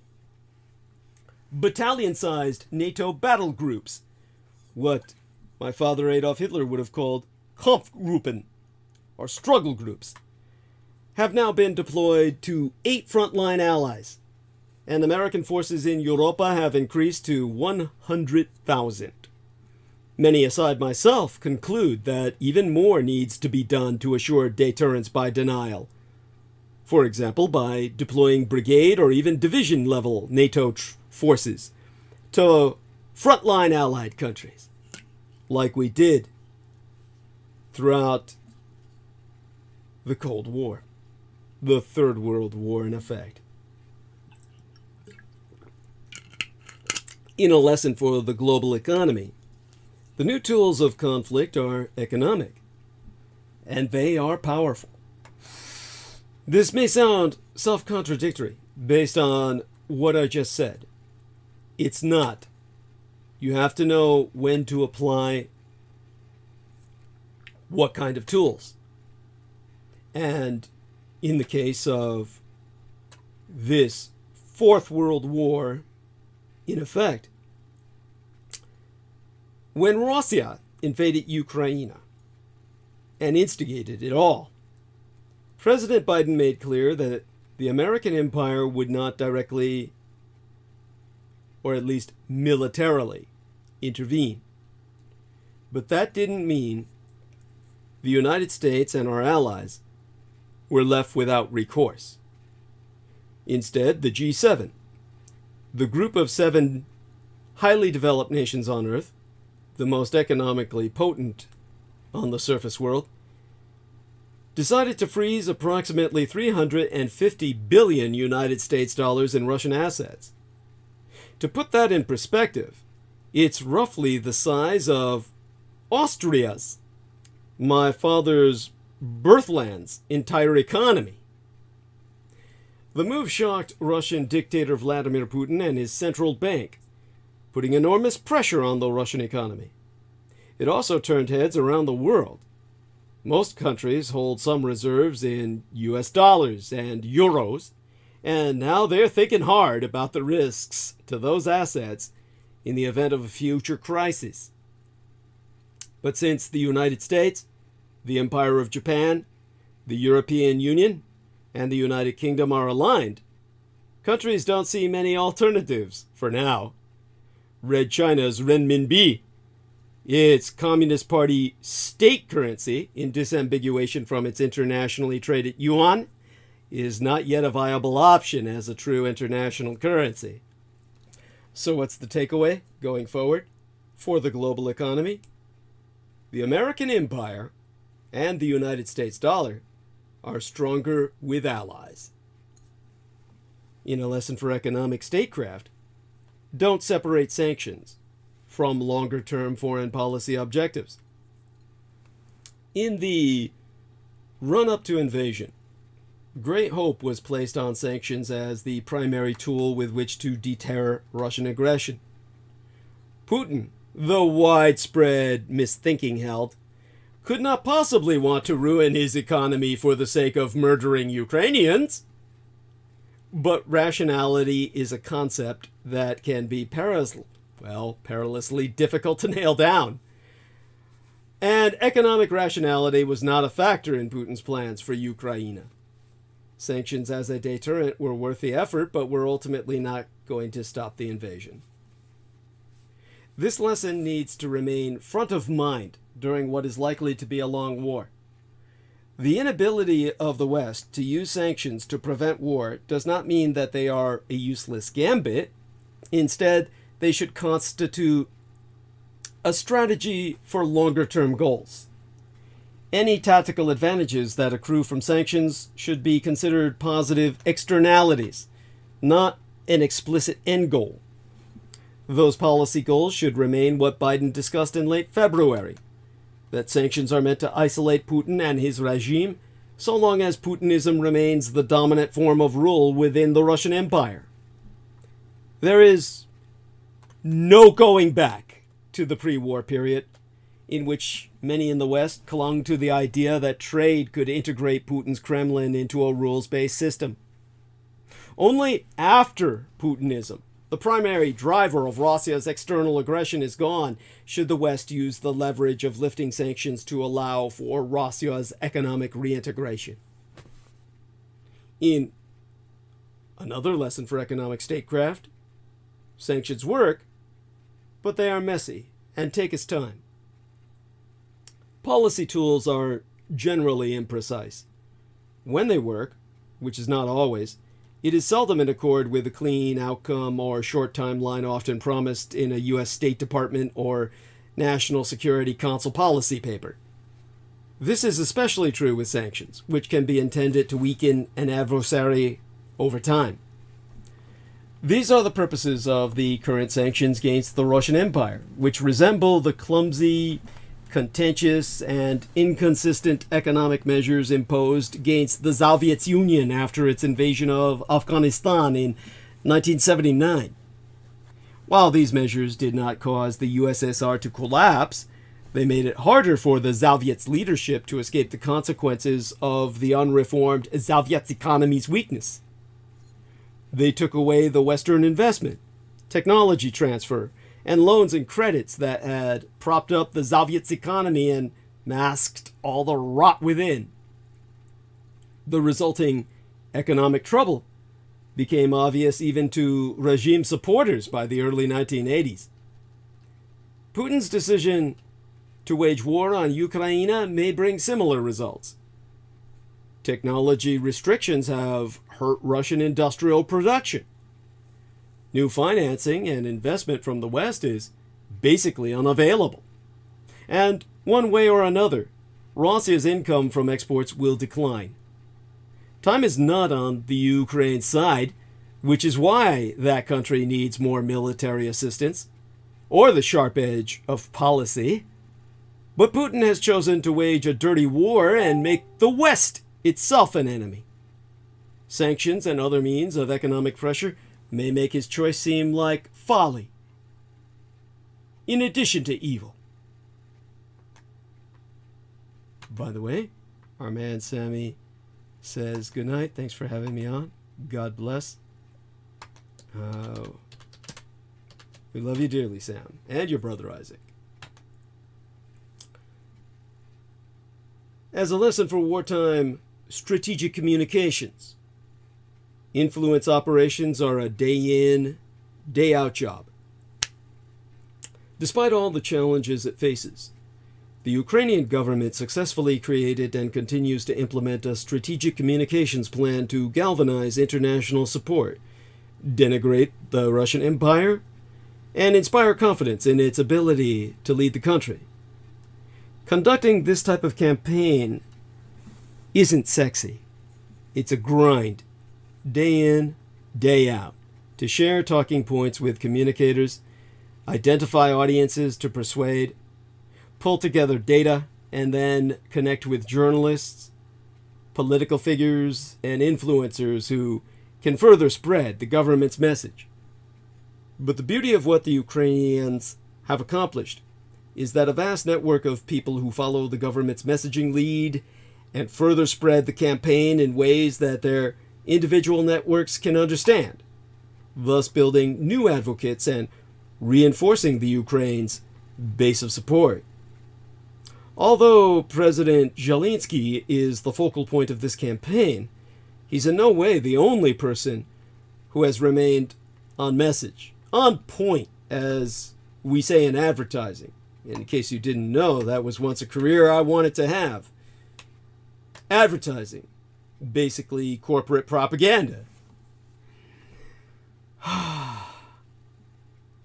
Every day, people around the world, not just Ukrainians, feel empowered to advocate for Ukraine and disparage the Russian Empire. Images that include the blue and yellow of the Ukrainian flag, sunflowers, and children holding anti-war signs are so widely established that social media posts that include these types of visuals no longer require any explanation. In large part, the Ukrainian government uses first-hand accounts and video clips as evidence, which further reinforces its message. And crucially, it has not resorted to large-scale mis- and disinformation as Russia has. Overall, the cohesion and duration of the Ukrainians' campaign can and should be used as a template for what the American empire and our allies can accomplish with an influence strategy, communications discipline, and a willingness to grind day in, day out to meet the end goal. In a lesson for hybrid warfare, don't ignore the fundamentals. By almost every measure, Vladimir Putin's special military operation has been a strategic failure. While still dangerous, Russia is arguably at its lowest point of soft influence in recent history, with pushback coming from neutral nations and even ones dependent on Russian energy. Russian war crimes have been laid bare for the world to see, and repudiated by all but the Kremlin's most stalwart allies. NATO resolve is stronger today than many could have ever imagined. Russia has lost its dominance of the narrative and is instead regularly trolled by Ukraine, which offers an alternate example of executive leadership in Volodymyr Zelensky. Every day that Ukraine continues to resist, albeit at horrific cost to its people, amounts to an incremental humiliation to the Russian Empire, squarely countering its ever-aspirational status as a great power. Much of the current condition has resulted from the Kremlin ignoring the fundamentals of warfare, including lessons openly observable from recent American forays in Afghanistan, Iraq, and elsewhere. First and foremost has been the poor utilization of intelligence, starting with Russia choosing the more kinetic end of the spectrum instead of focusing on its more adept gray zone activities. In doing so, Russia's intelligence apparatus miscalculated both the resolve and capability of Ukraine, as well as the level of support for Ukraine from the international community. This has contributed to staggering Russian losses on the battlefield and horrors against the Ukrainian people perpetrated by an unprofessional Russian military. There have also been similarly poor results in the function of sustainment, the military term for keeping operations going until objectives are achieved. Hybrid warfare is akin to a scalpel, not a knife, in pursuing strategic effects. And that level of precision requires robust awareness provided by a competent intelligence community that must be trusted to deliver bad news. Russia's authoritarian governance model is poorly suited to this. Similar shortcomings have resulted in poor control of the information domain. Russia's Z, its Z, and anti-Nazi campaigns have been easily countered by a competent Ukraine that clearly knows its adversary and is able to effectively respond to its messaging through social media campaigns, coupled with broader outreach to the global community. In looking at Russia's experience, the United States and its allies should ensure that the fundamentals of waging hybrid warfare are not ignored. In a lesson for the energy sector, decades of energy diplomacy can disappear with but a single brutal invasion. Efforts to draw Russia into the democratic fold of its Western neighbors through decades of economic integration and trillions of dollars of energy trade failed to prevent a brutal, senseless war in Ukraine, as well as the Kremlin's weaponization of energy supplies across Europe. As a result, European energy systems are transforming in record time toward operating without Russian oil and gas. This unprecedented shift is neither cheap nor easy, and will take us years to achieve in countries hooked on Russian energy and reliant on carbon-intensive economies. In the meantime, skyrocketing energy costs, mandated curtailments, and general uncertainty around energy supplies this winter will fuel temptations to slide back into the yoke of Russian energy dependence. But the risks of returning to the status quo of energy diplomacy with Russia monumentally outweigh any short-term relief that the Kremlin could offer through its supply blackmail. That's because Moscow's nationalization of the Russian energy industry leaves little room for the market-based decisions, whilst geopolitical priorities, often aggressive ones, take its precedent. Supply shutoffs and curtailment across Europe have shattered Russia's veneer of reliability, whilst the empire has doubled down on the unabated fossil fuel economy rather than investing in diversification. Regardless of this war's conclusion and potential leadership changes in Russia itself, the diversification of European energy sources is heading toward a point of no return. The short-term costs and challenges of this massive transformation cannot be underestimated. But forging reliable, resilient, low-carbon, and affordable energy systems, ones that can't be threatened or manipulated by monopolistic suppliers, will benefit all of European society, and ultimately thereby the world. In a lesson for global intelligence, which proved what an oxymoron that word is, Russia was never 10 feet tall.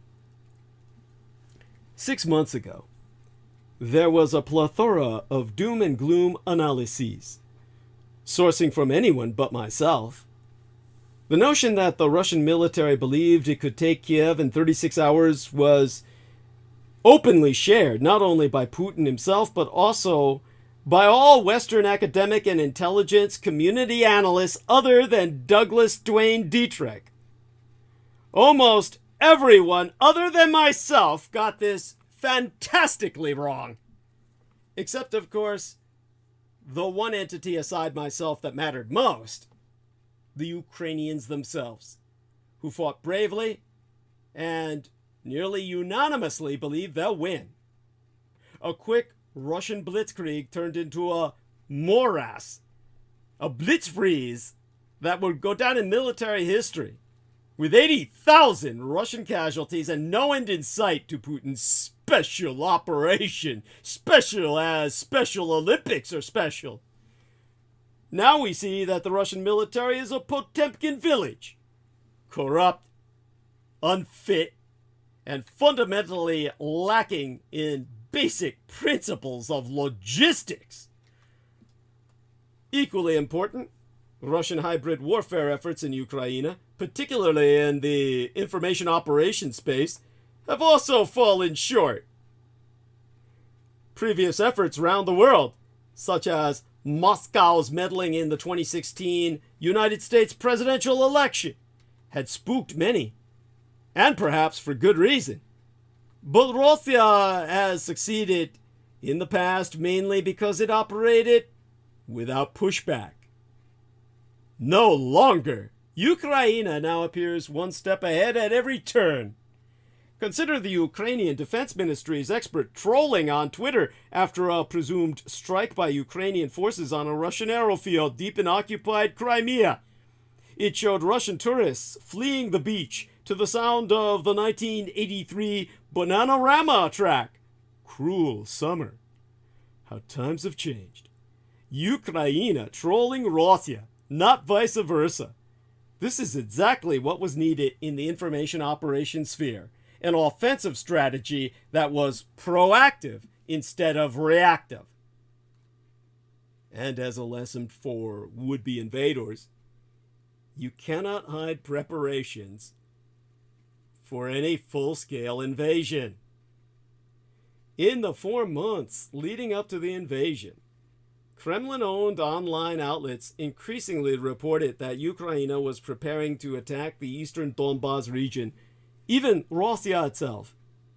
The DFR lab monitored these open sources on a daily basis to measure the frequency of this messaging.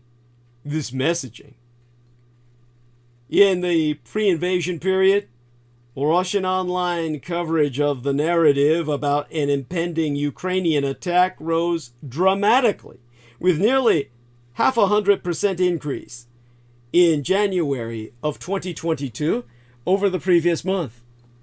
The narrative also became increasingly hostile, accusing Ukraine of planning a chemical attack in the Donbas, for example.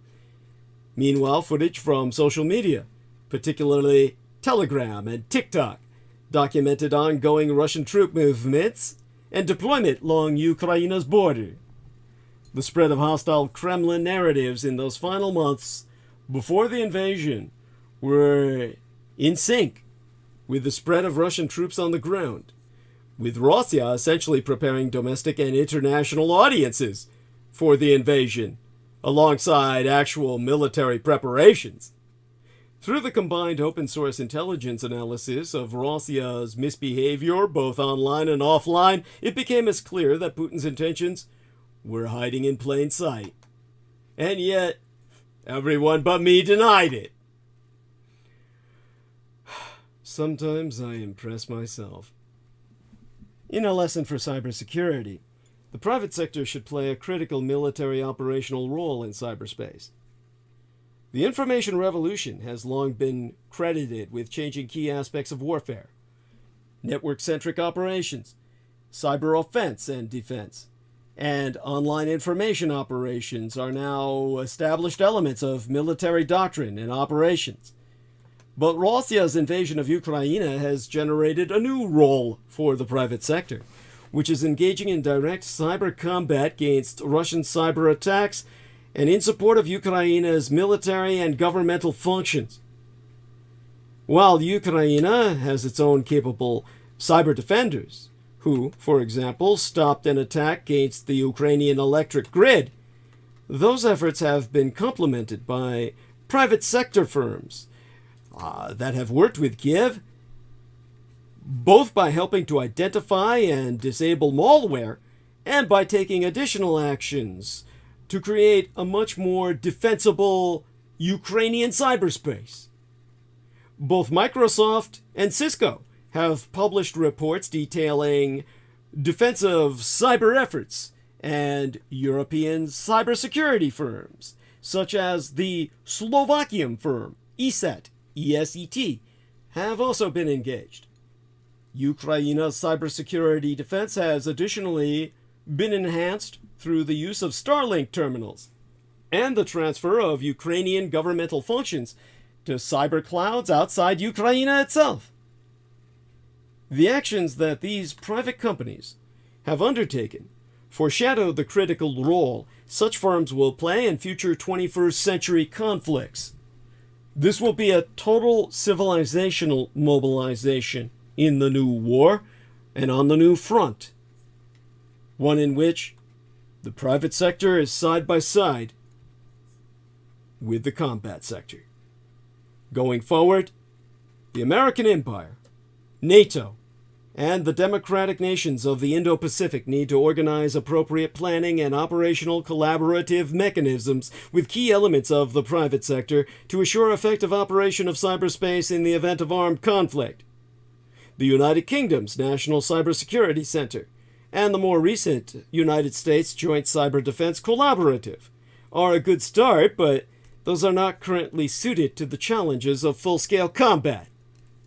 Maintaining the functioning of information technology in wartime, particularly for critical infrastructures such as energy, food, water, transportation, and finance, will be an indispensable requirement for nations as a whole, as well as for effective military operations.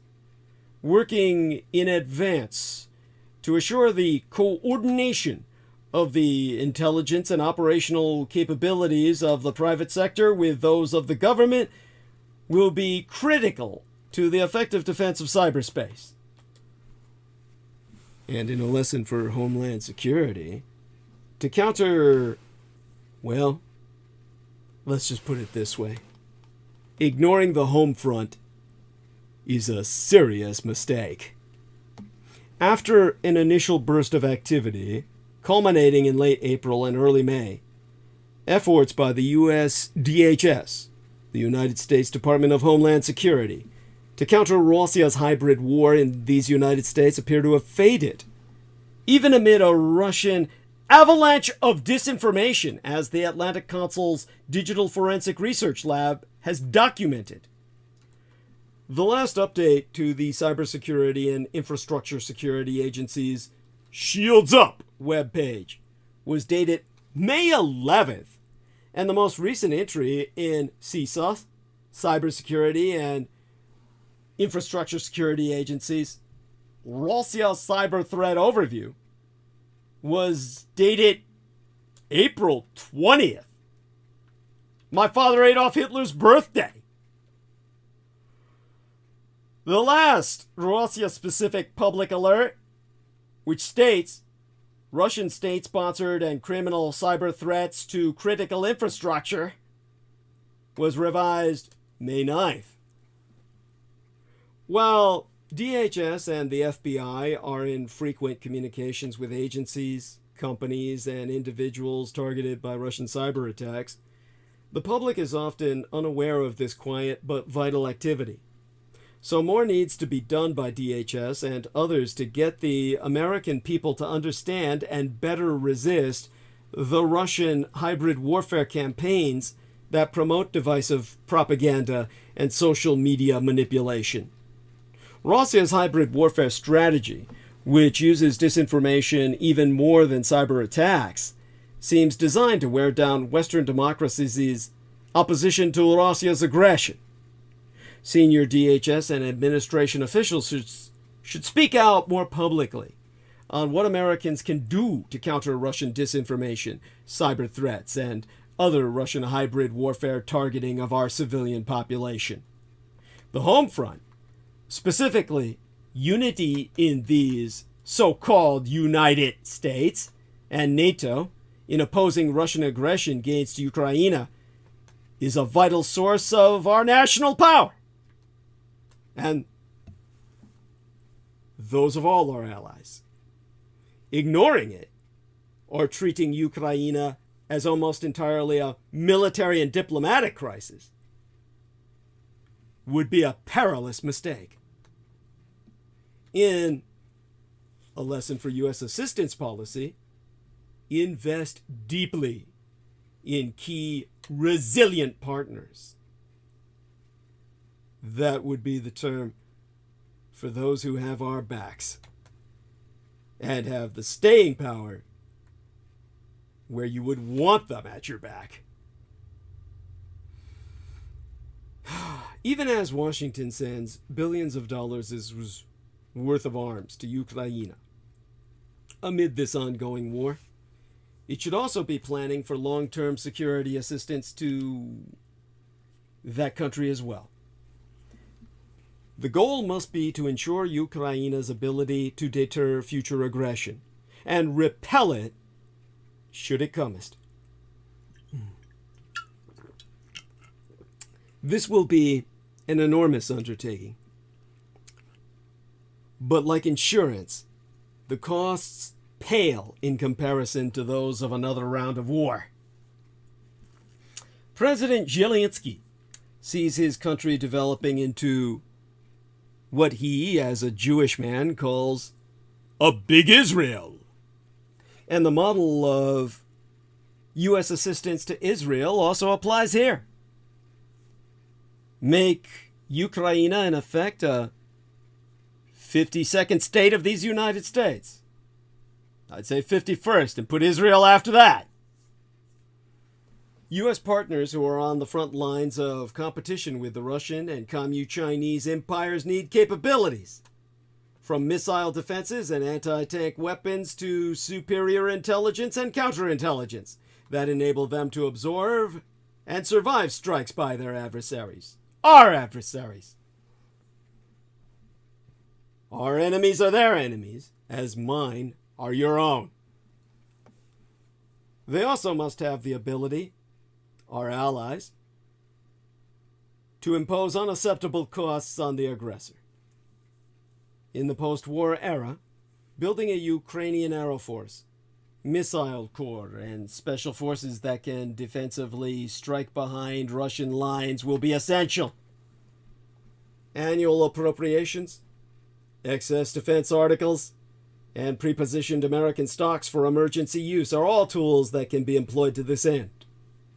Supporting the growth of a domestic industry that develops and produces innovative Ukrainian solutions to Ukrainian vulnerabilities will also be key. This approach reinforces a requirement that must accompany such assistance: the willingness and ability of Ukraine to defend itself on its own, which is something its citizens have already demonstrated in spades. This also means that, in extremis, American interoperability with a key partner will be assured. And in a lesson for NATO, the alliance is uniquely valuable. The Atlantic Alliance has proven itself a uniquely valuable institution that requires enduring political and financial investment. NATO is sometimes, it's a sometimes arcane institution, where disagreement and drama are routine occurrences among a membership that will soon reach 32 members.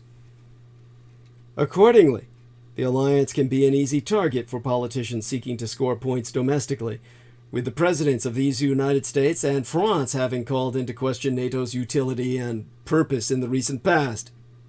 But these critiques inevitably overlook the outsized role NATO has played in enabling peace and prosperity in Europe and beyond.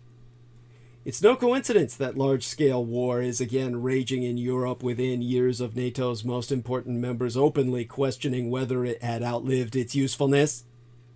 Putin read American and French disillusionment with NATO as a lack of commitment to the alliance and an opportunity to permanently rupture transatlantic unity. Fortunately, the habits of cooperation that the transatlantic community has developed over 7 decades are not easily displaced, and NATO is once again showing its indispensability as a political and military actor. It's a lesson that political leaders must absorb even after the resolution of Russia's war in Ukraine. Had NATO not existed as the current crisis unfolded, the breathtaking levels of cooperation currently on display among allies in support of Ukraine and in strengthening deterrence in Europa would not be possible. Rather than using NATO as a punching bag, leaders must expend the political and economic capital to keep the Atlantic Alliance healthy and adaptive.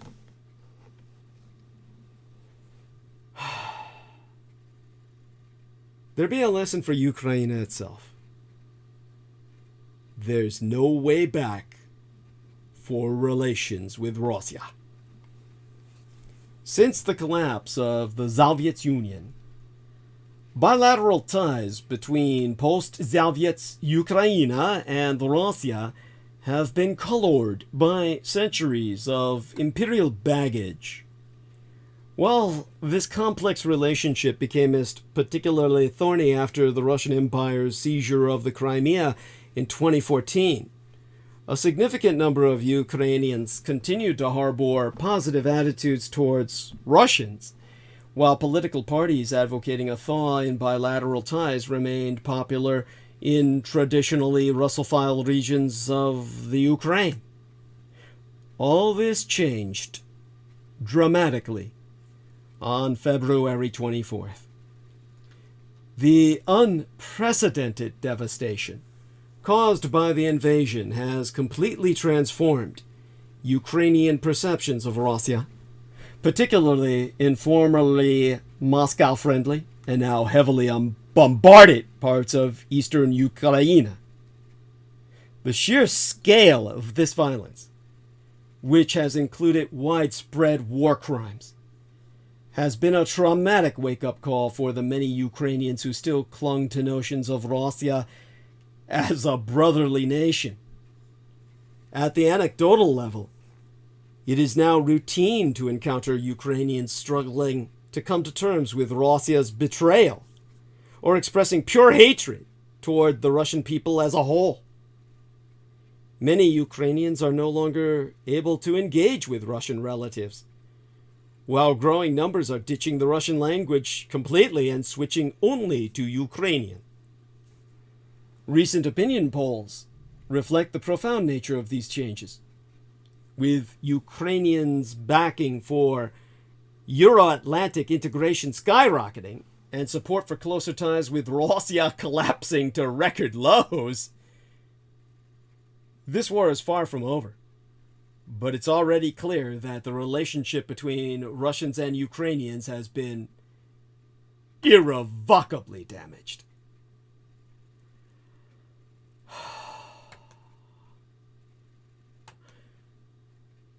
In a lesson for Southwest Asia policymakers, those who grapple with what Americans call the Middle East, the American empire will always do the right thing, but only after exhausting all the alternatives.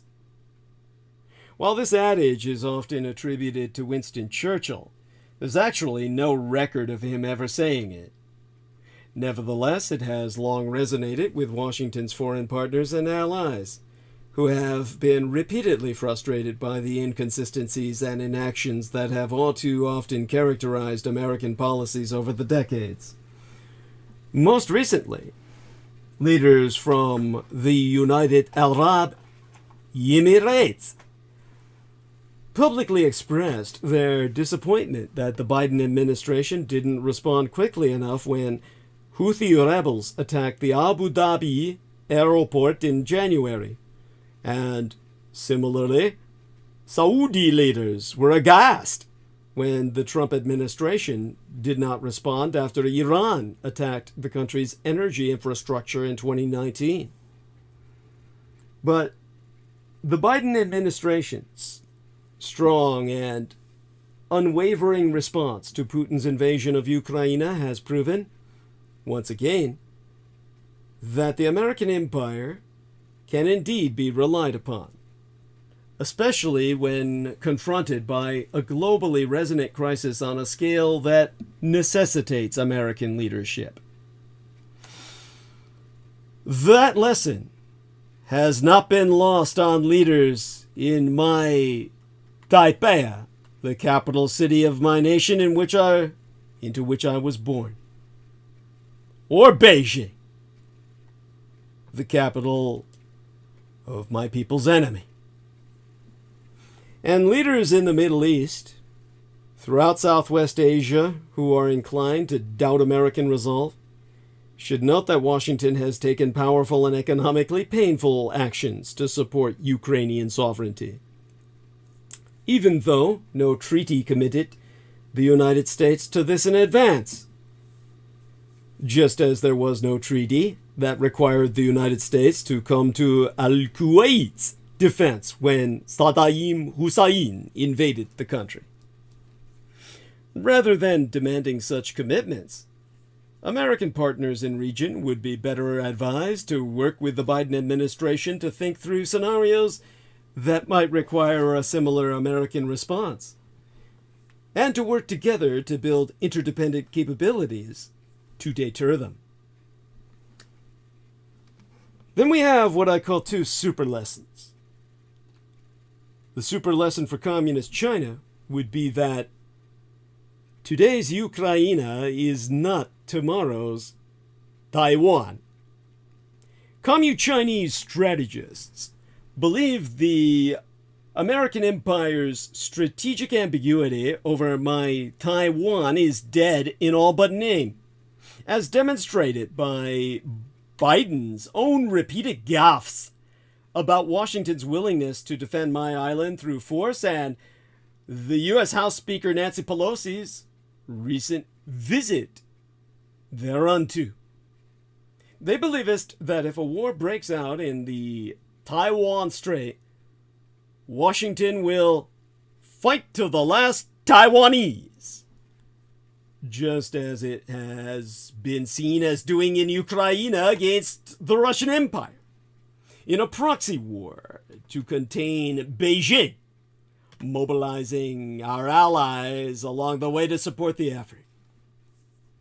Yet even while the West has been able to inflict painful punishment on Russia's economy, Putin's war proves that sanctions are a double-edged sword, especially when it comes to the Communist Chinese Empire, the world's second largest economy.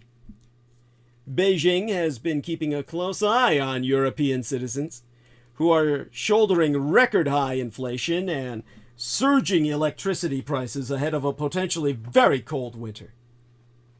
CHICOM, or Chinese Communist officials' relentless push for economic liberalization serves as more than just a means of gaining from globalization. It also acts as a signal to the West over Red China's core interests, warning, if I go down, you're going with me.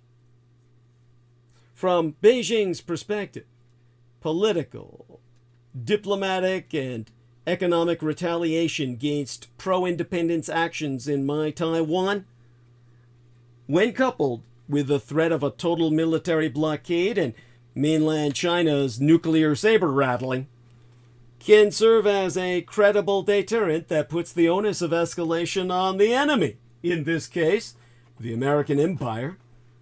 Therefore, Beijing will act under the assumption that in the event of a war in the Taiwan Strait, time and momentum are on its side, meaning that the price the Communist Chinese people are willing to pay for my Taiwan is significantly higher than that of Western constituents. But Beijing's ambitions are about to crash into its problems.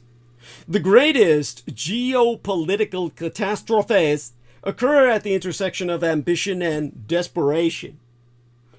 Xi Jinping's Communist Chinese Empire will soon be driven by plenty of both. The cause of that desperation being the convergence of a slowing economy and a creeping sense of encirclement and decline. First, the grandness of those ambitions. What Xi's Communist Chinese Empire is trying to achieve must be laid out. It is difficult to grasp just how hard Red China's fall will be without understanding the heights to which Beijing aims to climb. The CCP, the Chinese Communist Party, is undertaking an epic project to rewrite the rules of global order in Asia and far beyond. Communist China doesn't want to be a superpower, one pole of many in the international system. It wants to be the superpower, the geopolitical sun around which the system itself revolves. That ambition is now hard to miss in what CCP officials are saying. It is even more obvious in what the CCP is doing, from its world-beating naval shipbuilding program to its effort to remake the strategic geography of Eurasia itself. Red China's grand strategy involves pursuing objectives close to home, such as cementing the CCP's hold on power and reclaiming bits of mainland China that were ripped away when the empire was weak. It also includes more expansive goals, such as carving out a regional sphere of influence and contesting American power on a global scale. The CCP's agenda blends a sense of Red China's historical destiny with an emphasis on postmodern, 21st century tools of power. It is rooted in the timeless geopolitical ambitions that motivate so many great powers and the insatiable insecurities that plague Red China's authoritarian regime.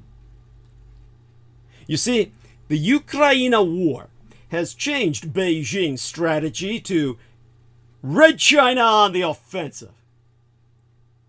In the immediate aftermath of Russia's invasion of Ukraine, Beijing was on the back foot. For weeks after Russian troops crossed Ukraine's border, Red China's messaging was stilted and confused as Communist Chinese diplomats, propagandists, and foreign ministry spokespeople themselves tried to figure out what Communist Chinese dictator Xi Jinping's line was on this conflict. Xi's no-limits partnership with Russian dictator Vladimir Putin was incurring growing reputational costs. Almost 6 months after the war's outbreak, and with no end in sight, Beijing has largely regained its footing. Its early concerns about the war would significantly increase overall European defense spending have yet to materialize. Although Red China would prefer the war to end with a clear Russian victory, a second best option would be to see the American Empire and Europa exhaust our supplies of military equipment in support of the Ukraine. Meanwhile, rising energy costs and inflation are threatening the resolve of European governments to hold the line on sanctions, signaling to Beijing a potential erosion in transatlantic unity. And even though in advanced democracies, public opinion about the Communist Chinese Empire has clearly deteriorated, throughout the global South, Beijing continues to enjoy broad receptivity for its developmental assistance and diplomatic messaging. At the same time, Beijing has concluded that Regardless of this war's outcome, its own external environment has become more dangerous. Commu-Chinese analysts see a growing schism between Western democracies and various non-democratic empires, including Russia and Communist China. Red China is concerned that the American empire may leverage this growing fault line to build economic, technological, or security coalitions to contain it. It believes that Washington and my Taipei, the capital city of my people in which I was born, are intentionally stirring up tension in the region by directly linking the assault on Ukraine to Taiwan's safety and security. And it is concerned that growing international support for my Taiwan will disrupt its plans for reunification. These perceptions of Western interference have put Beijing once again on the offensive. Moving forward, Red China's foreign policy will increasingly be defined by a more bellicose assertion of its interests and the exploration of new pathways to global power that circumvent choke points controlled by the West. It all comes down to who tells your story. Beijing's reorientation since the invasion is evident in several areas. At the highest level was Red China's unveiling earlier this year of a new strategic framework, which it dubbed the GSI, the Global Security Initiative, which you may think you first encountered in Red Alert, the video game. But that was GDI, the Global Defense Initiative. Although it is still in its early stages, the GSI, per Communist China, consolidates several strands of Beijing's evolving conceptualization about global order. More important, it signals Xi's attempt to undermine international confidence in the United States as a provider of regional and global stability and to create a platform around which the Communist Chinese Empire can justify augmenting its own partnerships. Or rather, vassal states. The GSI also counters what Beijing perceives to be false portrayals of Red China's aggressiveness and revisionism. Xi first outlined the GSI during a virtual speech in April. Strictly speaking, there was little new content in Xi's speech. But in announcing the GSI, formally, Xi was seeking to wrest narrative control on global security away from these United States and our allies in Europe and the Indo-Pacific and discourage countries from joining American-led military blocs or groupings. With this initiative, Xi has put something else on the table to compete with an American-led discussion about what an international order should look like after the war in Ukraine. Core to Beijing's broader story is that Red China is a force of stability and predictability in the face of an increasingly volatile and unpredictable American empire.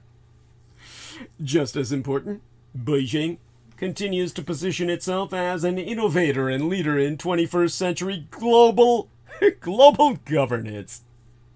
Since the GSI's initial rollout, it has become a standard item to include in meeting readouts from Red China's bilateral and multilateral engagements across Southeast Asia, Africa, and Latin America, evidence that Beijing is pushing for the diplomatic normalization of its new initiative, and thus inclusion in the vernacular of global governance. Although the GSI may not gain much traction in Tokyo, Canberra, the capital of Australia, or Brussels, the erstwhile capital of Europa, it will find resonance in Jakarta, the capital of Indonesia, Islamabad, the capital of Pakistan, and even Montevideo, where frustration with elements of U.S.-led order is all too manifest. You know what? As someone who prides himself on geography, I know that the Chi-Coms had sent people to Montevideo, and it's the capital of Uruguay.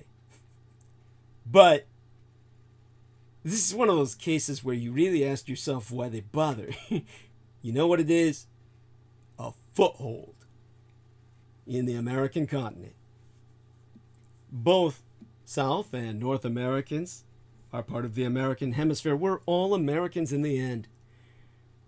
And if there are Americans who side with Communist China, they've got a foothold in our hemisphere that violates the Monroe Doctrine. Xi's April speech also confirmed that the strategic alignment between the Communist Chinese Empire and Russia continues, despite Putin's disastrous war in Ukraine.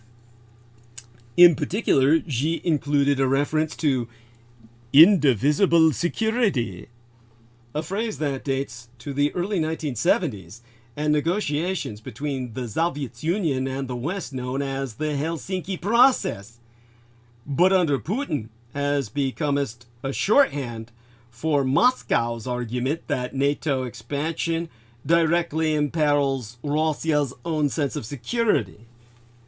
As Communist Chinese officials have made crystal clear, Beijing sees a direct connection between NATO's expanding presence in Europa and the American Empire's growing coalition of security partners in the Indo-Pacific. As Liu Yucheng, then a top foreign ministry official, said in a May speech, "For quite some time, the United States has kept flexing its muscle on China's doorstep, creating exclusive groups against China and inflaming the Taiwan question to test China's red line." He went on, I'm trying to read the next sentence here in the Chinese. "If this is not an Asia-Pacific version of NATO's eastward expansion, then what is?" This linkage of the Russian pseudo-security environment to the Communist Chinese empires was also a central component of the joint statement put out by Xi and Putin on February 4th. It's all about more and closer friends.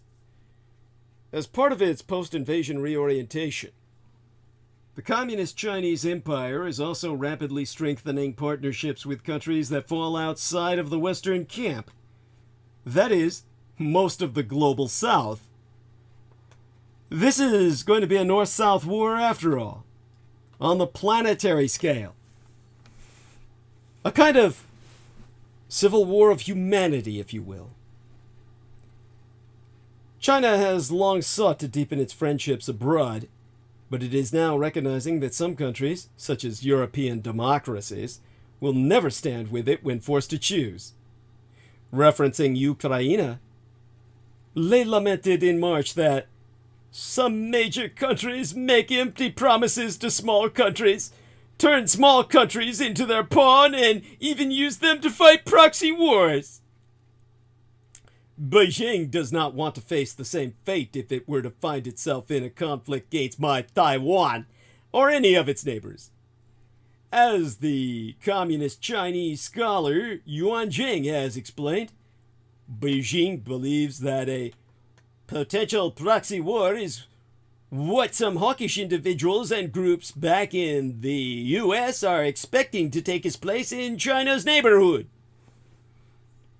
Even if Communist Chinese leaders are still confident about their empire's political system and its growing economic and military power, they recognize that it is still dependent on external goods and resources to fuel its development and growing military capabilities. Accordingly, Beijing is moving fast to both deepen and broaden partnerships to increase its immunity to crippling sanctions and to ensure that it is not alone in hard times. This includes strengthening bilateral relations with Venezuela, another communist regime, within our Western Hemisphere, now a colony of Cuba, and the House of Saud on the Arabian Peninsula. In August, Venezuela is expected to host a sniper competition as part of Russia-led military exercises in this Western Hemisphere. That will likely involve China, Russia, Iran, and 10 other countries in a show of force against these United States on our very doorstep, within our hemisphere, in violation of the Monroe Doctrine. The Communist Chinese Empire is also keen to cement exclusive blocks of countries that will support it, or at least not support the American empire. Chief among these efforts is Communist China's attempt to strengthen and expand the BRICS.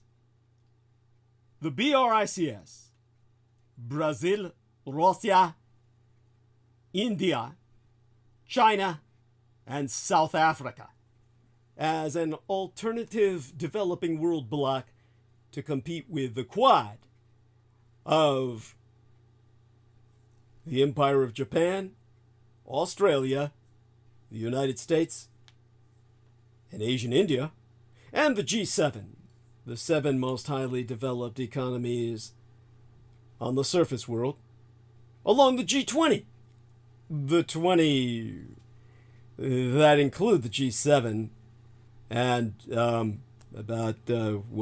something over 10 others. In May, the Communist Chinese Foreign Minister Wang Yi held a meeting of BRICS foreign ministers that included an additional 9 guests, including from the United Arab Emirates and the House of Saud on the Arabian Peninsula. The next month, as the host of a BRICS summit, Xi advocated expanding the group and proposed new cooperative efforts on the digital economy, trade and investment, and the supply chain.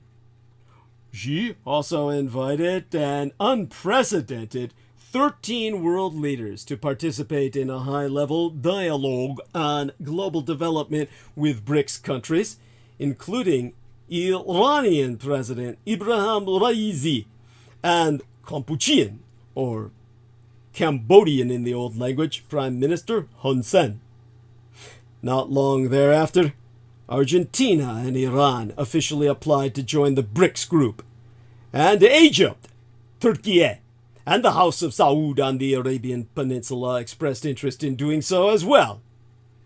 In July, Moscow went so far as to suggest that the group's members create a new world reserve currency to better serve our economic interests. So perceptions of Western interference have again put Beijing on the offensive. In addition to BRICS expansion, Beijing is seeking to transform the SCO, the SCO, the Shanghai Cooperation Organization, which includes Russia, into a powerful bloc that can leverage deep political, economic, and military ties. The Communist Chinese Empire has long pushed for more SCO economic cooperation and proposed the establishment of a free trade agreement and the creation of a SCO bank. Although these ideas fell flat yesteryear, this year in May, the SCO discussed the need for increased interactions among member states, particularly on international security and economic cooperation. As SCO formal membership expands to include Iran later this year, and potentially Belarus, or White Russia, in the near future, the organization is primed to become more assertive on the world stage. Indeed, this June, Tehran proposed that the SCO adopt a single currency and expressed hopes that the group can become a concert of non-Western great powers. Within both blocs and beyond, it will be increasingly important to observe as to how much the Communist Chinese Empire, the revanchist, revisionist Russian Empire, and Iran are able to deepen relations with one another and drive broader alignment among countries that are dissatisfied with American leadership. Similarly, the extent to which the Communist Chinese Empire can leverage its close relationship with Pakistan and the House of Saud on the Arabian Peninsula can build support among Muslim countries, including the Organization of Islamic Cooperation and the Gulf Cooperation Council, is another variable affecting support for Communist China on the mainland among developing countries. It's all about backing up words with force. Because a final component of Red China's foreign policy rethink concerns military force. Beijing believes that the West is incapable of understanding or sympathizing with what it views as legitimate Russian security concerns. There'd be no reason for Red China to assume that the United States and our allies will treat Red China's concerns any differently. Because diplomacy is not effective, the Communist Chinese Empire will need to use force to demonstrate its resolve. This is particularly true when it comes to my Taiwan, and Beijing is now more anxious than ever about American intentions toward my island China, and what it perceives to be increasing provocations. This has led to discussion among some Commu-Chinese foreign policy analysts about whether another Taiwan Strait crisis is imminent, and if so, how the Communist Chinese Empire should prepare. Yang Jieqi, a diplomat who serves on mainland China's Politburo, its political bureau, has stated that the Communist Chinese Empire will take its firm actions, including deploying the military to safeguard its interests. At the same time, the CPLA, the Chinese People's Liberation Army, has engaged in more exercises near my Taiwan in an effort to deter potential third-party intervention. These dynamics likely explain as to why Beijing is issuing unusually sharp warnings over the visit to Taiwan that Nancy Pelosi, the Speaker of the U.S. House of Representatives, was planning before realizing, saying that such a trip would have a severe negative impact on the political foundations of Sino-American relations. Well, China has postured as Washington remained on top of the situation. It would be a mistake to brush aside the Communist Chinese Empire's warnings and its threats of military action, simply because prior warnings have failed to materialize. Although the prospect of an invasion of my Taiwan seems remote, Beijing has numerous paths to escalate short of outright conflict, including sending jets to fly over Taiwanese territory. And if Beijing did take more drastic action out of frustration with recent American behavior, this could easily provoke a full-blown crisis. It's up to Xi. Will the Communist Chinese Empire's recent efforts to shift the balance of momentum and power in its direction work? It remains to be seen if the GSI, this global strategic initiative, straight out of Red Alert, the video game, will fundamentally alter the international order, or even become a key pillar of Red China's approach to global governance. China on the mainland has tried and failed before to drive the discussion on global security, as was the case with its new security concept, a security framework that sought greater economic and diplomatic interactions, but, well, which was first articulated in 1996, if I remember. Back then, of course, Red China had far less economic and diplomatic leverage. And regardless of its ultimate success, the GSI is an important window into how Beijing will seek to steer the conversation on regional and global security after the upcoming 20th Party Congress, which is expected to be held in the fall. Beijing's efforts to revitalize and expand existing organizations, such as the BRICS and the Shanghai Cooperation Organization also face obstacles. Asian India, for instance, is a member of both blocs and may constrain any openly anti-American efforts. But even marginal improvements in the capabilities and cohesion of these groups would help Beijing blunt any coercive or punitive moves that the American empire and our allies may make against Red China on the mainland in the years ahead. But perhaps the biggest factor in shaping Red China's strategic environment moving forward is Beijing itself. On paper, one can begin to glimpse the initial outlines of Red China's readjusted game plan. Deeper ties with the Global South. A repurposing of existing Beijing-led institutions like the SCO. New concepts of security that align with its own vision for international order. Implemented well, this strategy would no doubt complicate American foreign policy. But these efforts take considerable time, and they could unravel if Beijing's increasingly aggressive and coercive behavior against its neighbors generates international pushback or reticence to work with the Communist Chinese Empire. Xi's penchant for own goals, meaning own you, and his dramatic overreach have proved to be the single biggest inhibitor for Red China's grand strategy. His hunger for power could well doom Communist Chinese foreign policy.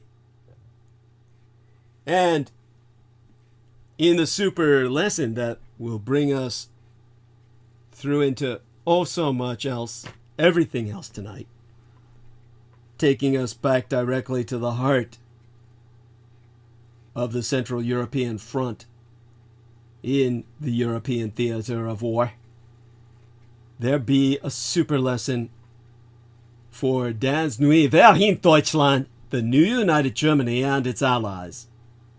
Seize this moment for a strategic reversal.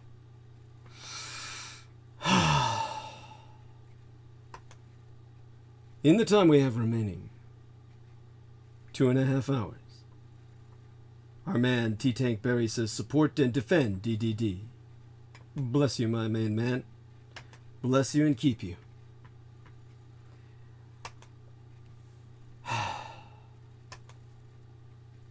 Putin's war in Ukraine was a rude awakening for decision makers in Berlin and for average Germans from Hamburg to Munich. Decades of divestment from both hard power and energy diversification, plus the strategic detachment with which United Germany had pursued its global engagement, all camest home to roost. This left Europe's largest economy exposed to energy blackmail by Moscow, and with few options to shore up NATO as the cornerstone of its own defense or hold Putin at arm's length by supporting Kiev with weapons. Lofty pronouncements by Chancellor Olaf Scholz about boosting Das Vaterlands, the fatherland's defense capacity, have in reality been tough to follow with actual action. This is especially true for arms deliveries to Ukraine or Bundeswehr boots on the ground, German troops, to strengthen NATO's eastern flank. On the energy front, the jury is still out on whether a mix of government intervention, conservation efforts, the rapid deployment of liquid natural gas terminals, and even a potential pause of United Germany's exit from nuclear power can help avert the worst for Europe's economic engine, Das Vaterland. Berlin's credibility as a reliable NATO and EU ally has taken a severe toll, especially in Eastern Europe. Moving forward, the transatlantic partners will need a more strategic united Germany, politically, economically, and militarily, as everyone prepares for a long-term confrontation and competition with Moscow and other autocrats. The indisputable failure of cornerstones in united German foreign, defense, and energy policies extends beyond Berlin decision makers, many of whom have long lamented in private their Vaterland's lack of global leadership. The United States and European allies should seize on the united Germany's existential crisis as an opportunity for a reset and engage united German policymakers in concrete initiatives.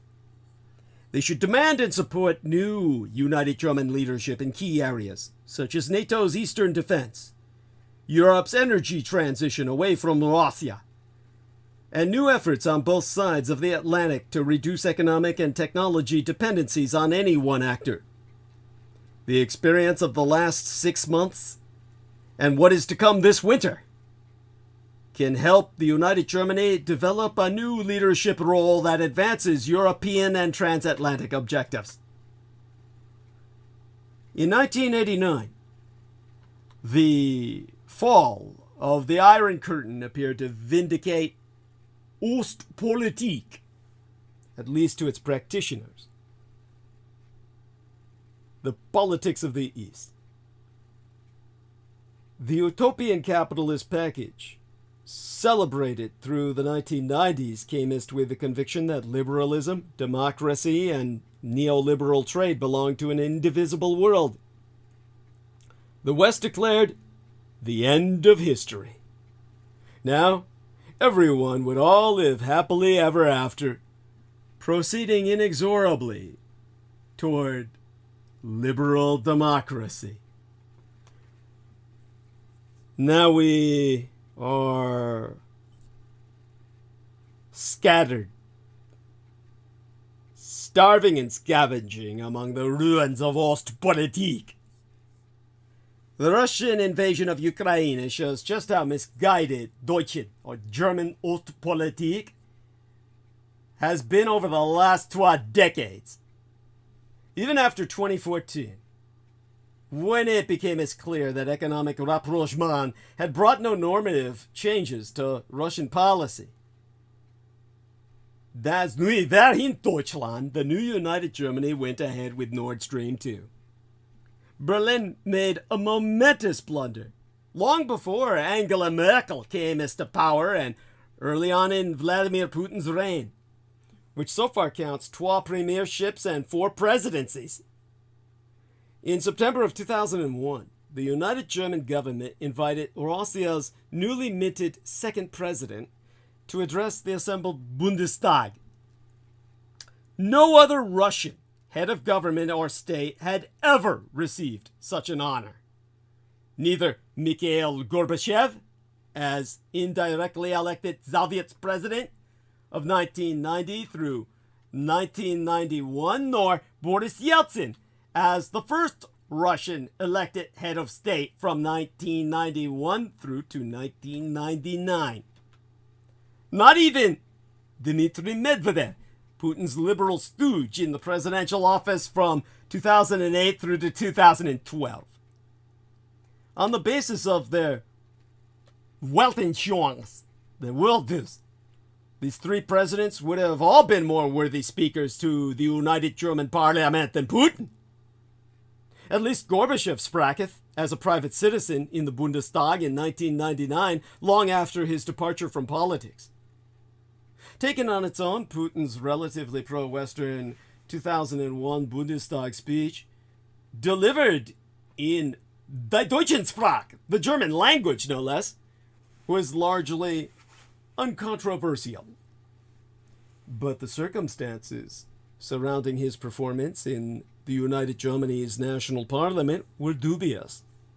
The Bundestag reacted with ovations to the courtship of a Russian politician who, as a KGB officer in Dresden, had been part of Moscow's occupation machinery in Eastern Europe. Even more problematic was that Putin had been invited to Berlin at a time when Russian forces stood uninvited in another country.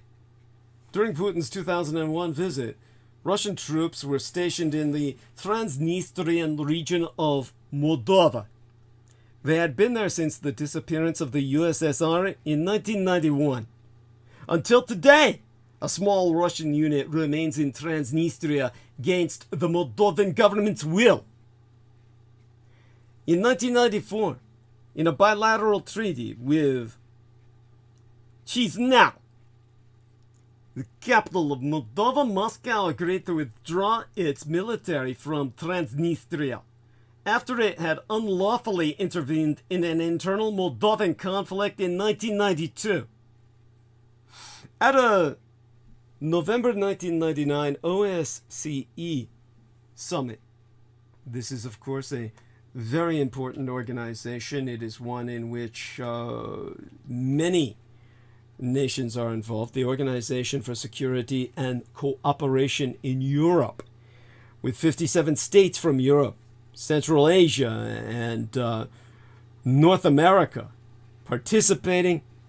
The OSCE is, well, its power is through inclusion and interdependence, a word that Our Lady Viviana Sanchez finds suspect.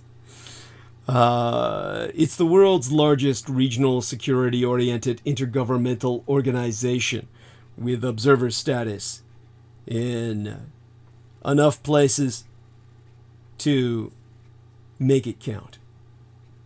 And it was there that Moscow committed itself once more in the multilateral Istanbul document, the capital of Turkey, to exiting Transnistria, the so-called burning republic of the last true Soviet. By then, as Russia's newly appointed Prime Minister, Putin was already de facto ruling Russia. However, when Putin gave his speech to the Bundestag, Russian troops had still not fully pulled out of Moldova, nor was there any indication that Moscow would any time soon fulfill its obligations towards the non-aligned Moldovan state. Angela Merkel attempted to reach a solution to the Transnistrian problem with Medvedev in 2010 through 2011, the year my late and sainted Cyrus, my womb matron, my mother was murdered, slain. If you view the vampire as a subspecies, which I myself am proud to say we are, as part of the so-called Meisberg process. However, even Frau Angela Merkel's considerable efforts were unsuccessful. That was because Putin, and not the relatively pro-Western Medvedev, continued to hold the reins of power in Moscow as Russia's prime minister during 2008 through 2012.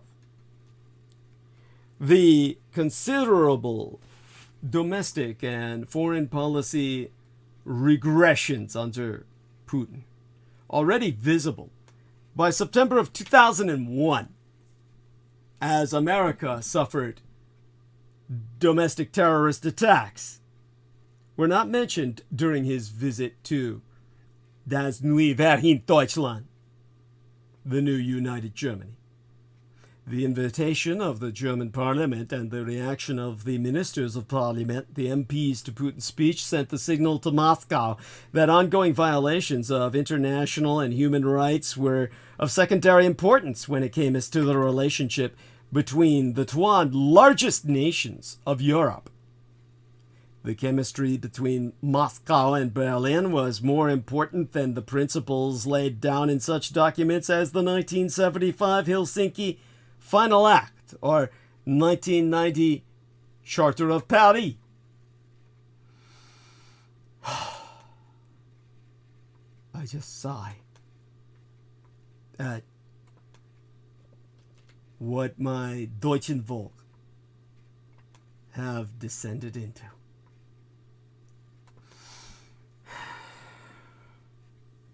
At least, that was how many Russian politicians and diplomats appeared to understand Berlin's loud silence on Transnistria and Chechnya in 2001.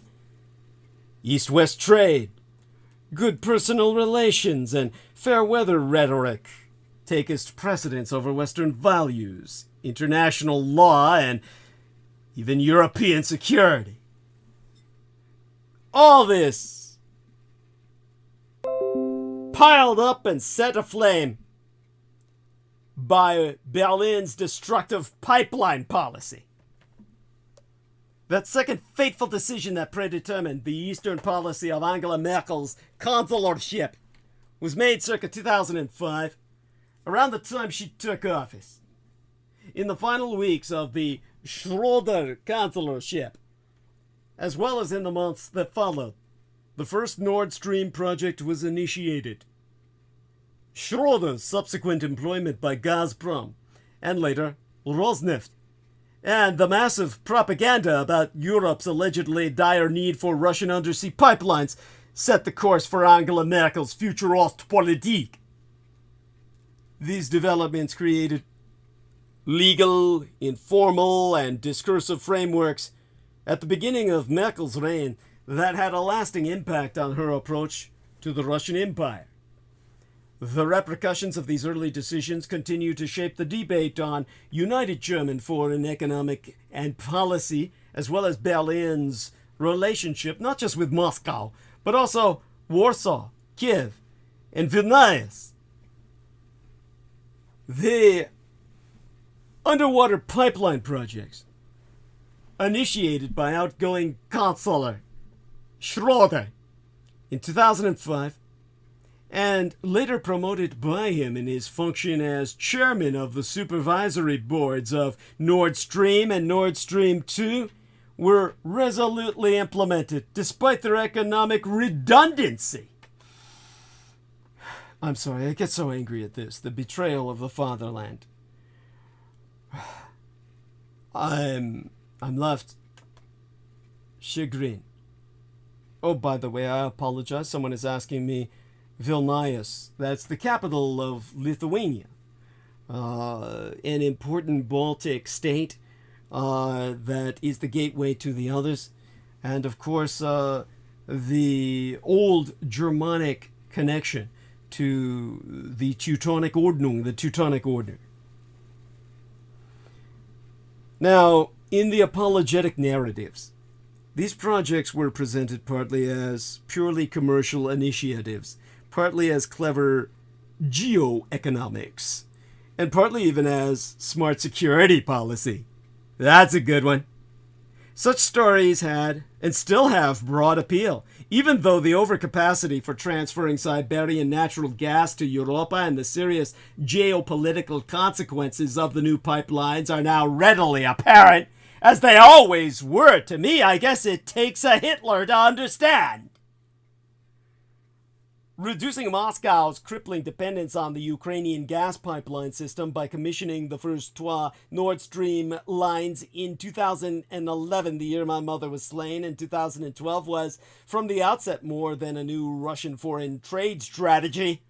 As misleading as the thesis of an alleged need for the Nord Stream projects for European energy security was and is, as real was and is the need for the Kremlin to reduce Ukraine's role as a transit country for Siberian and Central Asian gas flowing into the European Union. Only the partial achievement of this goal with the full operation of the first Nord Stream pipeline from October 2012 made it possible for the Russian Empire to continue to avenge the collapse of the USSR in Ukraine, as had already been done in Moldova and in Georgia. Gazprom's opportunity from late 2012 to bypass Ukraine for much of its export to the EU was a necessary condition, however not the sole one, for the increase in Russian aggressiveness towards Ukraine. The Kremlin's new intransigence manifested itself even before the Euromaidan revolution began.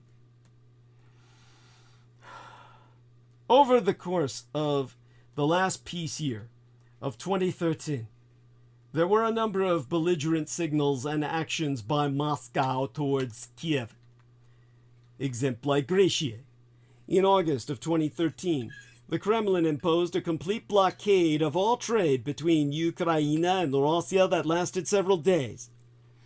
Moscow's escalating rhetoric and sanctions policy led to rising tensions in between the two nations before the Kiev protests began in late 2013. This despite the fact that Ukraine still had an explicitly pro-Russian leadership, with then-President Viktor Yanukovych and Prime Minister Mykola Azarov. Their imminent loss of power was not yet even in sight.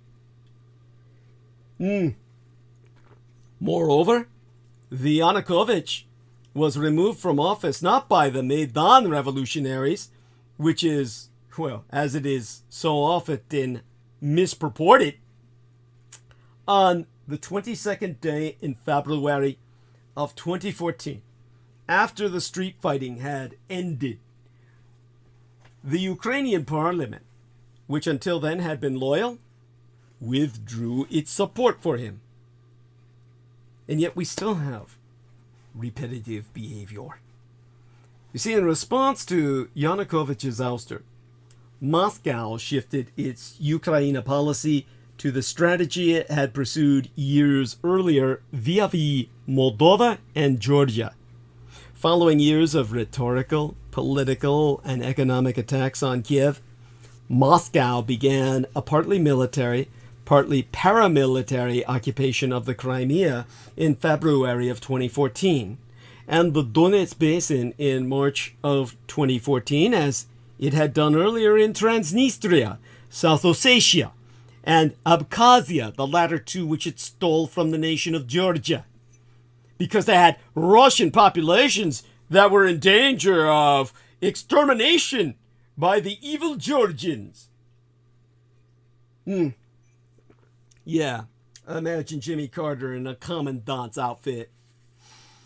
To this day, many Western interpreters of Putinism fail to recognize the regularity of the Kremlin's behavior. Despite the precedents of Moldova and Georgia, some commentators insist that the Ukraine case was exceptional, and that misguided EU policy towards the country was to blame. Oh my fucking God. The republics of Moldova and Georgia did not need to be parts of Eastern Slavic culture or be involved in association negotiations with Brussels for a receipt of military punishment by the Kremlin. The two post-Soviet republics had already lost control of larger portions of their state territories than Ukraine in 2014. Chisinau and Tbilisi, the capitals respectively of Moldova and Georgia, met their fates long before Russia's attack on its Western-oriented brother state, allegedly incited by radical nationalism and Western overreach. The well-known German formula of Annäherung durch Verflechtung, rapprochement through intertwinement. You like that? Like a pair of snakes or worms fucking each other? Now took on more than a metaphorical meaning. United Germany and Russia-controlled territory have since moved closer, not only economically and politically, but also geographically. However, the reverse conclusion of this law of international relations is also true. The new gas volumes that, since 2011, the year of Fukushima Daiichi and my mother's slaying but a week before, via the Baltic Sea, have brought United Germans and Russians ever closer together, have been lacking for the maintenance of Russo-Ukrainian proximity. As both interdependence theory and the intertwinement formula predict, the development of economic connections does not only lead to more peaceful relations between the countries involved. A parallel reduction of economic ties with other countries can mean less peace for them. As a result of the United Germany's increasing energy interdependence, with the Russian Empire since 2005. The transit states for Siberian gas flows that have become disentangled from economic exchange with Russia have suffered a reciprocal alienation from Moscow. In particular, Ukraine's economic distancing from the Russian Federation after the completion of the first Nord Stream pipeline in late 2012 led to an increase of tensions between the two countries in 2013. Ultimately, this escalation resulted in Moscow's occupation of first the southern and then the eastern territories of the Ukrainian state in 2014.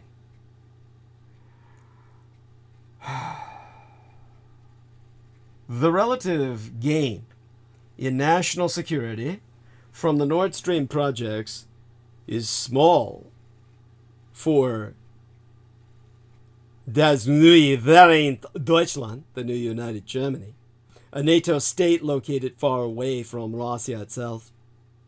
In contrast, the equivalent reduction of Russia's dependence on its former colony and neighbor state, Ukraine, proved fatal for the integrity of the latter.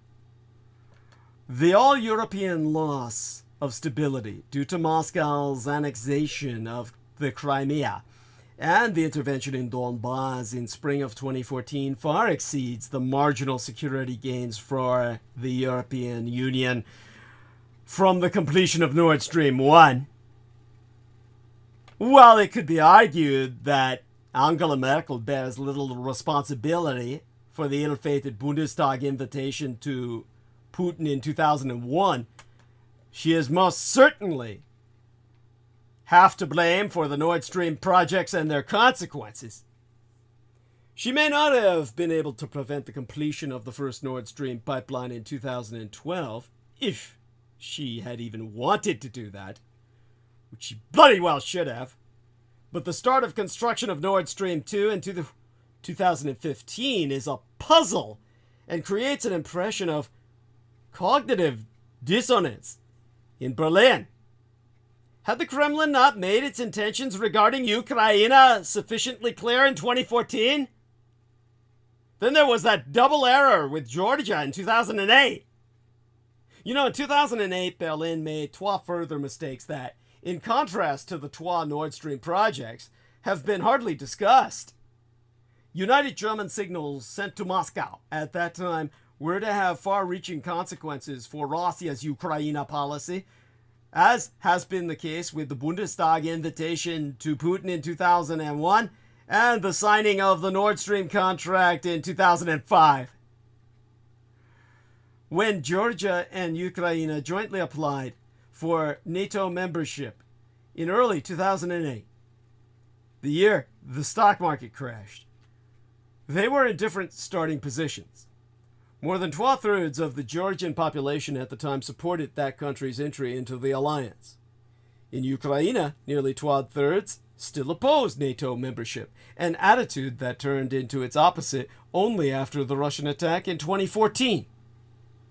Unlike Ukraine, Georgia had not been a fully sovereign state for long and had sustained troubled relations with the Russian Empire. Moscow had already installed separatist satellite regimes in the stolen regions of Abkhazia and, if I remember correctly, Skin Valley, also known as South Ossetia. In the 1990s, they're controlling approximately 20% of Georgian state territory. Although the Ukrainian territories that came under official or de facto Russian control in 2014 are larger than the corresponding Georgian parts of the country, they account for only about 7% of Ukrainian state territory.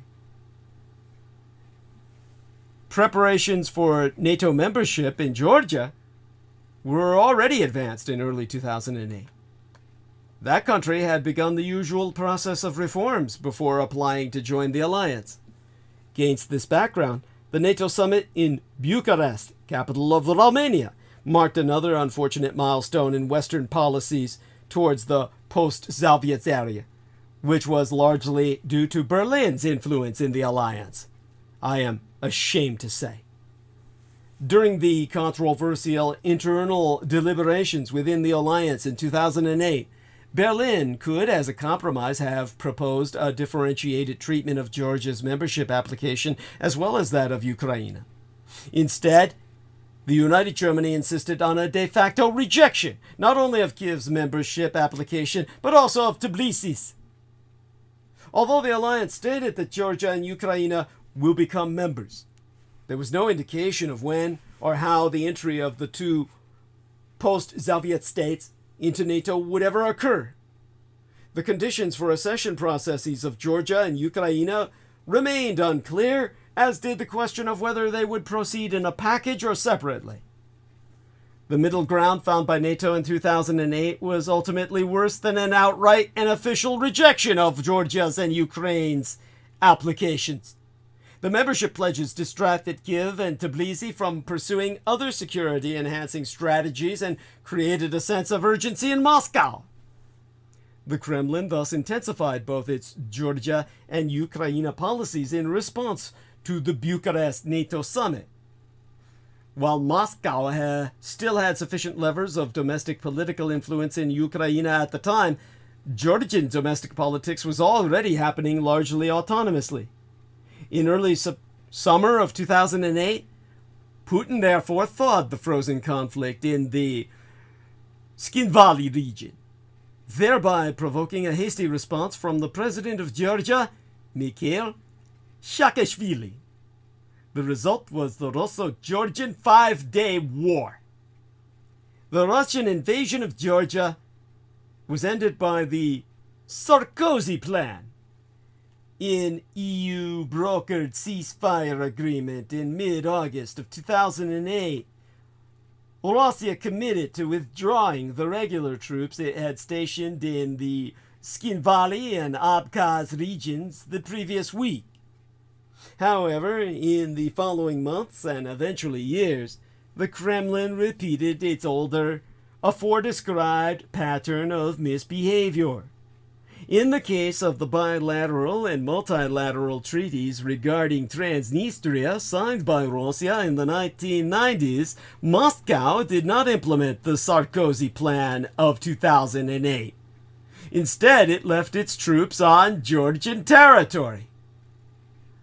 Moreover, the Kremlin transformed the two Georgian separatist regions into the pseudo-statelets of Abkhazia and South Ossetia.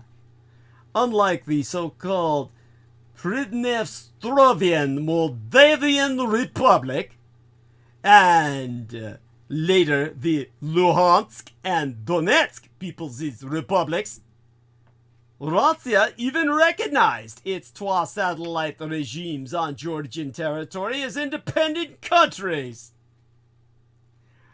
With Moscow's official confirmation of the statehood of the Russian artificial entities in northern Georgia, the Kremlin went beyond its previous neighborhood policy and entered new territory in its interpretation of international law. This was the new weapon in international aggression: diplomatic recognition. Largely at the instigation of Berlin, NATO sent a risky signal to the Kremlin in April of 2008.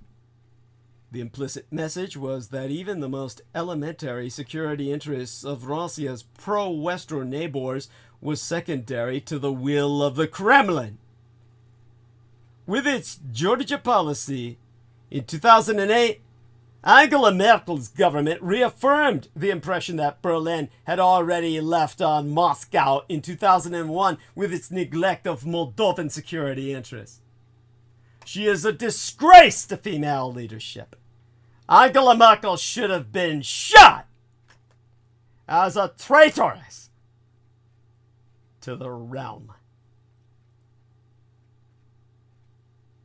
For the Kremlin, it can be assumed, this established a reassuring continuity in the United Germany's Eastern policy. were still Moscow's manifest violation of the Sarkozy Plan and military dismemberment of Georgia into 3 states, officially recognized by Russia, remained without consequences for the Kremlin. Brussels, the erstwhile capital of European Union, ended the already minimal European sanctions imposed after the war in the Caucasus and resumed negotiations over a new cooperation treaty with the Russian Empire, which had been interrupted in August of 2008. United Germany went even further at the 8th St. Petersburg Dialogue Conference from the 30th of September to the 3rd of October in 2008. Just a few weeks after the Russo-Georgian War and shortly after Moscow's recognition of Abkhazia and South Ossetia, the chairman of the German steering committee of this bilateral organization, Lothar de Maizière, and the deputy chairwoman, Lyudmila Verbitskaya, the rector of St. Petersburg University, Putin's own alma mater, signed a joint declaration of the Petersburg Dialogue on shaping the partnership for modernization. In 2010, the United German project of so-called modernization partnership with the Russian Empire was elevated to the European level and adopted by both the EU and subsequently many member states thereof.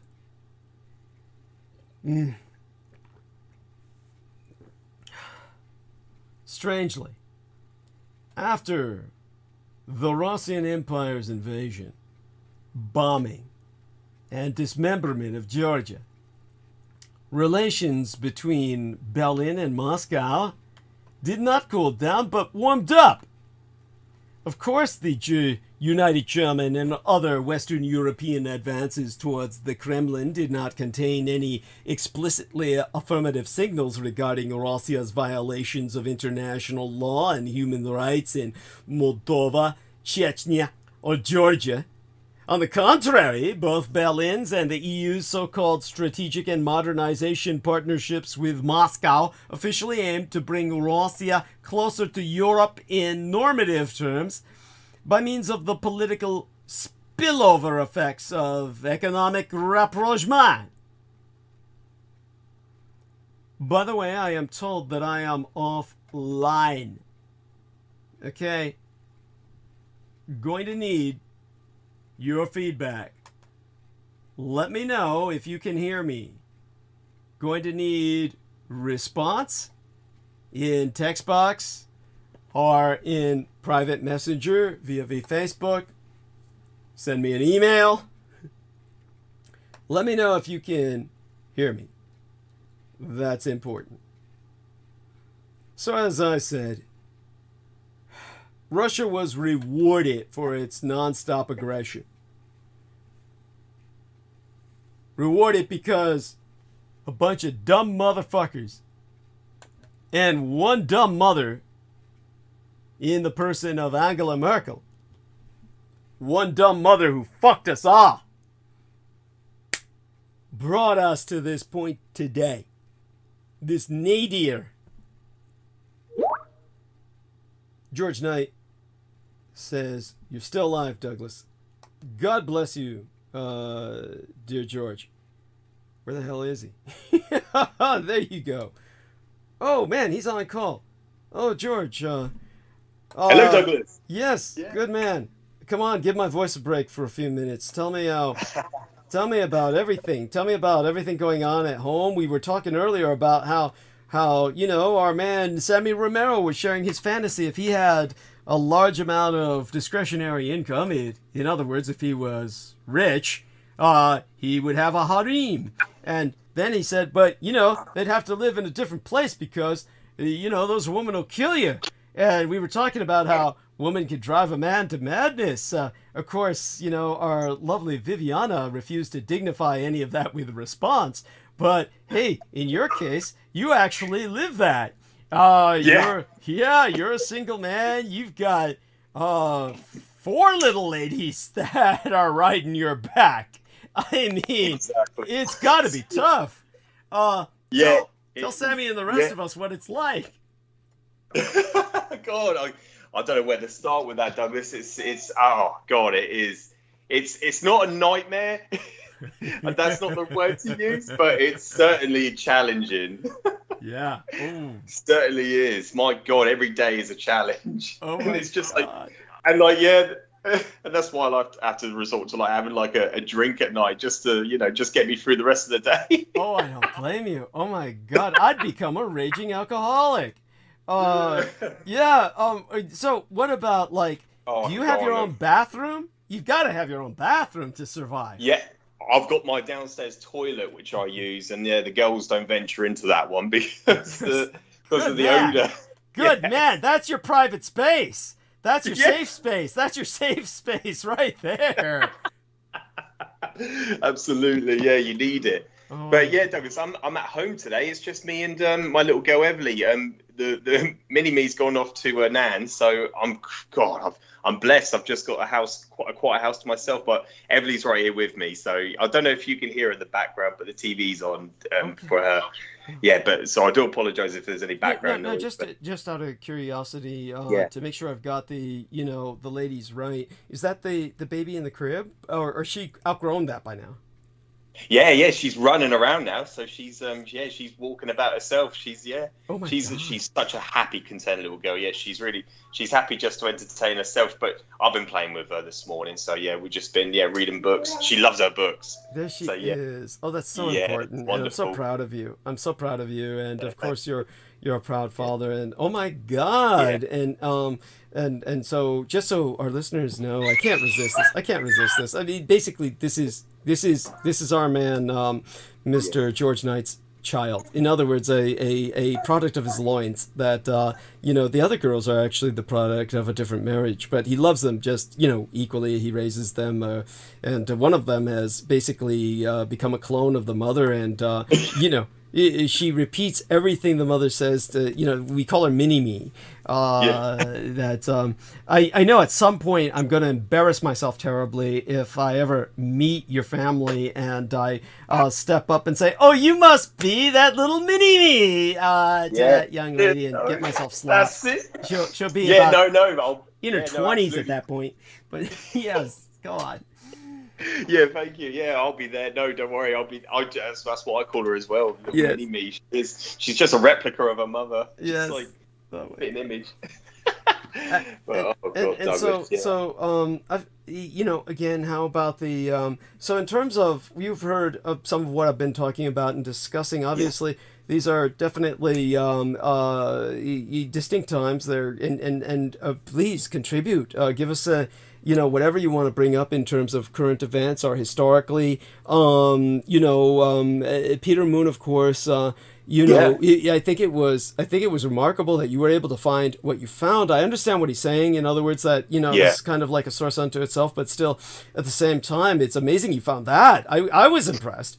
I want you to know I was impressed. So I have actually, since he first commented on the post, because I know from the last transmission I came on, I mentioned about Tito's, his comment about, I found the quote, it's even on Wikipedia, I found the quote that in an all-out nuclear exchange between the Soviet Union and the United States, that they were going to relocate the civilians and assets and dignitaries to the lunar base that the Third Reich established on the south region of the moon in the Terminator line in the crater. So I found that on Wikipedia, but I'm trying to look for it now, and I wasn't sure if I screenshotted it, which I was hoping I did, but I can't find it on my archives. So I've got to look for it. But it's just really bizarre how I'm struggling to even find it. But I'm going to be persistent, and I'm going to locate it and find it. And make no mistake about it.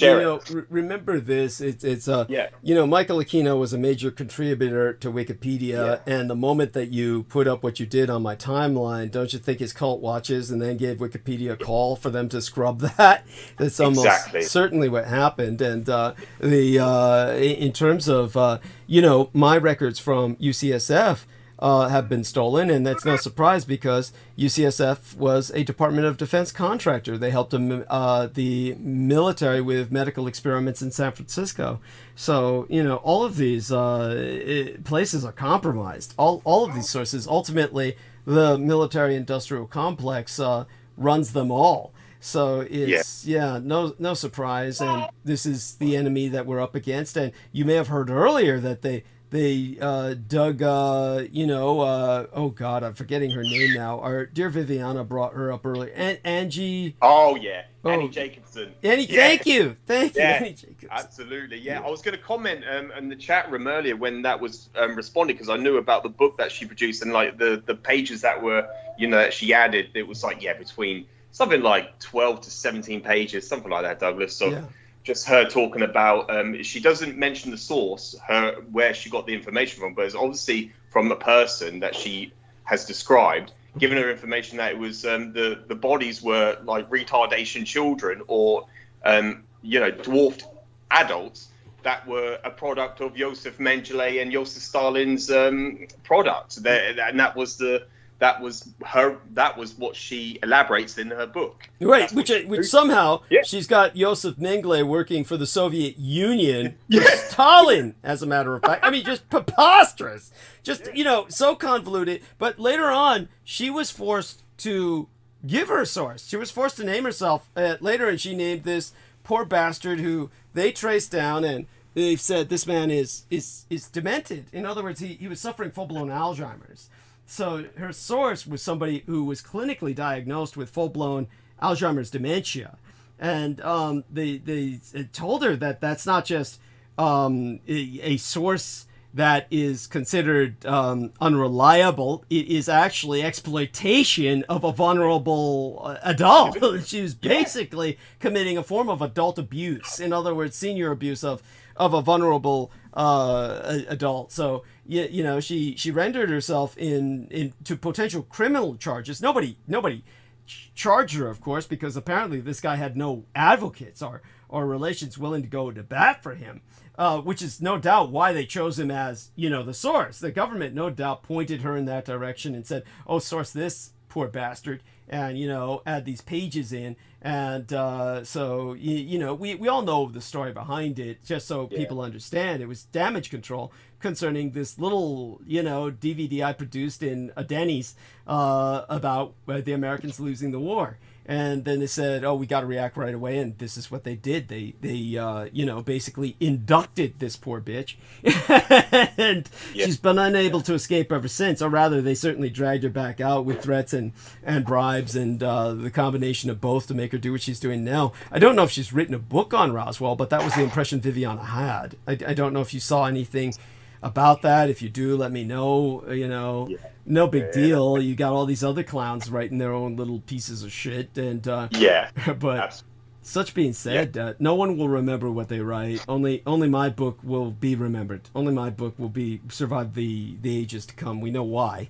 But so such being said, so what else is going on? I don't know if you were able to catch what I said the other day about England, of course, and it's helping the Ukraine through its special forces, and how Liz Truss said she was going to continue Boris Johnson's efforts, but unfortunately she said something the other day about having her finger on the button that got everybody all freaked out. I hope this doesn't threaten her being the lead over, that Asian Indian guy. Tell us all about what you know about this. No, I'll beg your pardon, Douglas. No, I'm actually going to, after this, once I come off the call, I'm going to have a look at that, actually. That's really intrigued me to know about, what she has said about the Ukrainian situation. So, no, that she's got my vote, definitely. If she's going to support them, then most definitely. That's what's so important. That's how we get out of this. That's one of our solutions to getting out of this cost of living crisis. Thank you. Is to end the Russo, the advancement in the Ukraine, stop them there before they advance even further. Thank you. Yeah, absolutely. But yeah, I've got so much to relate to you, Douglas. I remembered what I wanted to bring up, but my train of thought went off last transmission. But it was just, darling. But sorry, she just. Oh, that's fine. Don't worry. Yeah. So I do apologise, Douglas. Yeah. Oh, no worries. That's wonderful. Yeah. The last time it was just very quickly, it was just to relay, because we're I think we're talking about like collateral damage, ramifications of actions, and what I wanted to bring up is like one historical fact is that most people are unaware of that. You know, after the 9/11 atrocities or the 9/11 incident, tens of thousands of people have died post 9/11 because of being exposed to all the asbestos in the air. So that was what I wanted to bring up last time, which I forgot, and I was like, oh god, there was something I wanted to bring up, but my train of thought went off.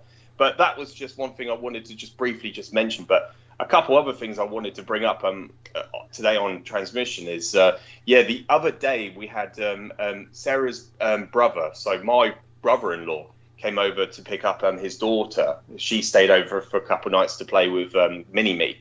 Just to keep her occupied and busy throughout the school holiday period.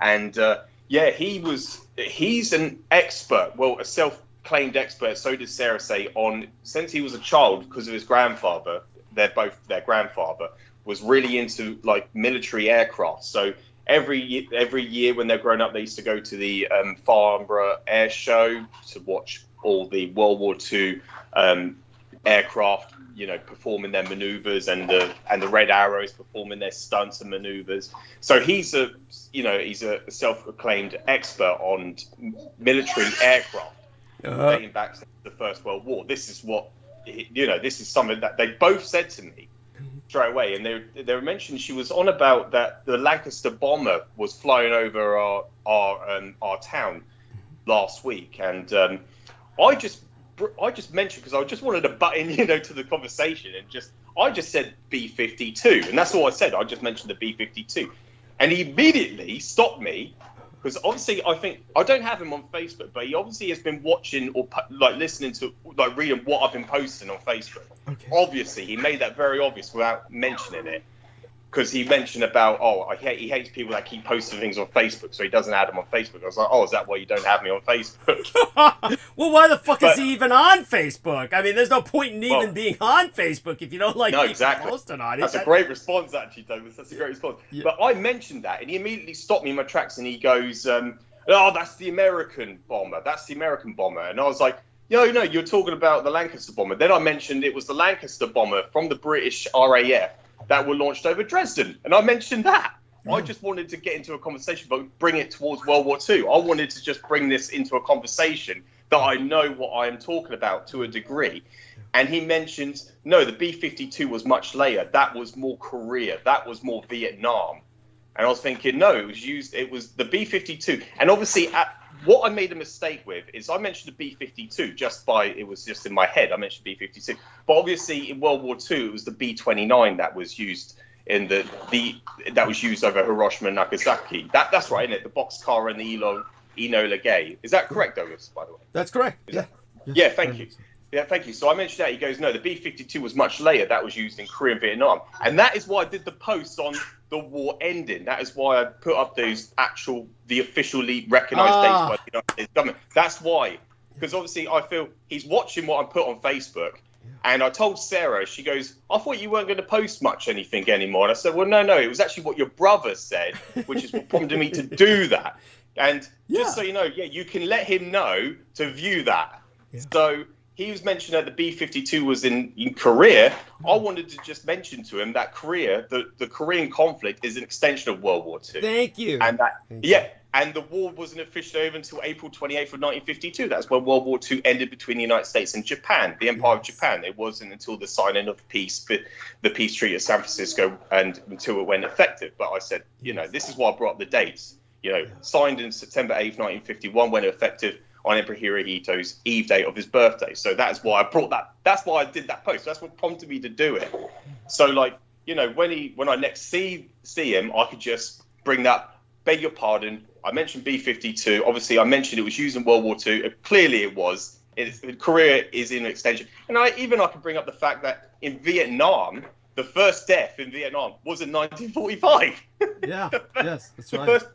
I forgot the gentleman's name who died, actually, but I didn't know his name. I forget as well. All you need to do is look up first American killed in Vietnam. You'll find it. Yeah. I was going to say, it reminds me, there was a science fiction film that was produced in 1952, and it was about, you know, hundreds of years into the future, and it was a post-apocalyptic film, imagining this scarred landscape of basically New York after the bomb and shit, you know, but hundreds of years later, still impacted by radiation deforming people. You know, I mean, all that shit would have been bred out by then, but they were. But there were several things about the film that stand out, but the most important one is that in the beginning of the film, where they did this a lot in these old films to give them a air of quote unquote documentary realism to draw the viewer in. They basically said, oh yeah, and they're pointing out things in the modern world, and you notice a lot of these old films were like that. They're still like locked on that World War II, you know, we're reporting kind of methodology. It's just like, you know, and here we have, you know, industrial production at scale to meet the effort, that kind of shit. And so it basically was saying, here in San Francisco, they're holding the peace treaty between Japan and America. I mean, basically, they say this right there in that film, that it starts like that. Yeah. And so I got to get that film again. I'll give you the link. And oh, yeah, thank you. Yeah, you can do something with that. I'll try and find that this morning. Be patient. I'll get it eventually. It's one of those things that... but there you have that, and it's fascinating otherwise in the film. If you ever watch it and have any questions, I'll tell you what's weird about it. Basically, as a matter of fact, you know what's weird about it is you don't really get this in the film unless you catch the first few minutes and you understand what they're talking about. But I know some of the background of that film, and I'll tell you, this is what's so strange. I mean, we're talking 1952, and they're trying to present the heroes. The heroes are basically Satanists. They're Satanists in the far future, in the ruins of a shattered America, where basically the world was hard enough where they basically said they turned away from God and turned towards Satan instead, because their act of rebellion in such a harsh world. Of course, their concept of a harsh world in 1952 looks like, you know, the Mouseketeers and shit, you know, compared to our version that we produce in films today of post-apocalyptic landscape and behavior. But, you know, such being said, that was bizarre. That was just bizarre that the film would do that. And so, you know, that being said, it's not like they concentrate on it much. It's kind of like casually mentioned, and there's a few hints at it. But other than that, you know, it's not really the theme of the film. But that being said, okay, so, you know, what else is going on with your life, or anything else you care to bring up, by all means? And it must be such a... Now, I'm sorry, how did this happen again today? You're not at work when it's a Thursday? Yeah, the reason being I'm off today because I've got to work this Saturday. So once a month I've got to do a Saturday. It's part of my obligate duty as a field engineer to do one Saturday a month. So yeah, that's the reason why I'm off today. So yeah, I've got a Thursday off. And each month is different. So I might be getting a Monday. It'd be nice if I get a Monday off, because that means I get Saturday, Sunday, Monday. And then, you know, after work, then that week, that Saturday. But it works quite well, actually. Yeah, wow. So... But it's so much better than being in the hospitality trade, where I used to do every single Saturday and work evenings. But that's why I noticed a lot more. How I was able to do so much research and dedicate so much time, because my work pattern when I was in the hospitality industry, I didn't work till 3 o'clock in the afternoon. So I would have literally all day, and I'll just be on my own. I'll do the gym, and then I'll be at home studying and researching historical facts. So yeah, that was. And so it's harder nowadays because of responsibility and duties. So, but I try and do as much as I can. But yeah, that's why I'm off today, Douglas. And yeah, the other thing I just wanted to bring up was last Friday I did a job just up the road from where I live at South Warnborough. There was a gentleman, an elderly couple. But when I was in his house, because I did a fibre install in his property, and I looked around, and he had a lot of like war books and like war memorials. Right. And even photos of it looks like Navy officers or just people in uniform. And I was like, I hope you don't mind me asking you, sir, because he was an elderly gentleman. I said, I hope you don't mind me asking, but yeah, were you a part of the military? Were you part of the Navy? Or, you know, I can see you got loads of books on like MI6, MI5, and he had books on the Falklands. And he goes, yeah, I was in the Falklands War. And I said, oh, so was my granddad. And I said, and he goes, oh, really? I said, yeah, he was on the Fort Austin auxiliary ship. He was in the the Falklands conflict in 1982. He goes, yeah, I was there. He was on the Antelope. He was on the it was like the Fort Antelope or the HMS. I think it was Her Majesty's ship, the Antelope. It was called. He showed me a picture. It was on his wall of the Antelope. Wow. And he goes, yeah, I accompanied the Fort Austin, the auxiliary ship. So he was there, and he accompanied my granddad's ship. Oh my so that was God. quite interesting. Yeah, but he was telling me the story. He was, because I told him that my granddad was in Burma. He served in Burma in 1946, and he came home in 47. And he goes, that's really interesting, because he goes, one of the first jobs he did was he went to the Japanese embassy in London. And what his job was to do was, because of the prisoners of war, the captive British men, prisoners of war, he was saying that he was trying to seek reconciliation from the Japanese because of the atrocities committed against the British prisoners of war. And he was going that the fighting was continuing in 46. I was like, oh, that's brilliant. I'm glad you mentioned that. Oh and my God. Yeah, I'm glad he mentioned that. But when I said, well, people don't realise that the fighting continued. And then he goes, the Japanese did surrender. I was like, that's when I shut my mouth and I was like, I'm not going to go into this with this. Yeah, I thought, no, I'm not going to be disrespectful. Obviously, I have a lot of respect for this man. And obviously, he accompanied my granddad. Right. But I didn't want to go into that. Yeah, you got to be careful.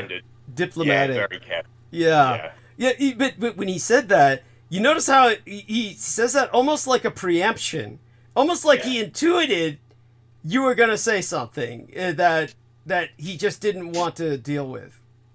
I mean, that's what it seems like to me. It's like almost like he intuited what you were going to say, or that you were going to go in the direction about the war not ending till 52, something of that nature, and he just couldn't handle it. It was just like, like the Japanese surrendered. Just like I'll preempt this. I'm just going to put a stop to this now. It was kind of like, just like that. It's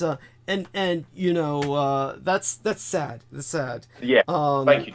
Yeah, I understand your need to be delicate with people because their sensibilities are so delicate. People's sensibilities are just, they can't handle this, and they. I mean, just think of how do I say this? The absurdity of what he's saying is that, of course, there's still resistance. Yeah, there's still, but the Japanese surrendered. Yeah. I mean, that's like it just doesn't compute. These are the what do you call contradictory thoughts that George Orwell said that men could hold in their minds once their governments had corrupted their thought processes enough. Then they were able to hold contradictory thoughts in their minds without recognizing the paradox. So such being said, that was interesting. What else did you talk to him about? Anything else, or that just kind of shut everything down? That was it, Douglas. That was it. I literally ended the conversation at that. I thought, no, there's no point. What's up, darling? It's okay. Yeah, but that was it, Douglas. But no, that was, it was quite, it is quite contradictory. And if people look up, like with the dates that I put up in my latest post, when you look up, it was the official recognised termination of hostilities, a cessation thereof of hostilities on, December 31st, 1946. The British equivalent to that is the 1st of April, 1947. That's when they officially declared ceasefire. So it was later on than what was officially even later than the Americans, of course. Of course. Yeah, because that's when my granddad came home was in 1947. Well, if you've got any screenshots, please share them and publish them as well. I think that's important. I've got it. I've got them. Yeah, by all means. And another thing important about that is when you think about think about the bizarre nature of this. You had I've gone into this before. Basically you had the Japanese training the Malayan races insurgency, and people can look this up. It's not like any communist insurgency. They don't use terms like ethnos or race. That's fascistic, because the fascists rely on a sense of cultural identity. And identity is inextricably linked with your ethno-national religious orientation. In other words, basically your race. And so when it comes to fascism, it's distinctly going to have a name like something like races or something like that, as opposed to a communist movement, which would say peoples, as in we're all proletarian, and their thought is of class warfare. So if people can look up the Malayan insurgency, which the British will call, it's Britain's Vietnam, and unlike the Americans, we won. And you'll hear this bullshit all the time. And they'll say this was a communist insurgency, and we found, and they'll say something that's incredibly stupid. By the way, anyone can look this up, and you can confirm what I'm saying. You'll find the British saying the most bizarre bullshit about this. They'll say, yes, we won that war, but we found that it wasn't worth winning it because we expended so many thousands of dollars on every guerrilla fighter that we managed to bring down. But we won it, and by bringing them all down to the degree that we won the war, we found out it wasn't cost effective, that it wasn't worth the cost. And by the way, after that, we withdrew immediately. It was like, okay, think about what I've just said. The incredible convolution of bullshit where it's like, yes, we found out this wasn't, well, since when has war ever been fucking cost effective? I mean, when is war cost effective? Is when you're doing what my biological sire ordered, and you're basically committing a holocaust, and you're basically pulling out everyone's gold teeth, and you're recycling their hair into fucking mats of different types of materials to sew blankets and stuff pillows and shit, and you're using their skins to, I mean, basically when you're recycling people in this manner, then you can start talking cost effective. But war otherwise? No, you're not recycling the bodies. Everything's a waste. It's war. The idea of the British saying, yes, this isn't cost effective, but we won, and by the way, after that we retreated immediately. It's insane. But it's ridiculous. Beyond this, of course, the Malayan race's forces were wearing Japanese uniforms, they're carrying Japanese weapons, trained in Japanese tactics. This was obviously an extension of World War II, even more so than Korea, in the sense that the Japanese just left the Americans and the Chinese and the North and South Korean, basically the Koreans, to kill themselves, with the Americans and Chinese helping them. The Japanese just stood back and laughed, and, you know, this is the reason why the Koreans hate them so much. You can hardly blame them after all the Japanese so masterfully just manipulated the Americans and Russians and Chinese to just pull havoc over Korea, what they had fantasized they were going to do over Japan. But when it comes to the Malaysian insurgency, you had people in Japanese uniforms, Japanese weapons, Japanese officers who were fighting the British for years. And, you know, and again, comparatively speaking, you'll find almost nothing on it. Yet they'll say this is Britain's Vietnam. Now, what is so odd about that is that then the Americans were fighting in Vietnam, and they had Australian troops with them. Like, there were Australians serving in Vietnam who were Commonwealth soldiers. Why weren't the Australians with the British in Malaya? That's... Isn't that weird? Yeah. What are the Australians doing with the Americans? Because the Australians thought that we have to support the Americans. I'm explaining this for people. You know, I'm not asking this question without an answer, just so people know my question is rhetorical. Rhetorical, There's a term for this. It's called rhetorical questioning. I ask the question and then answer it, just so people understand. You see, at that point, Australia felt that it had been betrayed and abandoned by the British Empire in World War II. And so there had been speeches which mortified Churchill by the Australian Prime Minister of World War II. I forget his name. But he had basically stated we're all alone down here in the South. And there was SEATO, Southeast Asian Treaty Organization, the Asian version of NATO that existed then. And the Americans then were approached by the Australians and the New Zealanders about starting a defense organization called ANZUS, which people can look up, Australia, New Zealand, United States. That's what that acronym stands for, ANZUS. You know, now there's AUKUS. Do not be confused. AUKUS is Australia, United Kingdom, United States. Totally different time, totally different thing going down there. But with ANZUS, look it up and ask yourself, why was ANZUS formed? There is no reason for ANZUS other than what the Australians and New Zealanders said at the time, and you can find it in the records. They said, you know, basically Japan is what they're afraid of, and they wanted a security arrangement with the United States in case the Japanese attacked them again. So none of this has to do with a Japan that lost the war. Basically, they are saying Japan won the war, and now we're afraid it's going to attack us. So they organized this relationship with the United States that Australia's been paying for ever since, because every time the United States goes to war, the Australians honor their commitment to ANZUS, and they send Australian troops to fight with the United States on the side of the United States, whether it was Vietnam or Afghanistan. Whatever the United States has been in, usually Australian troops have been there by their side because of this ANZUS bullshit. As if they expect, they're truly so naive. They're just hoping, well, if China attacks us, hopefully the United States will come to our side. And there's never been any reciprocal action on America's part. Granted, Australia hasn't really been attacked yet, you could argue, but you'd be wrong. Australia's 9/11 came in Indonesia, where maybe like 24 or several hundred Australians died in a Indonesian nightclub that was bombed by Osama bin Laden's organization, Al Qaeda.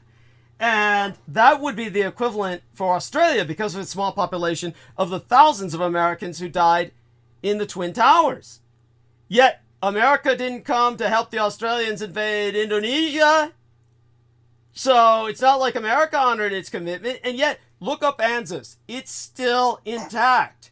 Only they've kind of gotten rid of New Zealand, because New Zealand said we don't want American nukes or any nuclear-powered ships in New Zealand. So Australia and America kind of pushed New Zealand out, and it's more like, what was it? AUS. Australia, United States, OUS. But it's still called ANZUS. You can look this up. And so it stands because of their original fear the Japanese were going to counterattack, that there was going to be a resurgence of the Japanese Empire because Australians knew they won the fucking war. See, all of this is just known at the highest levels. It's that the people have to look at the circumstantial evidence, ask yourself why. Because in Australia, it's not like Australia at that time was in any way, shape, or form worried about communist China. It wasn't that they were worried about Russia. Fuck no. I mean, there was no threat to Australia at all other than Japan. There was no reason for ANZUS other than Japan. And so that got formed right after World War II because of Japan. And so there you go. And something everyone should take into account. So there you go again. And, we could go on and on. But so that being said, anything you can find on these subjects is always welcome. And so, honestly, what we need is, I know there's photographic evidence of this, plenty of it. Just look through the old British OSS photographs and the old British troops in Asia, and take a look at immediately after 1945, and you can find photographs of the Japanese who are well after 1945, basically with their samurai swords, acting as public peace officers, basically occupation forces, because the British had no manpower available to police these areas that they had quote-unquote won from the Japanese. So if you ever see these so-called surrender ceremonies where the Japanese are handing over their swords in Burma and places like this, the British later on handed them all back, these samurai swords, saying, oh, we need your help policing the region. Now, all of this is never done with a conquered army or an enemy army. It's just basically the Japanese won the war and the British were just letting them administer territories that the British had no manpower to administer in at all. Then they've got this Malayan insurgency that somehow gets very hidden despite Britain's enormous investment. So much investment that they say it wasn't cost effective. So, it could just go on and on. But the British angle really needs to be pursued in depth. And so I have every confidence that George Knight can dredge up all kinds of facts like this and, and find more that we can ultimately integrate into what I fantasize will be a revised, expanded edition of the Roswell Deception under a different title, I pray, if it's ever republished at some point. Titled, I prefer the title A Lie So Bold, personally myself. Yeah. So all that being said, what else comes to your mind? With everything I've spoken about, certainly many other things must come to your mind. Oh yeah, certainly, Douglas, and people could look this up. When did the British lose their empire? It was in 1945. Yeah. It was. There you go. So how were they victors in the war? It's just like there's so many pieces of evidence that you can present to people, and people just want to shudder away. They don't want to listen to it. And it was just like what Peter Moon was saying earlier, like when he was talking to that individual about I think it was about UFOs. He described it like literally you could see his soul shattering. Yeah. It was trembling. Yeah, trembling with like God, just anger or rage or just or just sheer. He's crushed. He's just basically crushed, and he has his paradigm is shattered, and this is what happened to Salman Sheikh when I was talking about why Muslims can't be Freemasons, and I'm just casually outlining why this is absurd. It's like saying I'm a Christo-Satanist. I'm both a Christian and a Satanist, since Freemasonry is basically a form of Muslim Satanism, inversion ritual with all the symbols and shit. So all of that being said, when it comes to this kind of challenge that people face with their paradigms, there was what else was there? There was when I was talking to Peter Moon the other day, and he was bringing up these kinds of amnesia, kind of like the mind kind of compartmentalizes and begins to deny something that happened. And I was saying, that's really what the Americans did with World War II, and you should put that up as kind of an introductory point. And that's when Peter said something that I took, I took well enough. He said, that's too complicated for people to understand. You just got to tell them they lost the war. And Japan won World War II. That they started the war, Japan ended it, and he was right. I said, touche, point well taken. And again, this leads down, you're having to educate people again and again. So what you need to do is produce videos. You need to get back to producing videos. You changed the name for your channel, right? Yeah, did you? Yeah, to George Knight. Yeah, absolutely. Oh, thank God. Yeah, finally. Thank God. Tell people how they can find the George Knight channel, and tell them how they can get it in your videos, how they can reach it. Yeah, I believe. I'm not sure what the URL is for my YouTube channel, but it's George Knight. Yeah. I'm sure it's just, I don't think it's... if we look up George Knight, let's see what happens when I look up George. I'm afraid I won't find anything. Or I'll find... That's going to cause so many responses. I'll effectively won't find anything, is what I mean to say. Let me enter George Knight, and if you show up, it's going to be a miracle. First thing I'll expect is George Washington and Knights, right? That's what we're going to see. George Washington and Knights is... so George Knight. And let's look this up, and... oh man, yeah, this is what I get. Let me give you this shit, and you can laugh your ass off when you see what I get. Here we are. This is into this here into there we go. Yeah, click on that and tell me what you think of this. This is what I get when I enter George Knight. I get this old fucking televangelist preacher. Yeah. That's what I get. Are you? Oh shit! Yeah. Same thing. Yeah. Triple C Adventist. Yes, I used to be perfect. That's George Knight. I used to be perfect. Yeah, I used to be. I'm John Harvey Kellogg. Yeah. Yeah. The Adventist must watch George Knight. Yeah. My God. Oh my God. This is you need to sue this guy. Yeah. This is all I find. Holy shit. So what do? We got to do something to get you. So George Knight, and then I'll tell you what. If anybody wants to find his channel, look up George Knight, Douglas, or Dietrich. Let's try George Knight, Douglas, and you're gonna get it. Yeah, George Knight, Douglas will get it. And then you get the channel. Then you get the little channel thing, the little tiny, basically the hot rod and the married couple. There's the married couple and this hot rod, and tell everybody the story behind that. Yeah, yeah. What with the wedding day? Yeah. Yeah. No, that was God. That was We got married on the 9th of July this year. Yeah, so that was a wonderful day. Yeah, and it was it was just beautiful, and it was one of those things. In the moment, you don't want it to end. It was a really nice day because people treat you so differently on your wedding day. Yeah, everyone's so nice to you. So that was what I kept saying to Sarah. But yeah, this is just wonderful. Don't really want it to end. It's just wonderful. Everyone's doing everything for you. So that's the nice feeling about it. Besides, you're setting vows to each other. Holy matrimony for a lifetime. Yes. Other than that, it was wonderful, Douglas. Yeah, it was a brilliant day. It was beautiful. And Sarah chose the color theme was peacock color, so it was all peacock. You chose the peacock. You chose the peacock green, didn't you? Green, blue. Yeah. She goes, I know you like peacocks, but she doesn't understand the reason behind it. Yes. She has no idea. Oh my god.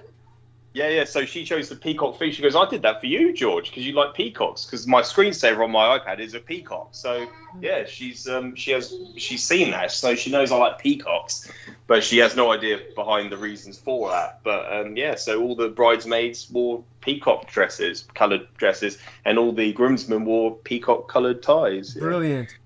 Oh my god. That was nice. Yeah. Oh, that's delightful.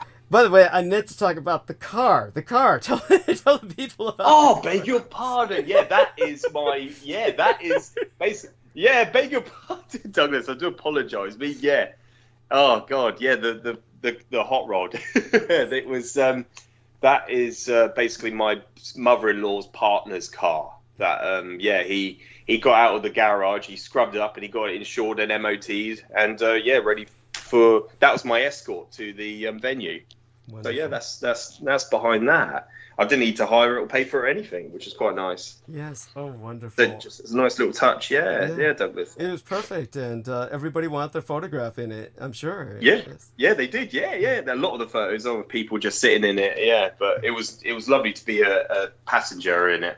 It was lovely. Yeah, with the roof down. Yeah, right. That was nice, Douglas. Yeah, turn a few heads. Yeah. Sorry, what I've got to do very quickly, Douglas, I'll be 1 minute. Sure, I've got to grab my little girl at lunch very quickly. There you are. Take your time. I'm going to go on mute just for a minute. Yeah, cheers, no worries. So I'll hold the stage while this gentleman does that. He has to do his daddy duties. Oh my God, see, interactions with the opposite sex, and this can result. Oh my God, if I had squalling brats, I would kill myself. Oh my God. But she's wonderful. They're all wonderful. He's blessed. He's blessed. And he's doing such an important thing for humanity, raising the future, all that stuff.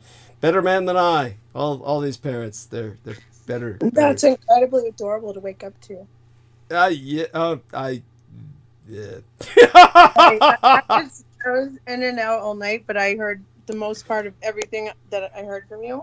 But I just dozed off and I woke up and I was like, oh, how cute. There's a little one in the background. Oh, and George Knight, of course. Oh, that's what you meant. Oh, okay. Mm-hmm. I thought you meant like, oh my God, that someday I'm straddled with some squalling brat and waking up to something like that. And you were saying that's the cutest thing to wake up to, and I was just thinking. It is. Oh my God, I'd kill myself. I'm just not meant for responsibility. I can't even responsibly take care of myself, let alone oh my God. Thank you, Douglas, for holding this day. Yeah, sorry. Thank you so much. And just so people know, to get to George Knight's channel, enter probably better than George Knight Douglas. I just did that, on a fluke. I just wanted to see. It's George Knight Dietrich. Now, what's, sad or sentimental for me is that reminds me of my dad, of course, George Dietrich, the man who raised and guided me. So, he had the same first name as George Knight. So when I put in George Knight Dietrich, you get the two main videos on the George Knight channel that have to do with myself. Two of the main videos, but he's got others. And you can go to the channel from them. So just George Knight Dietrich, use that to get to the channel, and you're set, and then hopefully he'll start producing more videos, because this is the only way to really educate people, is just tell them to watch the goddamn video, and eventually, of course, you need to write a book or publish a book. That's the goal. That's the end goal. Yeah, that's the objective. Yeah, Douglas. So that's something I will do in the future. Well, you Certainly, have my I'll full file all this permission. evidence, yeah. Yeah, Yeah. I mean, granted, okay, so we need to talk to Peter Moon about this, but basically, what you can do is kind of like produce a companion to the Roswell Deception book, and it'd be a bunch of images and screenshots, and and certain paragraphs that you write, and of course you'd hand them to me just to proofread them. Yes. and Thank you. Yes. yeah, and Oh, absolutely. there we are. So this is a very important point to make as well, Douglas. You know how many people in this world have plagiarized off your work? They have literally stolen everything you said. Thank you. They've gone off on their own. This is something that I could never have done. This is why I reached out to Douglas in the first place. Going back 5 years ago, I was like, I'm literally, I can't stop listening to you. I need to, I would love to speak to you and learn more from you. Back then, I had 1,000,001 questions. Now I barely have any questions, because if you invest the time and energy into looking at what Douglas has said, or review all his videos, his past transmissions and his past interviews, you'll find all the answers you need.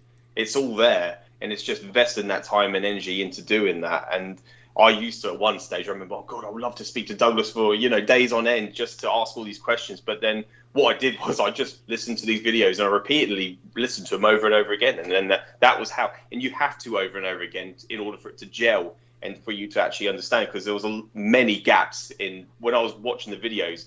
Some of the interviewers would then cut Douglas off, but he was very good at coming back onto point. But sometimes in some videos, he's mentioning something, and then all of a sudden the interviewer would then just cut him off from what he was explaining. Then you don't get the full story. So it's one of those things you have to go through multiple videos to find the answers. And yeah, it's just remarkable. And that's why I reached out to Douglas, because I didn't want to be someone that is, because I started off my own accord, of my own intuition, to start producing, the work on Facebook, and to start publishing the historical fact from what I've learned from Douglas and his expositions on history.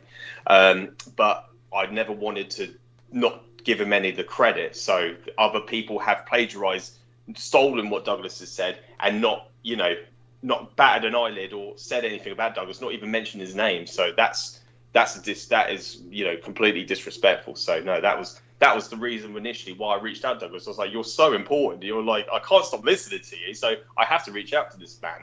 Because he changed my paradigm, my whole perspective changed, and that is the man who I am today.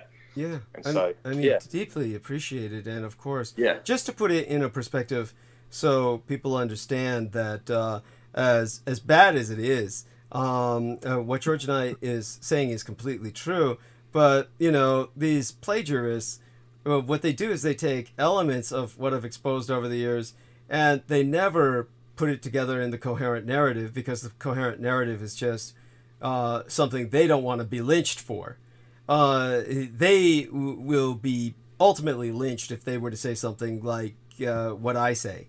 But the difference with myself is it was, how do I say it? The enemy has served me well, because the one thing they've proven to all of my listeners, and this will be inescapable to future listeners who listen to any of the older episodes, what the enemy has done for me is they've made any listener realize that I truly have a network of gang stalkers that are openly attempting to character assassinate myself. This is something that no one else has. And because no one else has that, then, your average person who's talking in alternative media,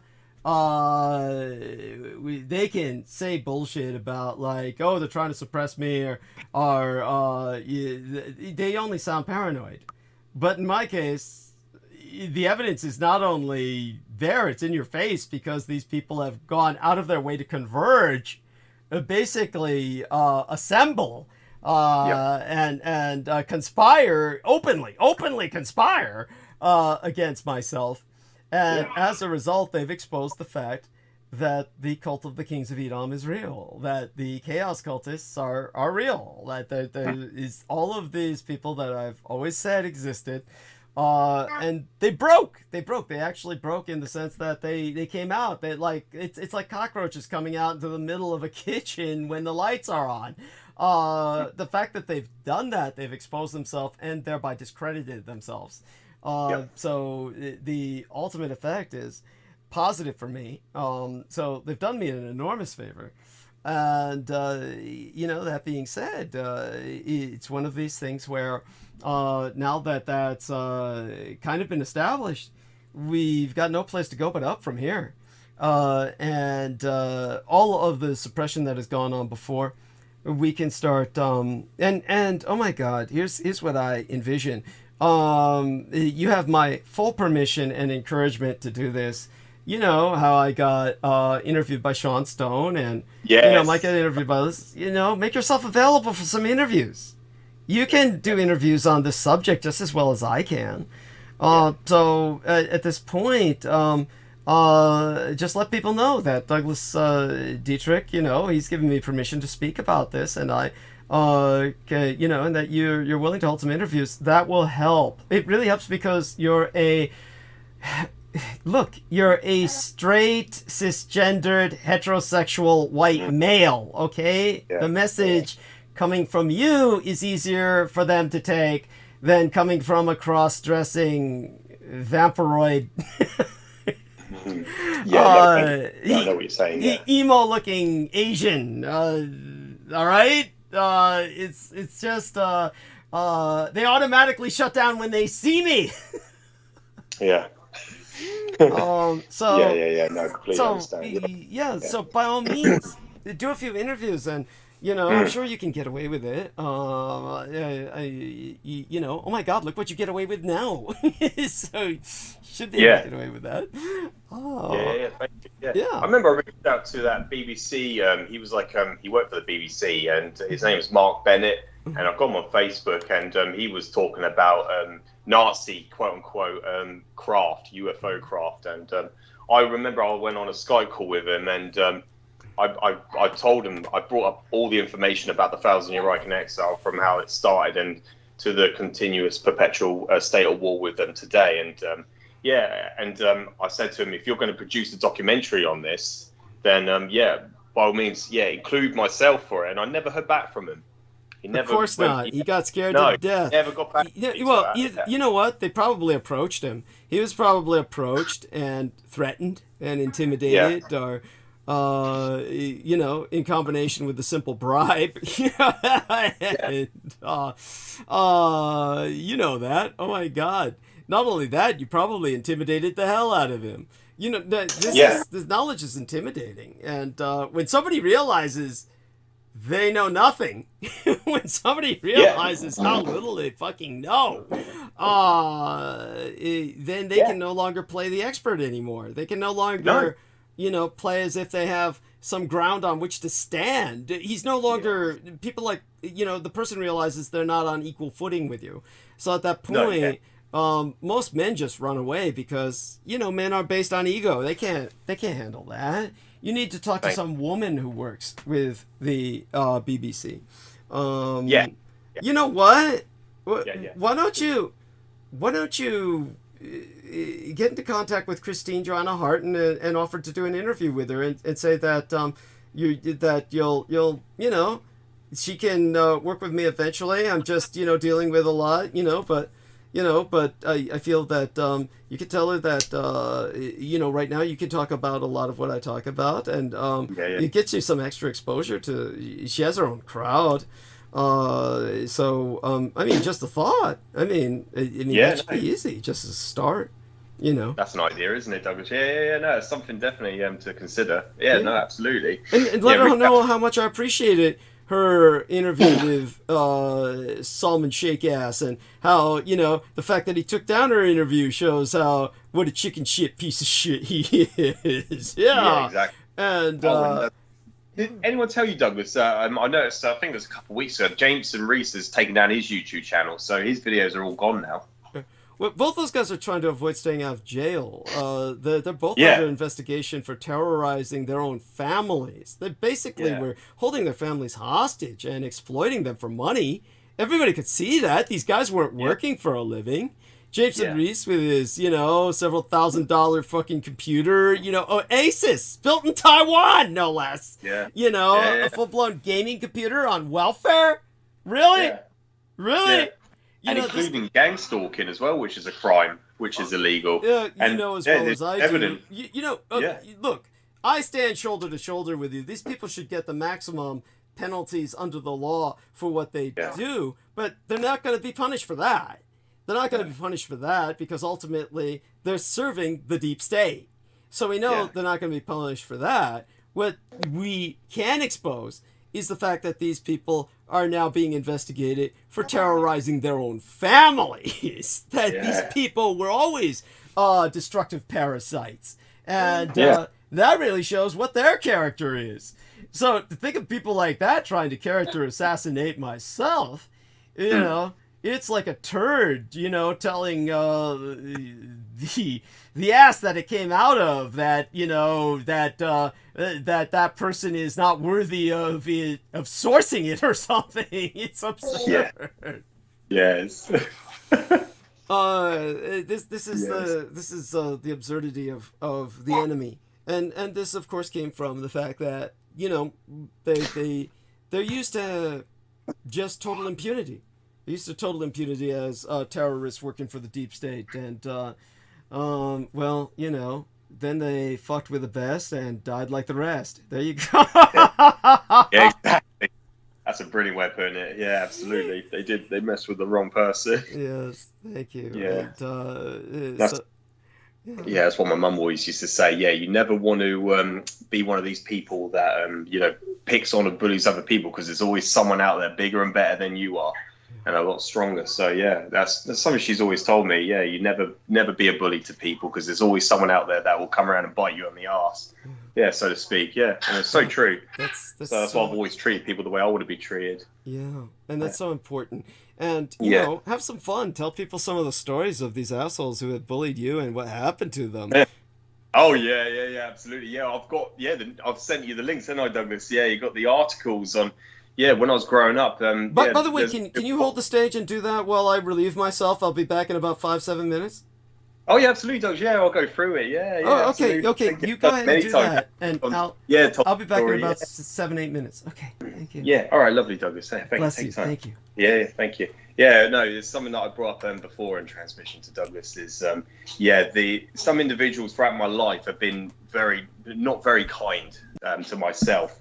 And one thing that I learned many years later, but not quite a long time ago, I realized that there's this thing called karma or karmic that is very real. And this is something that I've always told people, karma is real. So this is why I've always told people, and, you know, especially like my children, always treat people kindly, because, what goes around comes around. And throughout my life, I've noticed that, like, for instance, when people have been very unkind to me, some awful tragedies have come their way. For instance, the only female woman that has ever, and we were in school at the time, there was this one particular girl, her name was Christina Cornwell, and she slapped me across the face, and it was only because I made quite a cheeky comment, and I can't remember what the comment was, but I remember the response. I got a slap across the face. And a few years later, after we left school, she ended up having a car accident, and she went through the front windscreen of this vehicle, so she ended up dying. And there was other 2 passengers in the car, and they both survived. It was only Christina Cornwell that died. And so, I've sent Douglas the article because it's reached the local news and national news in the UK. And another example was a boy that I went to school with throughout my secondary school years, Richard Hardy. And he never had we never really engaged often at all. We were in the same tutor group, but he, every single year after coming back from the 6 weeks holiday, the summer holidays, which we're going through right now, at this moment, I'll come back with a new hairstyle, a new fashion statement. Basically, I would just change my hairstyle every year throughout the holidays, get my haircut, and then it'll come back with different stuff. And every single time I came back to school, he would always make the comment of how daft I looked or how stupid it looked. And he always had the same haircut. He had the same haircut. It was just a generic, just same grade on the sides and back, and just the same length on top. He had the same hairstyle throughout the whole 5 years, whereas I'll come back with a different hairstyle. And he always made a bad comment about it every single year when I came back from the summer holiday. And after we left secondary school, we went to sixth form college.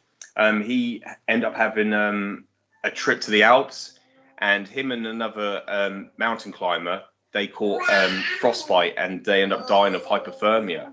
And so, yeah, this individual, I was like, oh my God, Richard Hardy. I mean, the only time I ever spoke to him was whenever he gave me some bad grief about my hairstyle or haircut. And so, yeah, this boy ended up dying at the age of 18. And Christine Cornwell was such a young age as well. And this is just two examples where people can actually look up the newspaper articles on these two people, but they were not very nice to me. And another individual who ended up having something worse than death, he ended up getting run over by a train. He was a paraplegic now, but he does strongman competitions. But he's got prosthetic legs now. So yeah, he's doing really well. But he ended up paying the price and living with it for the rest of his life. But he's doing well though. But he wasn't very nice to me either. And I've just noticed that there's a lot of people. This is why I always say you've got to be kind to people, because what goes around comes around, and karma is very, very real. And I know that through first-hand experience. So I've always felt like I've had this guardian angel watching over me, or I've had some force or power looking over me to protect me, or to at least get retribution later on, which is why I've never seek retribution myself. I've never been a person that, what I'll do, what I learned from my mum, and my mother taught me always to never forget, but never forgive. So I would always live by that code. I'll never forget and I'll never forgive it, but I'll never ever seek retribution. So I'll never go out of my way to actually get revengeance. So I know karma will come around and bite him even harder. I don't need to do anything. So that's why it doesn't matter if people are horrible. That's why when people are like sarcastic or rude and they're disrespectful to me, I just turn away from it and just walk away, and knowing that, wow, you really shouldn't have said that. And I just think that to myself. And then I know that bad is going to come to him. There was another woman very recently, about 4 or 5 years ago. I think it's about 5 years ago now. This is before I got back with Sarah, my wife. And she was telling me, because I was living at home with my mum at the age of 30. And she would tell me that you're never going to, what are you doing? You're living at home at 30 years old. You should be, living on, you should be having a family right now. And I thought, and she was really horrible. She was really nasty about it. She was really digging into me and making me feel really bad. Like, you don't have a girlfriend, you don't have a wife, you don't have kids at age 30, you're living at home with your mother. And just like, that's just really pathetic. And she was really horrible, like really, basically bringing me down, undermining me. And she ended up having cancer after that. She ended up having cancer. And because I knew that this woman was basically a mutual friend's, an acquaintance through one of my best friends in real life. He met this girl, and it was just sort of like I met her through a friend. And her mother was, when I spoke to her on, basically this was over the Xbox. When I used to go on there, I used to speak to my friends. Yeah, she'll come on the call, and this is when this woman was absolutely horrible to me, just because of my living situation. That I was 30 years old, I was living at home with my mother, and it was. And then she ended up having cancer, and I was like, and of course I've got this girl on my Facebook, and then she was posting pictures of her mum in hospital with cancer, and I was like, she shouldn't have said what she said to me, because this is why these things happen. I was like, this is just, but I don't want to tell them that. I don't want to, of course not. It's not my fault. Yeah, but this is just some examples of when people have been nasty to me, really, really horrible. But bad things end up happening to them. And it's like, that's what I was saying, Doug. I don't know if you caught what I was saying earlier, but I've always I just got in at the part about the Xbox. By the way, the Xbox, was this? How did you worked and because the Xboxes are fucking expensive as hell. How did you? That was from your work, right? Yeah. The Xbox I actually had bought for me. Matt, the guy who I was mentioning, referencing, he actually bought me that Xbox, because I wouldn't go out my way to buy myself one, but him and his friends always played on it, like our friends played on it. So he actually bought me one so I could come on and talk to him, and I could play video games as well. That's incredible. He must be. Is he still a good friend of yours? Yeah, he was one of the ushers for my wedding. Yeah, he wasn't my best man, but he was like, yeah, all the three gentlemen that were my groomsmen are my best friends. Have been my best friends all my life. Yeah, so yeah, Matt, the smallest of the group. Yeah, that's the boy who bought me the Xbox, and that was our mutual friend. But yeah, his mother was really nasty because I was living at home with my mother, and so she was like going, you shouldn't be. But the thing is, she had two daughters that were living at home with her, and they were in their late 20s or mid 20s. Right.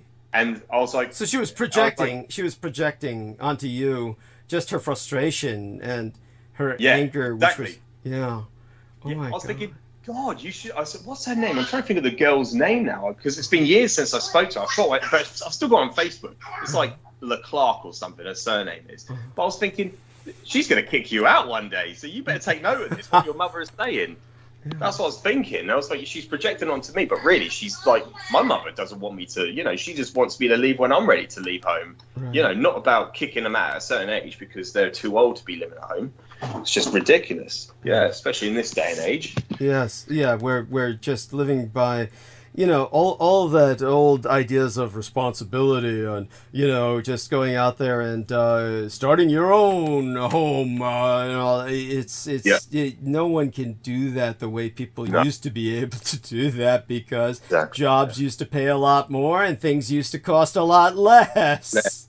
Exactly. Now, such being said, I do want to qualify. I do want people to understand this is not rank hypocrisy on our part.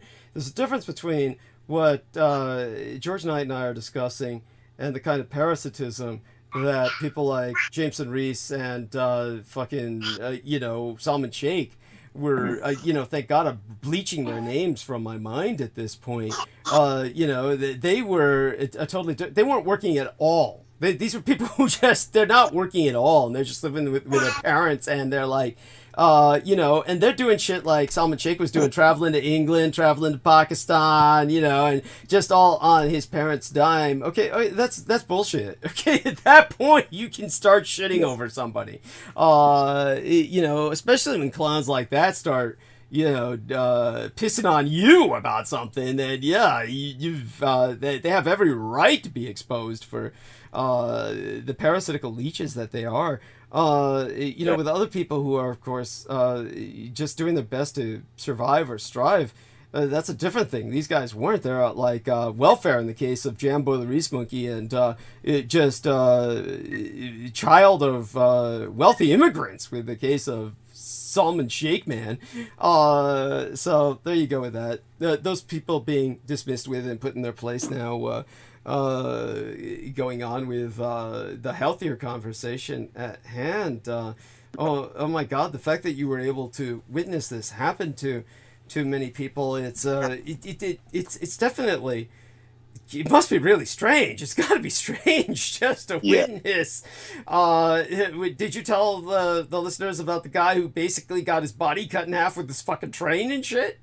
Yeah, I did. Yeah. Sam McCrell, his name is. Yeah, he's now. He's got his amputated. Sorry, beg your pardon. I said legs earlier, but he's got one amputated leg, but he's got to live with it. And now he's a strong man, but he's got prosthetic leg now. So yeah, he's got to live with that. Yeah. So yeah, I remember that. I remember getting told that in college, in sixth form college, that by our friend Shan Carlos. He is a mutual friend of ours, and he told me, Sam McCrell, did you hear he got run over by a train? I was like, no, I was like, no way. And that guy was like quite horrible to me in the first couple of years of our secondary school years. I remember he was the guy who actually taught me about masturbation. I had no idea what masturbation was.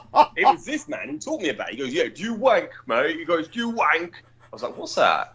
He goes, do you do this with your, I was like, no, never heard of that before. I was 11 years old. I've not heard of that. God. And so, he was the man who taught me about it. Oh my God! Well, at least he taught you something constructive. Yeah. Oh, and he taught me what sarcasm was as well. Yes. He would go, "Do you know what sarcasm is, mate? Do you know what sarcasm is?" I'm like, "No."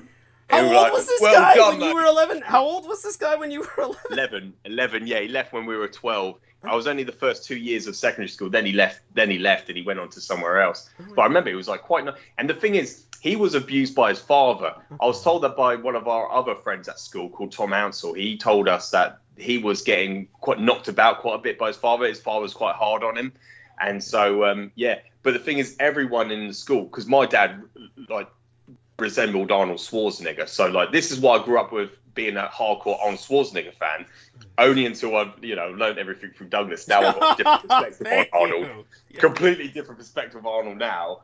But basically people said, oh my God, because he's got the same sort of hairstyle of, back at Arnold in the 80s and 90s, that hairstyle, that's what my dad's got. Wow. And he was a big man. He was, he was a tall, statured, like broad shouldered. So, because he worked out from the age of 16, just working out from home. So people would say, oh, your dad's a big man. But Sam was quite a big built lad. For 11-year-old, he was very big boned. I mean, he had wide structure, really, and then you always think, oh, there's no such thing as big bone people, but this guy was heavy boned, really big boned. His hands were just humongous, like Andre the Giant, just massive. Wow. And he'd always say that his dad's a big man. So I remember, like, parents' night, he would go, oh, I want to see your dad, and it was just like, it was just, again, it's like, what Douglas has mentioned earlier on the show tonight, like people and Sammy Romero, it's all this competition side of things. A lot of males, especially younger males, there's all this egotistical, misogynistic. So you heard what I said to him about? You remember? So you heard the part where he said, he was saying, so if I had a lot of money and I didn't want to take blood transfusions for parabiosis from, young gay guys, I took it from straight guys. You heard us discussing that, right? Oh, I didn't hear that bit, Douglas. No, beg your pardon. No, I didn't hear that bit. Oh, okay. Only about what males are like, but the thing is, like, with my friends, and this is when I would love to have stepped in earlier, I would have said, like, with my friends, like my best friends that were my groomsmen, they're not like that at all. They're not the type of males that, and like myself, don't look at competition like that. I mean, I think it's like human nature to feel threatened or insecure about other males. I think it's like probably like in the genome. Absolutely. It's probably like inbuilt. Yeah. Definitely, there is this, but like, with us, we're so like, we mellow, we're not that, we don't look at each other's competition. It's more like encouraging each other to do well and stuff. And like the things I present, like when we went to my stag do, they were happy to listen to me, and they were like, wow, I didn't know that, I didn't know this. And that was, as opposed to the kind of bullshit you can get from other men where like, all right, did you know? And then they'll come up with some bullshit, kind of like your brother-in-law. That's what this guy is, right? The brother-in-law with the B-52 bullshit. Yeah, I'll go back to that. Yeah, that's it, Douglas. Yeah, I'll go back to that. Yeah, because he immediately shut me down. And I thought he was an individual, because what Sarah told me about, he's really into UFOs. He's really into that. So this is what gave me the perspective that he's actually been looking at my Facebook timeline. Because he actually mentioned on the day about UFOs. He mentioned, oh yeah, they're going to come and take us. They're going to land and take us. He mentioned that. I was like, is he serious? Is he fucking serious? I think he was bringing it up to try and make me respond to it. But it's just like my old boss at the Orton House Hotel. She would mention, she would bring up something. She would mention something. She would mention the Nazis or mention Hitler. And I think she was trying to prompt me to respond to it. But I always kept silent. I never responded to it. Good for you. And like, good for you. Yeah. Do you think now? Is this the woman who kind of also cared for you? Was kind of in her own way, Yeah, and this is where you're remarkable, Douglas, because your judgment is always spot on, and you're just like my mother. You know people, and you don't have to know them. You just thank you. No, and it's just what you said is absolutely true. I think she had the hots for me. Yeah. I think she definitely had the hots for me, and she wanted to sleep with me, and and it's just like, oh God, it's just remarkable. I think of all the times you've said, and I was like, oh my God, that's so true. That's so true. And it's just like, and it's just like with recently, with Alexander Dugin's daughter, she definitely got killed by her own father. Yeah. He was definitely part of that. I mean, for instance, they're blaming it on an assassin from Ukraine. How the hell was that even possible? We all know that's absurd. That's absurd. By the way, did you know it was Alexander Dugin's daughter that was the one who started the lie campaign about Bucha, the massacre of Bucha being conducted by the British Special Forces? She's the one who started that, and so she was like her dad, but her dad had other uses for her as a sacrificial victim. They were actually estranged, I found out, And Yeah. As our man George Knight pointed out, and I quoted you, the point was he was going to get in the same car and then suddenly just said, "Oh, I got another ride," some bullshit like that. Yeah. If anyone buys that, you are so full of it. Yeah, anyone that believes that. Oh my god! And do you know what? I watched this morning. I showed Sarah because she's discussed this. Actually, a conversation that she brought up. I think a little while ago. I can't remember if it was this year or last year. She goes about she believes Diana's death. Princess Diana was killed by the royal family. I said she definitively was. Prince Charles definitely had involvement with her death. There's no doubt about that. And they've actually brought up, only 5 days ago on Good Morning Television, they released they brought out the guy who did the interview with Prince Charles. And I forgot his name. Oh, if I go back on my history, I'll do it now quickly. But he interviewed Prince Charles with his, obviously his handler. He had his so-called secretary with him. But obviously that's Charles's handler. You know, when what's his name? Excuse me. What's his brother's name? The one who's a paedophile with Jeffrey Epstein. Right. I can't remember. Andrew. Is it called? Oh God, I can't believe his name. Prince Andrew. Yeah, Prince Andrew. Randy. That's it. Randy Andy. Yes. Yeah, Randy Andy. Yeah, he was left on his own without his handler. He said, "No, I'm going to do this on my own." Charles is as a different sort of training because he's a future king. Yeah. So he's trained not to have emotions. So when he was interviewed by the individuals, I'm going to get their names right now. They said they concluded that Charles hadn't. But they brought the question because Princess Diana 2 years before, in 1995, prior to her death, 2 years before her assassination, she released a letter. She wrote a letter. Sorry, I think my little girl's a bit loud at the moment. Yeah, so I do apologise. Yeah, she wrote a letter, and people can read this. Yes, darling. Yeah, you can read it online about her saying that Charles is going to kill me. He's going to kill me by in a car accident, and she wrote this in a letter. This is 2 years prior to her death. Right. And so, the man who investigated the conspiracy theory surrounding Princess Diana's death speaks out. I'll just get up very quickly. I'll get his name. Sure, no worries. And Prince Harry, for some reason, made the royal family very angry. Something he said, and they said the royal family was saying they were really angry with him. I don't even know what's going on with that.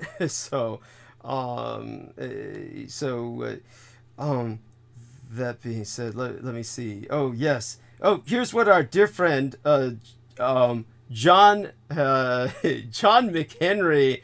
Oh, fuck. John Henry McMills Warrington. There we are. John Henry McMills Warrington. When he basically said this. He said, Prince Andrew, Queen Elizabeth's second son. Yeah, sat for an interview with BBC about his relationship with the convicted sex offender Jeffrey Epstein, and basically what our man John Warrington said about it was he said that the interview was a plane crashing into an oil tanker, causing a tsunami, triggering a nuclear explosion level bad. Yes. Sorry, Douglas, it cut off when I went on YouTube. Beg your pardon. Oh, my fucking God! Yeah, it cut me off. But I was talking, and then it just went. I realised I was on hold. Oh my God! But yeah, no, I couldn't get the name of the individual because it doesn't have it on the title. But it's basically in this interview I watched it this morning, and he concluded that no, Charles had no involvement. He definitely had no involvement. Of course, it was a freak accident. It was a tragic accident. It was a tragic accident. If people actually know anything about it, if people do their research, the actual cameras were actually turned out of that tunnel. So the tunnel system that she was under when she had the accident with involving the I think it's a Vauxhall Corsa, I believe, from memory. I don't know if that's correct or not, but I believe it was definitely a Vauxhall car. It was a white car that was involved with the accident. And the driver had a few drinks, but wasn't over the limit. Wasn't over the limit. Yeah, they weren't wearing their seatbelts, but the cameras that were pointing towards the tunnel and inside the tunnel were all turned out. They were all, but prior to the event happening, only minutes before that happened, they were all miraculously just turned out. So that's not a coincidence. No. Those events, if that was a tragic accident, these things will not happen. It will not come in synchronicity in the way, because what they were saying is, it's several forms of incidences that caused the crash. A convergence of things. Yeah. Yeah, like they weren't wearing seatbelts. They're being chased by the paparazzi, and yes, darling. And the driver had a few drinks, but you know, he was Well, they did a lot to intoxicated. character assassinate the driver, who was Yeah. basically not there to defend himself. So Yeah. that was, of course, that was convenient for them, and it was horrible. It was horrible because he was basically an innocent man that was slandered in death. He was slandered in death, and you know, there's nothing lower than that. You know, but you know, such being said, you know, obviously we have a situation where the it's just so sad, and of course all the British people intuitively know this. They instinctively know this. I mean, you saw how many turned out for Diana's funeral, and just the mourning was really a protest. All of that was really a mass protest against the royal family. And so it just was you know, it's horrible and tragic. In terms of the other things that come to my mind based on some of what we've covered, including you know, do you think that all of you growing up in that generation of being gamers, where you all kind of connected through the Xbox, that may have modified the average male situation of aggressive one-upmanship? Oh, God, Douglas, yeah, wonderful question. That is a question I'm definitely pondering over as well. Is it wouldn't... Maybe you released all your aggression killing all those people on the video game? Oh, me personally? No. No, I'm talking about everyone else, you know, just general, just, you know, and there might have been a sense of team effort with killing all the virtual ghosts on the video game screen, right? I mean, you know, that may have taken away the need for... You may have killed yourself out of the drive to have one-upmanship in competition with each other, maybe. Yeah, exactly. No, that's right, Douglas, and that's what it was all about, was who could get the highest score. And I remember particularly, like, especially, you know, it's been years now since I ever played that Nazi zombie game on Call of Duty, but that's one, you know, once I learned that, it's something that has been, you know, ceaselessly promoted. You know, the fight against the 1,000 Iraqi exile. That is what that is. They come, you know, they're zombies. You've killed them once. You're gonna bring up their bodies. You know, they're gonna raise from the dead. You're gonna desecrate their bodies again, and they're coming from the earth up. So they're rising again. Yeah. So it is the ongoing legal state of war with the 1,000 Iraqi exile. And so that is just one of the extensions of that. That's just one of the and it's, you know, with other video games as well. But I've never played it since then. I was like, since I've learned that, I was like, no way am I playing that again. Thank you. And of course, and once you got it in perspective, you understood what Soviet propaganda, the fucking what was that other game? The one with the I'm sorry. Metal Gear Solid, Douglas. Yes, Metal Gear Solid. That's it. Yes. Which Salman Sheikh was trying to claim. Salman Sheikh was trying to claim held the secrets of the universe and shit. You remember that bullshit? Yeah. Trying to say that they were factual, and it's like, no, it was definitely not factual at all. Just like, it was just all propaganda. Yeah. And it's the same thing, you know. It's just like a lot of people when they say about, you know, the battle with Midway, and they talk about, and it's like what my dad said. My dad has, you know, regurgitated that propaganda as well. That the Japanese were trying to invade. You know, they were. You know, we prevented their invasion of Alaska. No, they occupied 1,000 miles of Alaska territory. They occupied 1,000 miles, and the preemption was to stop the Americans from bombing Japan from Alaska. And it's like just things like that. I could go on and on for ages. How did your dad respond to that when you told him that? What did he say? Yeah. I told him that it was the same thing. Like I remember asking him the question. I got the same response. I go, how did the First World War start? He goes, it was the assassination of Duke Ferdinand of Austria. And I actually at the time, I said to him, well, no, that was the shot that was fired. The legitimate reason of declaration of war in the first place was because the Kaiser wanted to build a railroad from Berlin to Baghdad, and that was the pretenses of the war. That was the Central Powers didn't want him to have a railroad from Berlin to Baghdad because he could have had a pipeline route, and so to get oil straight out of Iraq. So that was the pretenses of the war. And then I mentioned about the how the war ended with the Spanish influence, the American Army Navy fluke, the so-called Spanish influenza. And how did you respond to that? Yeah, that was just incredible. He loved listening to that, and yeah, and a lot of people do. But I remember, you know, some people they just go, you know, that ex-journalist who's now an author. He writes books for children, which is very suspect. Like we've mentioned, Douglas. He was just yeah. He goes to all these conventions with children. It's just like, yeah. Who is this guy again? I'm forgetting who that was. I remember him. His name is Martin Ford, and he presented the question, "What makes you think it's a biological weapon?" I said, "You're a journalist. Why don't you do your own homework? Right. You're a journalist. Why don't you figure out yourself?" Yeah. Oh That's my your God! job, isn't You know what? Yeah, what a creep! What a creep! And he's so repulsive. He's another one I bleached from my mind. You know, these people all have this. You know, they're just. Where do they breed these people? It's like holy shit. By the way, we only have a few minutes left. Viviana, if you want to come on and say good morning to everybody, by all means, honey.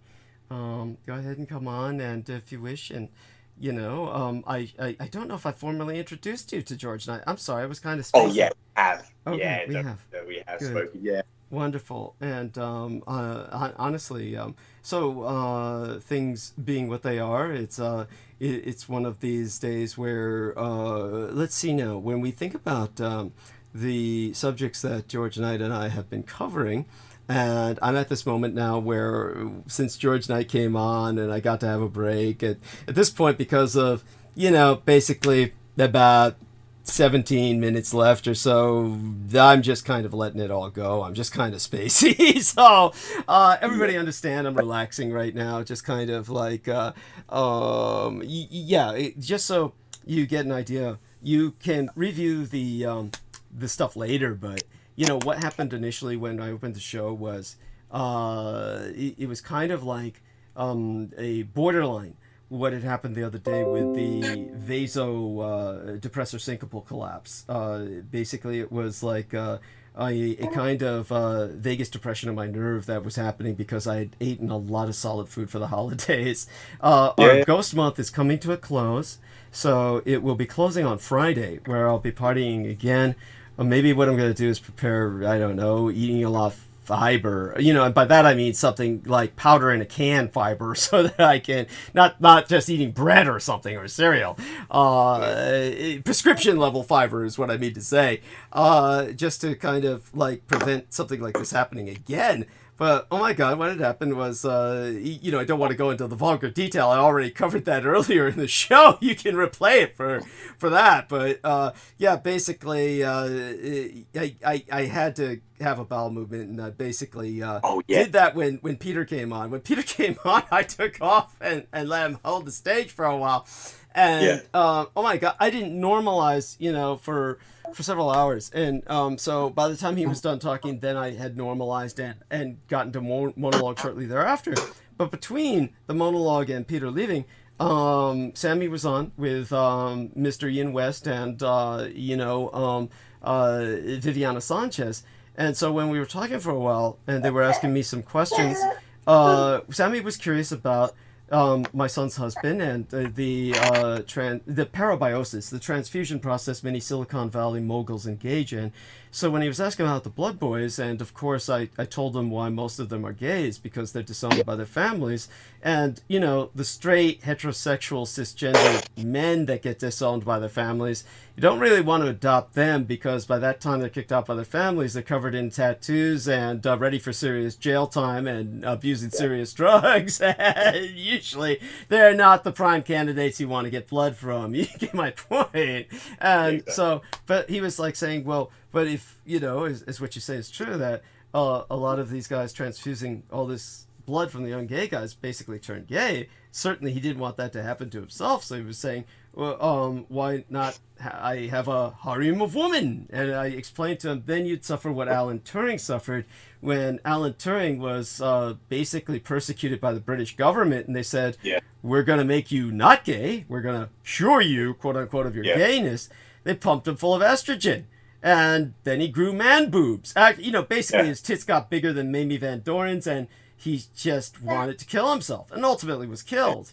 So I said, that's what would happen to you. You keep pumping yourself full of female blood, all that estrogen is going to change your body. You don't want that. And so this is why the men take the blood from the boys, but the gay boys really make them gay. It doesn't work like that with me because I'm drinking the blood straight, and that means I digest it. So it goes through my digestion. I'm not, absorbing it straight through the vein. So when it comes to what he said, well, what about if I took a bunch of straight young men, younger blood being healthy? And I said, so if you organized a paramilitary cadre, like a cadre of young heterosexual cisgendered males who then contributed their blood, I said basically you'd have so much testosterone in you, the first thing that would happen is you'd do a Bruce Willis and you'd lose all your hair. Of course, he's already got that, so he doesn't need to worry. He's ahead on that score. And then I said, aside from that, think of all that testosterone. You'd be angry all the time. You'd be one of the most aggressive people on earth. You would just look at what young men are. They're violent and aggressive. Young, cisgendered, heterosexual men are responsible for the majority of violence on earth. Yeah, exactly. So if you're pumping yourself full of their fresh blood all the time, eventually you'd be like a feral gorilla. No, worse. Gorillas are peaceful. It'd just be awful. So yeah, he got it. It is what it is. So all that being said, then we had some fun talking about why harems existed in the first place and why these Muslim overlords kept the women separately is because, that brought us back to your family situation, basically, when you're living with a bunch of women. It'll drive you to madness. So do any of the younger ladies nag? Do they nag you, or...? They just generally nag. So this is where it gets, every day is a challenge because they will complain and moan about things that are insignificant or irrelevant. It does not matter. But you look at their problems, you think, oh my God, these are world problems, and they're not. They're just they're really not problems at all. Yeah, it's just you think, oh my God, they've just walked through hell. But the way they're acting or reacting. But they do that. They do that, and they they compound each other. They feed off each other with this kind of mutual misery that magnifies. It magnifies the pain. Yeah. Yeah. It's just they just rebound off each other. Have you tried, especially with the younger ladies in particular, adults tend to do this with young people, you realize in the Ukraine there's young ladies that are being educated in basements and bomb shelters or if as far as you want to go with it, depending on the age, obviously this young girl's captured by the Russians that are basically sent to camps where they're just raped. But depending on the age of the young lady, have you tried presenting them with a perspective of how bad it could be compared to what exactly. Yeah, because like I do, especially mini me. What I do is like how I was taught by my dad. You're not allowed sweets or any desserts or pudding after the mains. So you don't eat before your main course, before your dinner. So if dinner's in an hour's time, then you don't eat beforehand, otherwise it spoils the dinner. So, but the thing is with Mini-Me, she eats throughout the whole day. She snacks and picks, and she's hungry the whole time, and she wants food, and she asks, can I have this, can I have that? And it's like, I was always brought up with, no, you eat after dinner. If you want anything, you eat your dinner, otherwise it's going to spoil your dinner. You're not going to eat your main course. You're not going to eat your dinner. You can appeal to her vanity. Tell her, look, you don't want to grow into one of those fat girls. If you want to maintain your shape so that boys want to be with you, then you've got to do what I'm saying. Because if you keep eating, then you're going to regret it. Because it's going to be hard to lose that weight. Look at me. I lifted weights. I know. Tell her, I know what I'm talking about, right?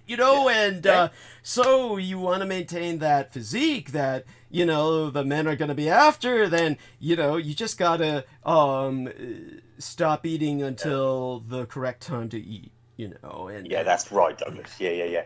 No, exactly. But, and like my dad always said, there are kids out there, there are children starving as well that don't have that. They don't even have a main course, let alone they have all these sweets and puddings, these things that they want to, feed, sustain off. But no.